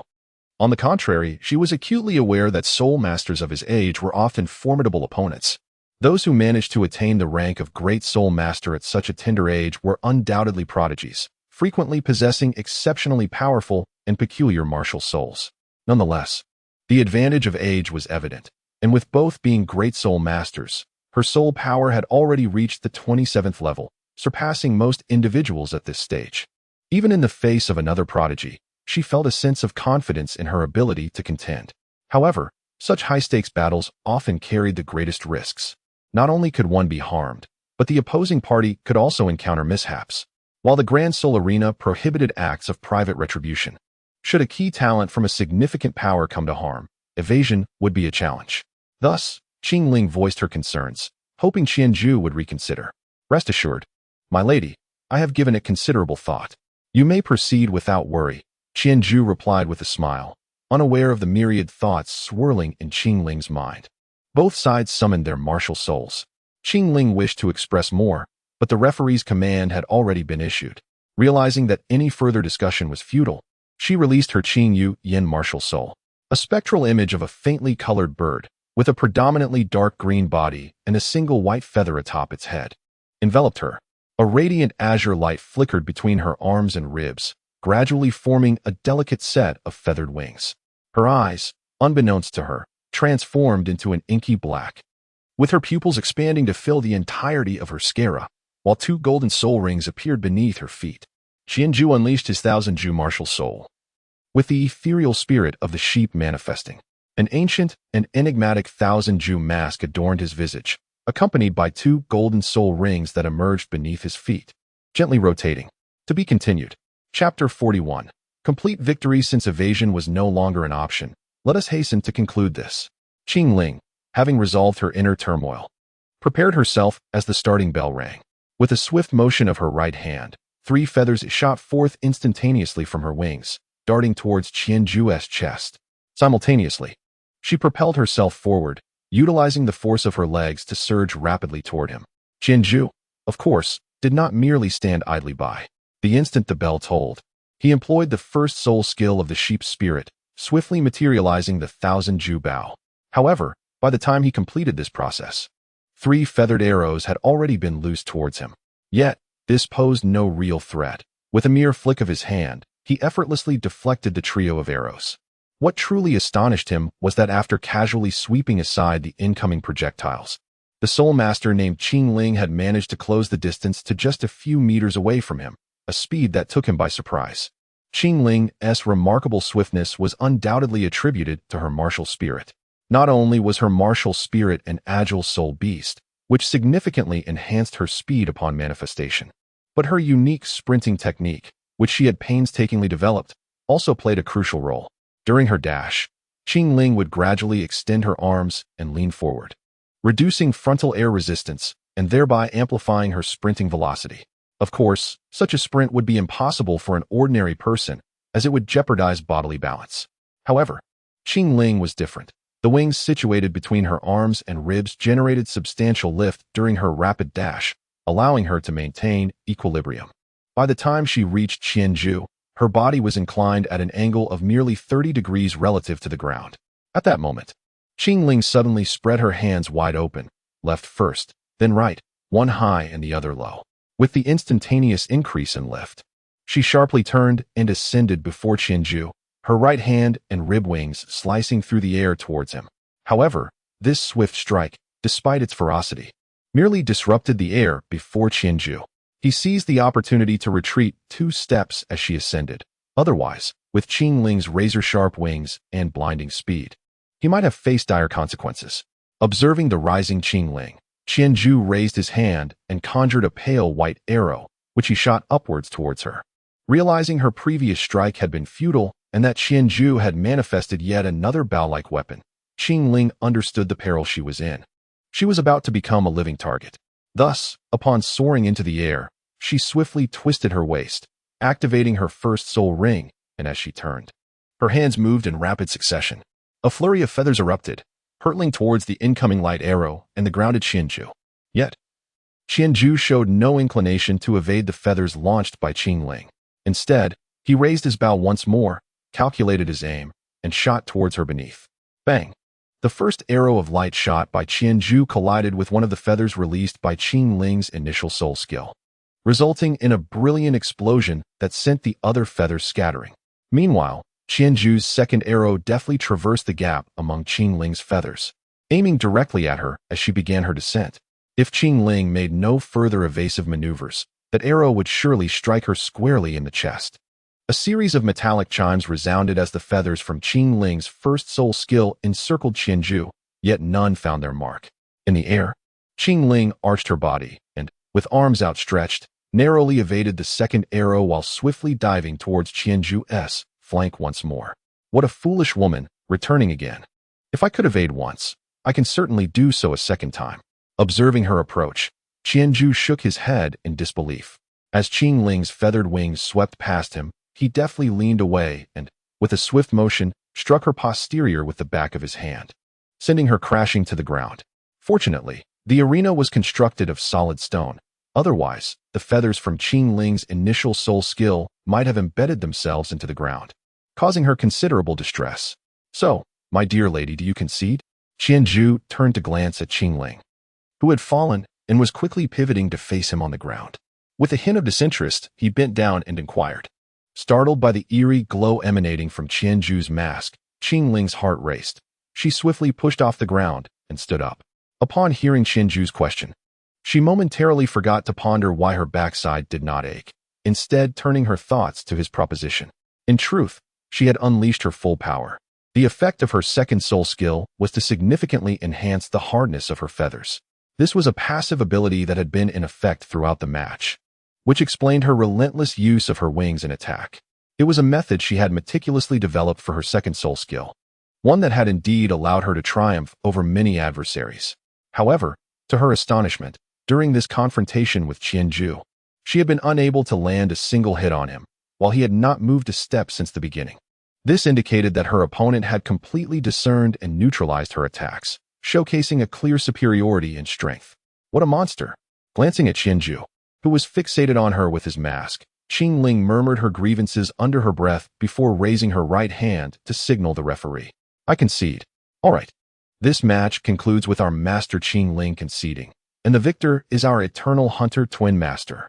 The referee leaped onto the stage, announcing loudly, then approached Qianzhou. lifting his right hand in triumph. What an exhilarating match. It is evident that our eternal hunter twin master possesses formidable strength, having secured a flawless victory. Let us eagerly anticipate his next duel. Meanwhile, our master Qing Ling's record now stands at 16 wins and 12 losses.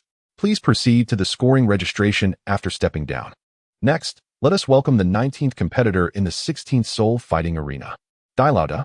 This young lady is quite a bit outmatched compared to your gun-wielding opponent. I haven't even exerted myself yet. After stepping down, Qianzhu remarked to Dai Mubai. Dai Mubai rolled his eyes and gave him a light pat. Clearly, it is you who is excessively formidable. Moreover, you show no mercy whatsoever. Such a beautiful lady. And you unceremoniously knocked her to the ground. Qianzhu was at a loss for words. He had already shown considerable leniency. Had he not, the moment the azure spirit, Qing Ling, charged towards him, she would have been swiftly dispatched to the ground by his bow. Come on, let us hasten to register for the 2-on-2 match. Dai Mubai paid no heed to Qianzhu's bewilderment, fully aware that Qianzhu had exerted little energy, and thus he did not allow him a moment's respite. Dragging him towards the registration desk. As they exited the 16 Soul Arena, they were met by the awaiting Flandre and Oscar. Impressive, Aju. That was effortless, Oscar exclaimed, stepping forward to give Qianzhu a friendly punch. Having observed the match from the sidelines, he had felt a twinge of anxiety during Qing Ling's 2 attacks, only to be astonished by how effortlessly Qianzhu triumphed. This left him with a renewed appreciation for Qianzhu's combat prowess. What gives? You only praise him and neglect my performance? Dai Mubai interjected, wrapping his arm around Oscar's neck with a playful challenge. Of course. Douluo. You were splendid as well. Oscar flattered Dai Mubai with a grin, but as soon as he was released, he added with a chuckle, especially after getting roasted. Haha. Qianzhu couldn't help but laugh at Oscar's jest. You rascal. Dai Mubai also succumbed to laughter, playfully delivering a light punch to Oscar's chest. The atmosphere among the three was filled with merriment. To be continued. Chapter 42. The 2-on-2 match. All right. Enough of the antics. Let us settle down. After a brief bout of playful banter, Flandre called for silence. What is it? Do you believe your performance was exemplary? As Flandre spoke, the trio quieted, particularly focusing on Dai Mubai. Do you think your victory came easily this time? Flandre's gaze bore into Dai Mubai until he felt uncomfortable, prompting Flandre to continue. Why the silence? Surely you realize your victory was precarious? Had it not been for that second soul skill, gunfire, fortuitously countered by your first soul skill, could you have emerged victorious? But my martial spirit was countered by his as well. Dai Mubai murmured softly, his voice barely audible. Yet what was Flandre's martial spirit?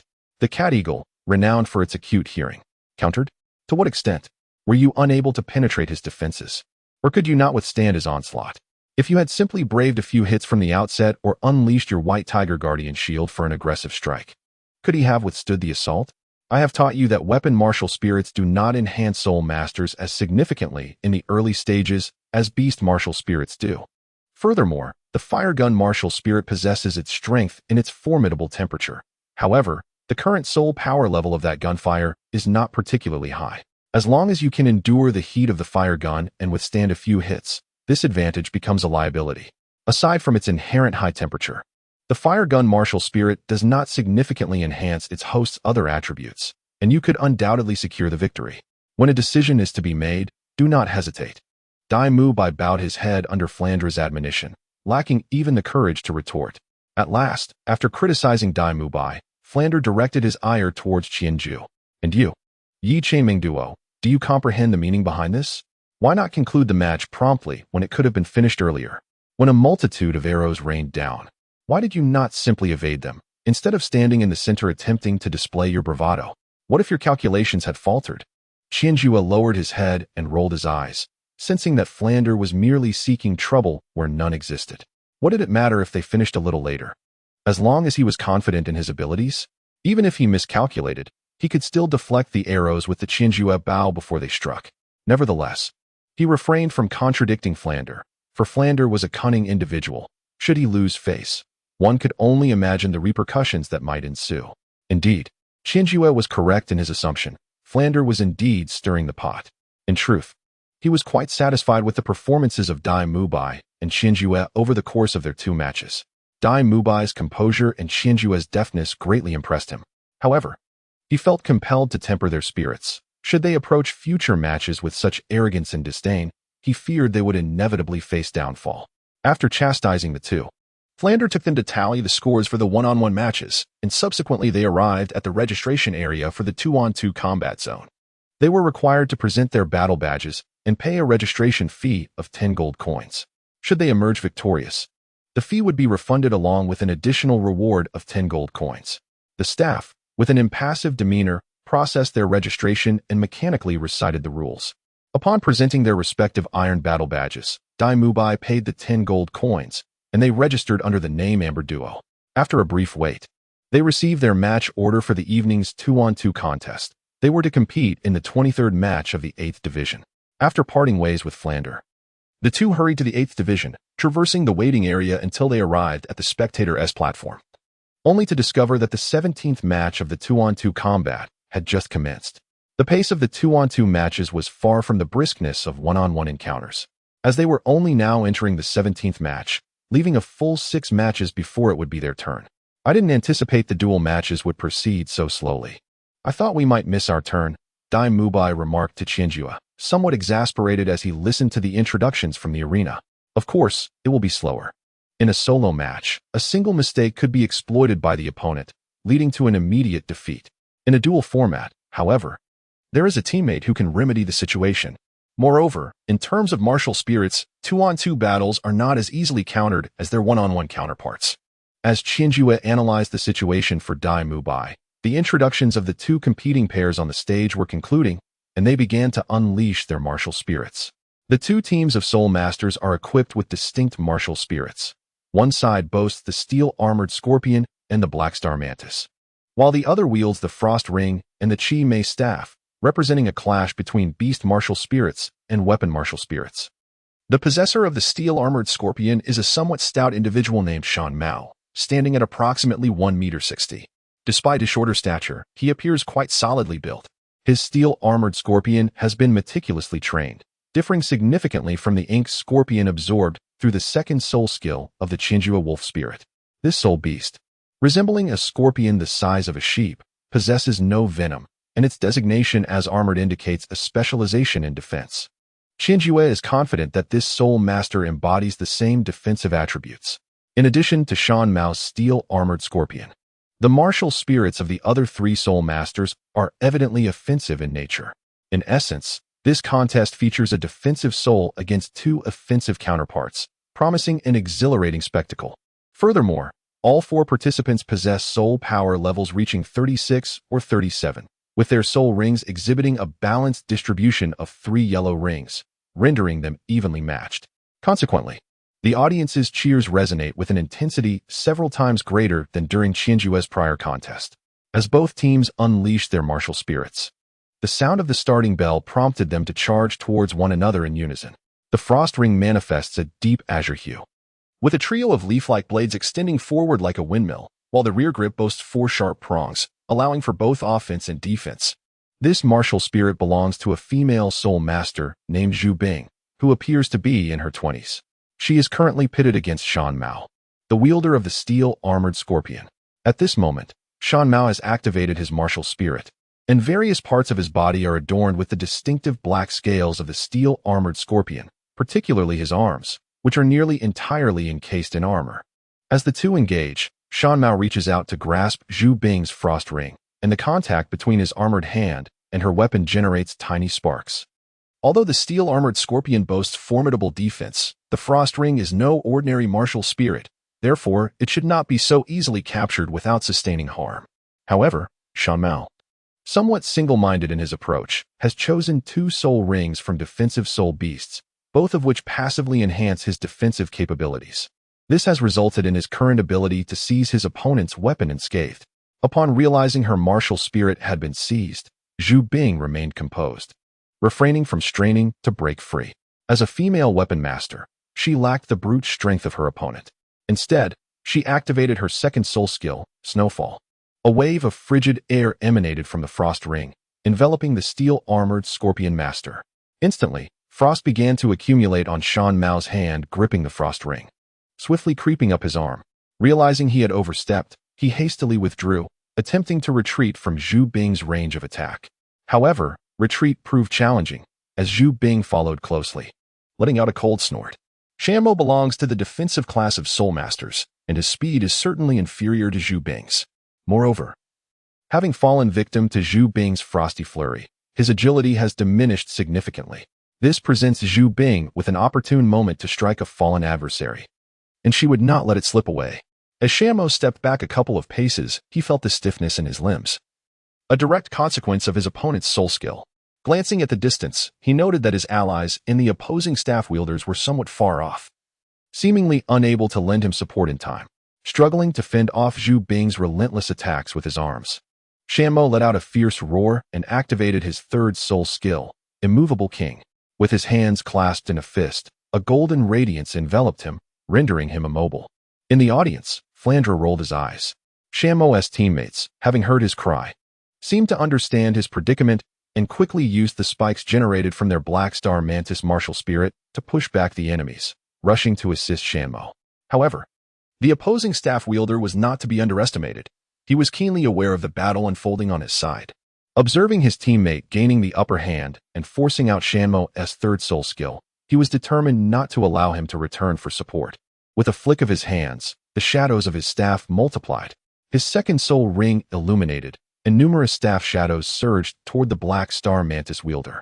After enduring several strikes, the Black Star Mantis wielder was compelled to turn and defend, thus falling behind. The situation appeared to be tilting in Zhu Bing's favor. To be continued. Chapter 43. An intense showdown. Upon witnessing Shanmo unleash his third soul skill, Zhu Bing was initially taken aback and then retreated a short distance. Once she confirmed that Shanmo's third soul skill was indeed a defensive one, she tentatively advanced to strike twice. As the golden light of the Immovable King swirled around him, Zhu Bing's frost ring clashed against Shanmo, producing a sound akin to metal striking stone, only to be repelled. It appeared to be a purely defensive soul skill, perhaps intended to hold out until his allies arrived for support. Zhu Bing murmured softly, observing the steadfast Shanmo and glancing at her teammates and the opposing Black Star Mantis wielder. Though they were not too far apart, they were still a considerable distance away. Even with full effort, it would take several seconds to reach him, and in those few seconds, she could devise a response. Having assessed the situation, Zhu Bing assumed a posture akin to concealing a sword, tucking her right frost ring against her left side, maintaining that stance as if to compete with Shanmo in who would finish first. This posture was not without purpose. It was, in fact, the charging stance for her third soul skill, Frosty River. This particular skill was unique, while powerful. It required Zhu Bing to charge for at least 3 seconds before she could successfully unleash it. The longer one accumulates energy, the greater the damage and range of the skill. Zhu Bing can continue to gather power until she infuses all of her soul energy into the skill. At that point, the damage inflicted by this skill could rival that of others' 4th and 5th soul skills. However, one must consider its potency. The skill necessitates a minimum of 3 seconds of charging time, rendering Zhu Bing nearly defenseless in the arena, as no adversary would be foolish enough to stand by and permit her to charge. Consequently, this soul skill is seldom employed, and few are aware of its existence. Yet today, she fortuitously encountered a soul master who would allow her to charge unimpeded. Shan Mao observed Zhu Bing's stance, recognizing it as one of energy accumulation. Though its significance eluded him, he quickly glanced at his teammate, but regrettably, the Black Star Mantis Soul Master was currently embroiled in a fierce battle with the Chime Gun Soul Master. It was not until 7 or 8 seconds had passed that he finally turned his attention toward them. The two exchanged glances, confirming that they had found the right moment. In an instant, the third soul ring of the Black Star Mantis Soul Master illuminated, channeling power into his legs and spine. Delicate, gossamer wings erupted from his back. He bent his legs and propelled himself off the ground, creating a slight indentation in the earth. The Black Star Mantis Soul Master soared into the air, tracing a parabolic arc toward Zhu Bing and Shan Mao, his wings fluttering gently as he accurately adjusted his landing to behind Zhu Bing. A Bing! The Chime Gun Soul Master exclaimed in alarm, his mind racing with details. Recollections of their encounters with the Black Star Mantis Soul Master rushed back, each skirmish revealing subtle movements. It became clear that their presence at this juncture was all part of the enemy's strategy. Wrath of the Immutable King. As the Chime Gun Soul Master shouted in surprise, Shan Mao, who had remained motionless until now, suddenly erupted into action. his clasped hands raised toward the heavens, and a golden radiance emanated from his body, dispersing in all directions. This was the full manifestation of his third soul skill, the Wrath of the Immutable King. A wide-area attack following a defensive charge. The shouts of his teammates and the golden brilliance of the Wrath of the Immutable King converged upon Zhu Bing almost simultaneously. In that fleeting moment, she found herself unable to move. There was no evading or understanding the reason for her teammates' outcry. All she could do was unleash the frost ring she had kept hidden and release her long-charged third soul skill. A vast storm of ice-blue soul energy, laced with frost, surged forth, engulfing Shan Mao after Zhu Bing was propelled away by the golden light. PFF. In midair, Zhu Bing coughed up a mouthful of blood. The soul energy she had painstakingly gathered had ultimately not been fully released, and the backlash from the disruption inflicted severe internal injuries upon her. Yet, this was not the end. The Black Star Mantis Soul Master was descending from the sky. We concede, as the voice of the Chi Mei Staff Soul Master conceding echoed. The Black Star Mantis Soul Master brushed past Zhu Bing in midair. The Black Star Mantis Soul Master landed gracefully, while Zhu Bing, upon her descent, fell silent forevermore. A bell chimed, heralding victory and conclusion. The Black Star Mantis Soul Master hastened toward Shan Mao, only to discover him still with arms raised to the heavens. His body encased in a frosty blue, resembling a frozen statue. From Zhu Bing's original position to Shan Mao, more than 20 meters of ground had transformed into a glacial pathway. Meanwhile, the Chi Mei Staff Soul Master rushed towards Zhu Bing, and upon conducting an examination that revealed no immediate threat to her life, he exhaled in relief and collapsed onto the ground. Cheers erupted from the audience, which had inexplicably fallen into silence, now roaring like thunder, filling the arena with vitality. Dai Mu Bai and Qian Zhu, who had also been holding their breath moments prior, could not help but join in the applause. The battles between soul masters can be so heart-stopping. The exchange of glances between Shan Mao and the Black Star Mantis Soul Master, culminating in the conclusion of the match, took merely 2 or 3 seconds. Yet those fleeting moments determined the victor of the contest. After a spell of applause, 2 middle-aged men ascended the duel platform. Upon reaching the still-standing Shan Mao and the prone Zhu Bing, one of the men carefully assessed Shan Mao's condition before unexpectedly striking the top of his head with a palm. Cracks swiftly appeared on the frozen exterior of Shan Mao. With a series of sharp sounds, the ice shattered and fell away, revealing a trembling figure, his skin a mottled shade of blue and purple from the frostbite. Shan Mao slowly lowered his arms, shivering as he wrapped himself in a protective embrace, his teeth chattering audibly. Seeing this, the Black Star Mantis Soul Master hastily removed his coat and draped it over Shan Mao. However, due to the considerable difference in their physiques, the garment offered little more than a token gesture of warmth. Quickly descend the platform, rinse with warm water, and regain some body heat. A bit of movement should dispel the chill within, the middle-aged man advised, patting Shan Mao's broad back with a smile, assuring him, "You're quite robust, my young friend. Rest assured, you'll be fine." Turning towards Zhu Bing, he inquired softly to the other middle-aged man, "How is it, Old Xing? Is it serious?" Old Xing glanced at Shan Mao, who was being assisted down the platform by teammates, shook his head, and stood. "It is certainly more severe than your case, but fortunately, that Black Star Mantis lad ceased his assault. She merely lost consciousness. The greater harm stems from her own soul power backlash, which should not leave lasting repercussions." Old Xing spoke as he unleashed his martial soul, a spectral figure resembling a koala enveloping him. Beneath his feet, 5 soul rings appeared, 1 white, 2 yellow, and 2 purple. In the audience, Qianju suddenly widened his eyes. He recognized that the koala-like soul beast was none other than the Qing Nong beast, the second soul ring acquired by his own martial soul, the sheep spirit. With both hands cupped in a gesture of reverence above Zhu Bing's head, Old Xing activated his 4th soul ring. A gentle green soul power began to coalesce between his hands, swirling gracefully until it formed a delicate funnel. As the soul power continued to gather, the funnel's shape solidified, its color shifting from pale green to a vibrant emerald. Within the funnel, radiant emerald light flickered as drops of verdant liquid cascaded down, directly entering Zhu Bing's mouth. This process persisted for approximately 1 minute, until no more liquid could be produced from the funnel. At that moment, Old Xing retracted his soul power, and the funnel gradually dissipated. "All done, you're fine now. Return to rest," and avoid vigorous activities for a week, old Xing advised as he stood, recalling his martial soul. After offering his words of caution, he and another middle-aged man walked slowly off the stage. A sigh of relief escaped from the staff of the Qimei staff martial soul as he hoisted Zhu Bing onto his back and made his way down from the arena, where resounding applause erupted from the audience. Chapter 44. The Wing-combining duo. Indeed, our Black Mountain duo has triumphed in this exhilarating 2-on-2 contest. The rapid shifts in the situation were truly remarkable, the host declared as the Qimei staff martial soul carried Zhu Bing off the stage. Following this, the host took to the stage to announce the victory of Shan Mao's side. The conclusion of one contest heralded the commencement of another. After summarizing the events, the host quickly announced the names of the next competing teams. This upcoming battle was between two teams of Grand Soul Masters. Though it lacked the brilliance of the previous contest, it still promised to be intriguing. Daimu Bai and Qianzhu watched as pairs of Soul Masters faced victory and defeat, and soon, it would be their turn. Next, we commence the 23rd 2-on-2 match of the 8th Division, featuring the Amber Duo against the Wing-combining duo. Let us welcome them. With the hostess' invitation, Daimu Bai and Qianzhu ascended the battle platform.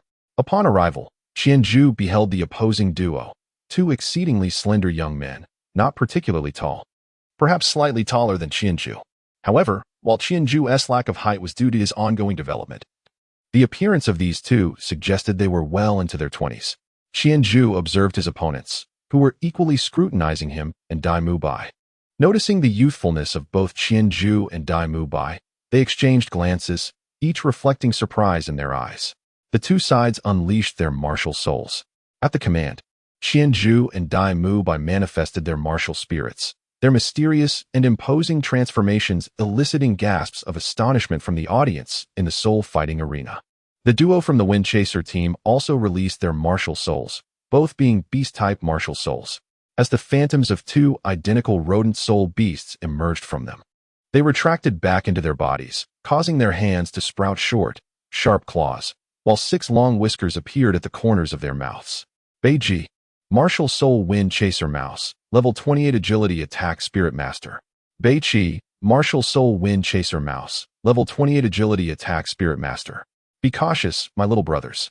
Since the host of the 2-on-2 battle does not announce the details of each participant, it is customary for competitors to introduce themselves once on stage. Thus, Beiji and Beiqi revealed their basic information, extending a challenge to Qianzhu and Daimu Bai. However, they evidently did not alter their names, opting to use their true identities. Xiamiao White Tiger, Martial Soul White Tiger, Level 26 Power Attack Spirit Master. Eternal Hunt Twins, Martial Soul Qianzhu, Level 23 Agility Attack Spirit Master. Be cautious, my elder brothers. Upon hearing that Qianzhu and Daimu Bai possessed lower soul power levels, Beiji and Beiqi displayed no signs of elation. Rather, their expressions grew more serious, particularly regarding Qianzhu. The fact that he dared to participate in the soul battles at this level of soul power clearly indicated his profound confidence in his abilities, thus warranting their utmost attention. Ding! The bell signaling the commencement of the match rang, and Daimu Bai was the first to charge at the two opponents. His martial soul was the White Tiger, a premier feline martial soul, naturally exerting dominance over the rodent-type martial souls such as the Wind Chaser Mouse. Had the opponent's soul power levels been a few ranks lower, he would have considered facing both of them single-handedly. Qianzhu did not charge forward alongside Daimu Bai. The first spirit ring beneath his feet illuminated, and with a swift gesture of his left hand, the ethereal blue light flickered as the Qianzhu bow materialized in his grasp. With a deft pull of his right hand, 2 ivory-hued arrows surged forth towards Daimu Bai. As Daimu Bai approached the oncoming duo, Beiqi and Beiji, he unleashed a powerful claw towards them, his elongated arm enveloping both within the radius of his attack. Knowing his strength paled in comparison to Daimu Bai's, Beiqi employed both hands to deflect the impending strike. Meanwhile, Beiji had no intention of blocking. He was confident in his brother's ability to withstand Daimu Bai's assault. Instead, he lunged forward with both hands aimed directly at Daimu Bai's chest, prompting Daimu Bai to hastily raise his other hand for defense. After Beiqi successfully parried Daimu Bai's blow, he forcefully pushed Daimu Bai's right hand back towards its original trajectory, leaving Daimu Bai's chest vulnerable and his stance precarious. At that critical moment, 2 light arrows shot through Daimu Bai's armpits, one aimed at each of the brothers. Realizing the imminent threat, they abandoned their offensive maneuvers and pressed their backs together to evade the incoming projectiles. Fortuitously, they had been mindful of Qianju, which prevented them from launching a full-scale attack on Dai Mubai, allowing them to detect the arrows at the very instant they were released. Qianju's arrows were silent, and at that moment, he and Dai Mubai formed a straight line, rendering Bei Qi and Bei Ji unable to witness his archery. However, with the two brothers closely aligned, Dai Mubai seized the opportunity. His second spirit ring flared to life, and after a brief moment of concentration, he unleashed the White Tiger's radiant wave with a powerful exhalation. Windwall. Upon witnessing the activation of Dai Mubai's spirit ring, Bei Qi and Bei Ji knew they were in peril and simultaneously invoked their first spirit abilities. They turned to face the threat, their hands moving in a flurry as they channeled their spirit power, rapidly forming a protective wall of wind. Boom! The White Tiger's radiant wave collided with the wind wall, erupting in a thunderous explosion that sent Dai Mubai hurtling backward and forced Bei Qi and Bei Ji several steps back. At this moment, Qianju had moved to a position not far behind Dai Mubai. Upon witnessing the unfolding situation, he swiftly drew the Qianju bow once more, releasing two arrows that successfully connected with Dai Mubai. As the White Tiger's radiant light wave erupted before them, Bei Ji and Bei Qi were inevitably blinded by the dazzling brilliance, instinctively shutting their eyes. Yet, they were acutely aware that Qianju would inevitably launch an assault against them, prompting both to leap aside simultaneously. However, Qianju had already anticipated their movements. His two luminous arrows struck with remarkable precision, detonating beside them and sending them crashing to the ground. "Are you all right, Boss Dai?" Qianju inquired as he steadied Dai Mubai. "I am fine. I am well aware of my own abilities," Dai Mubai replied, fully cognizant that using the White Tiger's radiant light wave at such close range would affect him as well. Thus, after unleashing the burst of light, he immediately retreated. He had not anticipated that the gale barrier formed by the Bei brothers would concentrate the full force of the White Tiger's radiant light wave towards him, catching him off guard and sending him flying. Fortunately, he had managed to withdraw sufficiently to avoid significant injury. The two brothers, Bei Qi and Bei Ji, supported each other as they rose to their feet. The fabric at their waists had been shredded by Qianju's arrows, revealing their crimson skin beneath, with faint traces of blood visible. They exchanged glances, mutually understanding the unspoken resolve in each other's eyes. "This is our final stand. We possess one last move. If you can break through it, victory will be yours." With a thunderous shout, Bei Qi called out to Qianju and Dai Mubai, before once again standing back-to-back with Bei Ji. At the moment their second soul rings illuminated, they began to spin, gradually increasing their speed until their forms became indistinct, coalescing into a swirling vortex that rapidly advanced toward Dai Mubai and Qianju. Qianju and Dai Mubai watched as the whirlwind approached with alarming speed, instinctively retreating a few steps. White Tiger's radiant wave. Dai Mubai, undeterred by the odds, unleashed his second soul skill once more. The luminous sphere of the White Tiger's radiant wave detonated upon contact with the whirlwind. Although the explosion momentarily halted the whirlwind and caused it to sway violently, the force of the blast was swiftly dissipated and scattered by the whirlwind. After pausing for a few seconds, the whirlwind surged forward once again towards Qianju and Dai Mubai. Qianju raised his hand, releasing an arrow of emerald green light that shot forth. Although it failed to inflict any significant damage or even halt the whirlwind, the returning soul energy confirmed to Qianju that his shot had not been in vain. If it were just him, he could simply employ Bai Tong a few times, depleting a portion of Bei Ji and Bei Qi's soul energy, and they would naturally come to a stop. However, it appeared there might be a more straightforward solution. Qianju suddenly spoke. "Boss Dai, extend your hand to me." Dai Mubai was also contemplating a solution to the current predicament. Upon hearing Qianju's words, he felt somewhat perplexed yet still extended his hand to Qianju. Qianju grasped Dai Mubai's hand with his left, while raising his right hand in a graceful gesture, effortlessly lifting both of them off the ground and into the air. "Wow!" Dai Mubai exclaimed, glancing up at Qianju, only to find that Qianju's posture mirrored his own, as if tethered by an unseen force. However, from his vantage point above Qianju, he could discern nothing. Oh no! At that moment, the audience in the stands gasped in amazement. At the 20 to 30 level stage, flying soul masters were exceedingly rare. Not only was true flight uncommon, but even those who could momentarily hover in the air, like Qing Ling, were few and far between. Qianju, however, bore no semblance of a flying soul master, particularly given his stance, which clearly suggested he was grasping something invisible, igniting a profound curiosity among the spectators. A whirlwind, conjured by Bei Qi and Bei Ji, descended beneath Qianju and Dai Mubai, pausing for a few seconds before gradually slowing down, revealing the two figures once more. They exchanged a glance, both recognizing the resignation mirrored in each other's eyes. Judge, we concede to be continued. Chapter 45, Shadows in the Mist at the entrance of the Soul Arena. Qianju returned the registration fee for the one-on-one soul duel to Flander and handed over the prize money he had won, retaining only the 5 gold coins earned from his duo battle with Dai Mubai. Observing Flander carefully stow away the coins, Qianju inquired with a smile, "So, Director Flander, how much did you win in bets tonight?" After Qianju and Dai Mubai's victory, the group reconvened, and after recording their points, they exited the Soul Arena. A particular form of soul duel permitted participation only once a day, having already engaged in both one-on-one and duo battles that evening. They could not partake in the team battles remaining, rendering any further stay here somewhat pointless. Flander rolled his eyes. "Do you think anyone can just open a betting line at the Soto Great Soul Arena? Who would place bets on a 23rd level Iron Soul Master like you? To establish your own betting line, you'll need to secure 10 consecutive victories and upgrade your Iron Soul badge to a Copper Soul badge first." Qianju was left speechless, having overlooked this detail, mistakenly believing that each match at the arena would feature a betting line. Flander, too, found himself at a loss, as he had not considered this until he approached the betting counter, where the staff informed him that a betting line required at least a Copper Soul badge. He had engaged in a lengthy debate with them, yet ultimately, he was unable to succeed. "All right, everyone, hurry back and rest well. Assemble on the playground at 6 o'clock tomorrow morning," Flander declared before striding away. Once Flander departed, the trio reverted to their cheerful demeanor. Oscar, grinning, suggested, "Let us grab a late-night snack before heading back. It's still relatively early." Indeed, it was barely past 9, and only a little over 2 hours had elapsed since their arrival at the Soul Arena. "Sounds great. Come, it's my treat. Today I've acquired 500 soul coins. Let's indulge in some exquisite cuisine." Qianju is also eager to sample the street food of Soto City, curious to discover any unique delicacies.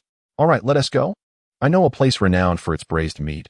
It's absolutely delectable," Dai Mubai exclaimed enthusiastically, pulling Qianju and Oscar towards a location etched in his memory. This evening, he had fortuitously gained 20 soul coins, which filled his heart with joy. 2 hours later, Qianju, Dai Mubai, and Oscar emerged from the gates of Soto City, their arms draped around each other's shoulders. The trio had enjoyed a delightful late-night feast, savoring every bite and engaging in lively conversation. In fact, their merriment led them to indulge in a modest amount of sake, resulting in a bond that felt particularly close. Of course, they were not intoxicated, nor even tipsy. It was merely a fleeting indulgence. After all, they had an early training session with Flanders the following morning, and they were well aware of his strict demeanor. Should they arrive late or miss the training altogether, it would undoubtedly make for a challenging year ahead. "Ah, Qianju, your martial spirit is truly remarkable."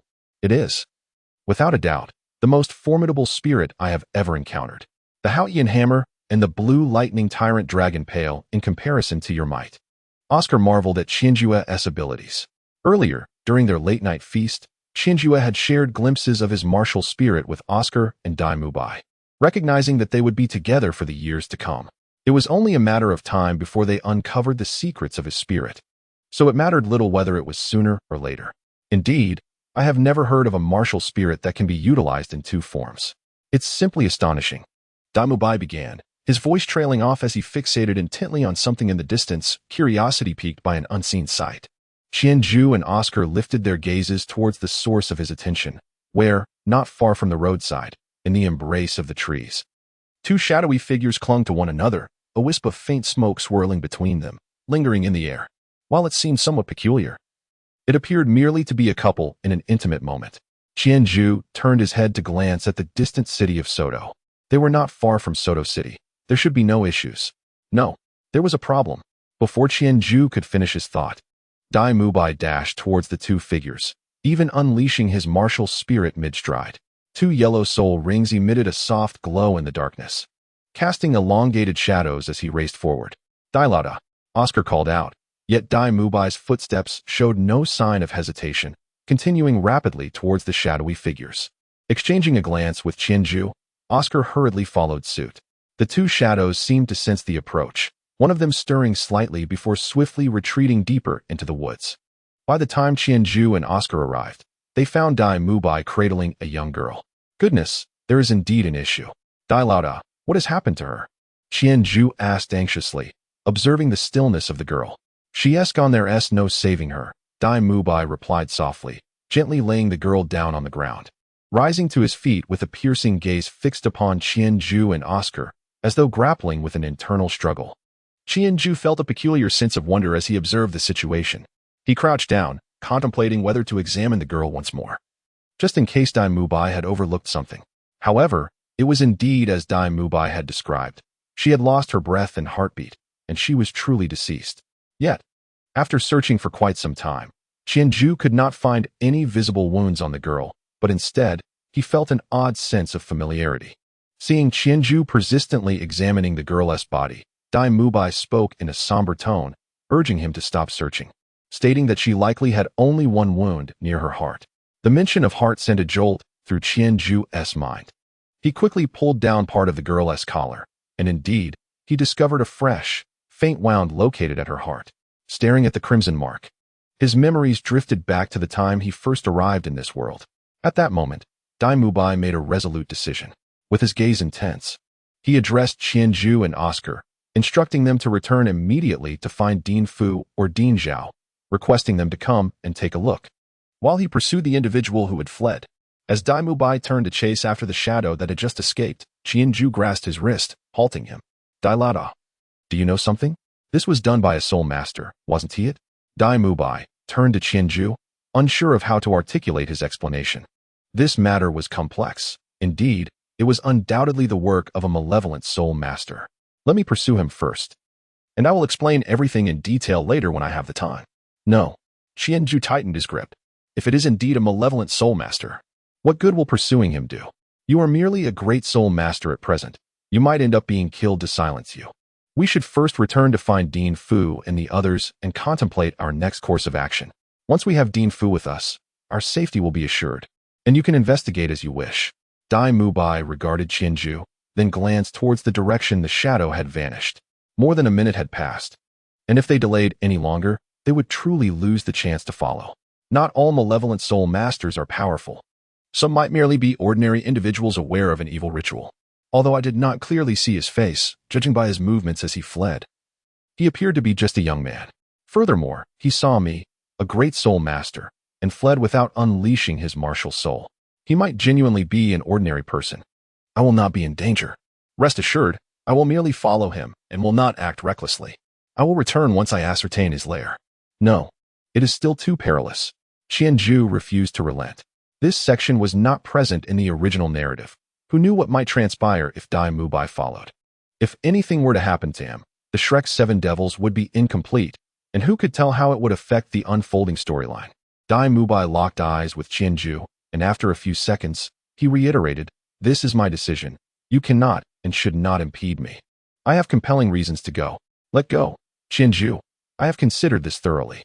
If I miss this opportunity, it will haunt me for a lifetime." Qianju gazed into Dai Mubai's resolute eyes, feeling a flicker of uncertainty within himself. It was evident that Dai Mubai had truly made up his mind. If he continued to linger on the matter, their relationship might suffer irreparable rifts. In his heart, Qianju contemplated this, allowing his grip on Dai Mubai's hand to loosen somewhat. Dai Mubai sensed the change. He pressed down on Qianju's hand and prepared to turn away in pursuit. Wait a moment, Qianju called out to him again. However, this time, Dai Mubai did not turn back. He merely halted his steps, tilting his head to await Qianju's words. If Qianju dared to utter anything that would impede him, he would swiftly accelerate away. "I will go with you," Qianju declared. Dai Mubai paused in silence for a brief moment. "No need. This does not concern you. You should hurry back with Xiao Ao to find Dean Fu and the others. It certainly concerns me. My parents met their demise in such a manner. How could it not be my concern?" Upon hearing Qianju's words, Dai Mubai was taken aback and turned to look at him in astonishment. He had not anticipated that Qianju had also endured such an experience, and that the victims were indeed his own parents. And have you forgotten what I told you about my martial soul? In terms of pursuit and reconnaissance, what do you possess that can compare? As Qianju spoke, he stood up, cradling the lifeless form of the young girl. With a gentle release, her body began to float upwards swiftly, eventually coming to rest gently upon a branch several meters high. Xiao Ao, you must return at once and summon the dean and the others. I will tear a piece of my clothing to mark our location. You simply need to follow us when the time comes. Oscar, observing Qianju and Dai Mubai, committed Qianju's words to memory. He refrained from insisting on accompanying them, recognizing that his presence would only be a burden in such matters. Seeking out Flander was undoubtedly the wisest course of action. Very well, do take care and ensure you wait for us, Oscar cautioned before sprinting back toward the academy. All right. We must hurry as well, Dai Mubai called out, leading Qianju in pursuit of the direction from which the shadow had disappeared. Their earlier discussion had consumed precious minutes, and they were uncertain if they could still catch up. Qianju quietly followed behind Dai Mubai, pondering whether his decision was indeed the right one. He was uncertain if this daring venture would lead to any trouble. However, in the original tale, Dai Mubai encountered no mishaps, so perhaps this time would unfold favorably as well. Qianju consoled himself. However, he failed to consider that in the original narrative, Dai Mubai had not encountered this event either. To be continued. Chapter 46, The Past of Dai Mubai. Qianju and Dai Mubai navigated through the pitch-black forest, their careful search illuminated only by the sporadic moonlight filtering through the leaves. The more they searched, the more convinced Qianju became that this individual was indeed, as Dai Mubai had suggested, likely not a soul master, or perhaps merely an amateur. The manner in which he fled was utterly frantic and directionless, leaving behind traces that even novices like Qianju and Dai Mubai could easily discern. Qianju retrieved an old garment from his storage ring. At intervals, he tore off a piece and hung it atop the canopy of the trees, ensuring that Flander would easily spot it upon his arrival. The two men followed the trail and swiftly traversed the small grove, eventually reaching a narrow path. Qianju elevated the wolf spirit into the sky, and after a brief pursuit along the path, the wolf spirit detected a figure. Furthermore, apart from this individual, there were no other silhouettes within several hundred meters, confirming to Qianju that this person must indeed be the shadow they were seeking. Found it, Qianju exclaimed softly, urging Dai Mubai to accelerate forward. They slowed their pace when they were just over 100 meters from the shadow. At this distance, it was difficult for the shadow to detect Qianju, while the wolf spirit could accurately pinpoint his location. The shadow seemed to sense that no one was pursuing him and accordingly reduced his speed. Nevertheless, he continued to navigate through fields and thickets, moving cautiously from one path to another. However, his careful maneuvers were futile against the watchful gaze of the wolf spirit above. All right, Boss Dai, we can slow down now. He is locked onto by my wolf spirit and cannot escape. Let us follow him from a distance, Qianju advised. Dai Mubai nodded in agreement. Indeed, we shall follow him and uncover the location of his lair. Once Principal Flander and the others arrive, we will ensnare them all, he declared, brimming with indignation. Qianju gazed at Dai Mubai, intrigued as to why he was so invested in pursuing this sinister soul master. When Qianju traversed into this body, the entire village had fallen victim to this malevolent being, yet he felt nothing more than fear at the time, devoid of any inclination for vengeance. After all, he was still young, and such matters could be addressed later, once he had matured.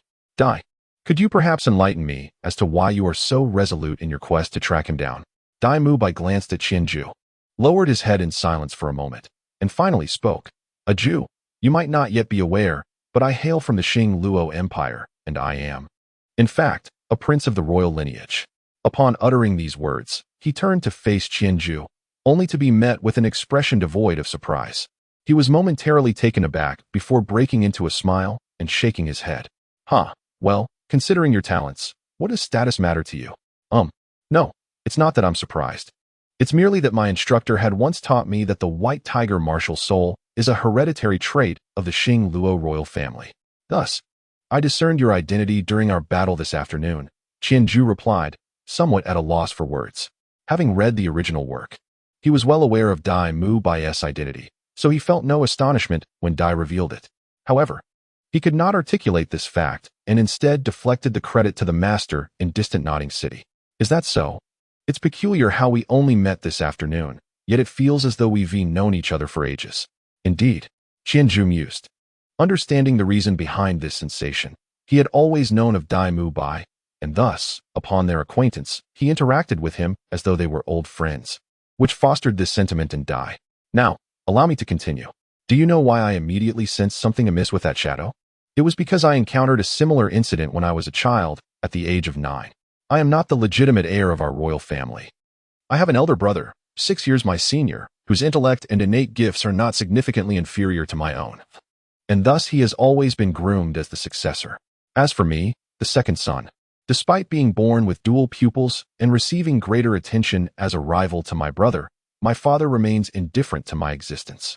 I have never felt paternal affection from him. My designation as my brother's competitor was merely a means to spur my brother on.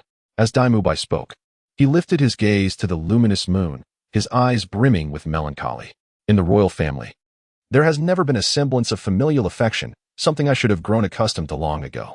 Yet, a particular maidservant instilled in me a lingering hope for familial bonds. An ordinary woman, she tended to my needs with meticulous care since my childhood, and her kindness and warmth offered me a glimpse of the elusive comfort of kinship. I regarded her as an elder sister. However, on a fateful day when I was 9, she vanished while leaving the estate to procure my favorite delicacies. A day later, upon discovering her lifeless body, she appeared as serene as the young girl you just beheld, having passed away peacefully.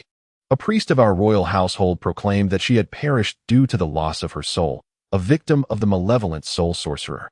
Regrettably, we never apprehended that vile perpetrator, and the matter was left unresolved. In the days that followed, I dedicated my spare time to perusing all the royal texts concerning soul sorcerers, learning that such fiends, who prey on souls, are in the service of the Grim Reaper. Do you recall the unwavering gaze of the mist you witnessed at that time? In truth, it was no mere fog. Such vapors could not manifest so distinctly in the darkness. It was the very soul of that girl, forcibly extracted by the shadowy soul sorcerer. It was only then that Qianzhu realized why he had felt an inexplicable sense of unease. It was due to the overly conspicuous smoke. Thus, I yearned for vengeance, desiring to eradicate all malevolent soul masters from this world. However, this endeavor requires not only formidable personal strength, but also the formidable authority of the imperial throne of the Xinglua Empire. Consequently, in the following year, I departed from the Xinglua Empire and journeyed to Shrek Academy, seeking to enhance my power swiftly in order to contend with my elder brother for the throne. Yet, as Dai Mu Bai spoke, his spirits began to wane once more. In truth, after more than a year of study, I have begun to contemplate giving up. According to the information I have received, my elder brother's soul power has nearly reached level 37, surpassing me by a significant margin. Given the relatively minor disparity in talent, I find the 6-year age gap insurmountable. However, your arrival today has rekindled a flicker of hope within me. Adieu. Your martial spirit is indeed the most formidable I have ever encountered, and as for Xiao Ao, although he is merely a support-type soul master, his talent surpasses my own. With companions like you by my side, perhaps I truly can vie with my elder brother. Adieu, you will assist me, won't you? Never mind. You need not answer me now. We have only just met, and it would be rather presumptuous of me to ask this of you. We have ample time to become better acquainted. When the day comes that you find me, Dai, truly worthy of your investment, you may agree then without hesitation. Qianzhu smiled, confident that when he gained sufficient strength in the future, he would undoubtedly assist Dai Mu Bai in ascending to the imperial throne. At that time, with his own formidable prowess, he would enjoy unparalleled freedom. How did he find himself back at Soto City? Just as Qianzhu was about to reassure Dai Mu Bai, the vision of the wolf spirit high above suddenly revealed Soto City once again. Had he circled back to the eastern gate of Soto City? Upon hearing Qianzhu's words, Dai Mu Bai surveyed his surroundings and began to speculate. Indeed, however, it mattered little. Once they reached the urban area, their quarry would have nowhere to escape. Qianzhu smiled confidently. In open spaces, one might evade through the wolf spirit's field of vision. Yet within the intricate terrain of Soto City, the wolf spirit could discern every detail from above, making it increasingly difficult for the shadow to flee. Let us go, Boss Dai? Tearing a piece of cloth, he hung it conspicuously from a tree branch and beckoned, trailing the shadow from a distance as they re-entered Soto City. To be continued. Chapter 47, The Lair. Upon witnessing the shadow enter the city gates, Qianzhu and Dai Mu Bai approached the eastern gate of Soto City, but did not rush inside. Through the wolf spirit's perspective, they observed that the individual they were tracking had quietly concealed himself in a corner, silently watching the entrance. Had it not been for Qianju's wolf spirit, they would have failed to evade this counter-tracking. After approximately 10 minutes of waiting, the shadow finally confirmed he was not being followed and turned to slip into an alley. At last, Qianju and Dai Mubai entered the city. As they strolled leisurely down the streets of the city, Qianju appeared remarkably relaxed. With the aid of the wolf spirit's keen sight, he no longer needed to retrace his steps, as if endowed with a miniature map. The layout of the city and the figure of the man were laid bare before him. At times, Qianju found himself merely a wall away from the person he was tailing, or even ahead of him. Now, in such close proximity, Qianju could finally discern the shadow's features through the wolf spirit's gaze. The young man appeared to be in his 20s, strikingly handsome with a slender build, exuding the air of a refined gentleman, entirely devoid of any semblance of a malevolent soul master. Were it not for his constant observation through the wolf spirit, Qianju might even have entertained the notion of having mistaken the person. After meandering through the city for over 10 minutes, the young man finally arrived at the side entrance of a modest estate, opened the door, and slipped inside. Qianju surveyed the residence from above with the wolf spirit, noting that it spanned approximately a few thousand square meters, not particularly large. The wolf spirit was capable of covering a significant portion of the estate, which sparked a few ideas in Qianju's mind. He led Dai Mubai to the outer wall of the estate and, after imparting a few instructions, closed his eyes and focused intently on controlling the wolf spirit to closely follow the young man. Upon entering the estate, the young man proceeded purposefully into a room. At the moment he opened the door, Qianju directed the wolf spirit to swiftly slip inside. The room was a square study, with a large writing desk directly in front of the entrance. Looking further back along the desk, one could see an enormous landscape painting mounted on the wall. Flanking the study were two display cabinets, one showcasing an array of exquisite artifacts, while the other housed a bookshelf filled with various tomes, arranged quite decoratively. However, upon observing the arrangement, Qianju discerned that a hidden chamber must exist within this room. It could either be concealed behind the cabinets on either side or directly behind the landscape painting, a decidedly glitchy setup. Qianju controlled the wolf spirit, hovering closely above the young man, ensuring that he could enter the secret passage together with him. Indeed, the young man turned a wash basin on the writing desk, and the wall adorned with landscape paintings behind it emitted a faint rumbling sound, rising to reveal a downward passage suffused with a soft glow. As the young man stepped into the passage and activated a switch within, the wall promptly descended once more. The wolf spirit trailed behind the young man, winding through the intricate path, and Qianju could distinctly sense that the passage was leading further underground, suggesting that the space below was likely expansive. As the young man ventured deeper, the illumination within the passage grew increasingly radiant. Meanwhile, Qianju continuously shifted his position outside the estate's walls. Yet he did not dare to set foot inside. He would not take that risk. Having followed this far and confirmed the lair of the evil soul master was sufficient. At most, he would dispatch the wolf spirit for a reconnaissance. Regardless of what lay beneath, he would never gamble with Dai Mubai's safety again. They would simply await the arrival of Flander and Zhao Wujia. The wolf spirit accompanied the young man to the passage's depths, gradually revealing the sounds of weeping and anguished moans. A chill gripped Qianju's heart. It seemed that some individuals were imprisoned below, and the fate of those captured by the evil soul master could be easily imagined. Indeed, as the young man turned a corner, the wolf spirit encountered a fork in the path. At one of the junctions, several menacing male servants surrounded a table, shaking dice in a game of chance. Upon noticing the young man approach, they promptly halted and respectfully called out, "Young master." With a casual wave of his hand, the young man bypassed them, heading towards another path. Qianju, through the wolf spirit, discerned that the moans and cries emanated from the route where the servants congregated, prompting him to guide the wolf spirit into that path for a closer look. There, he discovered a row of cells, each containing 3 to 4 individuals, men, women, and children alike. While the occupants of the foremost cells were still groaning and weeping, the expressions of those in the other cells were ashen, as if they had resigned themselves to despair, devoid of any hope for escape. Qianju had no time to linger. He hastily directed the wolf spirit back to the entrance where the young man had entered. It would be prudent to follow the young man first. Perhaps he could glean more information. Upon the wolf spirit's return to the young man, he found that the youth had arrived at a chamber arranged like a training room, where a middle-aged man was seated in meditation. "Father, father." The young man approached the middle-aged figure and sat down, softly calling out twice. As he did so, the elder gradually opened his eyes, his authoritative gaze fixed on the young man, and he spoke with displeasure. "You've been out again these past few days. It seems you're itching for trouble." The young man sighed in resignation. "Father, Leah is my girlfriend. When she seeks me, I cannot simply ignore her. Girlfriend. Such foolishness. Love is a fleeting distraction. If you become strong, you can have any woman you desire. Why must you concern yourself with romance at this moment?" The middle-aged man replied, exuding disappointment for his son's lack of focus. "Father, it's not that I lack ambition. It's just that fate has dealt me this hand." Faced with his father's discontent, the young man lowered his head, though frustration simmered within him. "What do you mean? Fate? So what if your martial soul cannot be cultivated? Did I not provide you with a path to strength? You have experienced the secret methods of the holy city. They can indeed empower an ordinary person.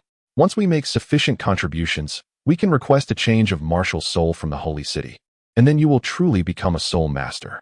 Father, I believe we should not force this matter. The notion of changing one's martial soul is merely a propaganda. Once awakened, a martial soul cannot be altered. This is common knowledge. That's enough. What has provoked you today to speak such nonsense? Did that woman fill your head with such ideas again? I tell you, if you continue to wallow in this so-called love, I shall put an end to her tomorrow." The middle-aged man regarded his son with a fierce gaze, filled with anger and disappointment. "Father, no need for that. She is already dead. I killed her just now. I came to discuss this matter with you." The middle-aged man was taken aback, for his son had always professed that his relationship with that girl was genuine love, yet now it had taken such a grim turn. "Indeed, you are my son. This is the right attitude. All this love talk is but an illusion. What truly matters is your own strength." The middle-aged man encouraged, patting his son's shoulder. However, the young man did not acknowledge his father's praise, looking at him helplessly. "Father, I killed her because she had discovered some of our affairs. You know, if our involvement with the evil soul master organization is exposed, it will invite the pursuit of the spirit hall, and we would face certain demise." Leah, being the carefree girl she is, could not keep her thoughts hidden. "I had no choice but to kill her, but what I really need to tell you is that someone witnessed my act." The young man expressed with evident distress. "What? Who saw you? A soul master or an ordinary person? Did they see your face?" A middle-aged man inquired with a sense of urgency. The young man shook his head. "I cannot say for certain. There were 3 youthful individuals, quite young and appearing rather innocent, yet one among them is a grand soul master. I was positioned at a considerable distance from them, and was unaware of how they detected my presence. They likely did not catch a glimpse of my face. For as he approached, I promptly fled, shrouded in darkness where I doubt he could discern me." "Is it possible you were being followed?" The middle-aged man, still uneasy, pressed further. "Absolutely not. I employed numerous counter-surveillance techniques, and there were no signs indicating anyone was tailing me." The young man recounted the various maneuvers he executed upon his return. After listening, the middle-aged man nodded, convinced that his son had indeed taken comprehensive precautions, making it improbable that he was followed. "Then we are left with the matter of the body." "Indeed," the young man lamented, "when I dispatched her, I utilized the death soul ring. If the body is delivered to the spirit hall, they will swiftly deduce that this is the work of a malevolent soul master, leading them right to our doorstep, and that would spell our doom." The young man was filled with regret, wishing he had employed more conventional methods, never anticipating he would be discovered while taking action. "I shall go and see. Perhaps those 3 youngsters have not yet departed. I could eliminate them all and then dispose of the bodies." "That is unwise, father. What if that soul master has already alerted others? To reach the status of grand soul master at such a tender age, they surely hail from a notable family or faction. You have not yet attained the rank of soul king. Should your strength fall short against them, we may not return." Listening to his son's astute analysis, the middle-aged man wore a satisfied smile. This was precisely why he was so adamant about his son's cultivation. His son was a genius, a true prodigy, stymied only by his own limitations in soul cultivation. Had his soul been able to develop, he believed his son would undoubtedly achieve great feats. To this end, he had even joined the ranks of the malevolent soul masters, seeking a glimmer of hope. "But first, we must resolve tonight's predicament. Rest assured, my son, I received a notification from the protector this evening. He should arrive in Suodo City tonight. Once he is here, we can proceed. The protectors of the holy city possess strength of at least the Soul Emperor realm, ensuring our safety. This declaration startled both the young man and the eavesdropping Qianju. The young man was taken aback with excitement, while Qianju was stricken with fear.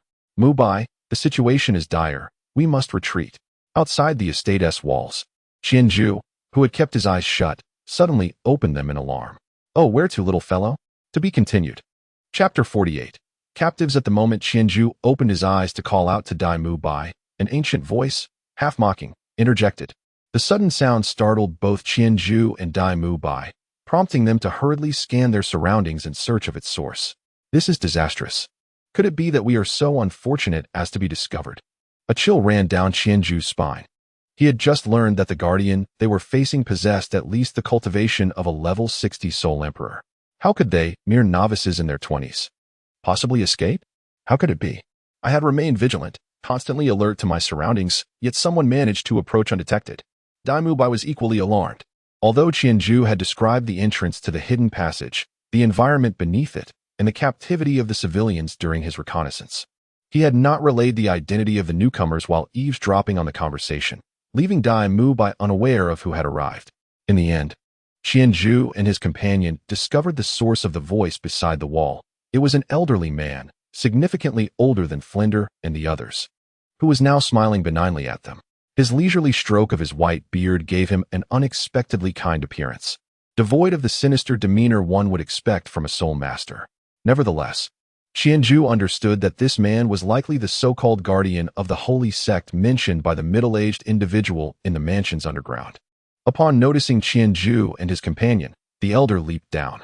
Just as Qianju and Dai Mubai intended to unleash their martial spirits to flee, the elder waved his right hand. A surge of soul power swept over them, dismantling their gathered energy and rendering it impossible to coalesce again. Their consciousness began to blur, and ultimately, they collapsed to the ground, succumbing to unconsciousness. With a soft chuckle, the elder approached, lifting Qianju and Dai Mubai effortlessly, and crossed over the wall, landing within the mansion. Fan Hong, where are you? Upon entering the estate, he descended into the courtyard, casually dropping Qianju and Dai Mubai before bellowing with robust vigor. Guardian of the Holy City, I, Gulan, have arrived to collect the tributes of the past 2 years, accompanied by the Soul Master Fan Hong and his son, Fan Huan, to welcome you. Shortly after his proclamation, the study door swung open, and the middle-aged man, along with his son, emerged respectfully, bowing deeply when they stood a few meters from Gulan. I am merely the guardian of the Holy City's Shadow Spirit Hall, Gulan, here to retrieve the tributes. As he spoke, he raised his left hand, revealing a ring adorned with a finely crafted skull upon his thumb. This skull ring was predominantly white, not made of metal, but rather crafted from a special type of bone, with hollow eye sockets and nasal cavity, revealing a dark stone that emanated from within the ring. Observing the distinctly superior Death Soul Ring, Fan Hong bowed once more. I humbly welcome the guardian of the Holy City. The tributes have been prepared and are ready for your collection at any time. With that, he glanced at Qianju and Dai Mubai, who lay discarded on the ground, and looked back at Gulan, feeling a flicker of confusion yet refraining from voicing it.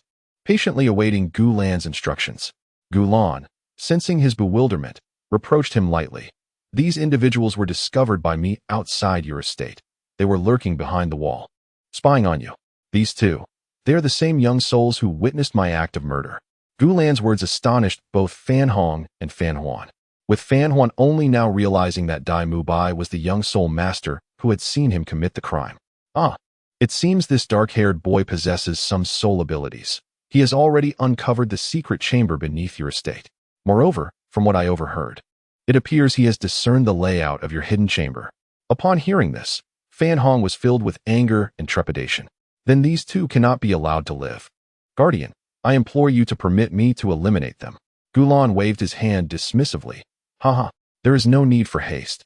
Let us first proceed to your secret chamber. We can deal with them afterward. Lead the way. As he spoke, he crouched down and grasped both Qianju and Dai Mubai.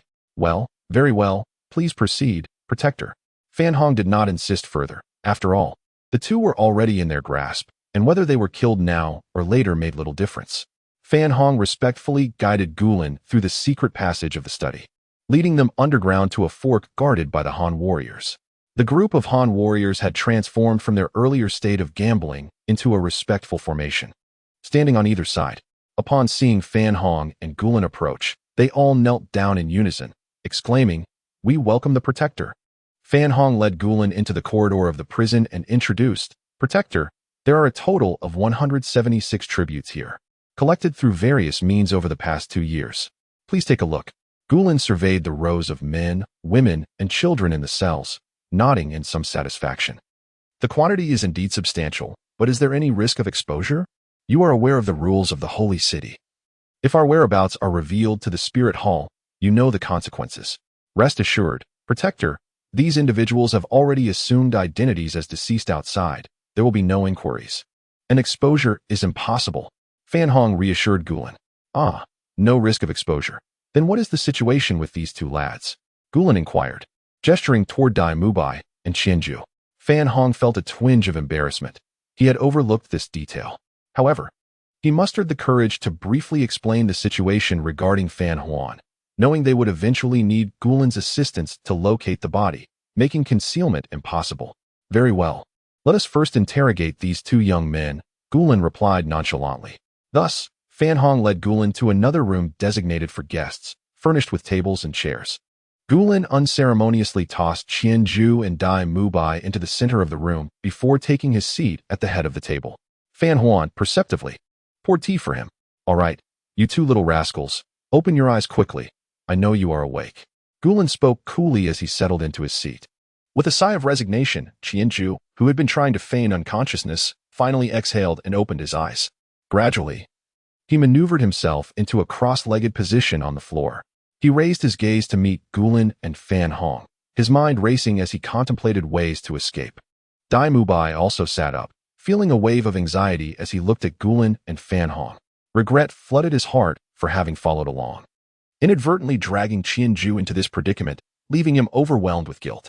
Fan Hong glanced at Gulen, noting his silence, and thus took the initiative to speak. "Where did you send the message? How long until someone arrives? And what of the woman's body? Where have you placed it?" With a barrage of questions, Fan Hong bombarded Qianju and Dai Mubai. They exchanged glances, realizing that neither had a viable escape plan. This time, they truly found themselves in a dire situation. Qianju steadied his mind. He could not afford to give up. He was unaware of the immense fortune that had allowed him to traverse into the world of Douluo.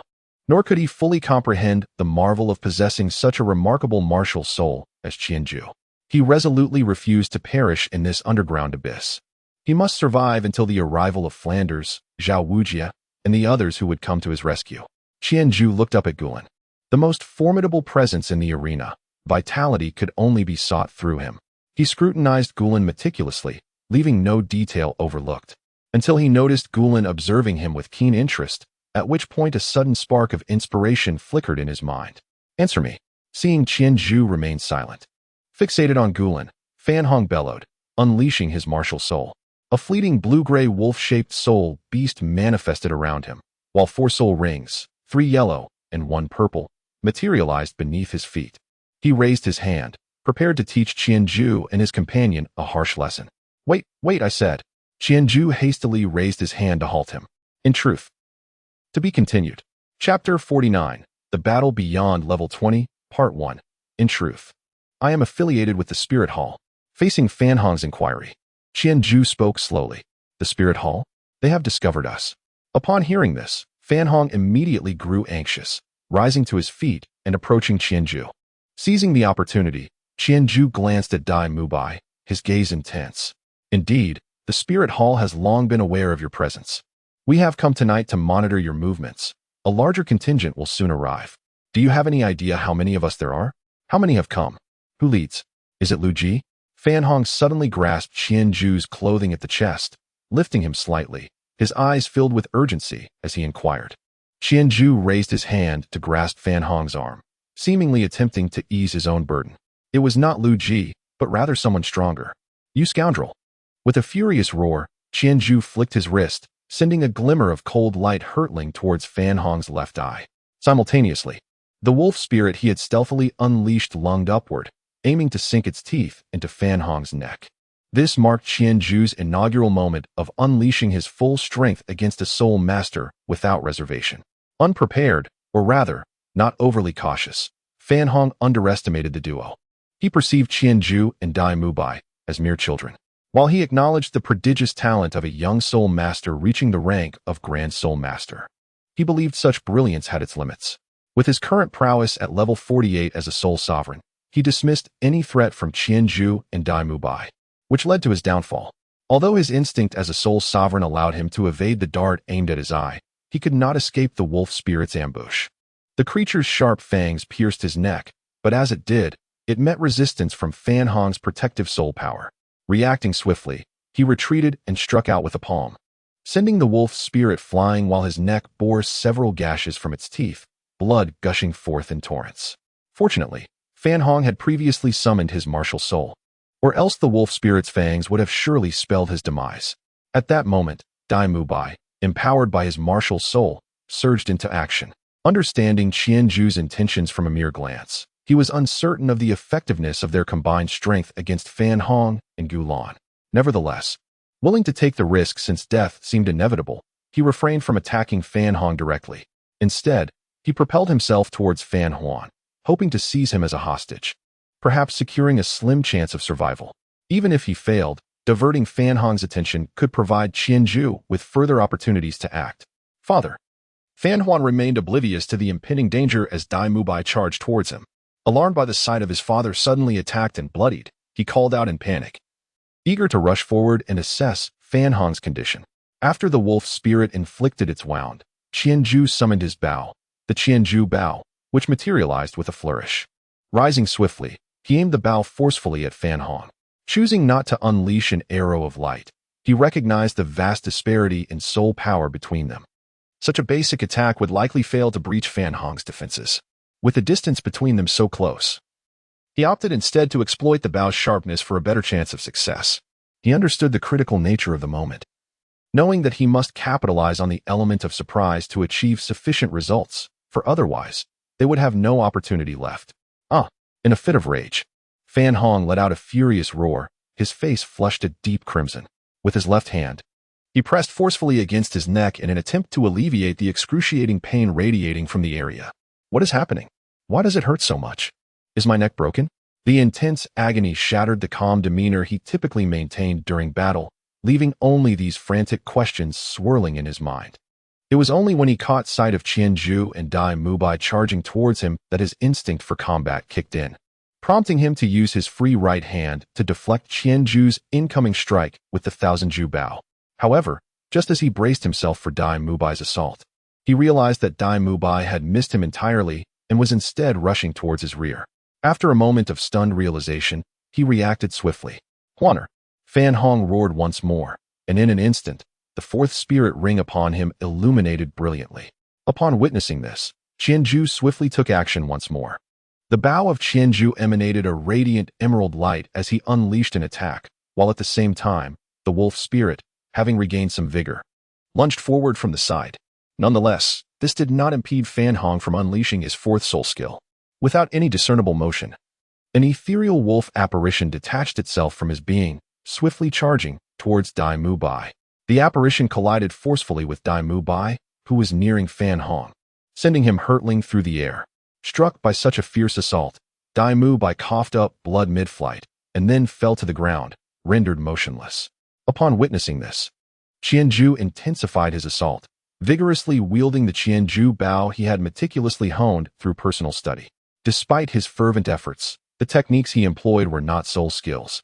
Although they initially caught Fan Hong off guard, especially since he was preoccupied with clutching his own throat, Fan Hong's decades of combat experience allowed him to gradually regain his composure. As time elapsed, he began to adapt to the excruciating pain inflicted by the wolf spirit, his once dulled mind slowly returning to clarity. Yet, the clearer his thoughts became, the more astonished he felt, realizing he was contending with a truly monstrous opponent. The young man's martial spirit seemed akin to an invisible soul beast, which had stealthily launched an assault upon him. Furthermore, this spirit not only possessed the ability to conceal itself, but also inflicted intense agony upon contact. The searing pain led Fan Hong to momentarily believe his throat had been torn asunder.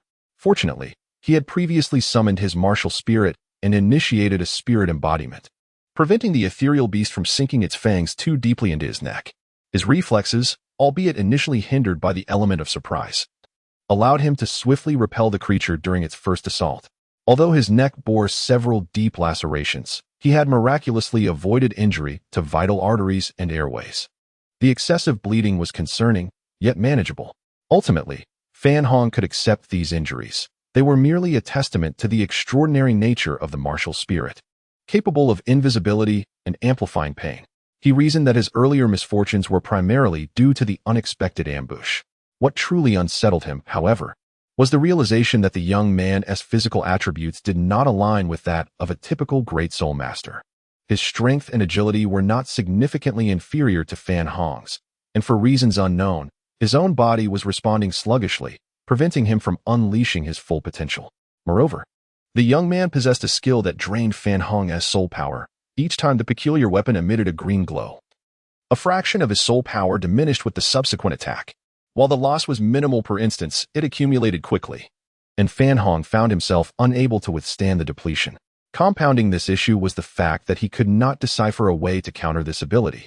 Even if he successfully blocked an attack, his soul power would still wane, and should he evade, the weapon's green light would remain, ensuring future encounters would yield the same draining effect. The invisible soul beast's spirit required constant vigilance. Its persistent harassment made it impossible for Fan Hong to evade Qianju's strikes indefinitely. After a series of exchanges, he noted that his soul power had diminished by half, while the young man, despite sustaining several of Fan Hong's attacks and enduring his soul skill, continued to launch relentless assaults, showing no signs of fatigue. What manner of creature is this young man, truly? To be continued. Chapter 50. The Battle Across 20 Levels, Part 2. As another attack was deftly evaded by Fan Hong, Qianju temporarily halted, breathing heavily. At this juncture in the battle, Qianju had already discerned the underlying dynamics, realizing that the scales of victory were tilting in his favor. This did not imply that Qianju's prowess had reached a level capable of challenging the Soul Sect. Rather, it was the result of several indispensable factors converging. Setting aside the ever-grinning ancient Soul Master, Gulan, who was undoubtedly at least a Soul Emperor, the reason Qianju managed to prolong the fight to its current state was not solely due to the advantages of his martial soul, but primarily because of the successful ambush at the outset, which provided him with an initial advantage, compounded by Dai Mubai's actions. When Dai Mubai charged towards Fan Hong, it caused the latter, who had already been ambushed by the wolf spirit and was becoming increasingly dazed under its torment, to lose his rationality in a fit of rage, prompting him to unleash his fourth soul skill, Wolf Shadow Assault.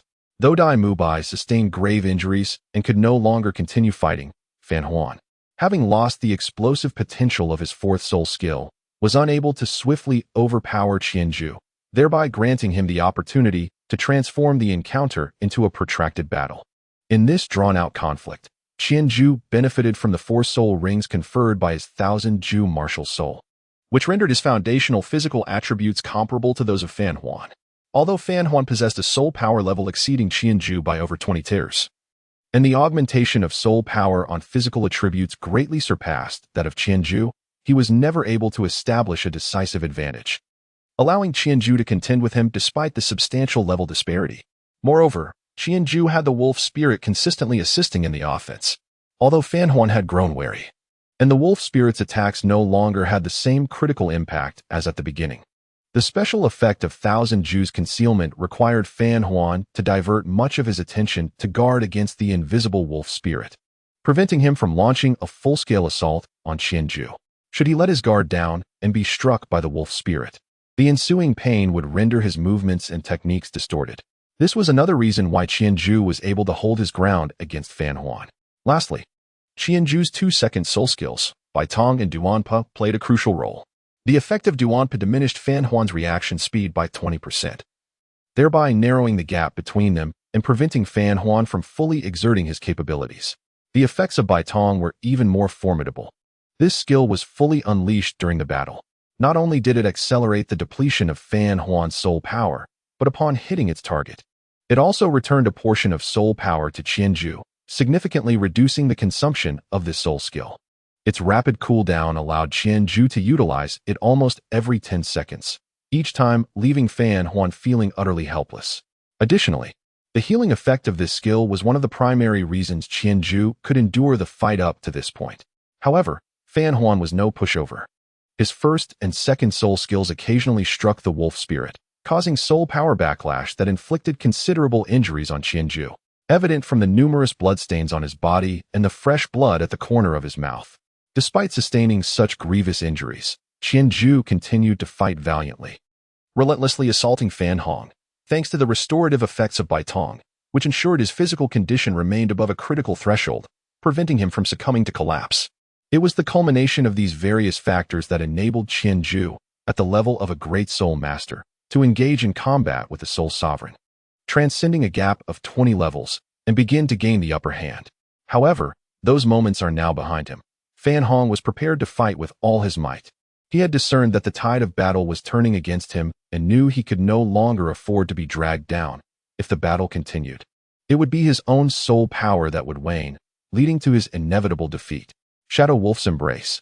Fan Hong unleashed his third soul skill for the first time in this confrontation. This skill, a defensive technique, had previously remained unused, as Qianju had struggled to breach his defenses. Employing it now seemed a mere drain on his soul power. Yet circumstances had changed.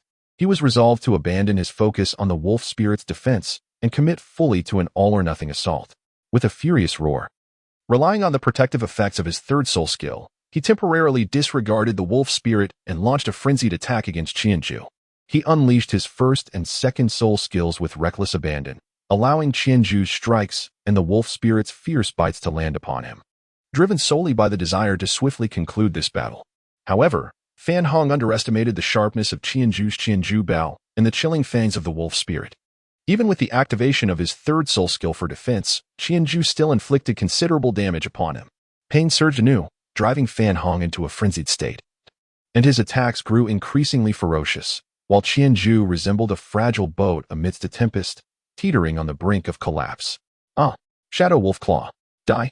Fan Hong bellowed in rage, his voice echoing throughout the subterranean chamber. His second soul ring flared to life once more, and a grayish-blue phantom of a wolf's claw materialized above his outstretched right hand, aimed menacingly at Qianju. He believed that if this strike connected, that detestable brat before him would surely perish.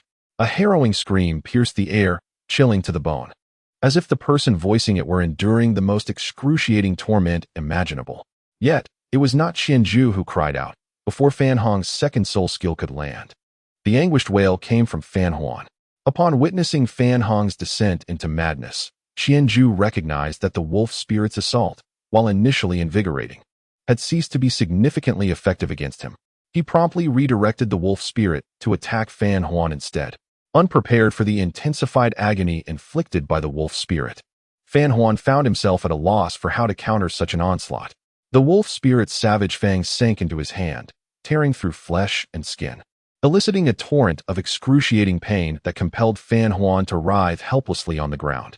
Fan Air, hearing his son's anguished cries, Fan Hong gasped in alarm and swiftly turned to assess the situation, his concentration faltering and causing his second soul skill to dissipate.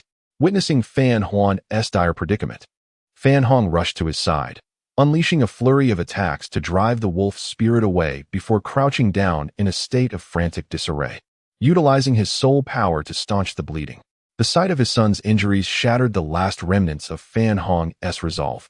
Reluctant to continue the fight with his son in such peril, and recognizing his inability to swiftly vanquish Qianju, he conceded defeat in this battle, aware that prolonging it would only lead to further entrapment.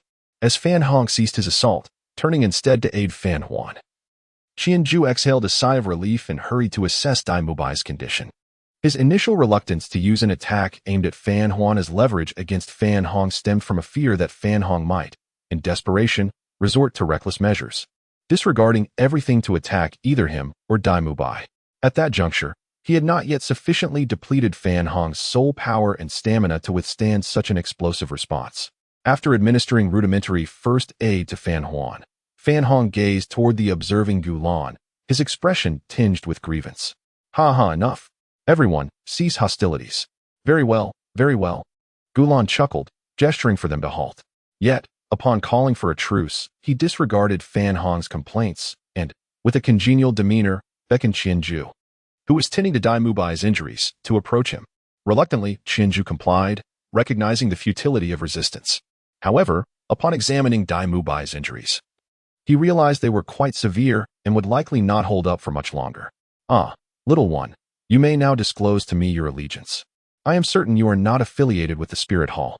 With your caliber, were you a member of the Spirit Hall, you would undoubtedly be in Spirit City, a key figure under their cultivation, rather than here dealing with the trivialities of rogue soul masters." Qianju gazed at the cheerful and inquisitive Gulan, his heart filled with a profound sense of hope. At last, he perceived a flicker of life as promise. To be continued. Chapter 51, Recruitment Indeed. The current state of affairs had long been woven into Qianju's intricate plans. Ever since awakening after capture, he had been contemplating how they might transcend their precarious predicament. Yes, both he and Dai Mubai were formidable, virtually encountering no rivals of their caliber. Yet, what did that matter? They were confronted by a soul master of over level 40 and at least a soul emperor of 60. If their adversary had merely been Fan Hong, a soul master, they might have clung to a shred of hope through sheer tenacity. However, facing Gulan, a guardian of the malevolent soul master organization, they found themselves utterly bereft of hope. Thus, Qianju had struggled to discern a path to liberation. Until Fan Hong contemplated striking against them, and Qianju observed the intrigued expression on Gulan's face. A spark of inspiration ignited within his mind. Talent. Yes, it was talent. What lay at the core of his unparalleled strength? Unquestionably, it resided in his extraordinary gift, given time. He could trample the majority of this world beneath his feet. Gulan, as a guardian of a sinister organization, inherently required a constant influx of fresh blood. Particularly for an organization of malevolent soul masters, conventional recruitment was impossible. They were compelled to cultivate their own, or directly abduct gifted children to nurture from a young age. This was the customary method for enhancing the organization's might. For should they attempt to recruit a fully matured soul master, like Fan Hong, who had already aged, it would be driven not by belief, but by self-interest. The bonds of self-interest could never be as steadfast as those forged by faith. Therefore, Qianju's initial objective was not to escape solely by relying on his limited strength. Such aspirations were folly. His true aim was to showcase the exceptional talent shared with Dai Mubai. The outcome of their confrontation with Fan Hong was inconsequential. What truly mattered was whether they could pique the interest of the enigmatic Gulan, and it appeared they had succeeded. "Little one, have you made up your mind?" Gulan pressed, noticing Qianju's prolonged silence. "I am not affiliated with any organization. I arrived in Soto City just yesterday, intending to enroll in a more advanced Soul Master Academy, and Dai Mubai is here for the same purpose." In response to Gulan's inquiry, Qianju pondered for a moment before articulating his identity in a manner that omitted the name of Shrek Academy. To Qianju, the title of a Soul Master Academy student would surely appeal to Gulan. The Soul Master Academy, after all, is merely an institution, not a faction. It serves solely as a nurturing ground for talent, devoid of excessive entanglements. However, Qianju harbored concerns that if Flinder and the others arrived too late, they might fail to secure this Gulan. Should the evil Soul Master organization take a keen interest in the innate abilities of Qianju and his companion, they could very well dispatch formidable experts to seize them. A protector would be at least a Soul Emperor, and it is conceivable that this nefarious organization might even boast a title Douluo among its ranks. In such a case, Flinder and Zhao Wujia would be powerless to shield the academy, potentially bringing catastrophic consequences upon it.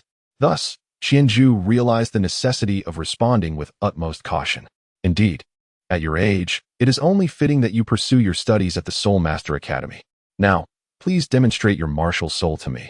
I am genuinely curious to see what it is that enables you to achieve such feats. The identity of the students from the Soul Master Academy certainly pleased Gulan, prompting him to request Qianju to showcase his martial soul. Qianju's intuition was not misplaced. Gulan had indeed taken an interest in them. In fact, when Gulan captured them, he discerned their actual ages from the bone ages of both him and Dai Mubai. Subsequently, when the two were recognized by Fan Hong, revealing their status as great soul masters, it piqued Gulan's curiosity. A great soul master at the tender age of around 10 is undoubtedly a prodigy. However, brilliance alone is insufficient. Without proper growth, it remains merely a title. At this juncture, Gulin was not overly insistent. He merely wished to incorporate the two into his organization. Should they refuse, he would not hesitate to eliminate them. A dead genius is but a fool. However, the subsequent performance of Qianju and Dai Mubai truly astonished him. The duo, together as great soul masters, managed to defeat Fan Hong of the Soul Sect, which was nothing short of remarkable. Particularly, Qianju's abilities left Gulin in disbelief. Had he not witnessed it with his own eyes, he would have never believed that a 9-year-old child could achieve such feats. Thus, at this moment, he resolved to bring Qianju back to the City of Souls for intensive training, regardless of the boy's willingness.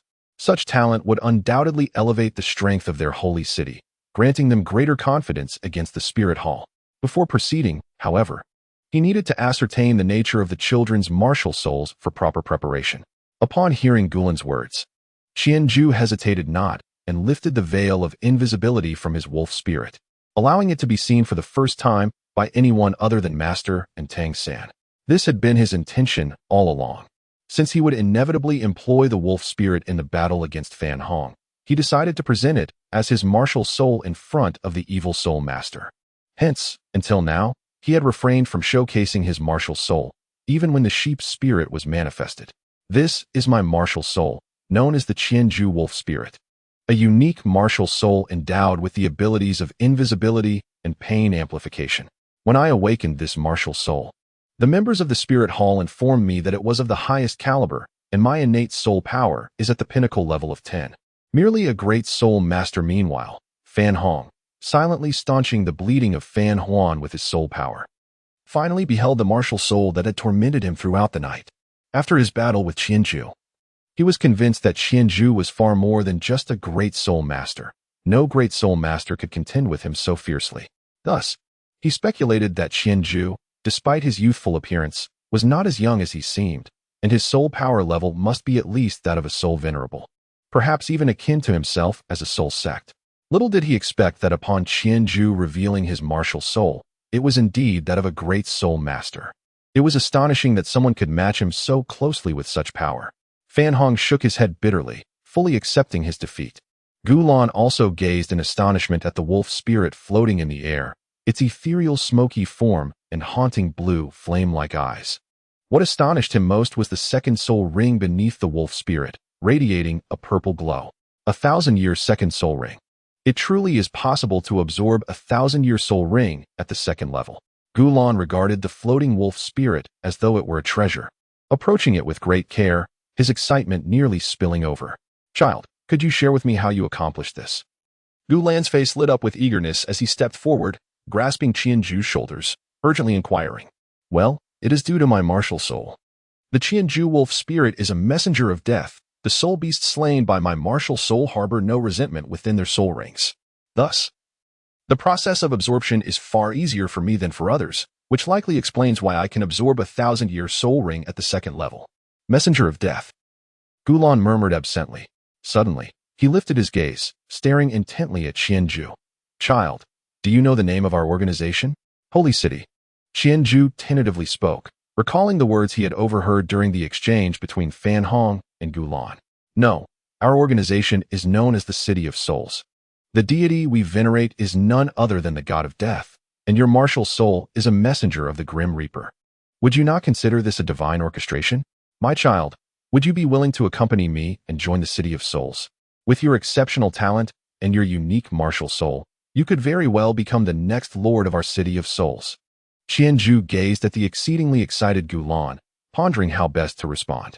A refusal was certainly out of the question, yet to truly commit to joining some City of Lost Souls seemed far more dubious than aligning with the Spirit Hall. Although the Spirit Hall was rife with internal strife between Bai Bai Dong and Qian Dao Lu, each harboring ulterior motives, at least Qianju was aware of their ultimate goals, and the Spirit Hall was an official organization for soul masters, brimming with abundant resources. However, the mere notion of joining the City of Lost Souls, especially given its merciless actions against innocent civilians, was something Qianju found difficult to accept. May I first propose a request?" Qianju tentatively inquired. "Of course, please, share your thoughts," Gulin replied with a smile, unperturbed by Qianju's request. His true concern was that Qianju might lack interest. "Well, could we first attend to my companion?" His injuries are quite severe, and I fear he may not endure much longer. Qianju turned to glance at Dai Mubai, who remained unconscious. A full-force fourth soul skill from a soul master of the soul sovereign level had left Dai Mubai, a spirit master of over 20 levels, remarkably still alive. Certainly. That poses no issue at all. As it happens, I possess a healing soul skill myself. Gulan initially anticipated a more substantial request from Qianju, but was relieved it was merely this. He had originally intended to recruit Dai Mubai into his organization, but Qianju's dazzling performance had gradually overshadowed Dai Mubai. With that, Gulan rose, unleashing his soul power.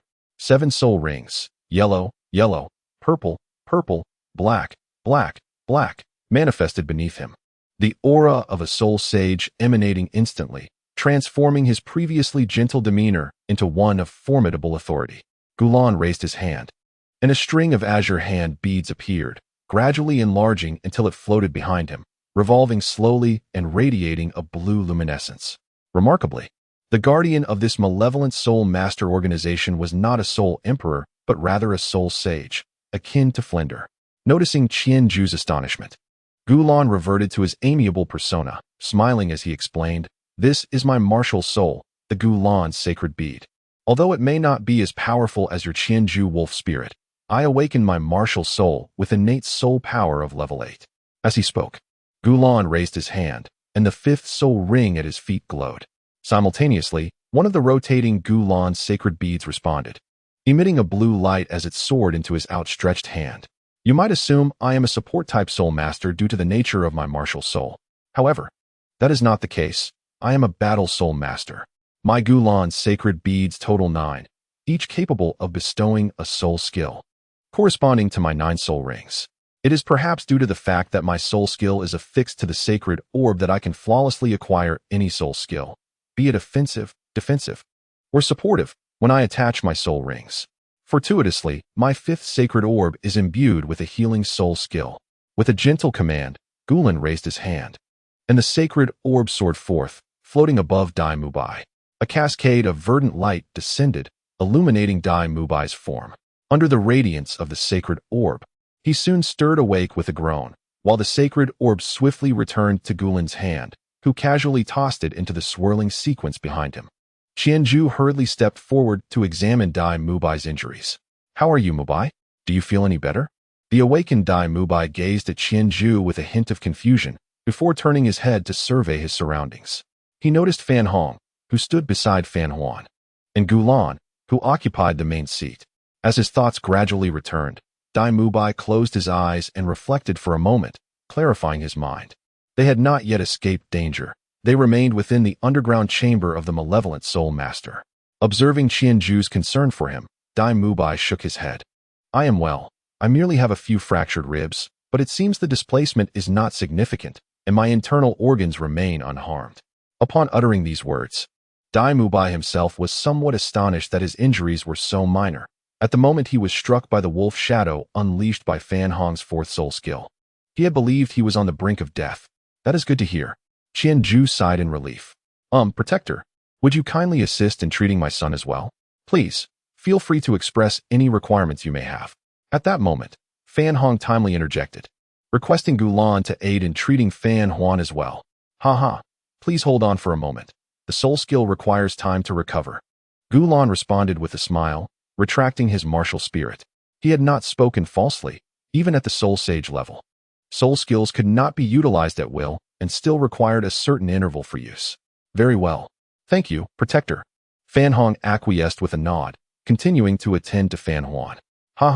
My dear child, do you have any further requests?" Gulan inquired, his gaze fixed on Qianju, smiling as he posed the question once more. The more requests Qianju made, the deeper their connection would grow. He would fulfill any that he could. Could you elaborate on the circumstances of your organization?" Taking this opportunity, Qianju cautiously inquired further, seeking to gain a deeper understanding of the malevolent organization known as the Soul City of the Dead, in hopes of acquiring useful information for himself. "Of course, I shall tell you," Gulan responded, clearly pleased with the 2 requests made by Qianju. From these requests, Gulan had already gleaned a general impression of Qianju's character. In his view, Qianju's first request, to heal his injured companion, revealed a person who valued loyalty and camaraderie, rather than one who was ungrateful. This suggested that should their organization choose to cultivate Qianzhu, he would likely remain steadfast and not betray them. Qianzhu's second request was to gain a comprehensive understanding of the city of dead souls, indicating that he had not abandoned his own thoughts at this moment. He demonstrated a keen intellect, neither blindly acquiescing nor outright rejecting, but instead seizing the opportunity to learn about their organization. This is indeed a remarkably astute young man. With unparalleled talent coupled with a brilliant mind, Gulan found himself increasingly pleased with Qianzhu. In essence, the organization of these soul masters is merely a faction. The term soul master is merely a label bestowed upon them by the martial soul palace and the outside world. Although they may occasionally resort to unscrupulous means to achieve their objectives, they do not seek out individuals who are excessively malevolent or devoid of loyalty. Such characters hold no value for them. What they desire are intelligent and gifted individuals who are unbound by excessive rules and moral constraints. As Gulan began to formally introduce Qianzhu to their organization, he explained, "Our city of dead souls, originally known as the City of Sacred Souls, has a history spanning several centuries. It has traditionally remained discreet, dedicated to the worship of the god of death, rarely engaging in the conflicts of various nations and powers. However, due to this excessive reticence, the strength of our sacred city waned as some of our predecessors embraced the god of death. The once prosperous underground city began to wither and fell out of sync with the pace of external forces. Fortunately, our sacred city has encountered a moment of resurgence. Upon the ascension of our current city lord, he recognized that we could no longer remain inconspicuous, lest the sacred city ultimately transform into a true city of death. Thus, he sought transformation, renaming it the City of Dead Souls to signify our loyalty to the god of death, while actively engaging with the outside world to gather souls for sacrifice. Through the tireless efforts of our entire organization, the strength of the City of Dead Souls has gradually begun to revive and strengthen alongside the ongoing changes. To put it plainly, our current power is certainly not inferior to the so-called top 3 sections. The City of Dead Souls is structured with 1 leader, 3 halls, and 9 protectors. The leader is the city lord, possessing at least the strength of a super Douluo. The 3 halls are the Hall of Maternal Light, the Hall of Refreshing Spirits, and the Hall of Ethereal Spirits, each with distinct responsibilities. The hall masters are all at least soul Douluo level, and beneath each hall, there are 3 protectors. I am one of the celestial protectors of the Hall of Ethereal Spirits. Originally, the regulations of the City of Dead Souls stipulated that only those with the strength of a soul emperor could serve as hall protectors. However, with the development over the years, all 9 of our protectors have now attained the rank of soul saint. This is merely a glimpse of our upper echelon strength. In addition to these, there are countless soul emperors, soul kings, and soul sects beneath the protectors. Currently, we have soul envoys in many cities across the 2 great empires, dedicated to collecting souls for the City of Dead Souls. Although we may not yet rival the martial soul palace, once our strength is fully accumulated, we will undoubtedly overthrow the martial soul palace and extend the reach of the City of Dead Souls to every corner of the continent. What do you think, my child? The strength of our soul city is formidable, is it not? As long as you arrive in our soul city with your exceptional talent, you will undoubtedly receive our utmost attention. Under our guidance, breaking through to the rank of title Douluo is merely a matter of time. You may even have the opportunity to strive for the realm of Super Douluo. After Gulan finished describing the grand prospects to Qianzhu, his gaze burned intensely as he awaited Qianzhu's response. To be continued. Chapter 53, Escape. Qianzhu listened quietly to Gulan's narrative, feeling somewhat bewildered. What on earth is happening? Since when did the Douluo Continent have such a formidable organization as the Soul Hall? If Gulan's words are to be taken at face value, the might of the Soul Hall appears to rival that of the 3 major sections. Is it wise to agree to this? Initially, Qianzhu intended to merely placate Gulan with empty promises, intending to later retract his agreement once Flinder and the others arrived. However, if the Soul Hall truly possesses such power, it warrants serious consideration. Should they indeed launch a large-scale attack on Shrek Academy, how would Flinder and Zhao Wujie withstand it? Yet, given the current circumstances, what choice do they have but to acquiesce? Gulan observed Qianzhu's internal struggle with quiet patience, awaiting his decision. Regardless of whether Qianzhu consented or not, Gulan was determined to take him back to the Soul Hall. He merely hoped that Qianzhu would come to a resolution on his own. Very well, I agree to join you. After much contemplation, Qianju finally spoke. His resolve firm. If he cannot withstand the challenges ahead, then so be it. Ultimately, it would not be he who bears the burden. It is prudent to focus on the present first.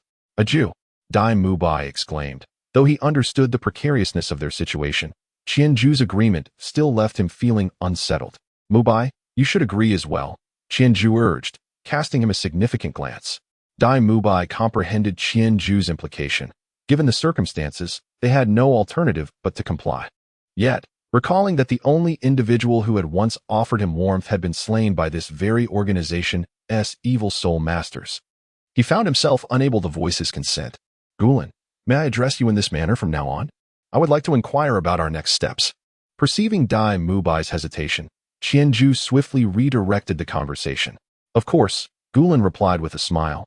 As for what comes next, we shall eliminate any irrelevant personnel and escort you back to the holy city. As he spoke, he summoned his martial spirit, the Gulen sacred pearl, into his hand. Qianju was taken aback, fearing that Gulan had developed murderous intentions towards Dai Mubai. Just as he was about to intervene, he witnessed Gulan thrusting his hands forward, causing the Gulan sacred pearls to form a chain, hurtling towards Fan Hong. Startled, Fan Hong hastily unleashed his martial soul, activating his third soul skill, Shadow Wolf's Protection, channeling all of his soul power in an attempt to block Gulan's assault. However, the disparity between him and Gulan was at least tenfold greater than that between Qianju and himself. While Qianju could exchange several blows with him, Fan Hong could not withstand even a single strike from Gulan.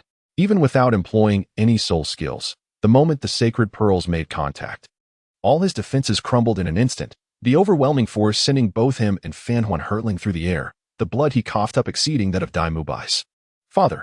Upon landing, Fan Hong frantically crawled to his father's side, anxiously assessing his condition. Fortunately, Fan Hong had shielded him well. The brunt of Gulan's attack had been absorbed by him, sparing Fan Hong from significant harm. While injured, Fan Hong was propped up by Fan Hong. As he spat another mouthful of blood, his gaze fixed on Gulan with a mixture of confusion and rage. He could not fathom why Gulan would target him. To him, even if Gulan coveted Qianju's talents to absorb him into the city of the dead souls, there was no need to eliminate himself. They bore no enmity. It was merely a matter of his son inadvertently being discovered and following them, which exposed their stronghold. He could simply relocate if necessary. Moreover, if his side had not been compromised, Gulan would likely not have even noticed Qianju's potential. Even if Qianju later thrived in the city of the dead souls and turned against him, he could easily avoid him then. Yet, he could not understand why Gulan would wish to kill him at this moment. Why? Because some matters are best kept from as many as possible. As Gulan spoke, he turned to face Qianju, only to be taken aback to find that both Qianju and Dai Mubai had vanished without a trace. Frowning, Gulan had no time to concern himself with the father and son duo, hastily pursuing them. Outside the mansion, Flender cradled Qianju in one arm and Dai Mubai in the other, bursting forth from the secret passage of the study. Upon finding Oscar waiting outside, he handed Dai Mubai to Qianju, urgently instructing, "You two must leave quickly and return to the academy. I will confront that individual." Understood, Dean, please be careful. That person is an evil soul master, a soul sage named Gulan, wielding a martial soul composed of the Gulan sacred pearls. His fifth soul skill is a healing ability. He has set his sights on my talent and wishes to absorb me into their organization. It would be best if we could detain him. Qianju relayed all potentially useful information to Flander in one breath. Upon hearing this, Flander furrowed his brow. Finding himself in a bit of a predicament, he had come with Oscar alone, initially believing it to be merely a minor episode. Even when Oscar suggested the possibility of a malevolent soul master at play, he dismissed it lightly, thinking that encountering a formidable evil soul master was rather unlikely. Perhaps it was merely a low-ranking soul master who had strayed from the path in pursuit of power. As a soul sage, he assumed it would be easily manageable. Yet he was unprepared for the reality of facing an adversary of comparable strength. Qianju suggested that it would be best to keep that individual behind. Yet at their current level of strength, as long as the disparity was not too great, it was nearly impossible to determine a victor in a brief one-on-one encounter. If Zhao Wuji were present, their combined efforts could swiftly turn the tide.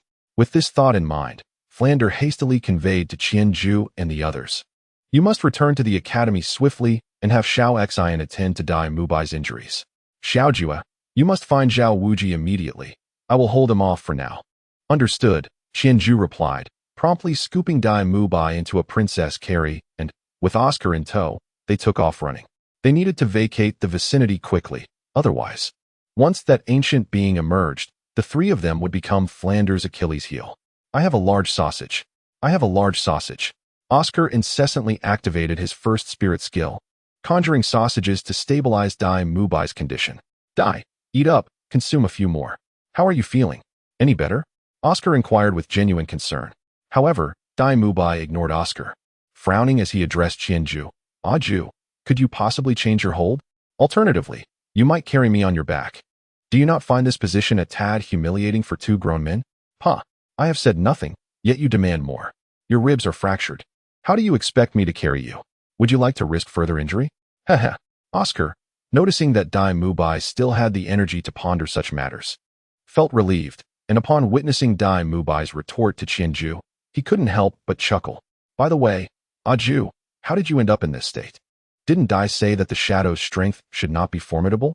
How did he sustain such injuries? Do not inquire. The answer lies in sheer bad luck. Qianju, upon hearing Oscar's inquiry, wore an expression of utter speechlessness. He regretted listening to Dai Mubai's counsel to pursue the whereabouts of the evil soul master. The anxiety he endured throughout the night was unbearable, and he vowed never to stray from the established narrative again. Matters beyond the storyline were the last thing he wished to engage with. To be continued. Chapter 54, The Confrontation. Qianju's face was darkened, yet Dai Mubai, upon hearing Oscar's inquiry, immediately became animated. He straightened up, extending his head towards Oscar, and exclaimed, Little A.O., you have no idea. Just a while ago, while we were downstairs, we engaged in a battle with a soul zone of over level 40. The thrill was exhilarating, even though I was defeated in one strike. Nevertheless, I created an opportunity for Aju. By the way, Aju, how did that fight conclude? What led to your cessation? Although Dai Mubai understood that the two soul masters were unlikely to triumph over the soul zone, when he eventually regained consciousness, he noted that Qianju, despite being wounded, did not appear overly distressed. Moreover, Fan Hong seemed to be in a similarly poor state, constantly guarding his son. Perhaps Qianju had adeptly exploited Fan Huan's predicament to ultimately vanquish Fan Hong. While it might seem somewhat unethical to leverage a hostage, what justice was there against an evil soul master? It was a draw. In the end, due to his son's predicament, he hesitated, and thus conceded. We were subsequently halted by that Gulan. Qianju preferred to keep his words succinct, only sharing the outcome with the two. That is quite impressive. After all, he is a soul zone of level 40, and for us, mere great soul masters, to achieve such a feat is already remarkable, exclaimed Dai Mubai, as he could not help but clasp his hands in applause, producing a sound that inadvertently aggravated his chest wound, causing him to wince in pain. Enough of your chatter. Focus on recuperating, Qianju interjected, halting Dai Mubai's inclination to continue speaking, urging him to rest. The three of them swiftly distanced themselves, soon vanishing from sight. At that moment, Gulan finally emerged from the secret passage. Unaware of how Qianju and Dai Mubai had disappeared, he had spent considerable time searching the underground chamber.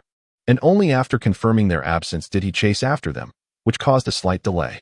However, a cunning figure like Flinder would not squander such a fortuitous opportunity. Knowing the evil soul master would exit from that location, he had long since laid an ambush at the side of the study, and as Gulan dashed out, Flinder sprang forth with incredible speed, catching most individuals completely off guard. Indeed, although Gulan sensed a faint sense of impending danger, he was utterly unprepared for a surprise attack from a soul saint. Caught off guard by Flinder's rapid succession of strikes, he could only desperately defend himself while seeking a chance to break free. Eagle strikes the sky. After unleashing a series of attacks, Flinder, noticing Gulan was beginning to react, promptly activated his sixth soul skill. At the moment, the sixth spirit ring illuminated. The wings upon his back shimmered with a radiant light. With the cry of an eagle, Flinder propelled Gulan into the air with a powerful flap of his wing.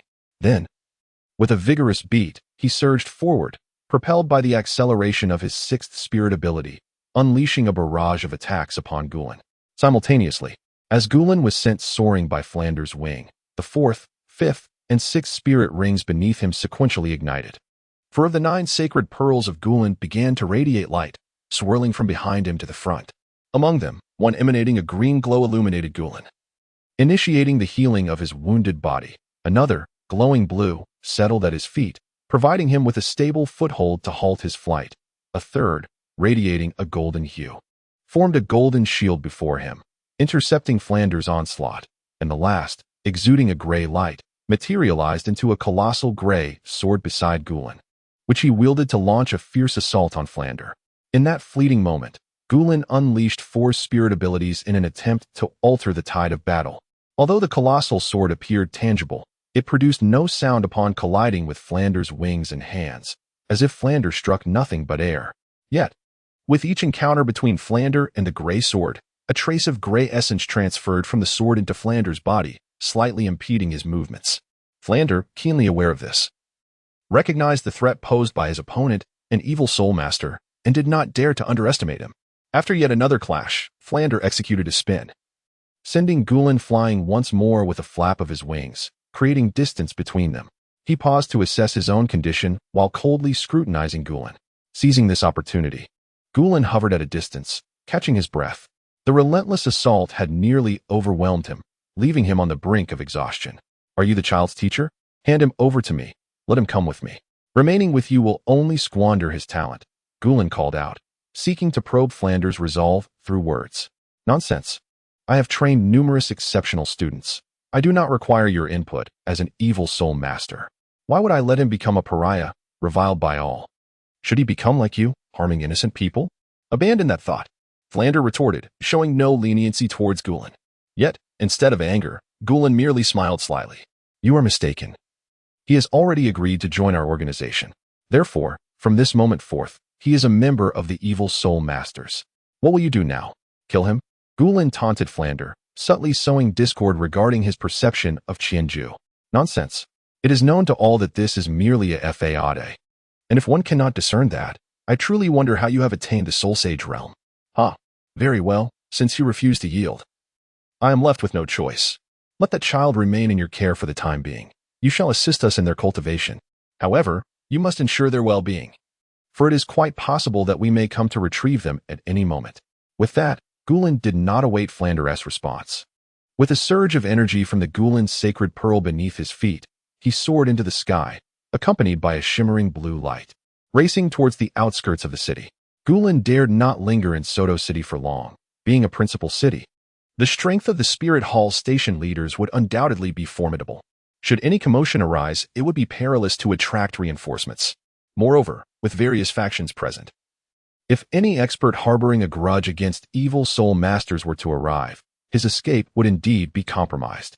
Thus, seizing the moment while no one was around, he resolved to slip away. Do you think you can escape? Flander, a master of flight-type soul skills, excelled in speed. Though perhaps lacking in offensive power, he had never feared anyone of the same rank when it came to swiftness. With a single flap of his wings, Flander pursued Gulen's figure, visibly closing the distance between them. Gulen was well aware that he could not outrun Flander. The moment he realized he was being pursued by a flying soul sage, he understood the predicament he faced. After momentarily halting Flanders' advance with some fierce words, he promptly fled towards the city's outskirts, where he hoped to utilize the sacred city's secret techniques to facilitate his escape. Thus, the two engaged in a relentless chase, with Flander managing to impede Gulen's swift departure but unable to prevent him from shifting the battleground. As they fought, they exited Soto City. To be continued. Chapter 55, The Net of Escape. Qianju returned to Shrek Academy with Dai Mubai and Oscar. As soon as they stepped through the door, Oscar raised his voice, shouting, Director Zhao, Teacher Xiao, something has happened, come out quickly. His voice pierced the night sky, prompting Zhao Wujing to violently push open the door and stride out of his room, anxiously searching for Oscar. However, upon seeing the injured Dai Mubai in Qianju's arms, his initial irritation vanished, replaced by a grave demeanor. What transpired? Who did this? He inquired, urgently assessing Dai Mubai's injuries. Director Zhao, we encountered a malevolent soul master. Dean Flinder just rescued us and is currently confronting the malevolent soul master. He instructed me to bring you there immediately. Malevolent soul master? Zhao Wujing looked at Qianju, momentarily bewildered.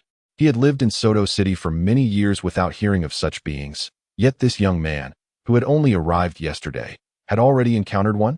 Was he truly that fortunate? Zhao Wujing reiterated. Dean Flinder is confronting this malevolent soul master and wants me to hurry over? At that moment, a middle-aged man of modest height, with small eyes and a prominent nose, who appeared to be of a similar age to Flinder, approached. Oscar immediately called out, "Teacher, Dai Mubai is injured. Please attend to him." "Yes, old Xiao, come take a look and treat this lad, ensuring he suffers no lingering effects. I must step out for a moment. You there, lead the way," Zhao Wujing declared as he stood up upon seeing Xiao Xian approach, beckoning Qianju to follow him outside. "Very well, go ahead. I will examine him," Xiao Xian waved dismissively, kneeling before Dai Mubai to scrutinize his injuries. "Teacher Xiao, how serious is my injury? Will there be any lasting effects?" With Xiao Xian furrowing his brow during the examination, Dai Mubai began to feel anxious, silently praying that his injuries would not hinder his future cultivation and combat abilities. "Your injury is quite severe. You have broken ribs that have punctured your lung. Furthermore, who treated you earlier without realigning the fractures? What recklessness!" As he spoke, Xiao Xian summoned his martial spirit. 7 soul rings, yellow, purple, purple, purple, black, black, manifested beneath him. Adopting a more comfortable stance, Xiao Xian meticulously began to heal Dai Mubai with his soul power, gradually realigning the broken ribs. The process was excruciating. Dai Mubai could distinctly feel his ribs shifting under Xiao Xian's soul power, causing him to sweat profusely. Yet, he gritted his teeth and refrained from uttering a sound. Green beans sweetly heal the wounds. After an hour of meticulous preparation, the 4th soul ring beneath Xiao Xian's feet finally illuminated. As he invoked his soul spell, a handful of green jelly beans materialized from thin air, cascading into his palm, approximately a dozen in total. He handed the jelly beans to Oscar, advising, "Let the young lad consume 5 first, and then 1 every hour thereafter. Return to me for more in 12 hours, and refrain from any vigorous activity for a week." "Understood, teacher," Oscar replied, accepting the jelly beans and promptly feeding 5 to Dai Mubai. Noticing the inquiring gaze from Dai Mubai, Xiao Xian rose and clapped his hands. Rest assured, he will recover swiftly without any lasting repercussions. Upon hearing this, Dai Mubai, who had been enduring pain and anxiety, finally felt a wave of relief wash over him. Meanwhile, Qianju was being swiftly carried towards Soto City by Zhao Wujing. Although their pace was slower than when Flinder had flown with him, it was not significantly so. Zhao Wujing, tall and robust, with the aid of his soul power, covered several meters with each stride. At this rate, they would reach Soto City in mere minutes. Seizing the opportunity, Zhao Wujing initiated a conversation with Qianju. "Young man, do you know who I am?" "Yes, you're the Vice Dean, the indestructible king," Zhao Wujing. "Even though you are not active in the martial world, your legend still echoes within it." "Haha, is that so? But those are tales of the past. Let us not dwell on them. My only desire now is to remain at Shrek Academy, enjoying my time while mentoring you little monsters. By the way, how did you encounter that evil soul master? Is he formidable? Even Flinder couldn't handle him, prompting you to seek assistance." "Indeed, he is quite powerful, akin to you all, a soul sage, with a martial spirit resembling a string of ancient holy pearls." Qianju promptly recounted the events from the previous night to Zhao Wujing. "This group, cursed by heaven, dares to undermine our Shrek Academy," Zhao Wujing exclaimed indignantly upon hearing this, quickening his pace as he entered Soto City. The residence of the evil soul master was not far from the southern gate Zhao Wujing had entered, leading them swiftly to their destination under Qianju's guidance. However, upon arrival, they found no signs of battle. Instead, they observed a throng of individuals clad in spirit hall uniforms bustling about the estate.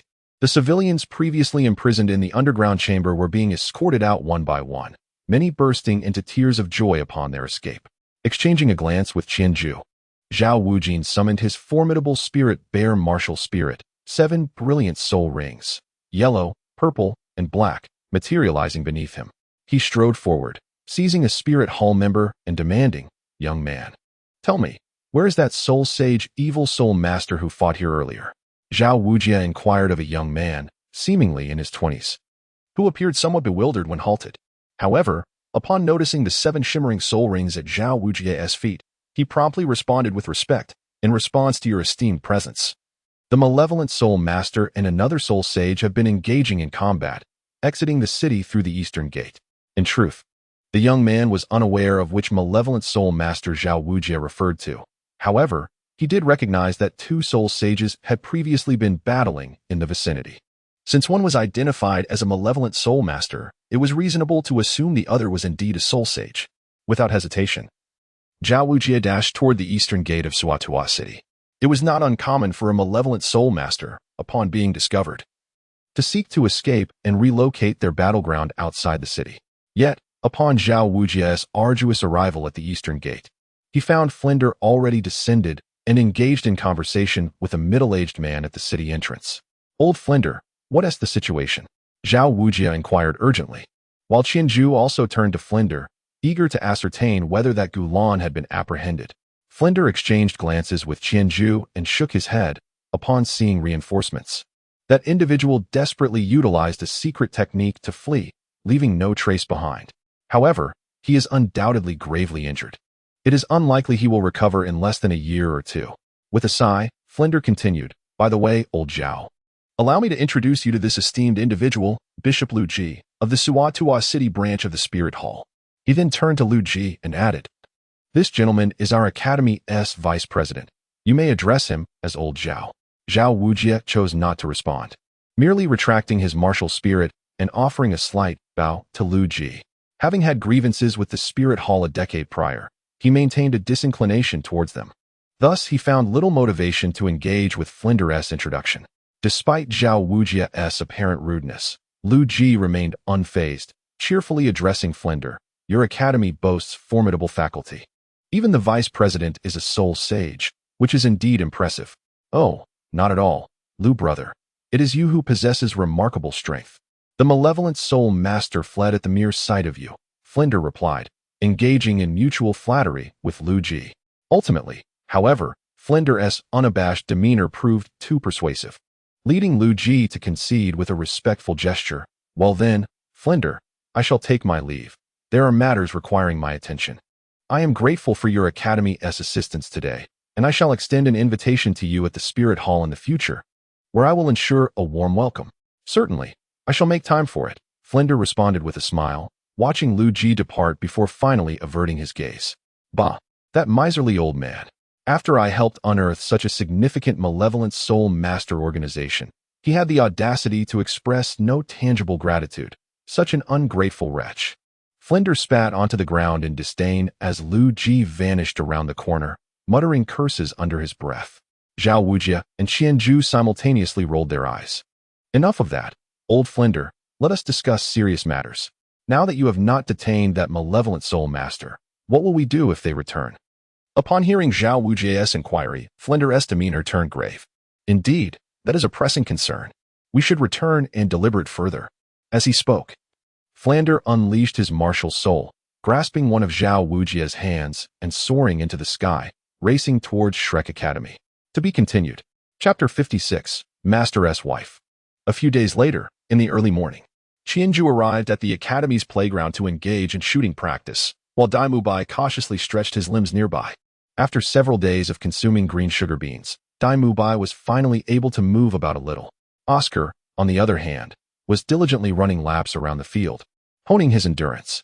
As a food-type auxiliary soul master, he did not require extensive training and techniques. Instead, he focused on evasive maneuvers and teamwork. Regarding the subsequent matters concerning the evil soul master, Qianzhu was rather uncertain, knowing only that after Flinder returned, he had a lengthy discussion with Zhao Wujie. The very next morning, Flinder departed again, and he had been absent for many days. It must be noted that Flinder had endured considerable hardship over the past half-month. He first received a letter from the master, taking 2 days to fly to Notting City to assist Qianzhu in acquiring a soul ring. Upon returning with Qianzhu without a moment's rest, he found himself embroiled in a confrontation with an evil soul master of considerable strength. Now, he was off again in search of solutions regarding the evil soul master's affairs, which was truly heart-wrenching. It seems that possessing wings is akin to having a vehicle. One cannot escape the burdens of errands. Daimubai, feeling bored, watched Qianzhu concentrate on his archery, while Oscar, drenched in sweat from his laps, felt an itch to train, a habit cultivated over the years. Yet, to avoid jeopardizing future endeavors, he refrained from actual training and lamented, how much longer? How long until I can train again? I feel as if my body is about to rot. At that moment, Oscar happened to run past him, saying, "It won't be long." The teacher said, "In just 2 more days, you can, gradually, resume appropriate exercise." 2 more days. Dai Mubai sighed dramatically. Suddenly, a sound of rushing air pierced the atmosphere, followed by a figure descending from the sky and crashing onto the playground, stirring up clouds of dust. Xiao Gang, where are you? I've arrived." The figure was not Flander, but rather a beautiful woman clad in a plain garment, her slightly pale face betraying a hint of urgency. Judging by her appearance, it was difficult to associate her with the boldness of her earlier descent. "Are you students of Shrek Academy? Xiao Gang, the master you speak of. Where is he? Please, take me to him." Qianzhu gazed at the woman before him, a flicker of understanding igniting within him. This must be the final piece of the golden iron triangle, the ruthless Lu Erlong. It was surprising that Flander had managed to summon her. The gradual fading of the golden iron triangle from public memory stemmed from the emotional rift between the master and Lu Erlong, which had driven the trio apart. Now, in an effort to thwart any impending retaliation from the evil fire master, Flander had brought her here, indicating that he had conferred with the master, revealing that the master had prioritized his own security above all else. Despite Lu Erlong being merely a soul sage, even a guardian of the Dead Soul City possessed such formidable strength. Years ago, the trio had gained considerable renown in the Soul Master realm due to their nearly flawless 99 compatibility in their martial soul fusion skill, the Golden Sacred Dragon. It is worth noting that dual martial soul fusion techniques are exceedingly rare, emerging only in the hands of 2 soul masters, and the likelihood diminishes significantly when it comes to 3. No one other than the master and his companions had ever achieved such a feat, let alone with such a high compatibility rate. Thus, many believe this accomplishment was linked to the Master's research, which contributed to his esteemed title as a master, ultimately rooted in his unparalleled prowess. Moreover, back then, both Flander and Lu Erlong had only been soul emperors at level 60. Even then, their martial soul fusion technique could contend with most soul Douluos without defeat. Now, both had ascended to the status of soul sages. It was likely that only the formidable city lord of the Dead Soul City could defeat the trio in a short span of time. Lu. Master's wife. The teacher hasn't he arrived yet? Qianzhu stammered as he recognized Lu Erlong and prepared to forge a rapport with her. After all, during his reading of the original work, he had been quite enamored with this audacious woman whose love endured even after 20 years apart. Such enduring feelings were rare indeed. However, as he attempted to greet her, he found himself faltering, unsure of how to address Lu Erlong. Should he call her Senior Lu? Director Lu? None seemed quite appropriate. After much hesitation, he finally settled on Master's wife, considering that they seemed to end up together in the end. "What did you call me? Master's wife? You are Xiao Gang's disciple? Has he mentioned me to you?" Lu Erlong inquired, her astonishment growing as she looked at Qianzhu. "Yes. Master's wife, please come here.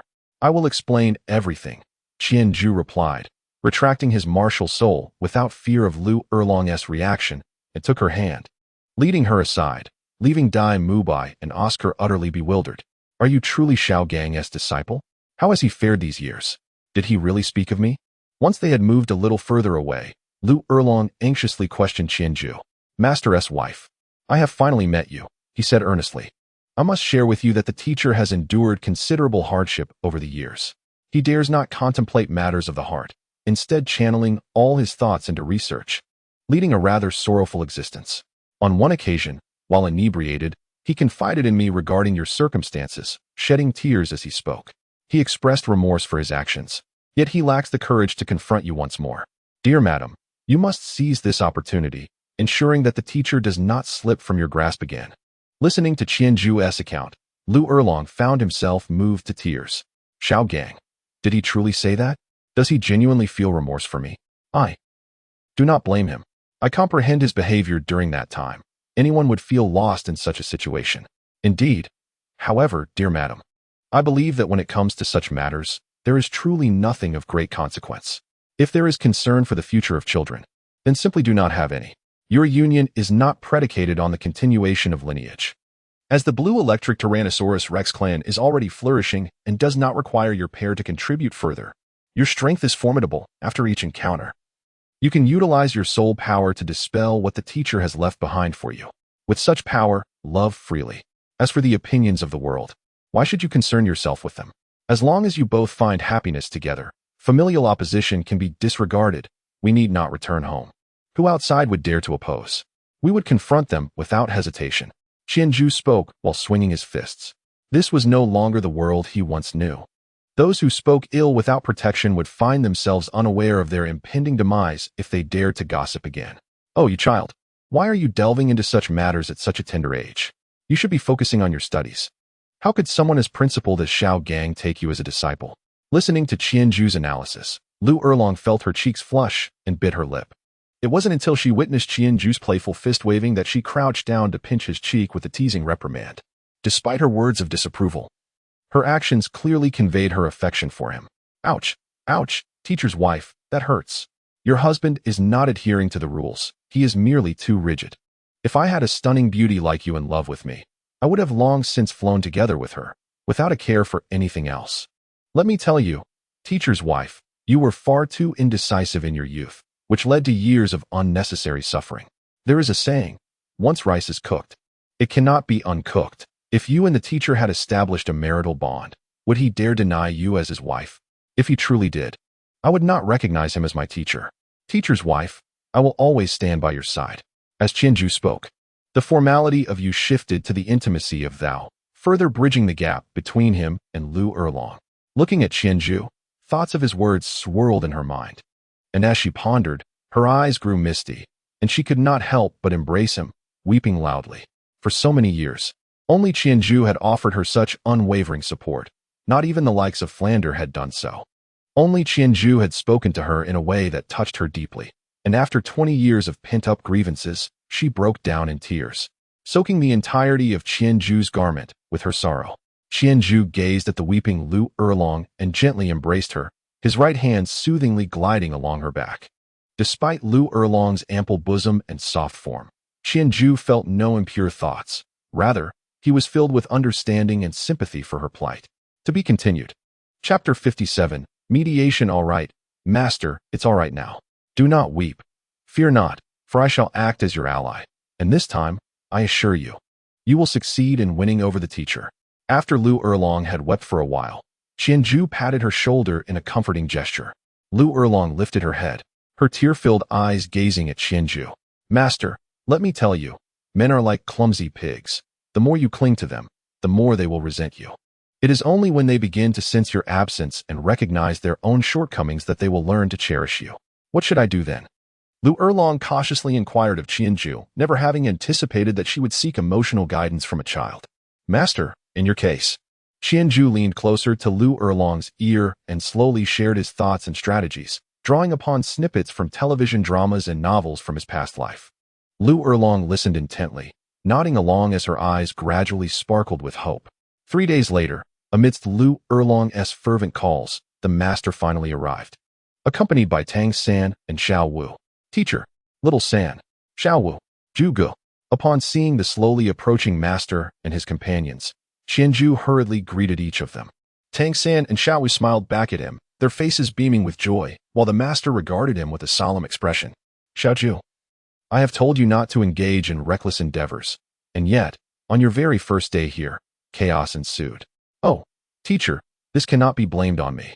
I was adamantly opposed. If blame is to be assigned, it should fall upon Dai Mubai, Qianju asserted, pointing at Dai Mubai standing nearby.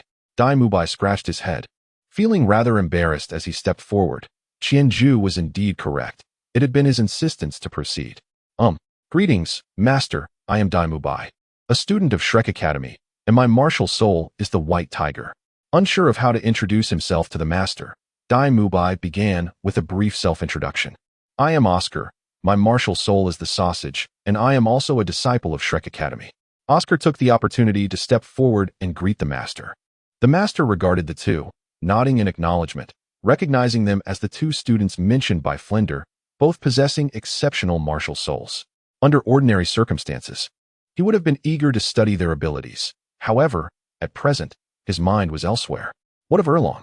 She should have arrived by now, the master inquired, looking towards Flinder, who stood behind the students. Erlong, she has indeed arrived. yet she seems rather reluctant to meet you. I had to persuade her extensively to come. Whether she chooses to stay will ultimately depend on you."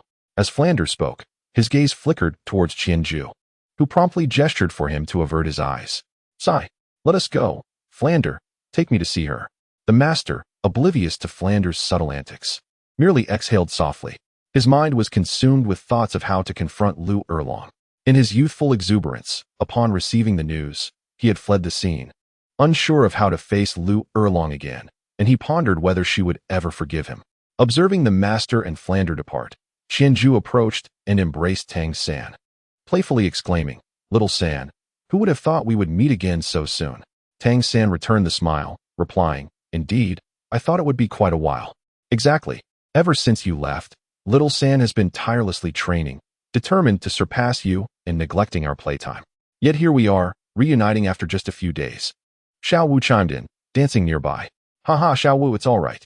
Let Tang San focus on his training. I shall take you on an adventure."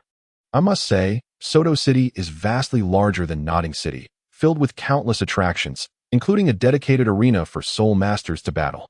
"I will take you there." "Really? That sounds amazing. You're the best, Zhuge," Xiao Wu exclaimed, leaping forward to hug Qianju, who reciprocated the gesture lightly. "Hello, everyone, I am Oscar. Welcome to Shrek Academy."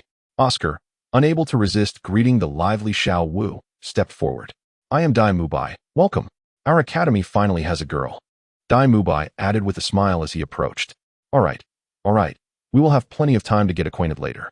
For now, let us hurry along, or we might miss the exciting parts," Qianju declared, leading the group at a distance behind the master and Flander towards Lu Erlong's quarters. Although puzzled by Qianju's intentions, the others followed quietly. The master accompanied Flander until they reached the door of a room. Flander pointed towards the interior and stepped aside. Gazing at the closed door before him, the master fell into silence, standing there lost in thought until the gathering behind him could no longer contain their curiosity and began to murmur. Finally, he mustered the courage to knock on the door. "Who is it?" "Come in," a familiar yet foreign voice echoed, causing the master to hesitate momentarily. He turned to Flander, only to find him staring intently with a serious expression. Feeling a shiver run down his spine at Flander's demeanor, the master took a deep breath and finally summoned the fortitude to push the door open and step inside. Who does the master intend to meet? He looks as though he is about to engage in a life-and-death struggle, Xiao Wu whispered, tugging at Qianju's sleeve, while several curious onlookers gathered around. "My master's wife. She is the one who fell from the sky a few days ago. Many years ago, the teacher committed a grave offense against her, and they have not crossed paths for over a decade. However, this time, in order to prevent the aftermath of the previous incident involving the malevolent spirit master, the teacher has sought her out once more." Qianju softly explained to everyone, "It's been over a decade." Xiao Wu stuck out her tongue. In her previous life, such a span of time would have seemed fleeting, especially after she had lived for tens of thousands of years. Even a single night's sleep could equate to several years. However, ever since he transformed into a human, he felt as if time had slowed down, with each day filled with numerous tasks and desires. What could the teacher have done to cause such a prolonged separation between the two? Tang Sin inquired, intrigued. On the day he was to marry Shermu, he fled the wedding. The group gazed at Qianju in astonishment. Fleeing a wedding? What a significant blow to the bride. No wonder the master seemed as though he was on a battlefield. Only Xiao Wu discreetly tugged at Tang San's sleeve, quietly asking him what it meant to flee a wedding. It was only after Tang San clarified that she scoffed softly, muttering, "He truly is no man." "Xiao Wu, do not speak so. The teacher must have his reasons," Tang San interjected, though he himself did not entirely agree with the master's actions. After all, he was still his mentor. Xiao Wu pouted but chose to remain silent, joining the others in eavesdropping at the door. The master entered the room and immediately spotted Lu Erlong seated gracefully on the edge of the bed. After years apart, the enchanting figure remained. Yet he wondered if they could ever retrieve the beauty of their past. "Erlong, it's good to see you well," he said softly as he slowly approached the bed. Lu Erlong turned her head to gaze at the one she had longed for, yearning to rush into his arms. Yet, as Xiaoju had advised, one must endure small discomforts to achieve greater goals. "Good to see me well? After all these years of silence. Only now do you remember me when you were in need?" Lu Erlong replied coldly, her expression laced with sarcasm. The master scratched his head, feeling awkward and at a loss for words. Why so silent? Do you feel uncomfortable? On the day of our wedding, you left me alone to face my family. Did you ever consider how I felt at that moment? No, you only thought about escaping to avoid the whispers of our kin. Did you ever care how I felt facing my family alone? The master found himself speechless, unable to articulate an explanation. Since you so callously abandoned me then, why seek me out now? It's for the children, he stammered. Moreover, when I discovered our true relationship, I was utterly bewildered, unsure of what to do. I am neither handsome nor powerful, yet you chose me over the far more commendable Flander. Do you realize that, at that moment, I regarded you as the entirety of my existence? My thoughts were consumed with the need to protect your reputation. The union of siblings is unacceptable to society.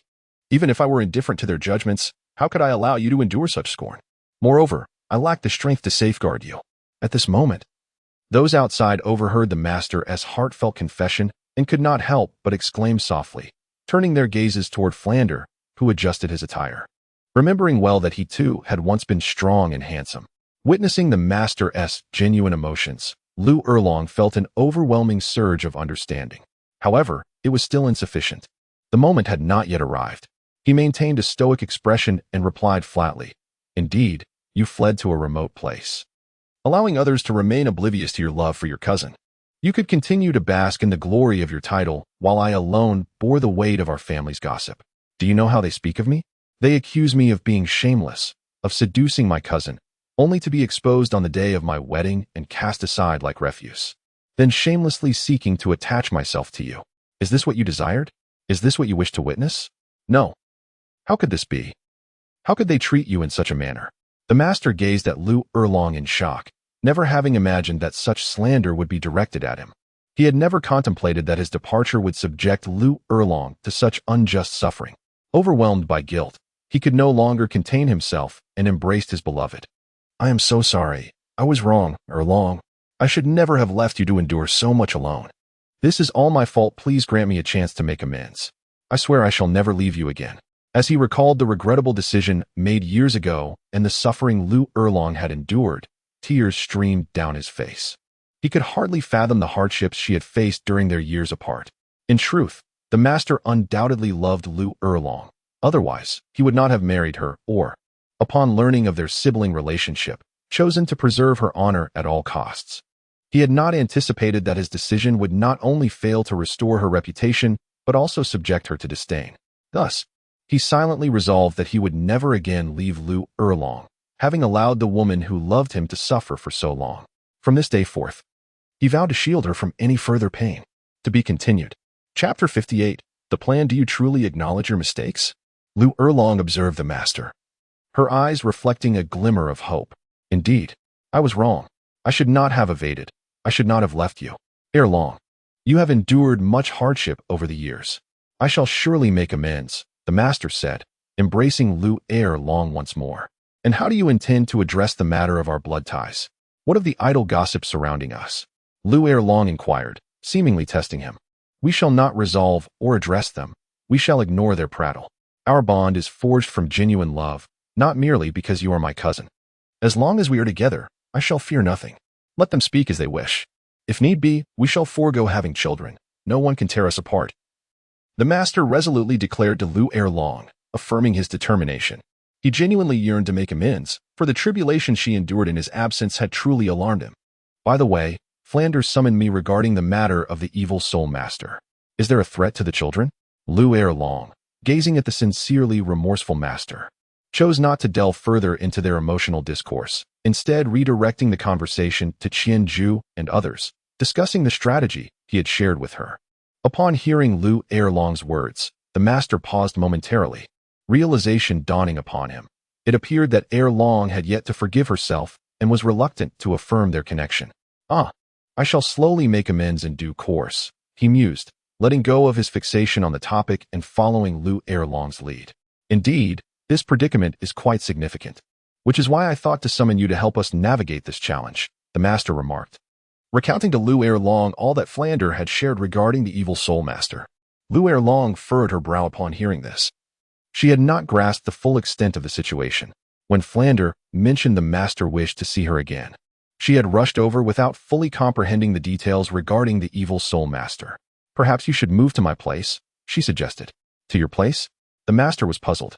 Yes, to my place, Lu Erlong affirmed, meeting his gaze. Did you not wish to know how I have fared these past years? Allow me to enlighten you. Following that incident, to escape the incessant gossip within the family, I departed and chose to live in solitude, hidden away for nearly a decade. Until one day, a friend visited me and, seeing my loneliness, suggested I establish a Soul Master Academy as a means to distract myself. Recognizing that my current state was untenable, I heeded her advice. Little did I anticipate, after these years, that the Academy, initially founded for solace with the assistance of dear friends, has evolved into a prestigious Soul Master institution located in Tiando City, where I now serve as the principal. If you wish to come, I would gladly transfer the Academy to you, and we could even rename it Shrek Academy. What do you think? The master gazed at Lu Erlong with a tinge of compassion, astonished that the fiery girl of yesteryears had now ascended to the esteemed position of the head of a prestigious Soul Master Academy. Gently caressing Lu Erlong's flowing hair, he spoke, "It is certainly a good idea, but Shrek Academy is the culmination of Flender's efforts. I believe we must first seek his counsel." The suggestion put forth by Lu Erlong was, in the master's view, the most prudent solution. It would allow the three of them to unite their combat prowess while also enabling them to depart from Soto City, making it challenging for the evil soul masters to locate them in the short term. Then, please fetch Flender, so we may deliberate on this matter. Understood. The master acknowledged, rising to seek Flender. As he reached the doorway, a group of eavesdropping youngsters hastily retreated. However, the master suddenly recalled something and turned back to Lu Erlong, inquiring, "Tell me, Erlong, if Flender is unwilling to leave, would you still choose to remain?" Upon seeing the hopeful glimmer in the master's eyes, Lu Erlong shot him a playful glance. "Rest assured, I am the head of an academy, and I would never forsake the children. Moreover, I have taken quite a liking to your disciple. I would remain for their sake. As for whether to forgive you, let's see how you conduct yourself in the future." Excellent. With Lu Erlong's affirmative response, the master, brimming with excitement, swung open the door. However, as the door creaked open, a throng of small figures tumbled in, causing the master's exhilaration to instantly freeze. "So you all have been listening?" The master fixed his gaze on Qianju and the others, as well as Flender, his tone devoid of emotion. Teacher, we shall head to the dormitory first. Brother Dai, please guide us." Tang San was the first to react, turning to Dai Mubai. "All right, let us go." Dai Mubai quickly acquiesced, and with Oscar, they whisked Tang San and Xiao Wu away in a flash. The master's attention then shifted back to Qianju. Yet, unfazed by the master's penetrating gaze, Qianju felt a hint of amusement, for he now had a solid backing. "Teacher, I have come to see the mistress." Qianju raised his hand and spoke loudly. At the same time, he bypassed the master and approached Lu Erlong, winking at her. Lu Erlong pulled Qianju close, wrapping her arms around him, and lifted her chin defiantly to meet the master's piercing gaze. Surprisingly, it was the master who faltered under Lu Erlong's stare. Averting his eyes and turning to Flander. Flander, a soul sage in his own right, had not plummeted alongside Qianju and the others. He adjusted his crystal glasses, ignoring the master's scrutiny, and calmly articulated, "I have no desire to join Lu Erlong, at least not at this moment. I believe that with the three of us here, we are sufficient. It is unlikely for evil soul masters to appear in large numbers. To do so would be a blatant disregard for the authority of the Spirit Hall, which would not stand idly by. Furthermore, our academy's current students possess extraordinary talents, vastly superior to those of ordinary soul master academies. To venture forth now would be detrimental rather than beneficial." Flander, pushing up his glasses, shifted the topic with serene composure, directly addressing Lu Erlong's question, unabashedly acknowledging his eavesdropping. "After all, I've done so much for you, endured countless tribulations, so what's the harm in listening in?" Indeed, the master found himself at a loss for words to reprimand Flander, and thus followed his lead to alleviate his own awkwardness. "However, I observe that the economic situation of your academy is rather dire. You lack even basic training facilities, which may hinder the students from receiving adequate training. Fear not, for I have devised a solution. We can rely on the Soul Arena," Flander replied, glancing at Qianju. This lad, ever the opportunist, had coaxed Lu Erlong into participating in soul battles the very day she was brought back, even managing to persuade her to venture into the Stardoe forest for a hunt for his 1,000 Ju mark. He was relentless. Yet, after several days of competition. This young man's personal record had already reached 5 consecutive victories. Flander believed that maintaining this winning streak would not pose a challenge, and soon they would be able to open a betting market, alleviating concerns about the academy's expenses. The master followed Flander's gaze and spotted Qianju, immediately grasping Flander's intentions. You wish for them to participate in soul battles to earn money? Absolutely not. They are far too young, lacking any combat experience. What if something goes awry? Their strength is also inadequate. Little Ju has only just broken through to the rank of Great Soul Master. This is out of the question. The master firmly opposed Flander's proposal, addressing him with gravity. But Flander merely shrugged. I understand. Which is why only Little Ju and Mu Bai are participating in the soul battles for now. Mu Bai's soul power has already reached level 26, and he is quite combative, having engaged in numerous battles. Moreover, regarding your beloved disciple, you are well aware of his circumstances. The attributes conferred by those 4 soul rings alone are sufficient for him to dominate the soul arena. Not to mention, during the recent incident involving the sinister soul master, the two of them even engaged in a confrontation with a soul master of considerable skill, seemingly emerging victorious. Tell me, how can I possibly impede their endeavors? After a moment's contemplation, the master conceded that this was indeed the case. Dai Mu Bai might be oblivious, but Qianju's prowess among the great soul masters is truly formidable. Very well, it must be the two of them participating. No one else is permitted to engage in the soul arena without our explicit consent. Thus, the soul issue has been resolved. Xiao Gang, what are your thoughts on my proposal? The master nodded in agreement. If that is the case, I shall support your suggestion. Furthermore, your reasoning holds merit. Allowing these children to interact with the ordinary soul master students would indeed bring more detriment than benefit. Therefore, we shall remain here for the time being and observe the situation further. Erlong, what is your opinion? The master turned to Lu Erlong. Knowing that while he and Flanders shared a consensus, it was prudent to consider Lu Erlong's perspective as well. I have no objections. Do you think I am concerned about my academy's reputation? Lu Erlong remarked, ruffling Qianju's hair and rolling his eyes. Very well, let us settle on this for now. Erlong, you should rest. I will go and make the necessary arrangements. Flanders, where shall I reside? Is there anyone occupying the room next to Erlong? Could I be placed there? As the master spoke, he gestured for Flanders to accompany him in search of a dwelling near Lu Erlong. Go ahead. Lu Erlong waved dismissively, appearing utterly unconcerned by the master's departure. Flanders, sensing the master's urgency juxtaposed with Lu Erlong's calm demeanor, widened his eyes at Qianju, realizing the boy's plan had indeed succeeded. Moreover, Erlong, who had previously displayed an eagerness to meet Xiao Gang, now exhibited such tranquility. It was remarkable how Xiao Gang, known for his stubbornness, was so effortlessly swayed by Lu Erlong's influence. Truly, Flanders muttered to himself as he departed with the master.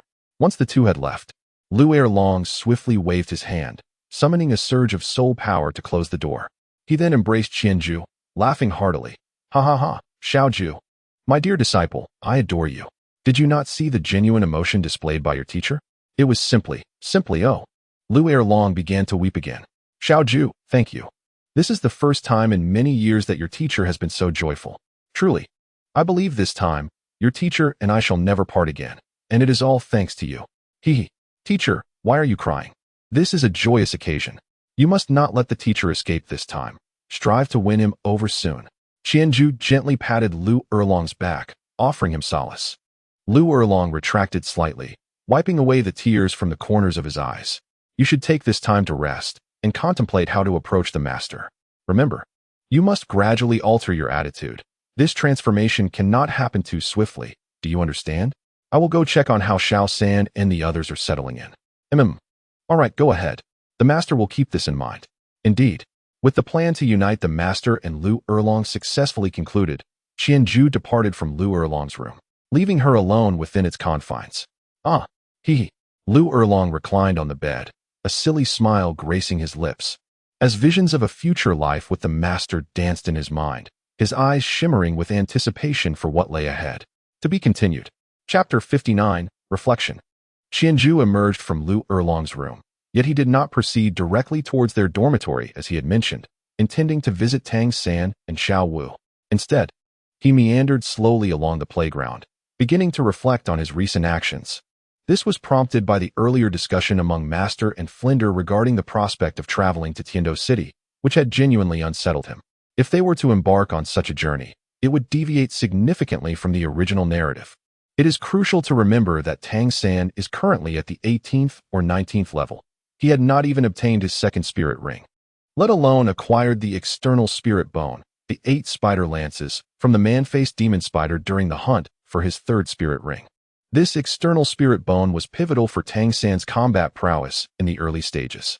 If it were to be forfeited, Qianzhu could hardly fathom whether Tang San would still lead Shrek to triumph in the Soul Master competition. With a sigh, he contemplated the situation. Although Flinder's impassioned arguments had succeeded in keeping Shrek Academy in Soto City, thereby preserving Tang San's chance to obtain the 8 spider lances, they still risked losing a vital opportunity, the chance to acquire the celestial herb from the ice and fire yin yang eye in the Sunset Forest. In the original story, Tang San reached the ice and fire yin yang eye because the Shrek Academy group sought to ally with the Tiando Royal Academy and encountered the poisoned Douluo Continent. It was only after Douluo's interference that they redirected their path to Lambo Academy. Subsequently, Tang San was secretly followed and captured by Douluo. However, now that the master had summoned Lu Erlong, who expressed a desire to designate Lambo Academy as Shrek's new venue, it appeared that they would no longer venture to the Tiando Royal Academy. Consequently, they would avoid conflict with the poisoned Douluo, and Tang San would not be captured by Douluo, thus missing their opportunity to witness the ice and fire yin yang eye alongside their celestial herb. It was truly disheartening. Qianzhu squatted on the academy's playground, drawing circles on the ground. At the time when Lu Erlong arrived, he had not yet contemplated so much.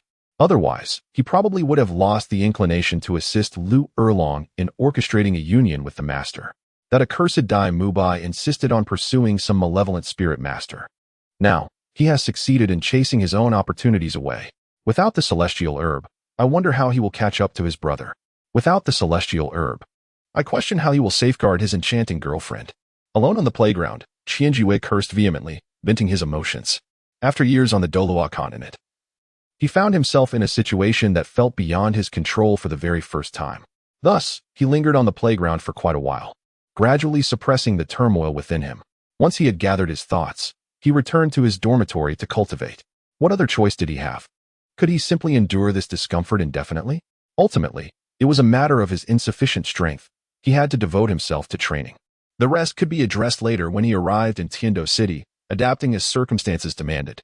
He contemplated how to arrange a meeting between Douluo and Tang San, firmly believing that if Tang San demonstrated his understanding of poison and showcased his ability to heal Douluo's afflictions, Douluo would undoubtedly take notice of him. Perhaps the situation might even unfold more favorably than anticipated. With gentle self-reassurance, Qianzhu made his way back to the dormitory. The following morning, amidst the rustling sounds, he opened his eyes and turned to see Tang San tidying his clothing on the opposite bed. "Good morning, Xiao San," he greeted. "Morning, Zhu Gu," Tang San replied. "Hurry and get up. The sun is about to rise." Tang San, accustomed to calling Qianzhu in this manner, had often roused him during their days at Nodding Academy. Each morning, they would ascend to the rooftop of the dormitory, where Tang San practiced the purple extreme magic eye while Qianzhu gazed at the sunrise. Over the years, Qianzhu had nearly formed a habit of his own. Qianzhu responded with a sound of acknowledgement and rose to his feet. Last night, he had not engaged in his usual cultivation. Instead, he had taken a restful night, burying the anxiety regarding the alterations in the storyline deep within his heart. Simultaneously, he meticulously reviewed the future developments of Douluo, contemplating how to adhere as closely as possible to the original plot. After all, being well-versed in the narrative was his greatest advantage in this world. As long as the storyline remained intact, he could maintain control over the situation. In this world of Douluo, Qianzhu harbored no desire for change. He simply wished to accompany Tang San serenely, navigating towards the pinnacle of this realm without peril, ultimately enjoying a tranquil life. With these thoughts in mind, Qianzhu donned his attire and joined Tang San on the rooftop. There were no prominent vantage points surrounding Shrek Academy, so they had to make do with the rooftop. It had been over 10 days since they had last witnessed the sunrise together. "Brother Zhu, what exactly brought us here ahead of schedule?" "The teacher hasn't clarified it for me." Tang San shared some of his uncertainties with Qianzhu while they awaited the dawn. Qianzhu gazed at Tang San, pondering for a moment before revealing the truth to him. After all, Tang San possessed the intellect of an adult. Knowing the reality posed no harm, and perhaps he might even offer valuable insights. The notion of the evil soul Master Tang San furrowed his brow, reflecting on the atrocities inflicted upon innocent civilians, using their lives to cultivate power. This was no different from the malevolent sects of his previous life. Although his former sect, the Tang clan, was renowned for its expertise in hidden weapons and poison, it was undeniably a righteous faction, with the majority of its disciples harboring noble intentions, who would never engage in such heinous acts that would incite universal wrath. If he were to establish the Tang clan in this world and ensure its legacy, he must certainly establish a code of conduct mandating the eradication of any evil soul masters encountered. By the way, Xiao San, if, and I emphasize if, I were to introduce you to an esteemed elder with a keen interest in poisons, do you think you would engage in stimulating conversation with him? Just as Tang San was contemplating the Tang clan of his past life, he heard Qianju pose this unexpected inquiry. An elder who specializes in poison. Tang San's eyes brightened. Indeed, since arriving in this world, he had not encountered many individuals deeply versed in the study of toxins. He was curious about the differences between the poisons of this realm and those of his previous existence, wondering if the formidable toxins from his past could be synthesized here. If that elder genuinely had a passion for the intricacies of poison, I believe we would find much to discuss. What is the matter, Zhuge? Do you know such an elder?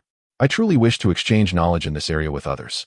Tang San unabashedly expressed his understanding of poisons, as Qianju had already witnessed many of his peculiarities and never inquired about the sources of his knowledge. He had no fear of exposure, for no one would suspect that he had been reborn from another world. Sensing Tang San's enthusiasm, Qianju nodded. I do know one, but that individual is currently in Tiando City. When the opportunity arises for us to visit Tiando City, I will make arrangements for you to meet. For now, our primary focus should be on enhancing our strength. Agreed. Tang San concurred, fully recognizing the importance of Qianju's words. The immediate priority was to bolster their abilities. For many poisons could not be crafted without sufficient strength. Moreover, while Qianju had already begun to contend with the Soul Sect, he himself had yet to even attain the rank of Great Soul Master. He was in dire need of improvement. Oh, right, Xiao San, I have a gift for you. Suddenly, Qianju had a thought. He swiped his finger across the storage ring, and an object materialized in his hand, which he casually tossed to Tang San. Tang San hastily caught it with both hands. It was a crystal, roughly the size of a human head, its surface uneven and slightly translucent, containing large swathes of dark yellow impurities. Just by its size, one could surmise its considerable weight, and Qianju's casual throw startled him. However, before he could voice his surprise at Qianju, he found himself captivated by the crystal. This was a hair crystal. Tang San stared at Qianju in astonishment. In just over 10 days of absence, Qianju had managed to procure such a magnificent gift for him. Moreover, how did Qianju know that he would desire something like this? Did he possess some insight? Tang San's mind raced. He had always perceived Qianju as enigmatic. Not only was his martial soul mysterious, but he also seemed to possess an extensive array of knowledge. As if there were no subject he was unfamiliar with. What are you staring at? If you don't like it, give it back, Qianju remarked, reaching out to reclaim the crystal. No. Tang San swiftly turned, cradling the crystal protectively against his chest. A gift should never be taken back. He couldn't bear to part with such a precious treasure, especially since Qianju would have no use for it. Moreover, he had come to realize that, in comparison to secrets, nothing could possibly surpass the magnitude of his own experience of rebirth and transmigration. He noted that Qianju had never inquired about his own techniques or concealed weapons. Ultimately, all he needed to know was that Qianju would never harm him. Qianju rolled his eyes. This crystal naturally contained the Dragon Whisker Needle, which he had acquired from Flander. The Dragon Whisker Needle ranked 8th in the Tang sect's arsenal of hidden weapons and was a favorite of Tang San in the original work. Qianju could conveniently use it as a favor. Thank you, Brother Ju. Tang San expressed his gratitude, storing the crystal away. To retrieve the Dragon Whisker Needle, he needed to find a secluded room. For now, he would focus on cultivating the purple extreme magic eye. Well, I want to keep you. The sun is about to rise. You should practice. Qianju nodded, indicating for Tang San to attend to his own matters. Turning around, Tang San noticed the first rays of golden light appearing in the east, signaling that dawn was imminent. He refrained from further conversation and immersed himself in the cultivation of the purple extreme magic eye. To be continued. Chapter 60. The first class of the new term clang. Clang. Clang. As the bell signaling the start of class rang, all 5 students of Shrek Academy had gathered on the playground. Arranged in order from tallest to shortest, Dai Mubai, Oscar, Xiao Wu, Tang San, and Qianju. Indeed, Qianju was now the shortest among them, albeit only slightly, which left him feeling somewhat helpless. After a brief wait, Master and Flander slowly approached the group, faced with the serious expressions of Master and Flander. The students found it difficult to meet their gaze. All right, from today onwards, you are all members of Shrek Academy. In the coming years, you will likely live here. So it is imperative that you adhere to the Academy's rules. They are few in number, but each one must be followed without exception. Do you understand? Flander, as the head of Shrek Academy, announced with a clap. Understood. The students replied in unison, sounding somewhat disciplined. After Flander had spoken for a while, it was Master S' turn to address them. Flander has clarified the aspects of Academy life. Now, let us discuss cultivation. I will be solely responsible for this matter. So if you have any questions regarding your training, feel free to ask me. I also bring you a new cultivation method that can slightly enhance the speed and quality of your soul power training. The specifics will be taught to you later. However, your first lesson today is to gain a clear understanding of your companions. Master, we already got to know each other yesterday. Do we really need to do this again? Xiao Wu raised her hand, grinning. Indeed, Master. We have already acquainted ourselves. It seems this segment can be skipped, Oscar chimed in, also raising his hand in agreement. With a calm gaze directed at Xiao Wu and Oscar, Master replied, what I mean by understanding is not mere acquaintance. It is the fundamental recognition of one another. Now, release all your martial souls. Qianju, you must display yours as well. Before the commencement of the lesson, the Master had engaged in a discussion with Qianju regarding the necessity of revealing his martial soul abilities. As they were soon to ascend to the 30th level, plans were set in motion to venture into the Star Doe forest for the purpose of hunting soul beasts, even if they chose to conceal their powers. Such a cover would not endure for long. However, the Master, uncertain of Dai Mubai and the others' dispositions, found himself in a quandary about exposing their capabilities. For Qianju, there was little room for deliberation. Being well-versed in the original narrative, he understood that Dai Mubai and Oscar would certainly not divulge their secrets. Thus, with Qianju's assurance, the Master ultimately resolved to forego concealment, choosing instead to disclose the group's abilities, allowing others to recognize the disparities and strive for improvement. Excellent. The others agreed, unleashing their respective martial souls. Neither Xiao Wu nor Oscar intended to oppose the Master. They merely sought clarification. Although introductions had been made the previous night, they were merely verbal, and witnessing the martial souls firsthand was indeed a novel experience, igniting spirited discussions among the group. First and foremost was Dai Mubai, whose formidable transformation left the newcomers, Tang San and Xiao Wu, utterly awestruck. Wow, Boss Dai, your martial soul manifestation is incredibly impressive. Even your hair has turned white. Xiao Wu exclaimed, admiring Dai Mubai's transformed locks, her own rabbit ears twitching with excitement.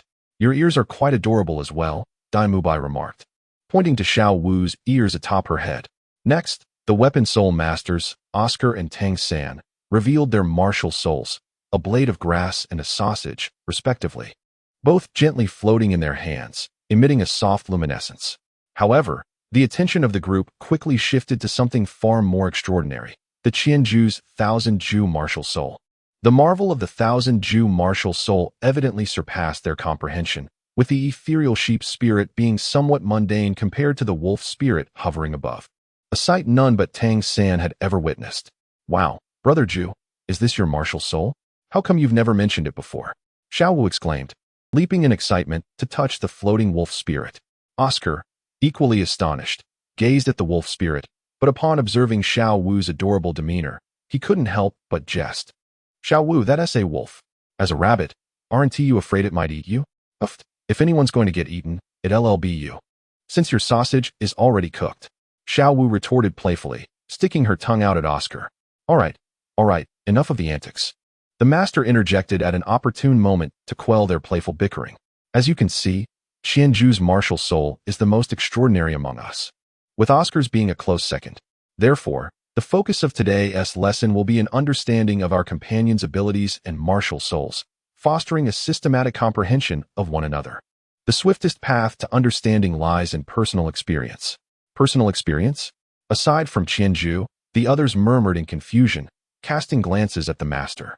Regarding experience, you will one day form a formidable team of soul masters, and it is imperative that each member comprehends the abilities and characteristics of their companions' martial spirits. Without this knowledge, how can you succeed? Thus, in this lesson, I intend for you to directly experience the effects of your comrades' martial spirits. Only through this understanding can you unleash your full combat potential. The master articulated his thoughts, and the group nodded in contemplation, seemingly grasping the reasoning. Qianzhu, however, cast a sympathetic gaze upon them, for he had already discerned the master's intentions.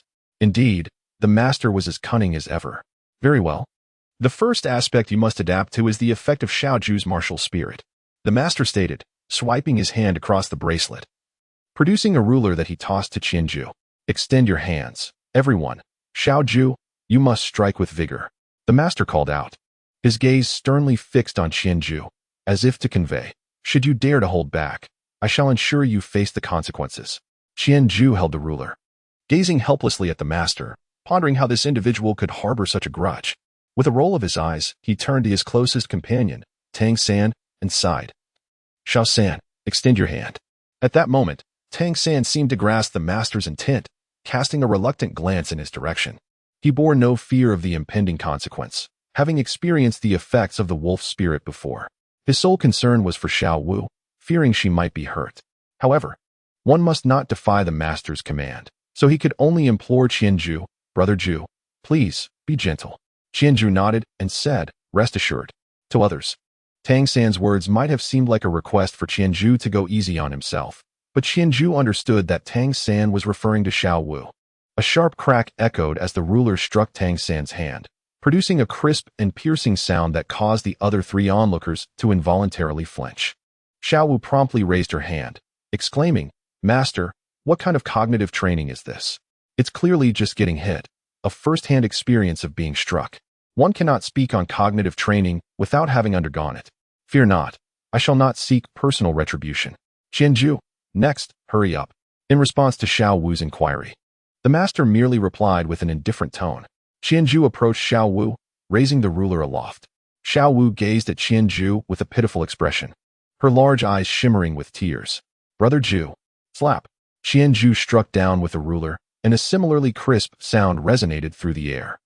Xiao Wu quickly retracted her smacked right hand, tightly clutching it with her left in an attempt to mitigate the impending pain. However, after a few moments of squeezing, her small, furrowed face suddenly lit up with astonishment. It doesn't hurt, she murmured in confusion, then began to examine her little hand closely, revealing a red mark that soon manifested from the palm. As she gently caressed this mark, a scar that typically inflicted a searing pain now felt entirely devoid of sensation.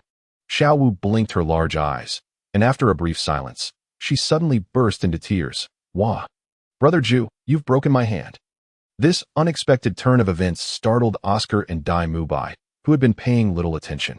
What is happening? Could it be that Qianzhu's martial spirit has the ability to incapacitate one's bones? But why does Tang San seem unaffected? Observing the distraught Xiao Wu, the master rolled his eyes but refrained from speaking. Serves you right for laughing at my expense yesterday, you little rascals. Only Tang San, feeling sympathetic, grasped Xiao Wu's hand. Xiao Wu, don't worry, your hand is fine. Brother Zhu's sheep spirit merely renders you unable to feel pain. Wah, really? Xiao Wu's eyes brimmed with tears. Indeed, truly, Tang San affirmed confidently. Xiao Wu gazed at Tang San, recalling that he had never deceived her, and thus believed his words. This martial spirit is rather intriguing, she chuckled through her tears. Upon hearing Tang San's reassurances, Oscar and Dai Mubai also felt relieved. So that's the nature of this martial spirit. All is well. Come on, hit us. It's just a bit of injury. It doesn't hurt. So there's nothing to fear. Indeed, when it was their turn, both felt no trepidation. After being struck, they curiously examined their reddened marks, marveling at the wonders of Qianzhu's martial spirit. Once everyone had experienced the effects of Qianzhu's sheep spirit, the master clapped his hands. So, what do you think? This is the effect of Xiaozhu's sheep spirit, which allows those he strikes to feel no pain. Therefore, in future battles, if you see someone attacked by Xiaozhu and they show no reaction, do not be surprised. Just understand that this is the effect of Xiao Ju's martial spirit. You can also leverage this effect to devise simple tactics. Think about it carefully once we descend. Now, continue your experience. Next, we shall explore the effects of the wolf spirit.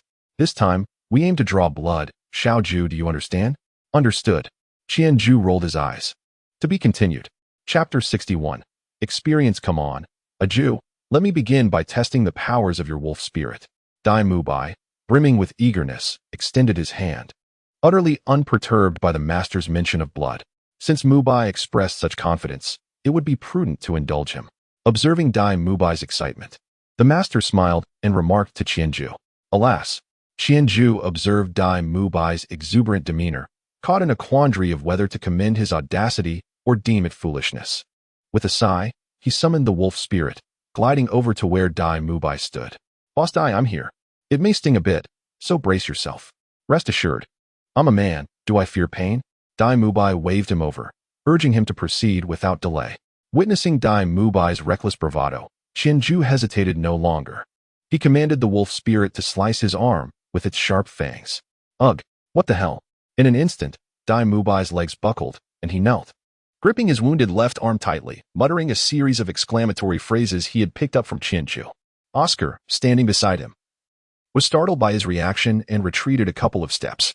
Boss Dai, are you all right? What's wrong? Don't scare me. Dai Mubai paid him no heed, focusing instead on his own pain, veins bulging on his forehead as he grimaced. After a while, as the agony subsided, he lifted his head, casting a reproachful glance at Qianju. Aju, is this what you meant by a little pain? Well, I was merely guessing since I had never tried it before. This effect doesn't apply to me, and I had warned you multiple times to be prepared. Qianju shrugged, feigning innocence. Damn, Dai Mubai muttered under his breath before gradually rising to his feet. He tentatively touched the skin around the blood mark, finding it no different from before.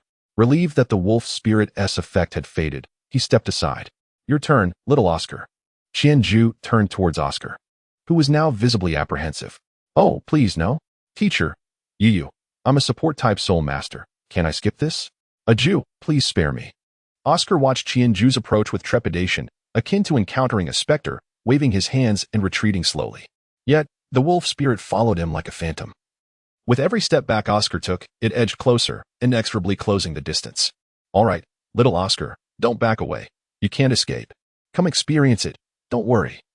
It won't hurt for long. Look at Boss Dai. He is fine now, isn't he? Qianju reassured Oscar, citing Dai Mubai as an example. Who would believe you? He just knelt down, for goodness sake. Oscar scoffed, utterly unconvinced by Qianju's words, continuing his retreat until he suddenly felt something behind him. Turning around, he found himself face to face with Dai Mubai. Don't worry, little Oscar, it really doesn't hurt. Look, I've already experienced it. How can you run away? Dai Mubai grinned wickedly, gritting his teeth as he spoke. Then he extended his hand, firmly grasping Oscar's wrists and securing them in place. The action, coupled with the slowly advancing Qianju, resembled a domineering scion from ancient times, intent on teasing a young lady captured by his servant. Fear not. The pain will soon pass, Qianju remarked, as he maneuvered the wolf spirit to graze Oscar's arm. Unlike Dai Mubai, who knelt, Oscar's body stiffened instantaneously, his left hand gripping his injured right, standing rigidly straight, even halting his breath. Observing Oscar's frozen demeanor, Dai Mubai couldn't help but chuckle. Humph, did you think you could escape? The group watched Oscar, tense and unmoving, and after what felt like a minute, he finally began to show signs of life. Starting to breathe slowly, exhaling deeply, the pain in his arm gradually dissipated, and Oscar felt as though he had been revived. Raising his gaze to the onlookers around him, he attempted to step back from the center of attention, but unexpectedly stumbled backward. Fortunately, Dai Mubai was beside him and caught him just in time. Little Oscar, what's wrong? Dai Mubai exclaimed, checking on his condition. Qianju was startled as well and quickly approached to examine him, while Tang San and Xiao Wu hurried over. I'm fine, just tense for too long. My leg cramped up, that's all. It's your turn now, Tang San. Don't run away. Oscar, held by Dai Mubai, said somewhat sheepishly, but he kept his gaze fixed on Tang San and Xiao Wu, eager to witness their misfortune. Tang San and Xiao Wu exchanged exasperated glances, contemplating how Oscar was just like Dai Mubai. All right, who among you will be next? The master, seeing that Oscar was all right, beckoned Qianju to proceed. Upon hearing this, Tang Sen quickly stepped forward. I'll go. No, Xiao-san, allow me to go first. Tang Sen wished to protect Xiao Wu, intending for her to be the last. But she boldly stepped forward. Is it not merely pain? Who do you underestimate? Qiangu, come on, I am not afraid. Xiao Wu, akin to a valiant martyr, extended her right hand and eagerly presented it before Qianju. Seeing Xiao Wu's courageous demeanor, Qianju hesitated, questioning whether she truly possessed such bravery. He cautiously controlled the wolf spirit to graze her wrist, and a trickle of blood immediately emerged. Xiao Wu let out a soft whimper. Tightly clutching her wrist as she crouched down, her head bowed, uncertain if she was crying. Tang Sen hurried over to grasp her hand, offering comfort, and before long, Xiao Wu took a deep breath and stood up. It's not so painful after all.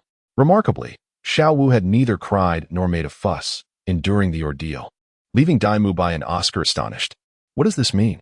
When did I become inferior to a girl? No. How could one be outshone by a girl? A Jew. Grant me another opportunity. I wish to experience it once more. Dai Mubai suddenly interjected, gazing earnestly at Qianju. Indeed, I too wish to try again. Oscar chimed in. Qianju had turned to the master, who nodded in approval. This is a positive development. Experiencing more will enable you to better perceive the effects of your wolf spirit, which will be advantageous in future battles. Well then with that, Qianju no longer hesitated.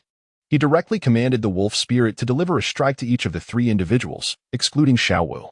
The trio clutched their injured areas tightly, once again enduring the excruciating pain, quietly reflecting on life. It seems indeed true. Although it is quite painful, it is not unbearable. After the pain subsided, Oscar exhaled deeply and remarked in mild astonishment. Dai Mubai nodded in agreement. Yes, while the wolf spirit amplifies the pain inflicted, this enhancement remains within the human threshold of endurance. Your reactions earlier stemmed from experiencing such intensity of pain for the first time, causing your brains to momentarily fail to process it, hence your apparent distress. However, having experienced it once, your minds are now prepared, making it feel less agonizing. Xiao Wu, too, benefited from your previous experiences, allowing her to feel less pain despite it being her first encounter. At this juncture, the master stepped forward to elucidate to everyone. Thus, this is the effect of Xiao Ju's wolf spirit, capable of intensifying the pain felt by those it harms. You must remember this sensation. Its impact in combat will be significantly more pronounced than the pain alleviation provided by the sheep spirit, making it easier for enemies to reveal vulnerabilities. Seize such opportunities. Furthermore, Xiao Ju's wolf spirit possesses an invisibility effect with a high priority level, alleviating concerns of being seen by others. This will facilitate tactical coordination with you, and you should take the time to contemplate and discuss potential strategies centered around this effect. This is, in fact, the primary objective of my instruction in this lesson. To be continued. Chapter 62. Practical Combat. Now that you have experienced Xiao Ju's martial spirit, we shall proceed to Oscar's martial spirit. Oscar, please utilize your first soul skill to conjure 5 large sausages. At this moment, upon hearing the master's command, Oscar hesitated, a troubled expression crossing his face. What are you afraid of? It is merely a soul spell, common among support-type soul masters. Yours is simply unique. Do you intend to refrain from using your soul skills in front of your companions in the future? Noticing Oscar's reluctance, the master adopted a more severe tone. Very well, Oscar reluctantly agreed, raising his gaze to Tang San and Xiao Wu, as this would be the first time he would invoke his soul spell in front of a girl. Tang San and Xiao Wu, you must not laugh. Laugh at what? Why would I laugh? Tang San responded with confusion. Just as long as you don't laugh, that's all that matters. Oscar murmured once more, raising his hand to unleash his first soul skill. I possess a grand sausage. Tang San was taken aback, pondering the absurdity of such a lewd soul spell. Meanwhile, Xiao Wu, oblivious to the meaning behind the phrase, gazed curiously at the stifled laughter of the others.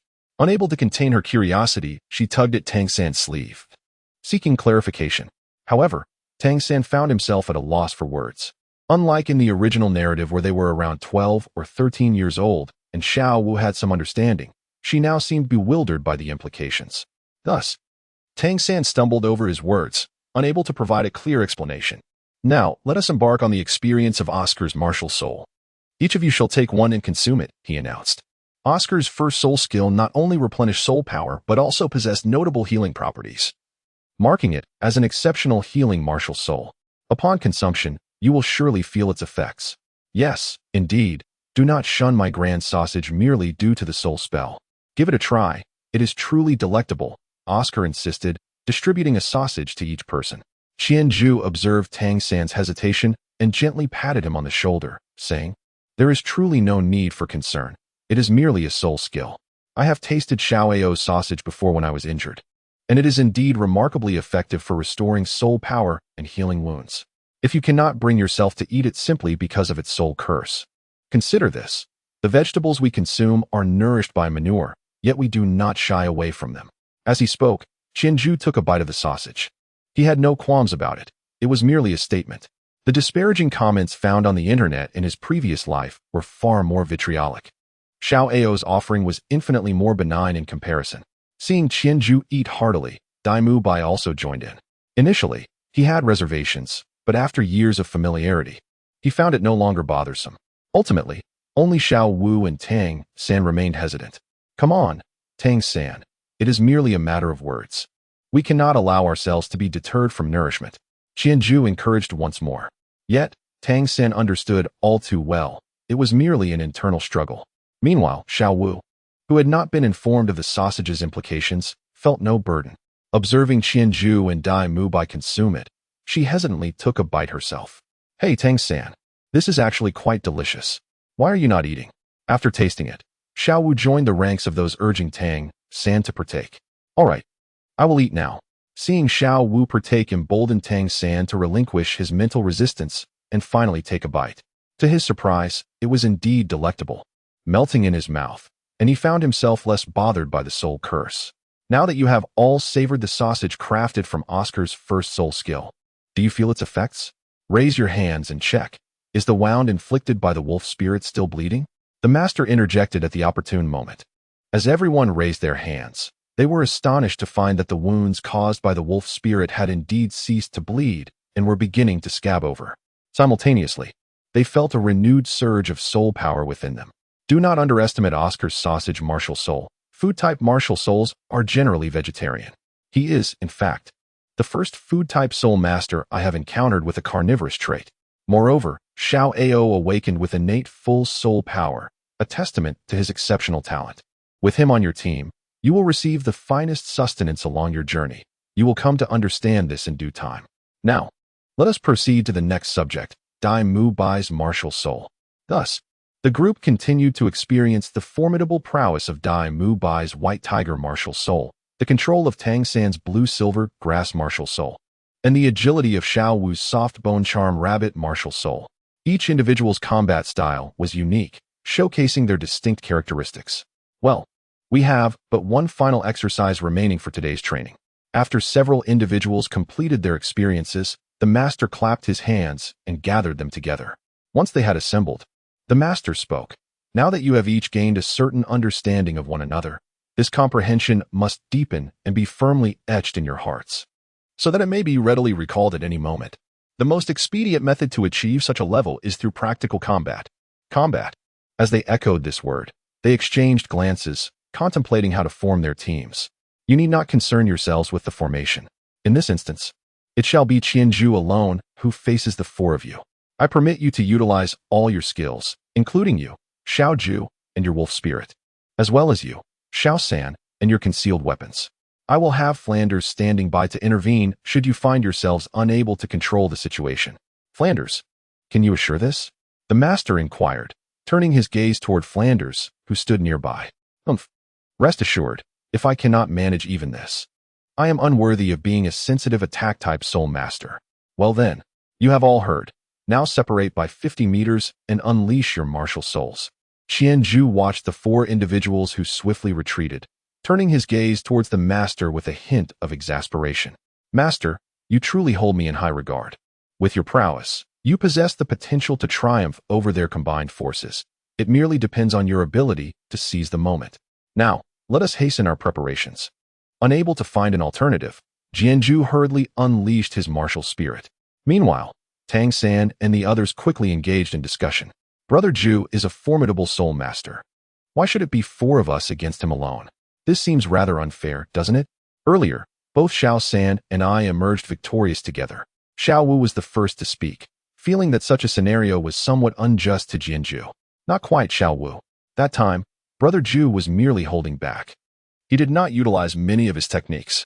This time, facing 4 opponents, the pressure on him will undoubtedly be considerable, and he is unlikely to hold back any longer. We must be prepared, came the response. By the way, Die Old Big, haven't you fought alongside Brother Zhu? Do you know what his second soul skill is? I only recall that during our battle, he shot a green light arrow which drained some of my soul power. As for the evil soul master, I did not witness that encounter, so I only know this one, he replied. Draining soul power, I see. Let me elaborate on Brother Zhu's first 2 skills. His first skill from the sheep spirit summons a bow that can shoot light arrows. Not only are they swift, but they are also exceedingly sharp. We should be wary of this. The first skill of the wolf spirit is sensory sharing, allowing Brother Zhu to utilize the wolf's heightened senses. So we should not attempt to exploit any visual weaknesses during combat.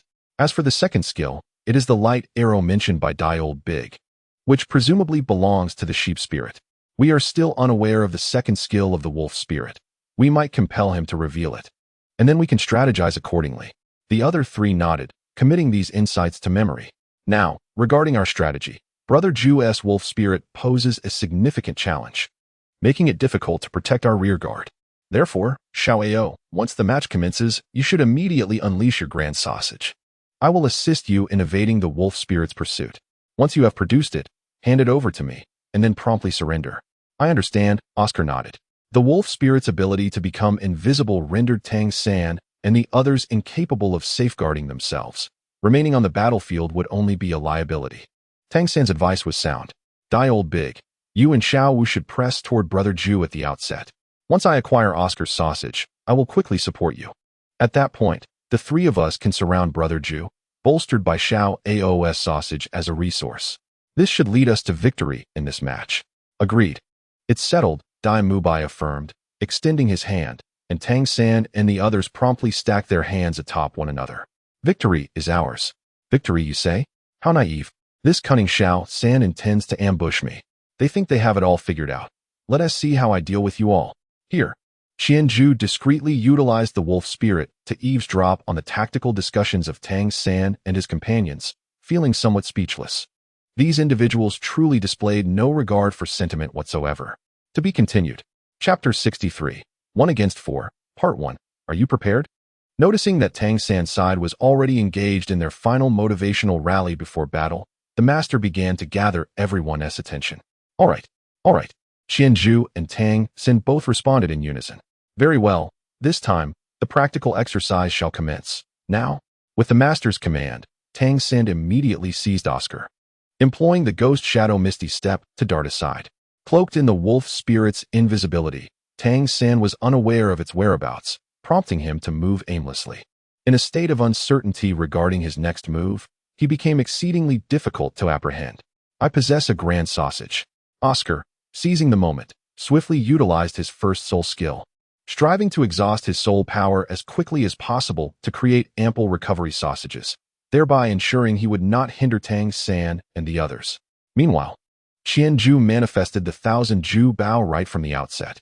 Observing Dai Mubai and Xiao Wu rushing towards him, Qianzhu retreated while raising his hand, unleashing 2 luminous arrows aimed at the oncoming duo. White Tiger Shield. Without hesitation, Dai Mubai deployed his first soul skill, charging forward to withstand the arrows, clearly demonstrating his experience and understanding that Qianzhu's arrows could not penetrate his protective skill. Xiao Wu swiftly sidestepped, taking refuge behind Dai Mubai, thus obscuring her presence from Qianzhu's view, leaving only Dai Mubai's silhouette visible. Whoosh! A jade green arrow sped forth, causing Dai Mubai's expression to shift.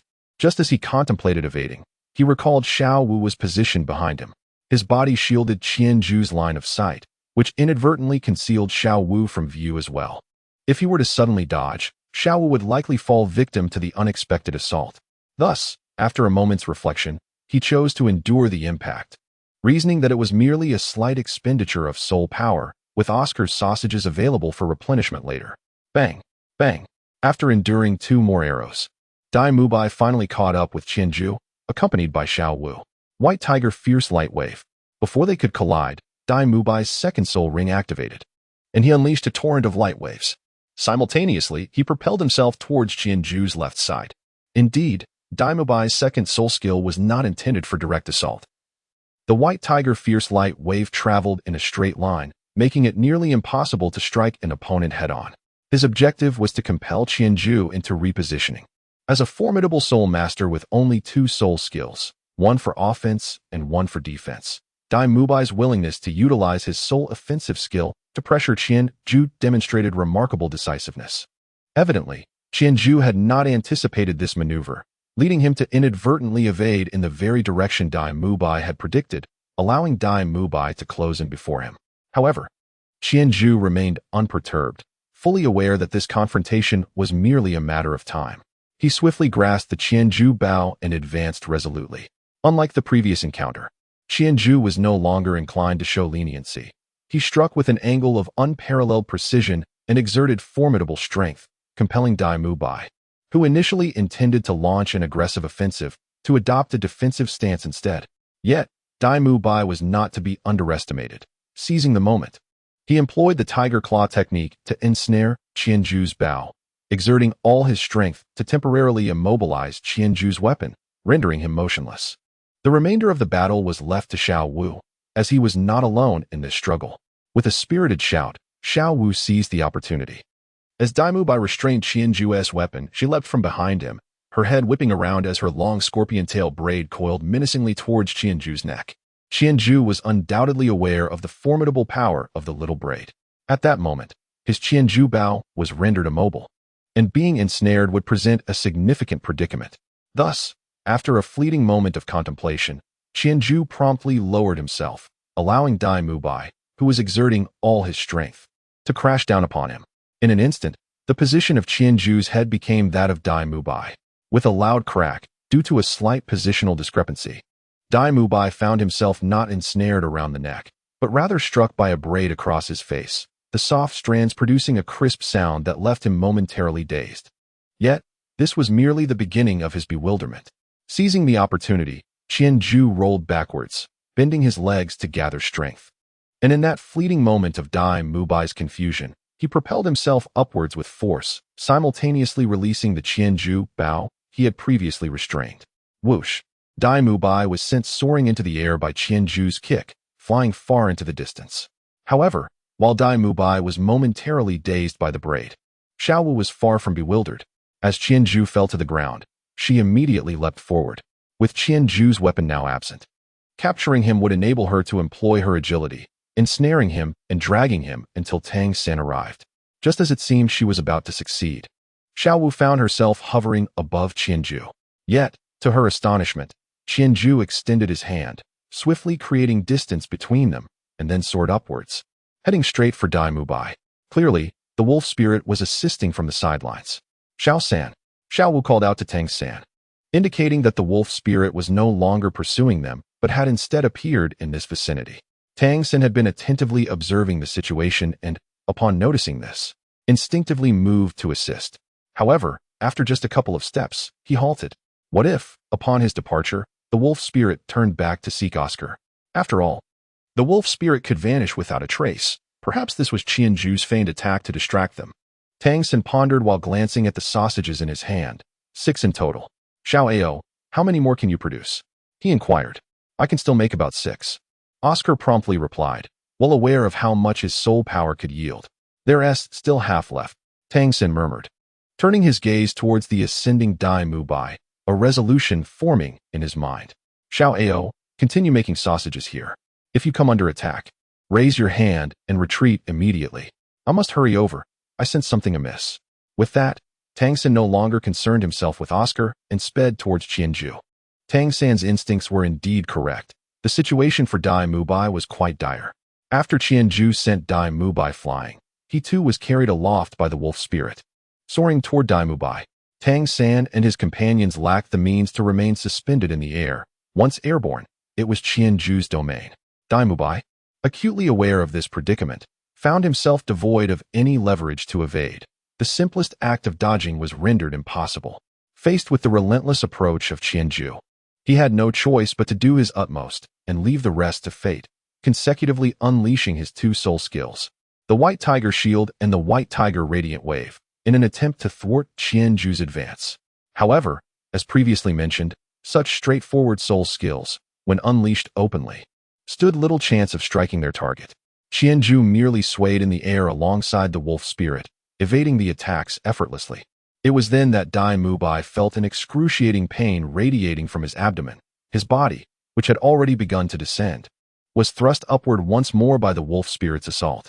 With the aid of the lightweight technique derived from the left leg bone of the spirit fox, Qianzhu significantly reduced his body weight, allowing him to continue his trajectory toward Dai Mubai, propelled by inertia even after the wolf spirit departed. At that moment, Dai Mubai found himself involuntarily hunched over, his expression contorted in agony as he endured the searing pain, unable to react in the air to Qianzhu's impending arrival. Thus ensued a merciless aerial beating. The wolf spirit struck Dai Mubai, then returned to drag Qianzhu for another blow, followed by yet another hit from the wolf spirit. Then from Qianzhu. By the time Tang San arrived, he was met with this harrowing scene. Xiao Wu, being a purely melee attacker, could only watch helplessly from below after Dai Mubai was sent flying. However, Tang San possessed a degree of ranged attack capability, and witnessing Dai Mubai's brutal battering, he could not remain silent. With a swift turn, he launched several of his crafted locust stones toward Qianzhu, slicing through the air with a sharp whoosh. Qianzhu had always kept a watchful eye on them. Now, he was utilizing the first soul skill of the wolf spirit, sharing his perception, and the unfolding scene was vividly apparent to him. With a slight shift of energy borrowed from the wolf spirit, he deftly evaded several concealed projectiles. Undeterred, Tang San launched a few more piercing needles towards him. However, this time the situation worsened. Qianzhu, in a swift maneuver, pulled Dai Mubai along with him, causing the needles to strike Dai Mubai's rear, eliciting another agonizing scream from him. At this juncture, Tang San found himself at a loss. Qianzhu's tactics were exceptionally ruthless, preying on their lack of aerial capability, leaving him and Xiao Wu helplessly witnessing Dai Mubai's torment from below. Sighing deeply, Tang San retrieved a sausage for Xiao Wu, hoping to replenish her soul power, so she could be in optimal condition for the impending battle once Qianzhu descended. Simultaneously, he pondered how to preemptively counter Qianzhu's relentless assault. Yet, since Xiao Wu had rushed forward, not even making contact with Qianzhu, her soul power had hardly been depleted, rendering the sausage rather unnecessary.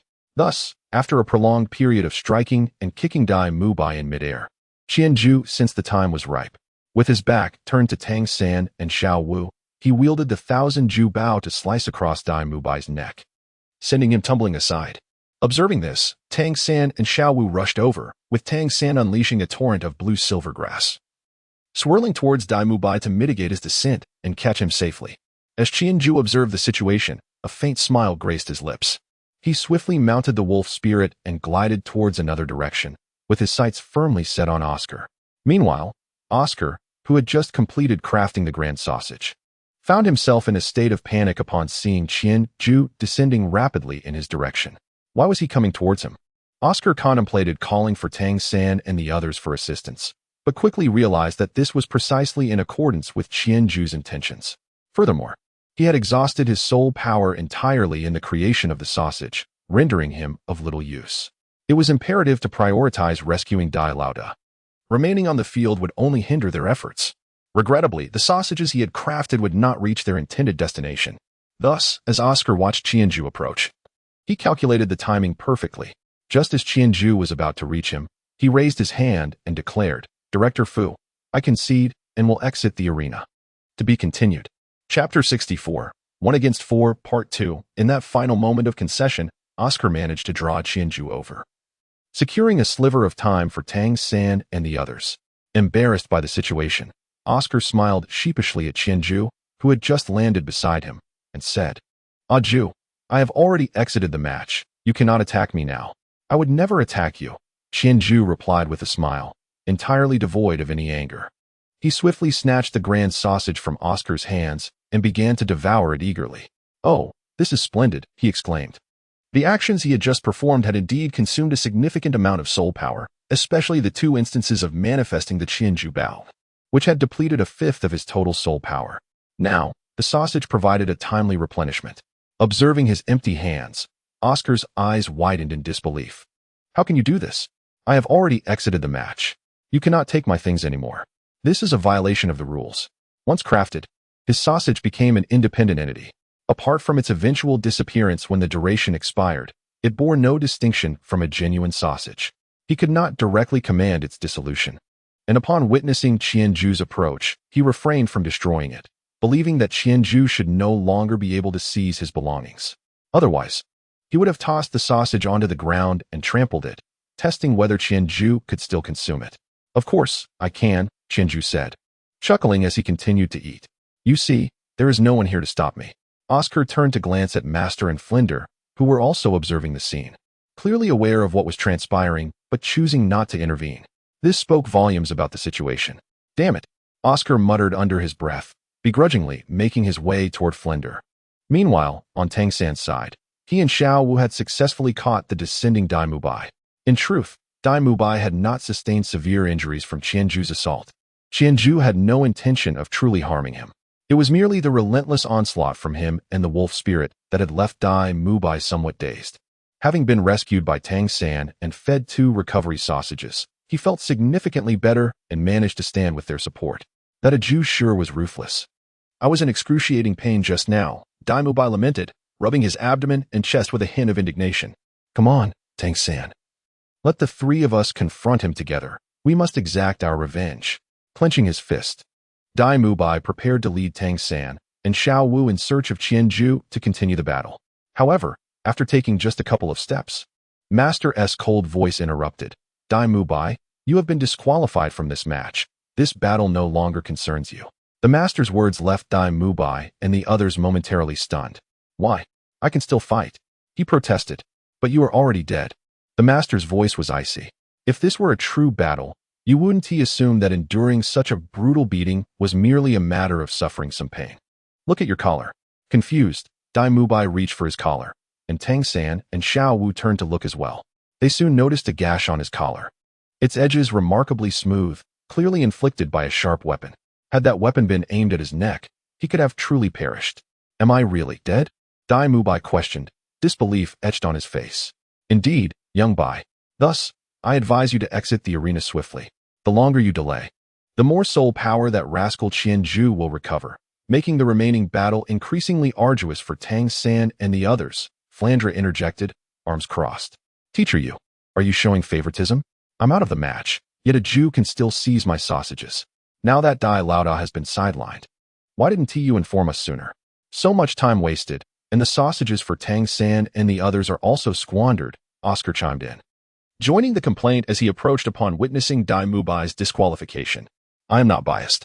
In a genuine battle, if you perish, your belongings naturally belong to others.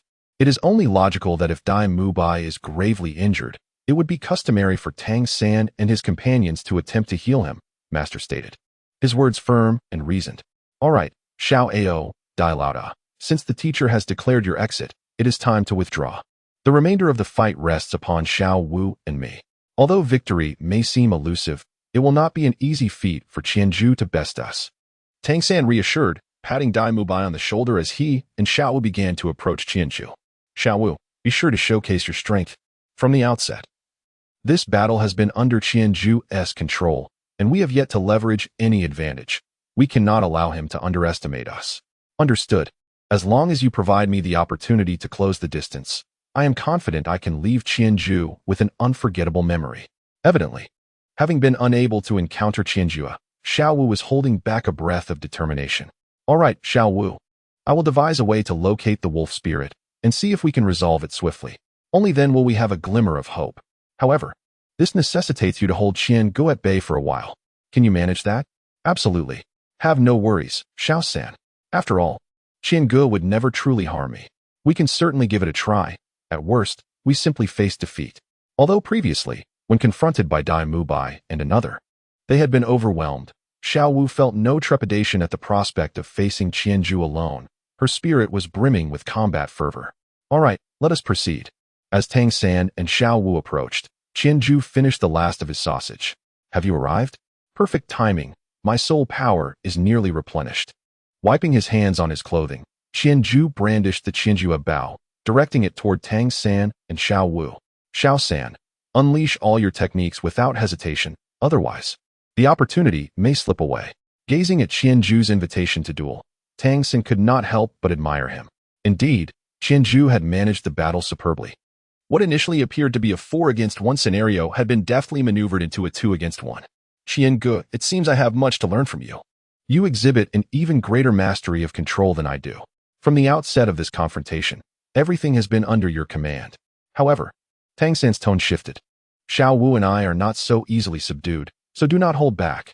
With the final words echoing, Tang San suddenly knelt, springing into a spin while swiftly drawing forth numerous concealed weapons from his belt, scattering them in a dazzling display akin to celestial blossoms in full bloom. Except for the area directly beneath Xiao Wu's feet, the vicinity within a 20-meter radius was almost entirely devoid of escape. By the heavens, Qianju exclaimed, quickly wielding the Qianjue bow to deflect the incoming projectiles, simultaneously retreating. Tang San's concealed weapons were perilous, possibly laced with poison, and he dared not underestimate them. However, as Qianju withdrew, the wolf spirit did not share his fortune. When Tang San unleashed his hidden weapons, the wolf spirit, lurking not far behind them, was caught within Tang San's lethal range, poised to strike.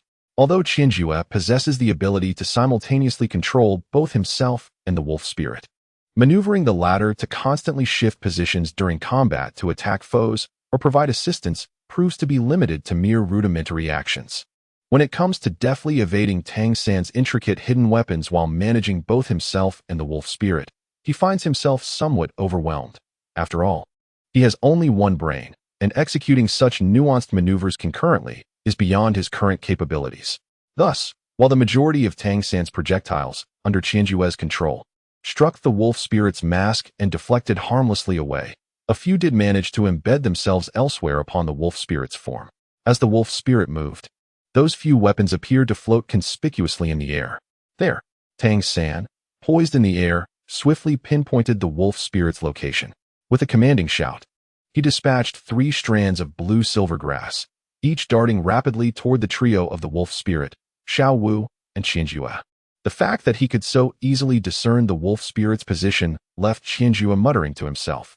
He had always been vigilant about the wolf spirit's placement, striving to keep it concealed high above to prevent his adversaries from detecting its whereabouts. However, having effortlessly dealt with Dime Mubai and Oscar, he felt overly confident in his victory and had relaxed his guard, positioning the wolf spirit not far behind Tang San and Xiao Wu. Intending to launch a surprise attack to swiftly conclude the battle, which ultimately led to the wolf spirit's discovery. It truly is imperative to remain vigilant at all times. Nevertheless, it is not a significant issue. If they have found the wolf spirit, so be it. Can your sheer strength surpass mine simply because you have located the wolf spirit? As Qianju contemplated, he advanced rather than retreating, directly approaching Xiao Wu. With a flourish of the Qianju bow in his hand, he first danced the bow to slice the blue-silver grass sent by Tang San into several segments, followed by a powerful downward slash aimed at Xiao Wu. In truth, Xiao Wu's combat style is highly selective of her opponents. When faced with those wielding heavy weapons or relying on bare hands, she can impose significant pressure on them. However, against foes equipped with light weapons and sharp blades, she finds herself at a disadvantage. At this moment, though Xiao Wu adeptly evaded Qianju's downward slash and engaged him face-to-face, she found no opportunity to touch him. Each time she attempted to close the distance, Qianju merely positioned the bow's blade forward, compelling her to retreat immediately to avoid the lethal edge, leaving her in a precarious situation. After being entangled with Xiao Wu for approximately a minute, Qianju seized an opportunity to strike down with his bow, seemingly poised to topple her to the ground. Yet, just when Xiao Wu appeared to be cornered with no escape, she suddenly shifted backward, evading Qianju's range of attack. Simultaneously, Qianju felt a tremor within him, a backlash of soul power emanating from the wolf spirit, indicating a complication in Tang San's battle against it. Coughing lightly, upon seeing Xiao Wu retreat to Tang San's side, Qianju decided to reveal the wolf spirit, summoning it back to his side. The wolf spirit was indeed suffering under Tang San's relentless onslaught. In truth, given its attributes and strength, it would have no trouble facing an ordinary soul master alone. Most would struggle against it. However, it was now up against the protagonist, Tang San, who employed various hidden weapons, Tang sect techniques, and even ultimately struck it on the head with the Haoyan hammer, deforming its mask. How pitiful! Qianju casually removed several hidden weapons from the wolf spirit's head, stroking it gently. Phew! Xiao Wu, are you all right? Tang San, noticing Qianju's momentary pause, exhaled a sigh of relief and inquired about her well-being. He felt uneasy about leaving Xiao Wu to face Qianju alone, thus he had been closely monitoring the situation, ultimately using the blue-silver grass to pull her away just in time when she was in danger. It seemed Xiao Wu struggled too much alone against Zhu Ge, managing to hold on for just a minute. On his end, he had exerted all his efforts against the wolf spirit for a minute, deploying hidden weapons, Tang sect techniques, blue-silver grass, and even the Haoyan hammer, yet it appeared insufficient to disperse the wolf spirit. Continuing in such a manner would likely yield no different results. With neither of their tasks accomplished, Tang San and Xiao Wu exchanged glances, both reflecting the same sense of helplessness in their eyes. It seemed there truly was no way to secure victory. Qianju was simply too formidable for them at this moment. All right, let's cease this, the master finally interjected, bringing the practical combat session to a halt. Upon hearing this, Tang San and Xiao Wu exchanged a glance, resignedly accepting the situation, for they truly found themselves at a loss as to how to proceed. As Qianju beheld Tang San and Xiao Wu concede, he too retracted his martial spirit. In the place where the wolf's spirit vanished, a concealed weapon clattered to the ground, emitting a series of metallic sounds. Very well, everyone gather around, the master beckoned, urging them to share their thoughts on the battle. However, a profound silence enveloped the group, as they seemed at a loss for words. What is the matter? Speak up, anything regarding this battle will suffice, the master prompted once more, yet still, no one dared to break the silence. All right then, since you remain reticent, I shall briefly express my views. Firstly, Xiao-san, I discern certain flaws in your tactical arrangement. If your intention was to capitalize on Oscar's recovery ability, why did you abandon him to assist Dai Mubai when he found himself in peril? Consequently, Oscar's remaining sausages fell into Xiao Ju's possession. The energy expended in Xiao Ju's prior maneuvers was undoubtedly significant, had he not subsequently received the sausage's recovery. It is plausible that you and Xiao Wu could have seized victory. This reflects a lack of thorough execution in your strategy and insufficient decisiveness in your judgments. I advise you to be more vigilant in this regard in the future. Next, Oscar. Your lack of operational space in this battle presents a singular issue. Refrain from imposing your own mindset onto other matters. Though you believe that once you departed the field, Xiao Ju could not seize your sausages, this was merely a misguided notion. In the future, remember that matters within your control should not be left to others to determine. Do you understand? I understand, teacher Yu. This indeed was my oversight, Oscar acknowledged, recognizing that his failure to destroy the sausages had inadvertently aided Qianju. And what of me, master? I was eliminated at the outset. I must have numerous issues, Dai Mubai inquired, eager to discern his shortcomings. On the contrary, the master replied, although you were the first to be eliminated, I perceive no significant faults in your performance. You effectively embodied the role of a powerful assault-type spirit master, even managing to restrain Xiao Ju's weapon. However, the coordination between you and Xiao Wu faltered, allowing Xiao Ju to exploit an opportunity. This situation will gradually improve as you train together. Your issues are minor. Rather, it is Xiao Wu, the master said, turning to her with a grave expression. Your combat style is excessively constrained. Throughout the entirety of this battle, you did not land a single blow upon Xiao Ju. This stems from a deficiency in your abilities. You lack the means to force engagements. Therefore, in the future, you must devise strategies to rectify this shortcoming, or you shall encounter considerable difficulties ahead. After a moment of contemplation, Xiao Wu nodded in agreement, having recognized the point and harboring certain thoughts within her mind. There exists a skill that can effectively compensate for this shortcoming, but its application will have to wait until she acquires her third spirit ring. Finally, there was Xiao Ju, who performed splendidly in this battle, maintaining complete control throughout. However, it is imperative to remember that one must never lower their guard until victory is assured. Do you understand? I understand, teacher. Very well, let us all rally our spirits. Identifying issues is a positive sign. Is that not the very purpose of our training? Observing that Tang San and the others appeared somewhat disheartened, the master clapped his hands to encourage them. He was acutely aware of the reason behind their disposition for against one.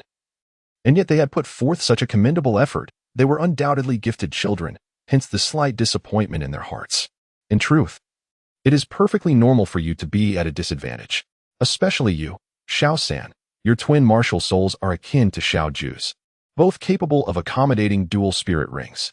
Yet, both your father and I wish for you to wait until your spirit power level is higher before adding them.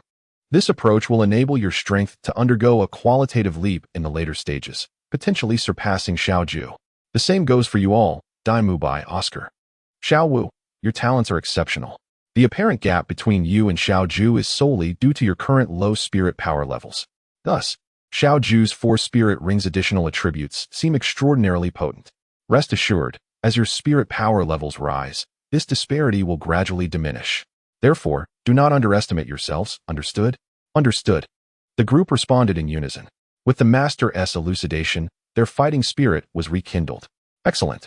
The Master looked upon the children before him with satisfaction, his heart brimming with confidence.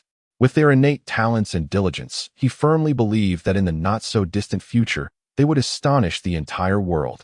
To be continued. Chapter 65. 4 years later, at Shrek Academy, the playground was bustling with activity.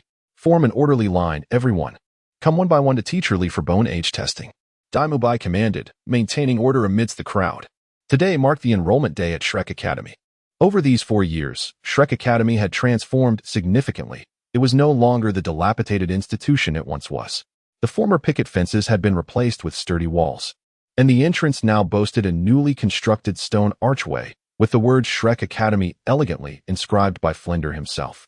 While a meticulous comparison might reveal that Shrek Academy still lagged behind those elite Spirit Master academies, it was equipped with a multitude of new dormitories, dining halls, classrooms, and even various training equipment, all newly established and readily available. All of this is attributable to Qianju and Dai Mubai.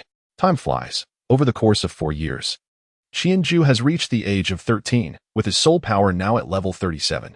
Dai Mubai has surpassed him, attaining a formidable level of 39, nearly touching the threshold of the soul sect. It is anticipated that he will soon break through, setting a record for the youngest to achieve this milestone in the history of Shrek Academy.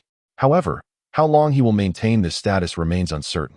Just as with the previous record for Soul Douluo, which was shattered less than a year ago by Qianju, the current record for breaking through to Great Soul Master at the age of 11 was also established by him.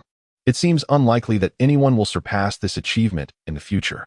Moreover, the other 3, Tang San, Xiao-Wu, and Oscar, have recently all reached level 30, with Oscar being the swiftest, having done so a month prior. The Master has also planned that once the enrollment period concludes, he will lead this group of students to the Stardew Forest to hunt for soul rings. If new students can be recruited this year, it would also present an opportunity to integrate them into the Shrek team.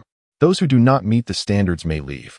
Next, upon discovering that the child before him had surpassed the age of 14, Li Yusong stated flatly, "Why, teacher, my son ranked among the top in the junior academy.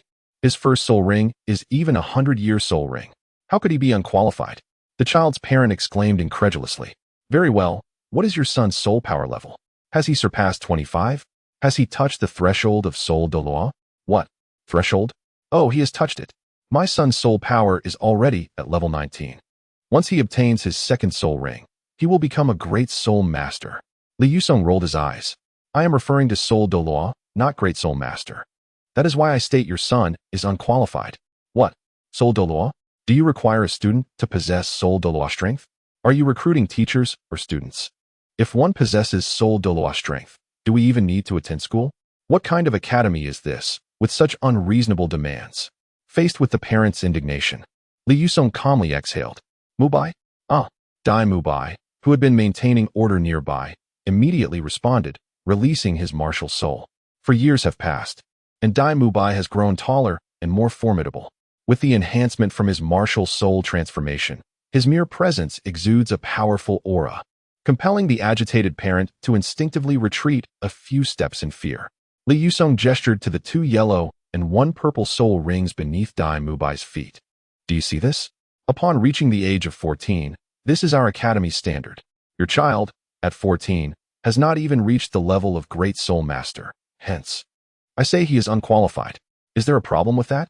By the way, Mubai, didn't we post the enrollment requirements?" Why are these parents still bringing their ordinary children here? Perhaps they believe our requirements are mere jest, Dai Mubai remarked with a hint of exasperation. After all, how many prodigies under the age of 13 possess a soul power exceeding 25 levels? However, Li Yusong remained unfazed. Where's the shortage? Isn't our academy filled with such talents? He sighed, contemplating the logistics. I suppose I should make an announcement. Otherwise, testing each child individually would be exceedingly tedious. If you ask me, Flandre should have reconsidered the policy of non-refundable registration fees. Such a rule has undoubtedly attracted a multitude of applicants. Rising from his seat, he surveyed the long queue of registrants behind him and summoned his martial soul, manifesting a staff intricately carved with dragon patterns that swiftly appeared in his grasp. With a resounding thud, he struck the dragon-patterned staff against the ground, unleashing the formidable aura of a soul emperor. The previously murmuring crowd fell into an immediate silence. Parents, have you brought your children to enroll in our Shrek Academy without even perusing the registration guidelines? He boomed. Do you know what Shrek signifies? It means monster. And our Shrek Academy is an institution exclusively for monsters. If your child is over 13 years old and lacks soul power above 25 levels, do not waste your time here. Next. With that, Li Yusong returned to his seat and waved his hand dismissively, indicating that the stunned children and their parents could depart. Following his pronouncement, the crowd began to stir with agitation. They were not unfamiliar with the Academy's admissions brochure, but had doubted the stringent requirements. Now, hearing such declarations from an actual admissions officer, they realized their children might indeed be ineligible for this esteemed institution.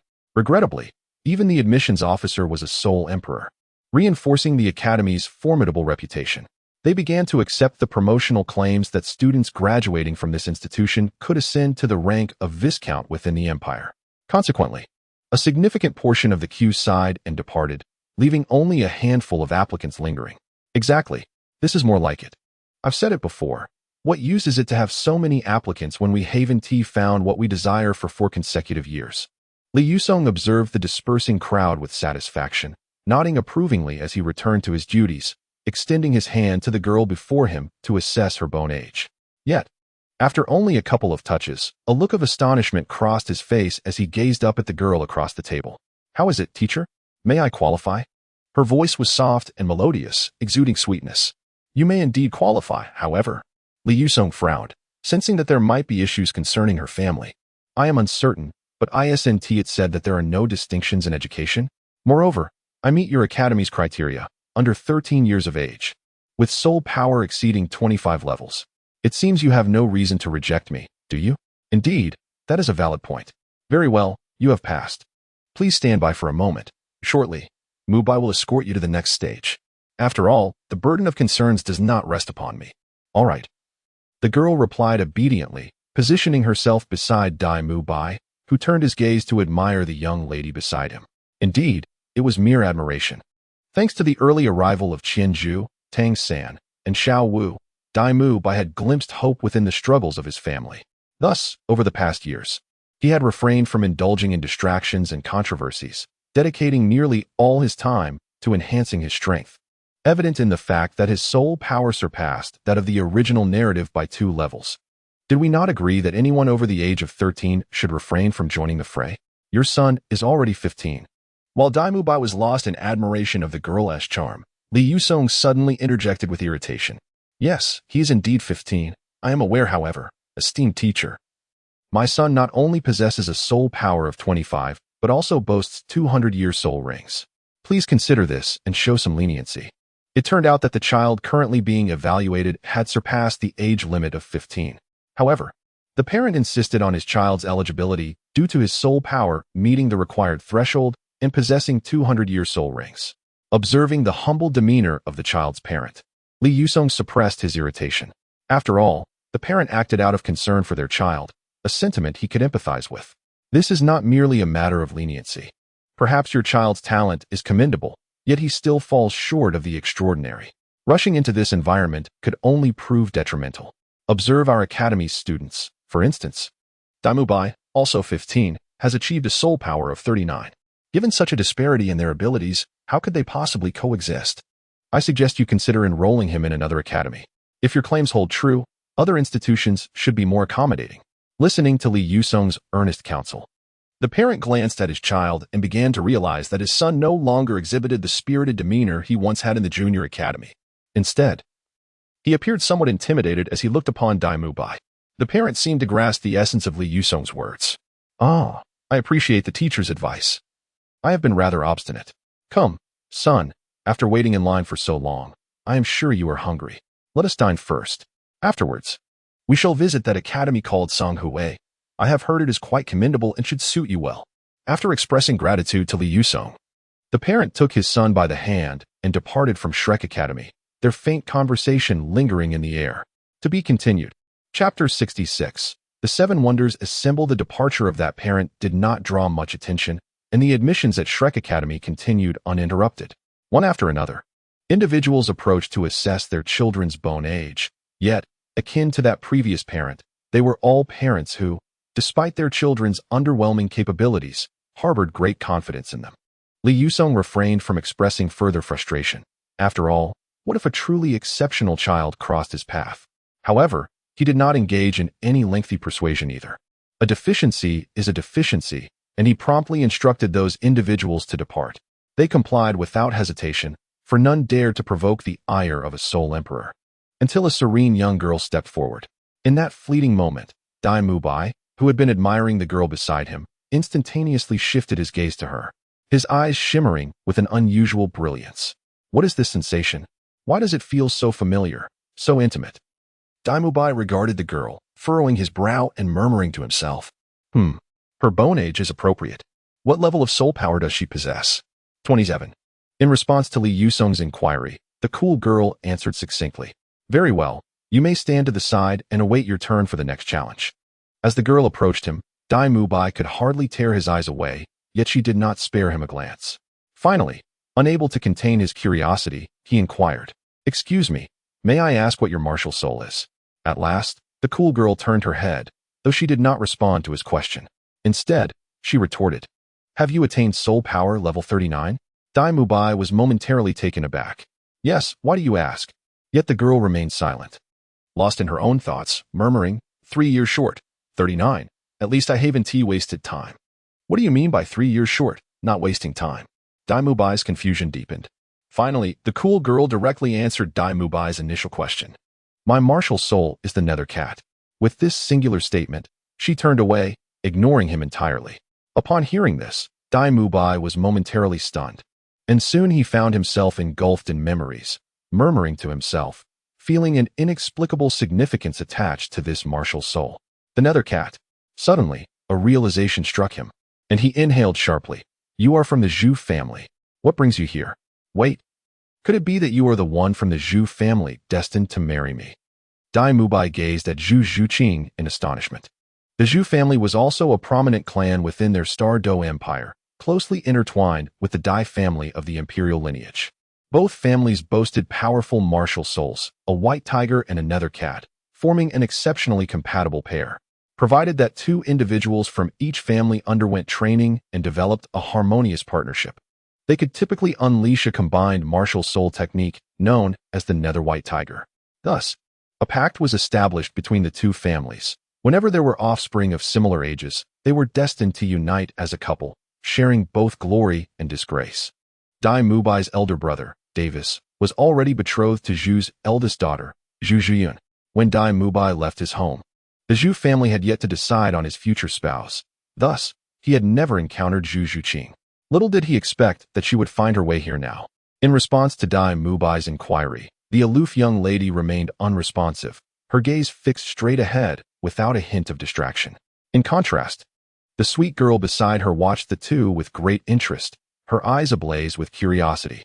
Indeed, these two young women were Zhu Zhuqing and Ning Rongrong. After 4 years, they had finally arrived at Shrek Academy, following the path laid out by history. Ning Rongrong had not undergone any significant change. She remained as sweet in appearance as in the original narrative, concealing the temperament of a sorceress princess beneath her charming exterior. However, Zhu Zhuqing had conducted her research and observed Dai Mubai's diligent efforts over the past few years, leading her to soften her demeanor towards him, a reward for his perseverance. "How have you fared, Boss Dai? Have you found suitable candidates this year?"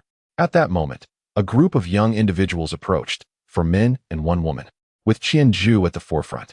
Following him were Xiao Wu, Tang San, Oscar, and Ma Hongjun. Indeed, a year prior, Flander had brought Ma Hongjun back from somewhere and accepted him as a disciple. After a year of acclimatization, he had seamlessly integrated into the Shrek family. In previous years, Qianju had not taken much interest in recruitment, but he calculated that this year marked the arrival of the last 2 girls of the Shrek 7 monsters.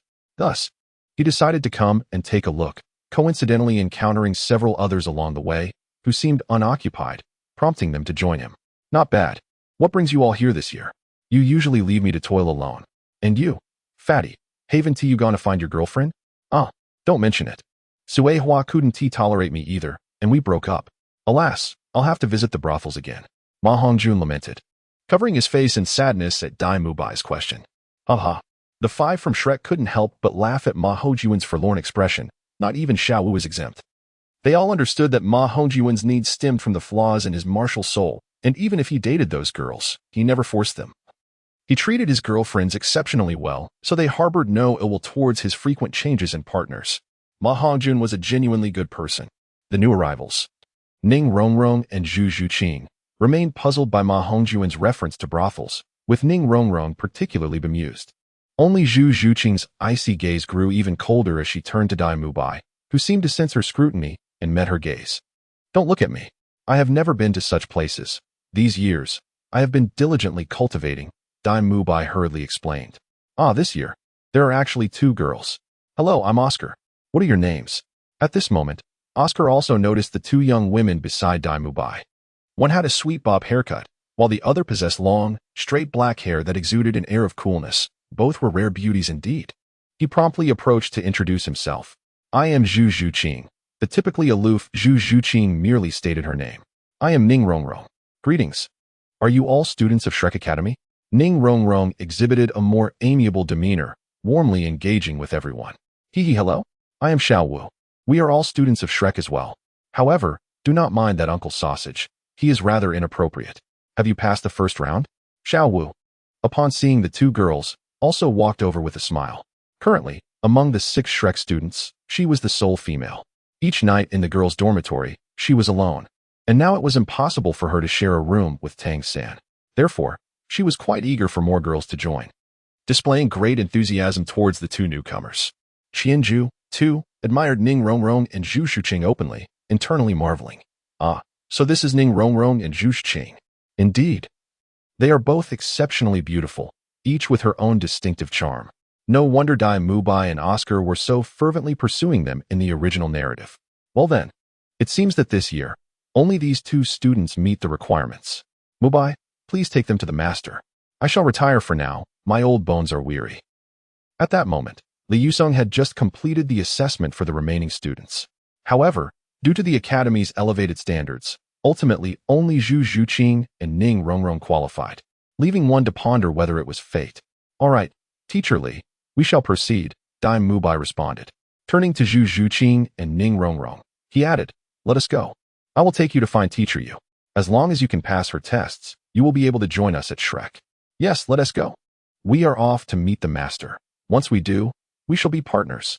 With the prospect of moving forward, Xiao Wu took one of each girl's hands and, bouncing with excitement, led Ning Rongrong and Zhu Zhuqing toward the back of the training ground. The boys exchanged glances and chuckled helplessly, trailing behind them. To be continued, Chapter 67. The choice the group of boys followed Xiao Wu and the others, leisurely arriving at an open space outside the master's dormitory.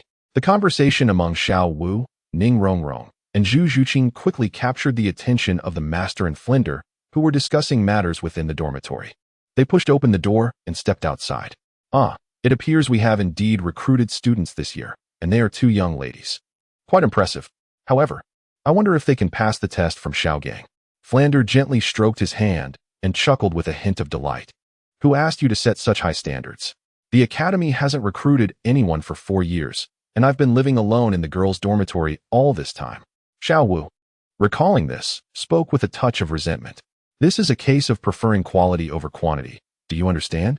Flander rolled his eyes, paying no heed to Xiao Wu's complaints. All right, Flander, let us first assess their soul power. You too, please unleash your martial spirits for me to observe. The master, pragmatic and devoid of unnecessary chatter, directly requested Ning Rongrong and Zhu Zhuqing to reveal their martial spirits, gesturing for Flander to fetch the soul power testing crystal ball. 7 treasures glazed tile. Upon hearing this, Ning Rongrong promptly released her martial spirit, revealing a colorful tower, over a foot high, that spun gracefully in her hand. My current soul power is at the 26th level, with 200-year soul rings that provide 30% boosts in both strength and speed. As she introduced herself, she stepped closer to Flander and placed her hand on the crystal ball he had just retrieved. Instantly, a radiant light emanated from the sphere, indicating a soul power level of approximately 26. How could it be the 7 treasures glazed tower? What brings you here? Do your family members approve? The moment Ning Rongrong unleashed her martial spirit, the onlookers were astonished. For they had learned in the Master's Martial Spirit Appraisal class that the 7 Treasures Glazed Tower is a martial spirit only possessed by direct disciples of the 7 Treasures Glazed sect, making it arguably the most potent support-type martial spirit, rarely seen outside of its sect. The fact that this girl, Ning Rongrong, had come to Shrek Academy left everyone in disbelief. The Master pressed further, inquiring about her family's stance. I don't know. However, I am here to study as an ordinary person, so please treat me no differently. You need not worry about my family. I assure you they will not cause any trouble for the Academy. In response to the Master's probing, Ning Rongrong expressed her impatience and immediately reassured them. The Master studied Ning Rongrong thoughtfully. A direct disciple of the 7 Treasures Glazed sect would not typically be allowed to roam freely. And this girl had not only escaped their watch, but had done so without any hindrance. It seemed her family had intentionally permitted her to come here, perhaps to sharpen her abilities. This girl, Ning Rongrong, must hold a significant status even among her peers. However, now that she had enrolled in Shrek Academy, they would not easily let go of a top-tier support martial spirit like the 7 Treasures Glazed Tower. The Master swiftly approached Flander and whispered a few words to him. Flander looked at the Master in surprise, nodded, and departed the scene without uttering a word, leaving the others in a state of confusion. Cough. Well, very well, your martial spirit and soul skills seem satisfactory. Now, what about you, child? However, the Master refrained from further explanation on this matter and redirected the conversation towards Zhu Zhuqing. Zhu Zhuqing, whose martial spirit is the Nether Cat, is a 27th level agility-type battle soul master. As she spoke, she unleashed her martial spirit, a sleek black feline soul beast that swiftly enveloped her.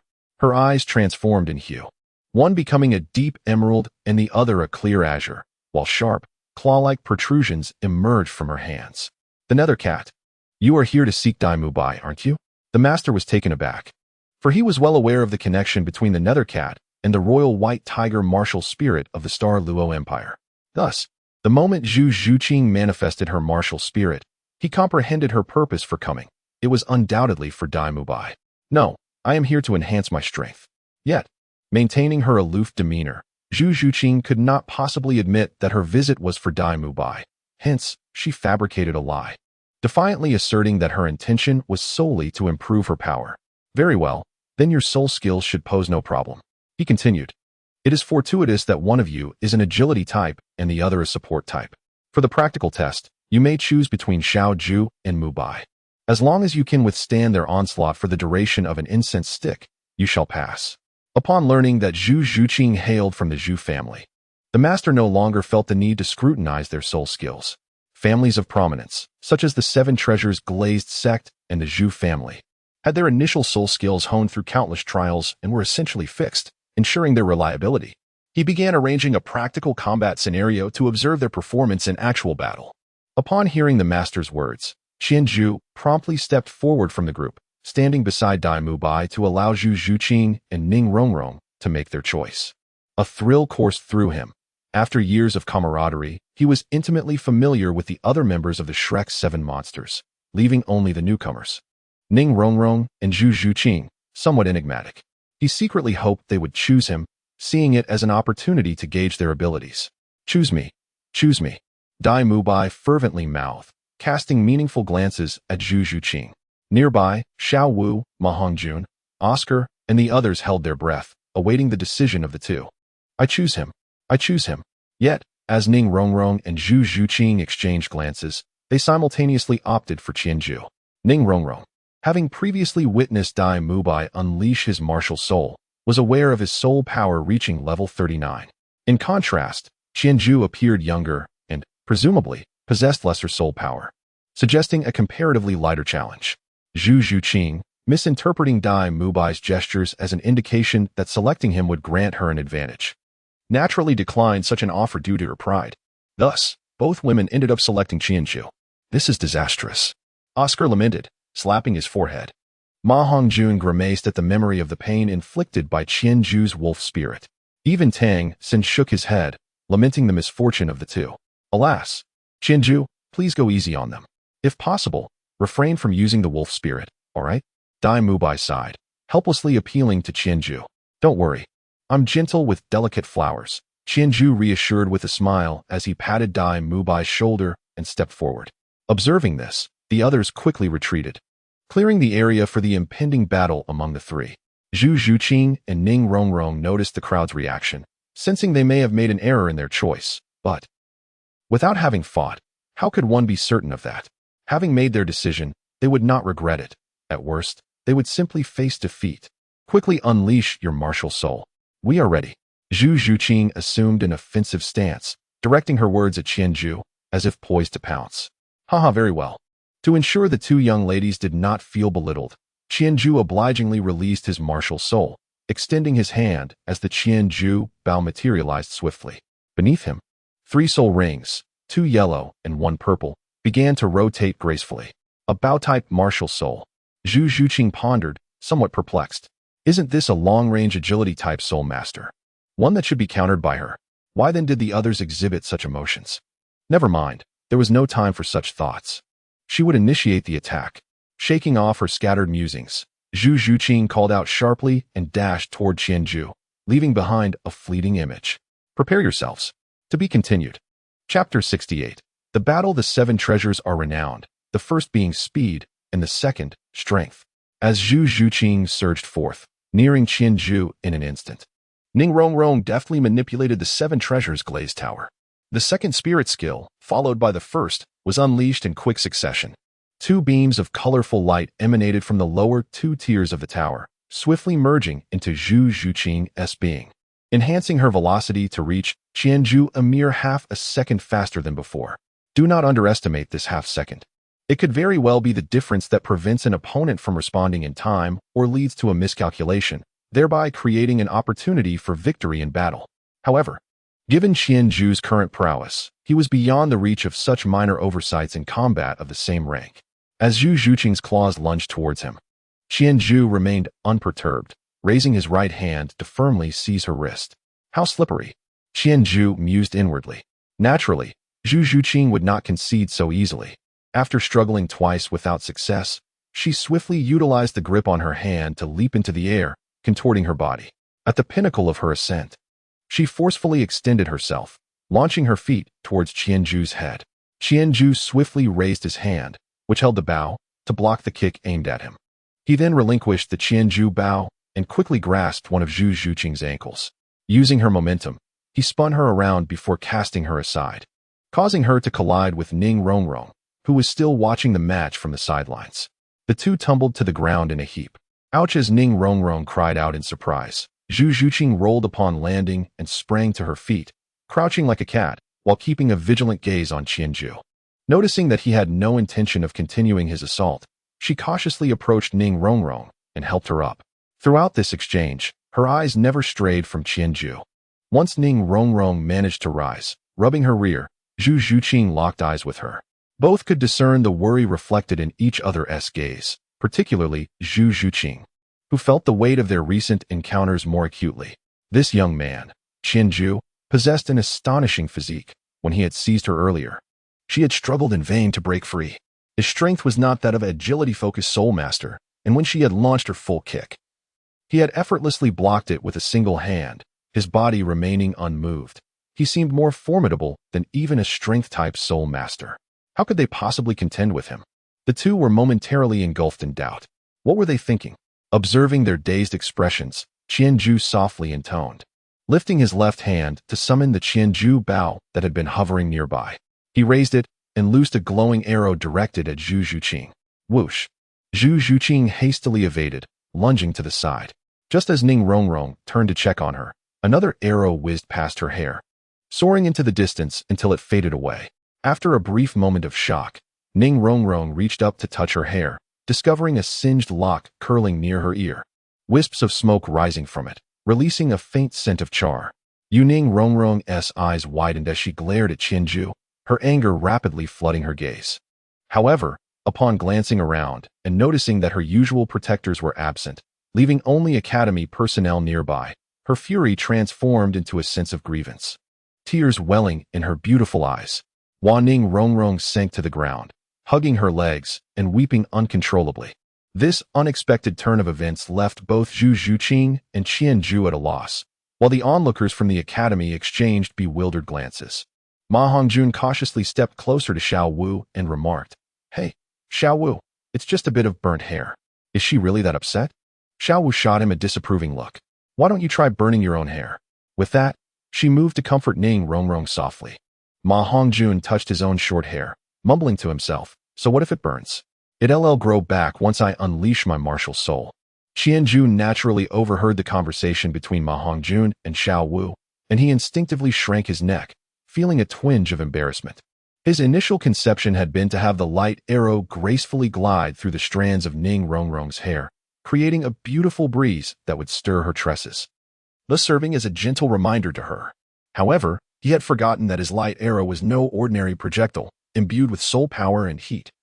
It had resulted in the current predicament. Now, he was certain that Ning Rongrong must despise him intensely. Moreover, he felt a sense of relief that during his previous battle with Xiao Wu, he had not damaged her braids. Otherwise, she would likely be inclined to confront him with great fury. With a sense of helplessness, Qianju turned to the master, seeking assistance, only to find the master gazing back at him with an equally resigned expression, as if to say, "The predicament you have created must be resolved by you alone. Furthermore, you ought to be aware of my intentions to recruit them. Do not let them slip away, lest." Rubbing the back of his head, Qianju glanced around and suddenly noticed the incense burning nearby, ignited by the master for the purpose of measuring time, resting not far from the master's feet. At once, his eyes sparkled with inspiration, and he drew back his hand, launching an arrow that shattered the incense into a myriad of fragments. Ahem. Well, the incense has extinguished, so you have passed. From this moment forth, you shall be students of Shrek Academy, correct, master? The master rolled his eyes. You are the examiner. If you declare it a pass, then it is a pass. Now, little Wu, please escort Ning Rongrong and Zhu Zhuqing back to the girls' dormitory. The rest of you, disperse and prepare. We shall gather at dawn tomorrow to embark on our journey to the Star Doe Forest. Yes, the crowd responded in unison, especially Oscar and the others, whose spirit power had long since reached a bottleneck. They had eagerly awaited this day. Qianju gazed at the departing boys and girls, scratched his head, and ultimately decided to catch up with Oscar and the others. Ning Rongrong was still in a fit of anger. Perhaps it would be wiser to wait until she had calmed down before offering an apology. Observing Ning Rongrong being supported by Xiao Wu as they made their way to the girls' dormitory, the master shook his head. It appeared that this girl held a significant position in the Seven Treasure glazed tile school. Otherwise, she would not have developed such a willful disposition. It was concerning that she could abandon a battle over a minor grievance. He pondered whether she could remain in their midst, and if so, her obstinate temperament would certainly need to be corrected. Sighing, the master slowly returned indoors. Meanwhile, in the woods outside the academy, Flender stood before a young man clad in white attire. Typically exhibiting a languid gaze, he now regarded the youth with an air of authority. Caught off guard by Flender, the young man offered an awkward smile and clasped his hands, addressing Flender respectfully. "I am Ji Feng, a disciple of the Seven Treasure glazed tile school. I pay my respects to you, esteemed senior." "Humph, I knew someone from the Seven Treasure glazed tile school would be shadowing that girl. Speak, what is your intention? Why is your cherished disciple here to participate in the admissions of Shrek Academy?" Esteemed senior, please calm your anger. The young lady admires your academy's unique teaching methods, which is why she has ventured from home to enroll.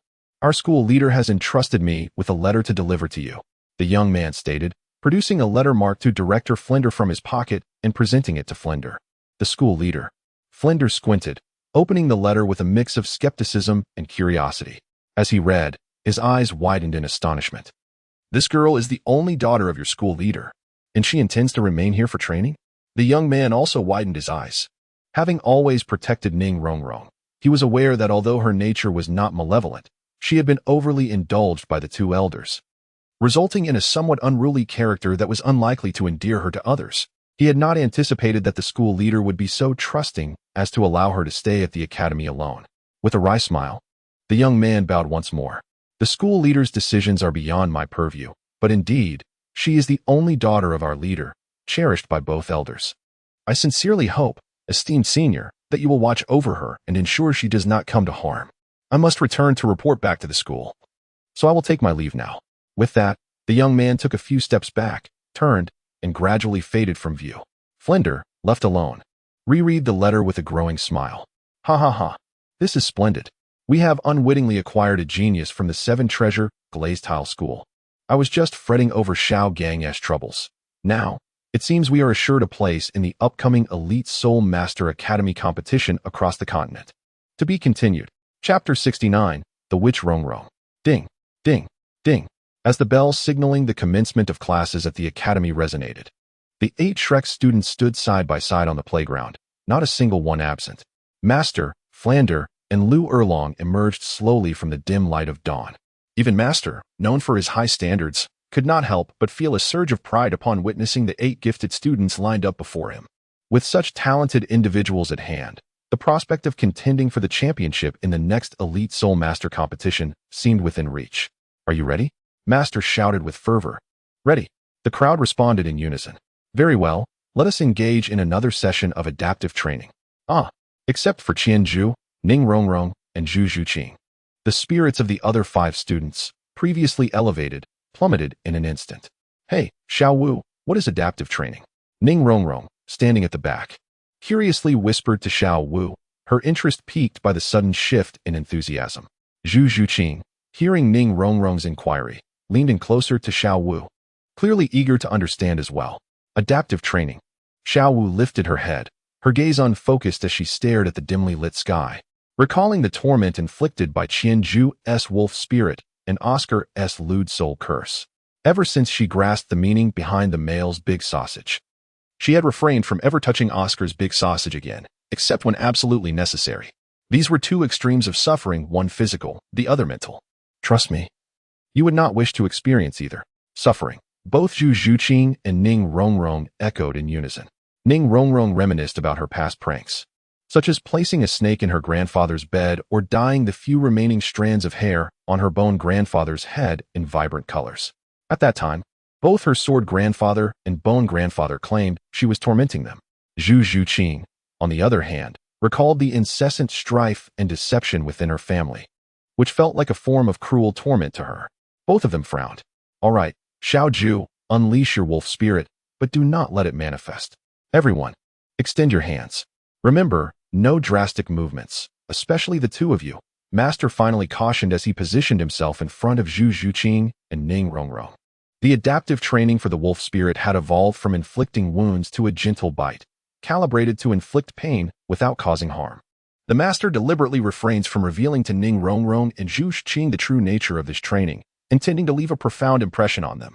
Sigh. Upon witnessing the other 5 extend their arms in resignation, Zhu Zhuqing and Ning Rongrong reluctantly followed suit. Observing the boys ahead clutching their wrists and emitting inexplicable sounds from their throats, the tension within Ning Rongrong and Zhu Zhuqing escalated. At last, it was Zhu Zhuqing's turn. She gripped her arm tightly, bracing herself for the impending ordeal. Suddenly, an excruciating pain surged from her forearm, compelling her to instinctively withdraw her hand. Yet, recalling the master's admonitions, she persevered, gradually retracting her hand, revealing 2 rows of deep bite marks on her forearm. Witnessing Zhu Zhuqing crouch down, Ning Rongrong's anxiety intensified, and at that moment, Xiao Wu unexpectedly grasped her outstretched arm, slowly retracting it and cradling it tightly against her chest. Her head bowed and her silver teeth clenched, exuding an air of profound agony. What kind of training is this? Is it truly painful? As Ning Rongrong sensed the encroaching mysterious pressure, tears welled in her eyes. Suddenly, a piercing agony radiated from her wrist, having been pampered all her life. She had never endured such suffering, instinctively yanking her arm back, her mind oblivious to the master's instructions. Consequently, as she hastily withdrew her arm, it grazed against the sharp fangs of the wolf spirit, slicing through her skin and causing blood to pour forth. Wow!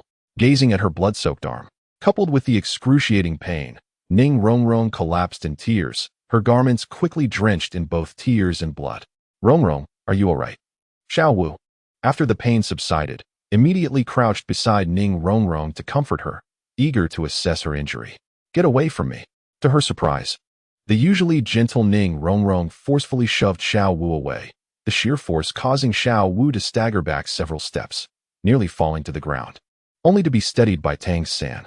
You're in cahoots with them, just bullying me, sobbed Ning Rongrong. After helping Xiao Wu regain her balance, Tang San furrowed his brow upon hearing her words. He had not anticipated the formerly gentle Ning Rongrong would lash out at Xiao Wu like this. Just yesterday, she had shown a more endearing side, even when she had been brought to tears by Qianju during battle. Yet now, she was unleashing her wrath on Xiao Wu, who had merely sought to console her. Tang San found himself increasingly disenchanted with her. The surrounding boys, witnessing the scene, were equally bewildered, especially regarding Qianju, who burned someone's hair yesterday and today inflicted a deep wound on another's arm. Such actions are truly abominable. All right, Ning Rongrong, once you have cried enough, rise and engage in the Oscar-level soul skill adaptation training. It will indeed aid in your recovery. Get lost. Who wishes to partake in your so-called training? What a wretched academy, merely tormenting individuals. Dare to injure me? I could swiftly return to my sect and summon Grandfather Bone and Grandfather Sword to bring ruin upon your pathetic institution. Ning Rongrong began to unleash a torrent of invective. Upon hearing Ning Rongrong's outburst, the master gazed at her in astonishment. He was aware that she possessed a certain obstinacy, but he had not anticipated such a vile disposition. It appeared she required strict discipline. You cannot leave. Do you believe your father is unaware of your escapades? It is precisely because of your intolerable temperament that he entrusted your upbringing to us. Unless you amend your willful and capricious nature, you shall not depart. Preposterous. What authority do you possess to discipline me? What kind of master are you? Merely a useless great soul master. At your age? Still stuck at the great soul master level? I am on the verge of surpassing you. Do you not feel shame in attempting to govern me? With the agonizing pain from the wolf spirit dissipating, Ning Rongrong's vitriol intensified. Ah, how could the Seven Treasures glazed tile school produce such an uncouth child?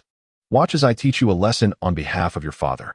Lu Erlong, known for her fiery temper, was incensed at Ning Rongrong's audacity to insult the master and stepped forward to reprimand her. However, just as she advanced a couple of paces, the master intervened. Indeed, you are correct. My soul power is merely at the 29th level, and it is likely that I shall never ascend to the 30th level of Soul Sovereign.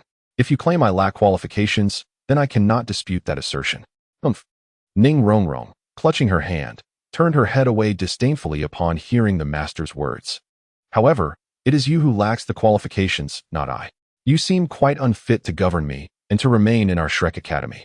Ning Rongrong widened her eyes, incredulously pointing at herself as she addressed the master. I lack qualifications? You dare to say I lack qualifications?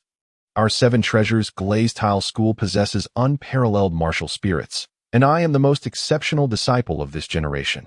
You dare to assert that I lack qualifications? Are you certain your vision is not impaired? It is not my vision that is flawed, but yours. Look at yourself, whether in terms of soul power, character, talent, or martial spirit.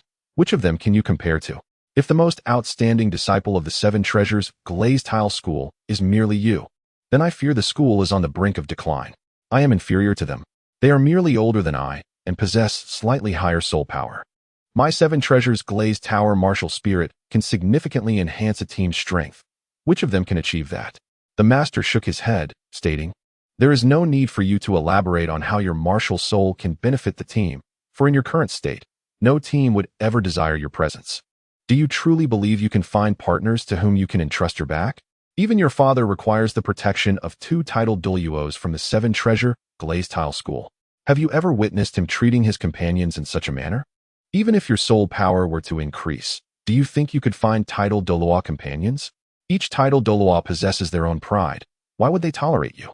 Furthermore, since you are unaware of your deficiencies compared to them, Allow me to demonstrate just how lacking you truly are today. As the master spoke, he gestured towards Qianju. This is Qianju, 13 years old, a level 37 agility attack system soul master. His Qianju martial soul, a twin soul, is arguably the most formidable martial soul on the continent. At the rank of a 23rd level great soul master, he was already capable of matching a soul master of the soul sect level, and you witnessed his strength yesterday. I can candidly inform you that even without his martial soul, you and Zhu Zhuqing combined would not stand a chance against him. If he were to get serious, the two of you might not even last 10 seconds, let alone a stick of incense. Observing Ning Rongrong's wide-eyed disbelief as she gazed at Qianju, the master continued. Pointing to Dai Mubai, this is Dai Mubai, possessing the top-tier assault-type martial soul, the White Tiger, a 39-level assault system soul master. He may very well break through to level 41 day, having reached the soul sect realm at the tender age of 15. Do you think you can compare? But they are battle soul masters. How can they be compared to me, an auxiliary system soul master? Our cultivation inherently progresses at a slower pace. Ning Rongrong stubbornly argued. Is that so? Allow me to introduce Oscar, who, like you, is also an auxiliary system soul master. His soul power has now reached level 30. And today, we are going to help him procure his third soul ring. Moreover, the most crucial point is that his sausage martial soul is in no way inferior to your 7-treasure glazed tile pagoda. He is the only auxiliary system martial soul master I have encountered with innate full soul power. Did you possess innate full soul power when your martial soul awakened? Furthermore, I'm aware that the 7-treasure glazed tile pagoda martial soul certainly harbors some flaws.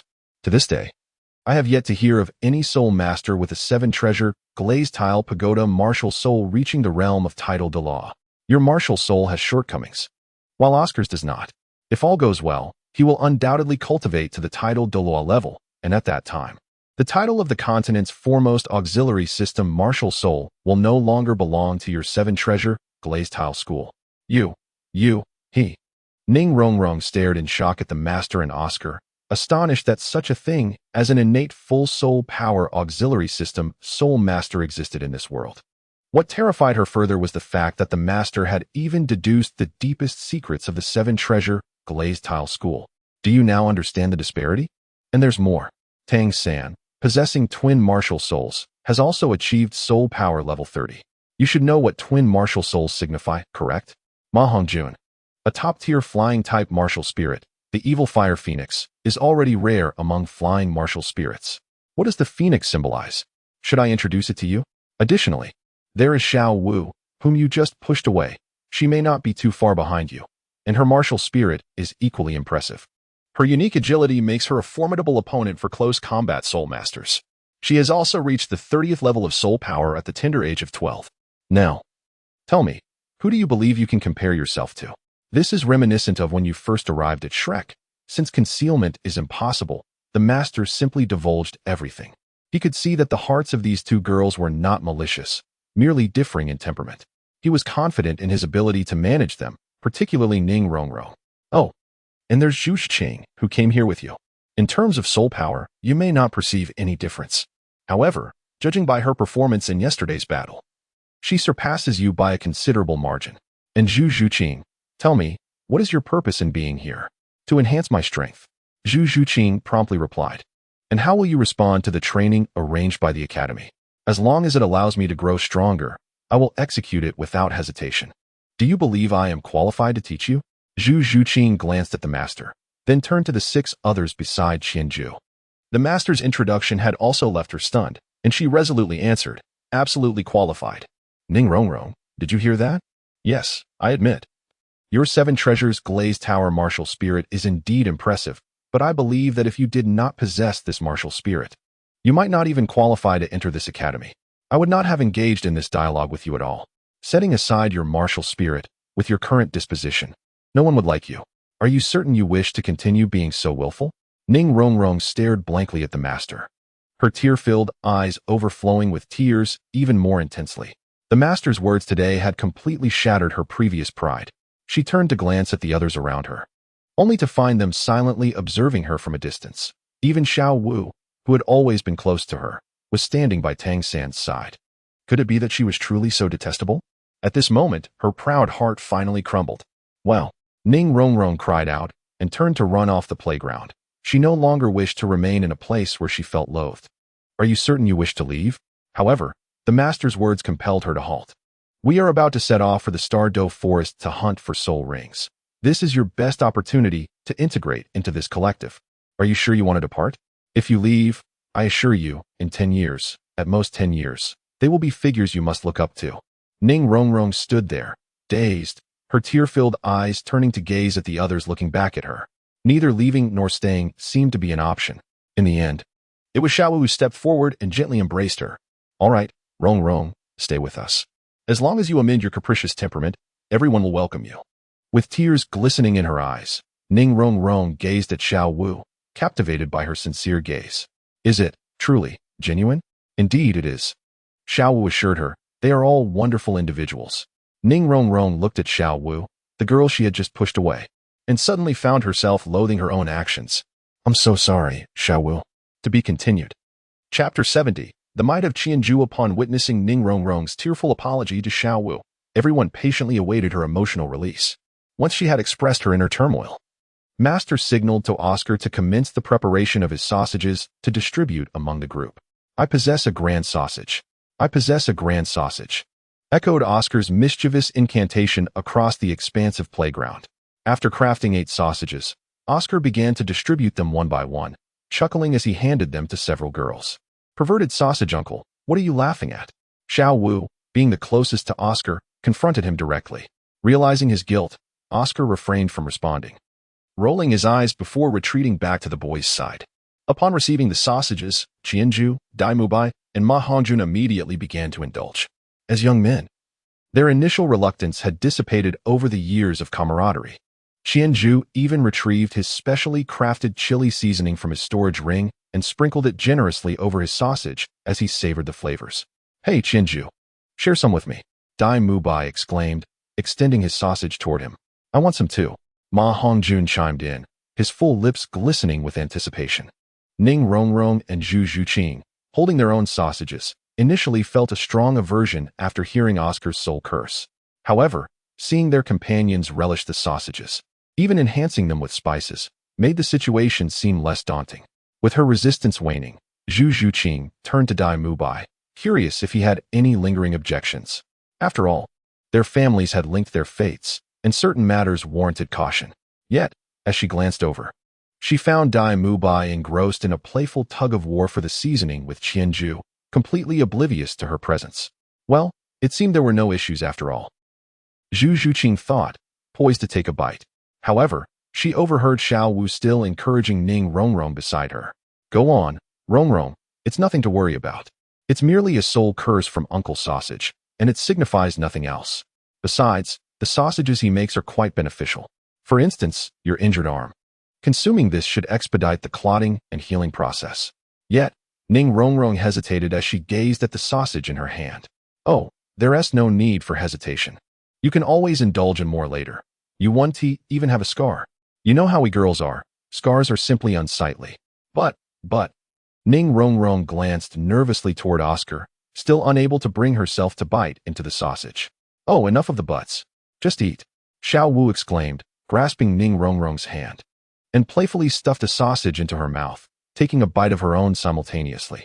Ning Rongrong chewed a few times before swallowing the sausage that had been thrust into her mouth. Yet, I wish to savor the spices as well, Ning Rongrong lamented, her voice tinged with despair as she completed her thought. Zhu Zhuqing was amused by the antics of the two, but she endeavored to maintain her aloof demeanor, suppressing her laughter, which instead escaped her lips as soft hums. The morning's light-hearted interlude eventually came to an end.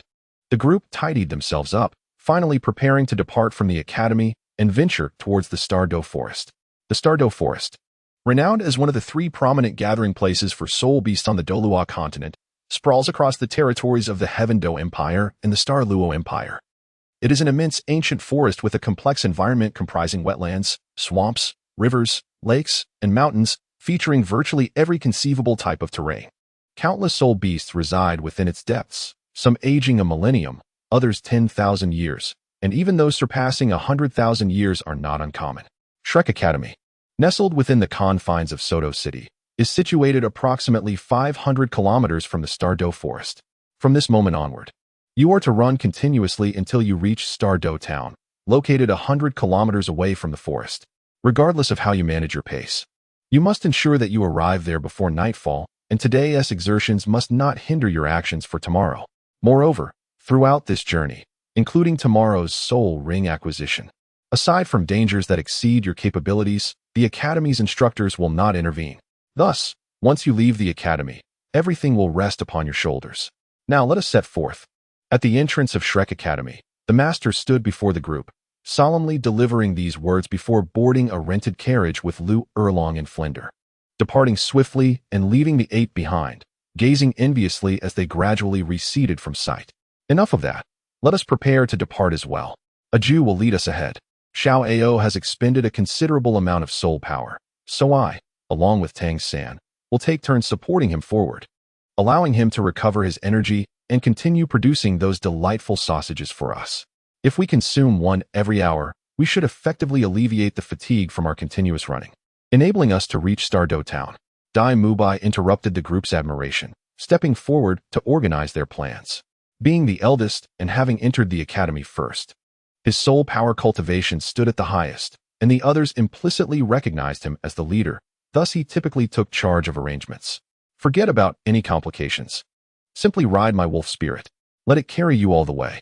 As Qianzhu spoke, he summoned his wolf spirit, which appeared before everyone. Ning Rongrong and Zhu Shiqing were seeing Qianzhu's martial spirit for the first time. This creature bit me, you know. Ning Rongrong gently touched her bandaged arm, feeling a mixture of fear and curiosity as she observed the wolf spirit from a distance. Zhu Shiqing, her eyes wide with astonishment, regarded the wolf spirit with wonder. Is this truly what the master described as the most formidable martial soul on the continent?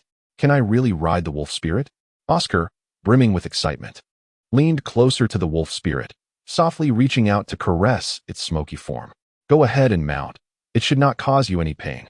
Qianzhu carefully supported Oscar as they cautiously ascended onto the neck of the wolf spirit. Oscar clutched tightly to the creature's ears, fearful of falling. By the way, Qianzhu, having the wolf spirit carry me won't impose any burden on you, will it? After all, the journey to Douluo town is over 400 kilometers. Oscar inquired, recalling this concern as he turned to Qianzhu. Rest assured, with my current strength, the mere exertion of having the wolf spirit bear you is absolutely manageable. Qianzhu responded with a reassuring smile, exhibiting no anxiety over Oscar's question. Indeed, considering Qianzhu's total soul power and recovery rate at present, the energy expended in transporting Oscar was negligible. Even without factoring in his own recovery, it was likely comparable to this expenditure, not to mention the additional sustenance provided by Oscar's considerable presence. In the past 4 years, Qianzhu had consistently been accompanied by Flander on weekly excursions to the outskirts of the Douluo Great Forest to hunt for the 1,000 Jew mark and enhance its power. Coupled with his 2/3 spirit rings, each exceeding 4,000 years in age, his physical prowess had likely surpassed that of most soul kings. Indeed, Qianzhu's 2/3 spirit rings had absorbed essence from soul beasts over 4,000 years old, significantly surpassing the limit of 1,700 years established by his master, an extraordinary leap of over 2,000 years, and remarkably, a double surpass. When he ascended to the rank of Soul Master in his 2nd year, the master had deliberately postponed the acquisition of his 3rd spirit ring for an entire 6 months to ensure it would exceed the age limit. Eventually, he joined Flander and Lu Erlong in the Douluo Great Forest to obtain the 3rd spirit ring. Upon successfully absorbing it and breaking through to Soul Master rank, his soul power skyrocketed to level 34. Naturally, the abilities conferred by these 2 spirit rings did not disappoint. The 3rd spirit ring from the sheep spirit originated from an Earth King with an impressive cultivation of over 4,200 years. This facilitated the development of a 3rd spirit skill that fully harnessed the Earth King's extraordinary innate powers, enabling Qianzhu to unleash a luminous arrow imbued with shockwave energy. The shockwave intensified with the arrow's flight distance, capable of causing a collective daze to enemies within a 3-meter radius for an impressive 2 seconds, a potent crowd control skill indeed. However, this spirit skill was not without its drawbacks. The shockwave it generated was indiscriminate, affecting both foes and allies alike. Consequently, Qianzhu could only release it in the form of a luminous arrow. Should he attempt to utilize the 1,000-ju bow to directly attack and detonate it, he would consequently become ensnared in the daze alongside his enemies. Upon emitting this soul skill in the form of a light arrow, even if it fails to strike its intended target, Qianju retains the ability to detonate it at will during its flight. Thus, barring any extraordinary circumstances, this soul skill invariably manifests as a light arrow. There exists a regretful aspect. It is uncertain whether the reason lies in the Earth King being a fire attribute soul beast. But the light arrows produced by Qianju's third soul skill are similarly colored, akin to the second skill, by Tong, and they radiate a dazzling crimson hue. This has caused Master to lament that, should this color transform into transparency or a more subdued shade, the skill's evaluation might ascend to a higher tier. In addition to the sheep spirit, the third soul ring of the wolf spirit was acquired from the hunt of a 4,000-year-old soul beast known as the shadow leopard. The shadow leopard possesses an innate talent that allows it to significantly enhance its physical attributes in an instant during hunting or combat, unleashing formidable attacks in a brief span. Now, this innate ability has been transferred to the wolf spirit, becoming its third soul skill, enabling the wolf spirit to achieve a 100% enhancement in attributes for 3 minutes, a straightforward yet potent augmentation. This was a skill meticulously developed by the master to amplify Qianju's explosive power. Therefore, with Qianju's current prowess, he finds himself largely unmatched at the soul sovereign and soul sect levels. He is even nearing the capability to engage directly with the soul king. This stands as the most direct testament to the sweat and effort he has invested over the past 4 years. To be continued. Chapter 71. Journey to the Douluo Forest. Very well, let it be so. Xiao Ao, you shall first recuperate your soul power on the wolf spirit, while Qianju leads the group, and I will provide support from the rear. Subsequently, every hour, we shall partake of Oscar's large sausages to restore our stamina. Let us set forth. With a more advantageous approach at hand, Dai Mubai nodded in agreement, summarizing the plan and allowing Qianju to guide the others towards the Douluo Forest. Along the journey, passers-by occasionally pointed and whispered upon seeing Oscar floating in midair. Ning Rongrong initially felt discontent. As a support-type soul master like Oscar, why did he have a mount allowing him to soar through the skies while she was left to run on the ground?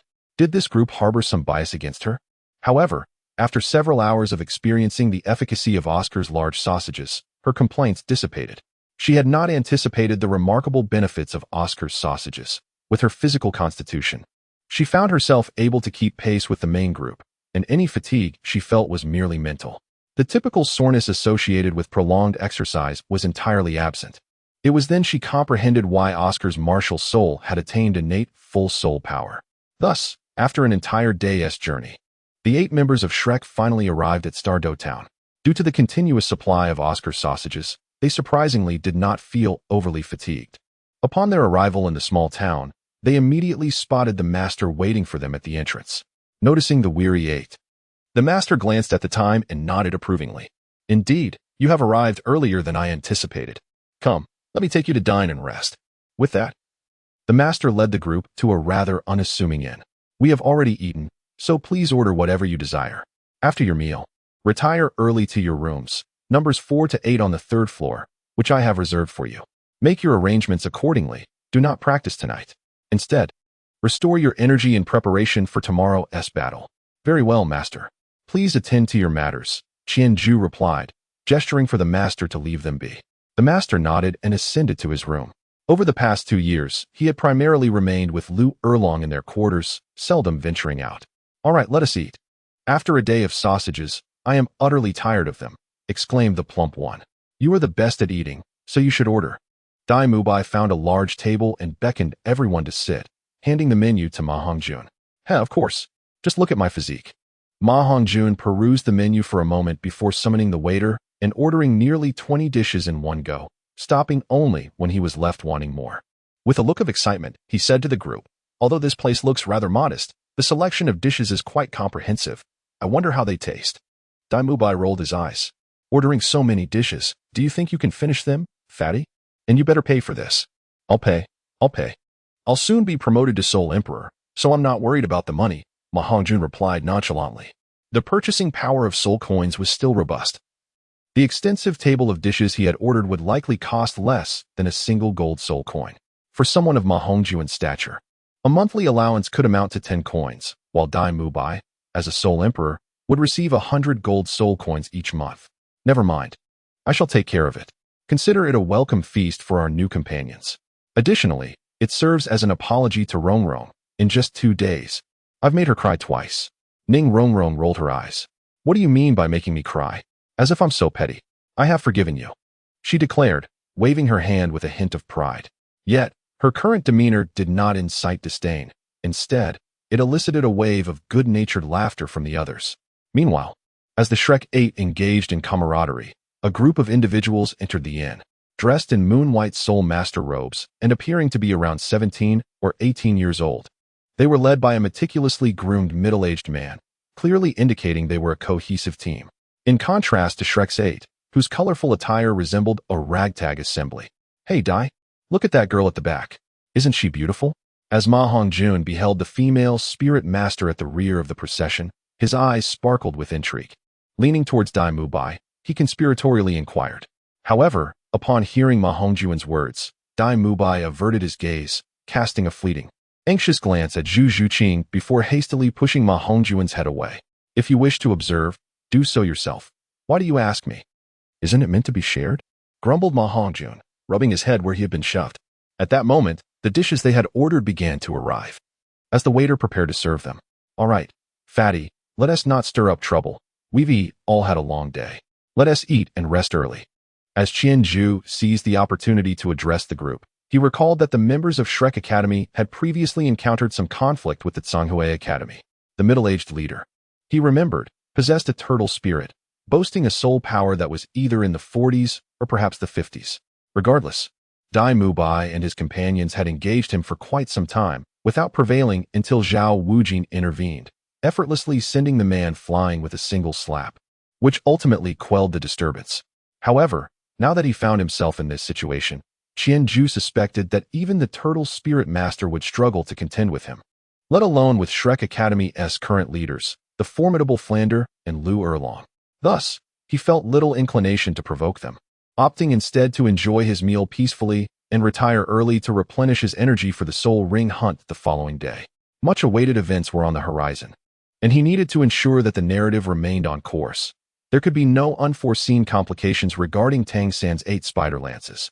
As such, under Qianzhu's guidance, the group finished their meal in harmony, successfully avoiding any confrontation with Zhonghui Academy. After a restful night, they awoke to the dawn of the next day. The morning sky was still dimly lit as the Shrek team checked out of their lodgings and stood in formation at the inn's entrance. Today, they would truly enter the Douluo Forest.